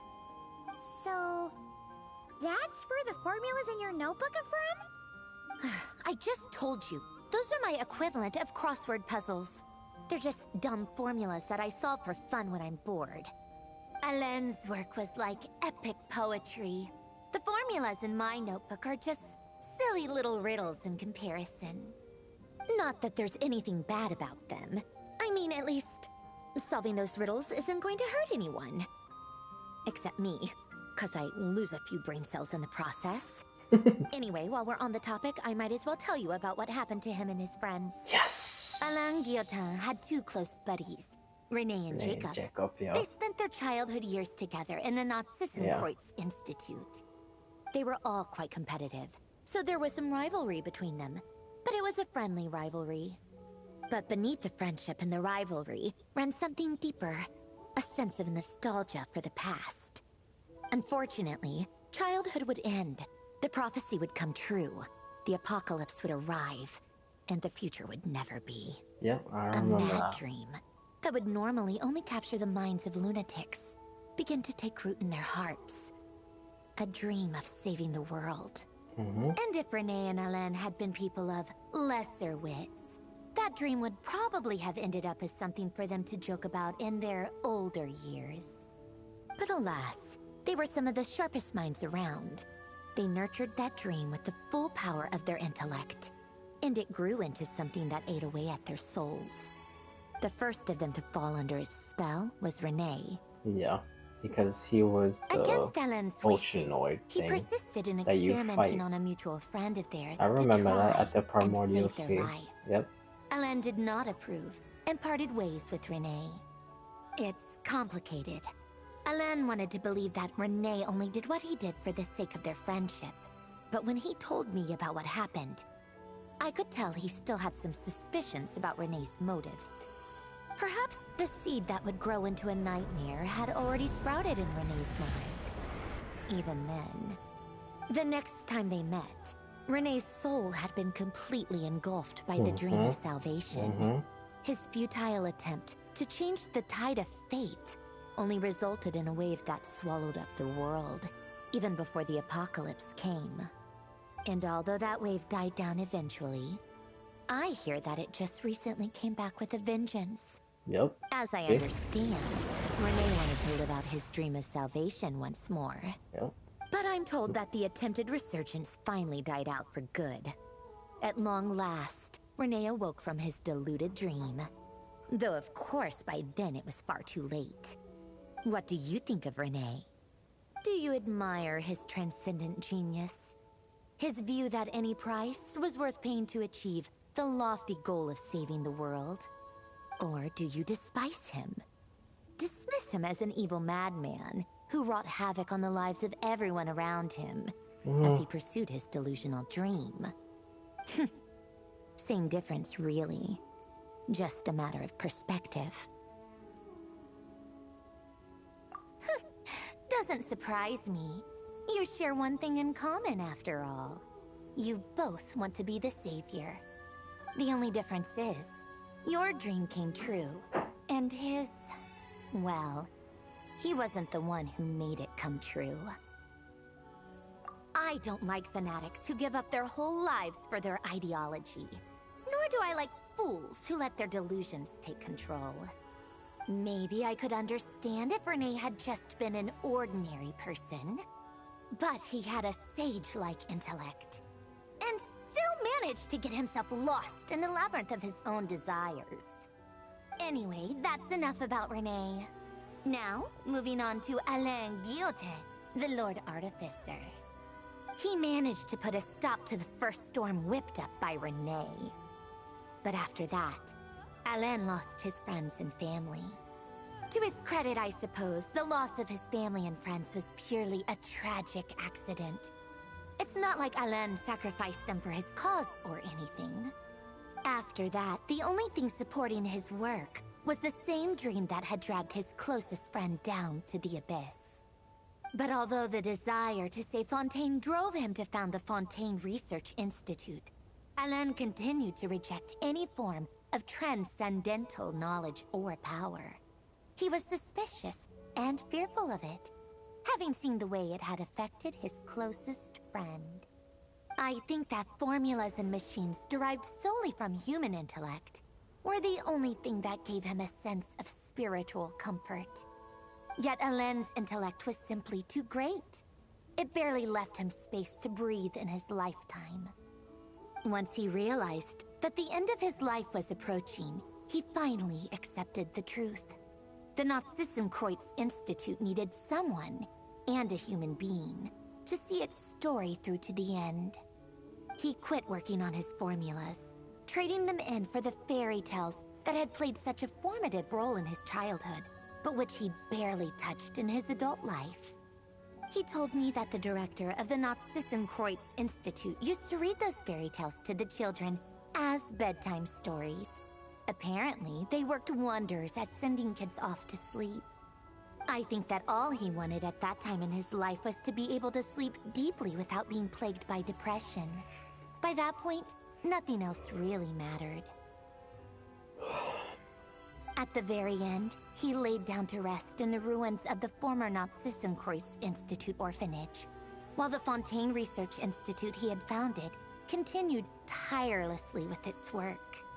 Many years after that, tensions over competing dreams would once again cause a rift, this time between members of the Fontaine Research Institute. But the actions of those fools had nothing at all to do with Alain. And that is the story of two people from the Nazissenkreuz Institute who both wanted to save the world. One went all in on his fantasy of salvation without ever looking back, and ended up calmly sinking to the bottom of the deepest sea. The other sought desperately to burn bright in his life, even though he wasn't sure where he was going.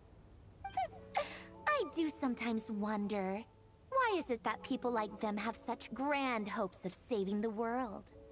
Even the grandest tree starts as a tiny seed. So perhaps, for each of them, their mission to save the world began with a very simple desire: to save themselves.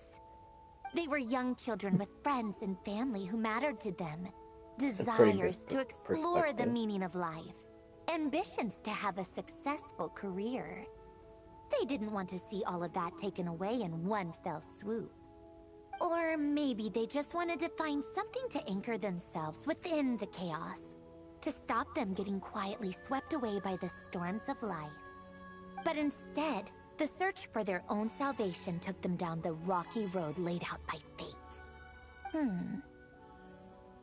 you think the desire to save oneself is enough of a justification to try and save the world?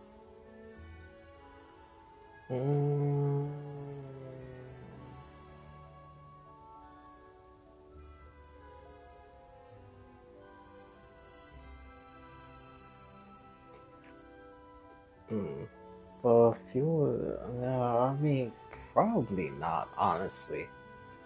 If it starts off as just only wanting to save yourself. Because clearly we see where that leads to.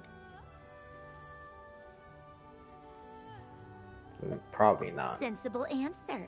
Glad to know you've got your head screwed on straight. Alain would disagree, though. I asked him the same question back when he was in his prime, putting all of his energy into his work. Yes, it's enough. No elaboration, just a quick, short answer before getting right back to his work. He was always that way. All right, tea time's over. I owe Arlecchino a favor for telling me these stories. I'll have to bring a whole sack of gifts the next time I visit the House of the Hearth. I'm gonna go tinker with Polonia now. You guys can do whatever you want, as long as it doesn't involve interrupting me. Polonia, exit hibernation mode. Begin diagnostics.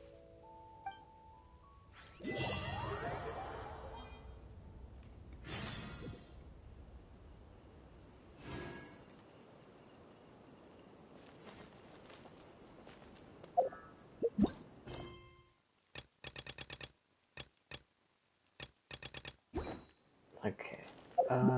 I doubt it, because I'm pretty sure I was supposed to do it. What I was saying? Oh, I was supposed to do it while. Nah, yeah, that guy's not there anymore. Try and stop me!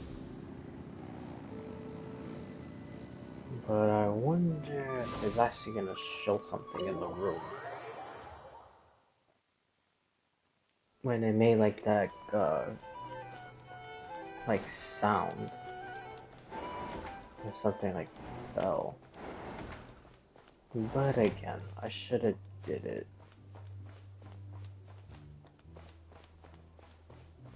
before I went over there. Oh yeah. Oh well.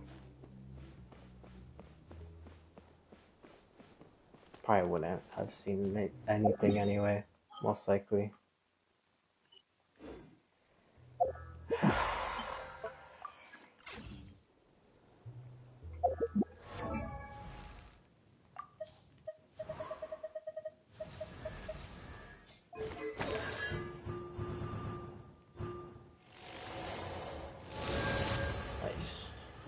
66.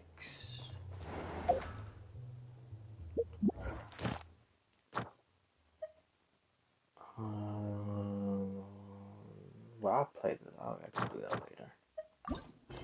That's not what I meant to do.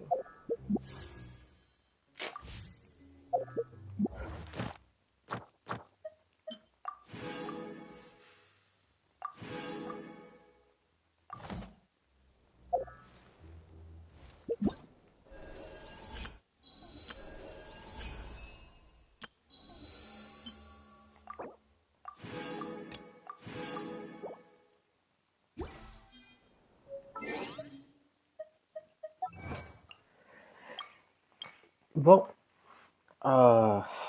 yeah, this story was really good. Like really good. Um, Man, honestly, I think I have to give this probably another 10. Honestly, I think I gotta give this like back-to-back 10. Cause this was like phenomenal.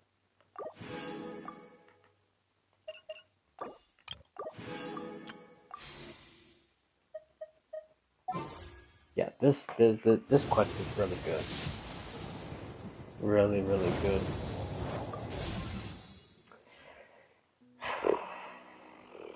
That's funny. It's only the beginning. Only one day in. Dude, I still can't believe I got Farina's weapon. I mean, not Farina. I picked Farina's weapon, but I got Nefer's. I literally called it, dude. I said it wouldn't even matter what I picked, because I'll get the opposite. And the exact thing happened. Oh, Jesus Christ, dude. Yeah, that's another thing. Every time I be pulling on banners to get like a specific 5-star, I always get the same 4 stars over and over again. Like, that's ridiculous. She should not be 1. Yeah, yeah, this was devastating. I tried, I try to get a lot, hopefully 3 and above, but I literally only managed to get 1 Ino. Ay, whatever. But anyways, yeah, the quest was extremely good. I honestly have to give it a 10. There was nothing that was like bad. But yeah, I will say what doesn't have to do with the what you call it, the quest. Well, it does have to do with the quest, but not like a bad thing or whatever. Just like the stuff in it, like it's just making me think like about the sinners and again the girl basically becoming like a piece of the moon. And why did the moon, like the actual iridescent moon, call out to the wise in the first place? It's just a lot of stuff. A lot of stuff. And I'm gonna be thinking about this all day. But yeah. Alright. I'm done. This this was pretty long. Yeah, almost 9 hours. Damn. Alright. I will be streaming later.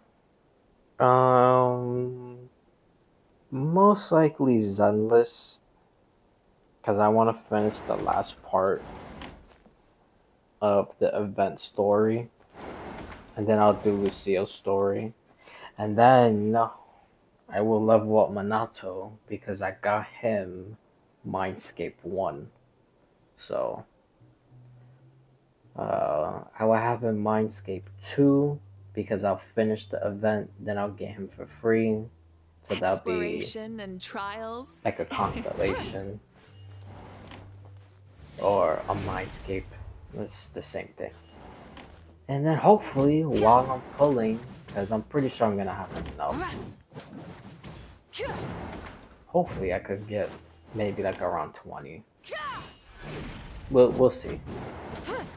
But yeah, hopefully I could get more Manatos. Because like I said before, I really want Minato. This is the first time in a long time I'm like trying to get the 4-star more than the 5.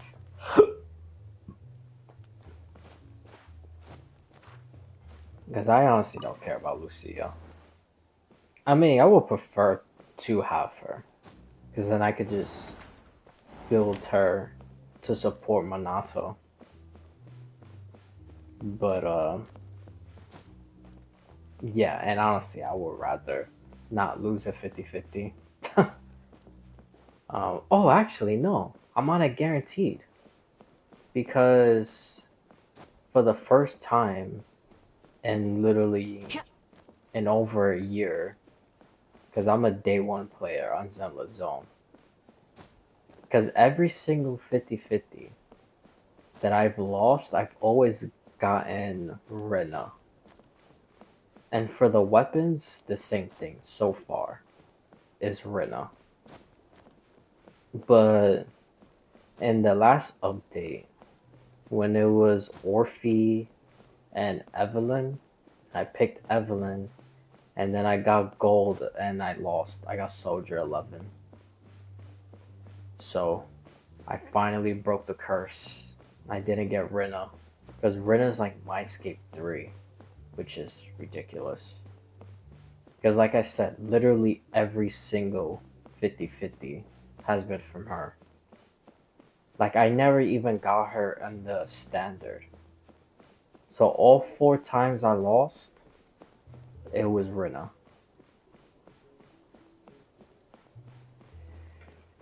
But yeah. I'm trying to think of what else. Oh, Star Rail. But honestly, I could talk about that tomorrow. Because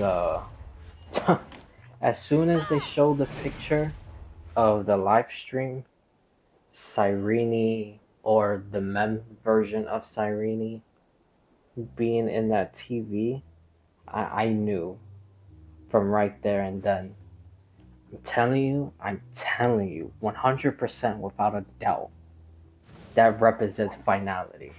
I'm telling you, she's finality, man.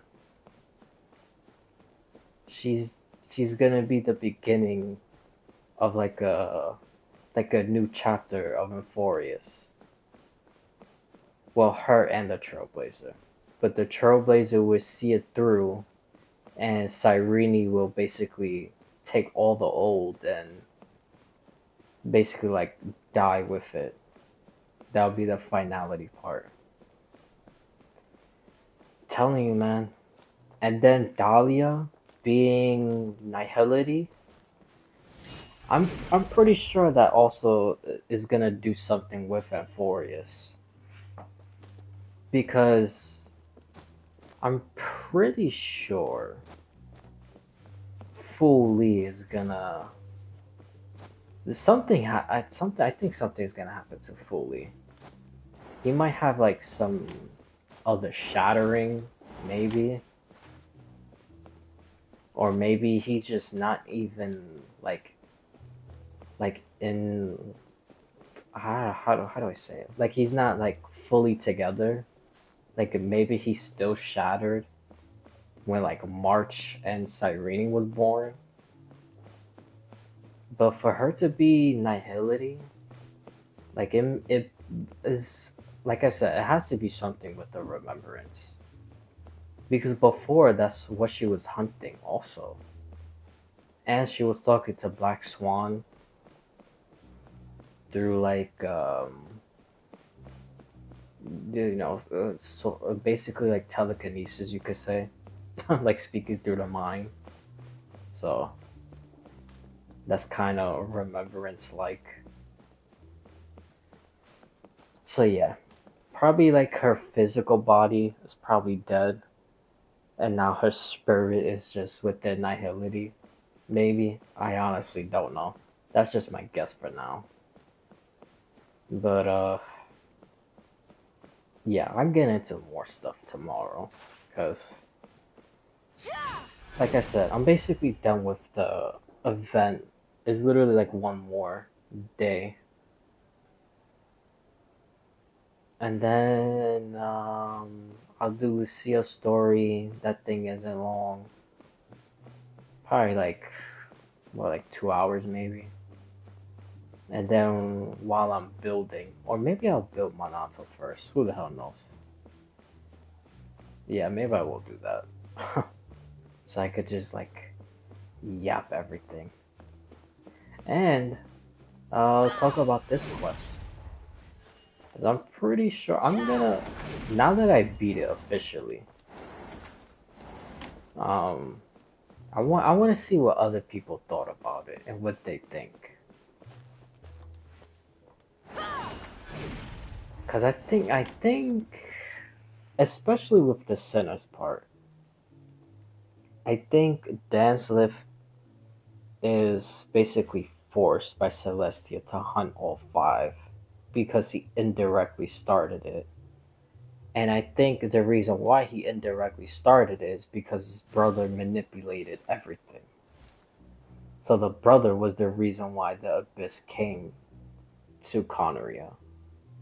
And then Conneria Underground. Oh, actually, hold on. Let me show you real quick. I have it marked. I have it marked somewhere, but I do not remember where the hell I marked it.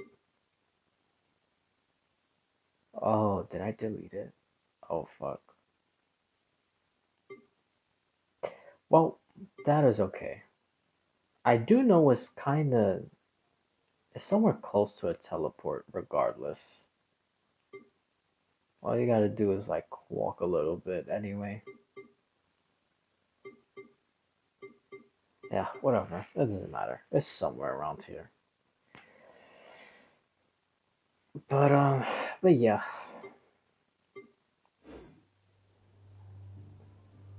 Yeah, like I think that door probably leads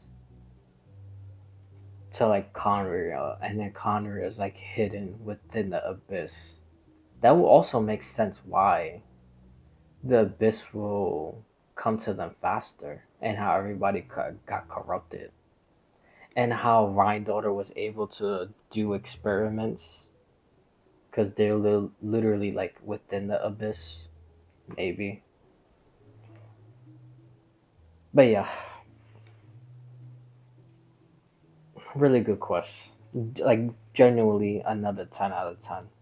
So far both Luna updates extremely good. They just need to keep this pace. And I was so surprised that we actually got like confirming lore, because everything was just theories, which, basically was right anyway. But just like the confirmation of them talking about Sandroni being a part of um, Elaine, not Elaine, Alan and Renee and Jacob, then that whole group, Marianne and whatnot. The only thing it didn't say if she was actually that same girl, or if she's dead and the spirit is in the body or whatever. As you know, I also have that theory about some people dying and then like one person will be like the physical part of that same person that's dead, And the spirit will be someone else. Basically, like that. Oh, who was the person? I know I said it before. Oh, oh my god, I literally just had her name. Uh, Ashikai, her. Like at the ending of one of her videos, um, she was theorizing about child being the body part of the third descender and the spirit part being like wanderer. Which honestly, I'm kind of in agreement in that. The only thing I don't agree with is the Sarista, like, basically trying to use them together to do something. Well, I mean, I kind of agree with that, but not in the way she said it. Because I think the Sarista is going to try to kill both of them. But, yeah, anyways, I could just talk about all this stuff tomorrow. So, yeah, I'm done. Again, really good quest. 10 out of 10.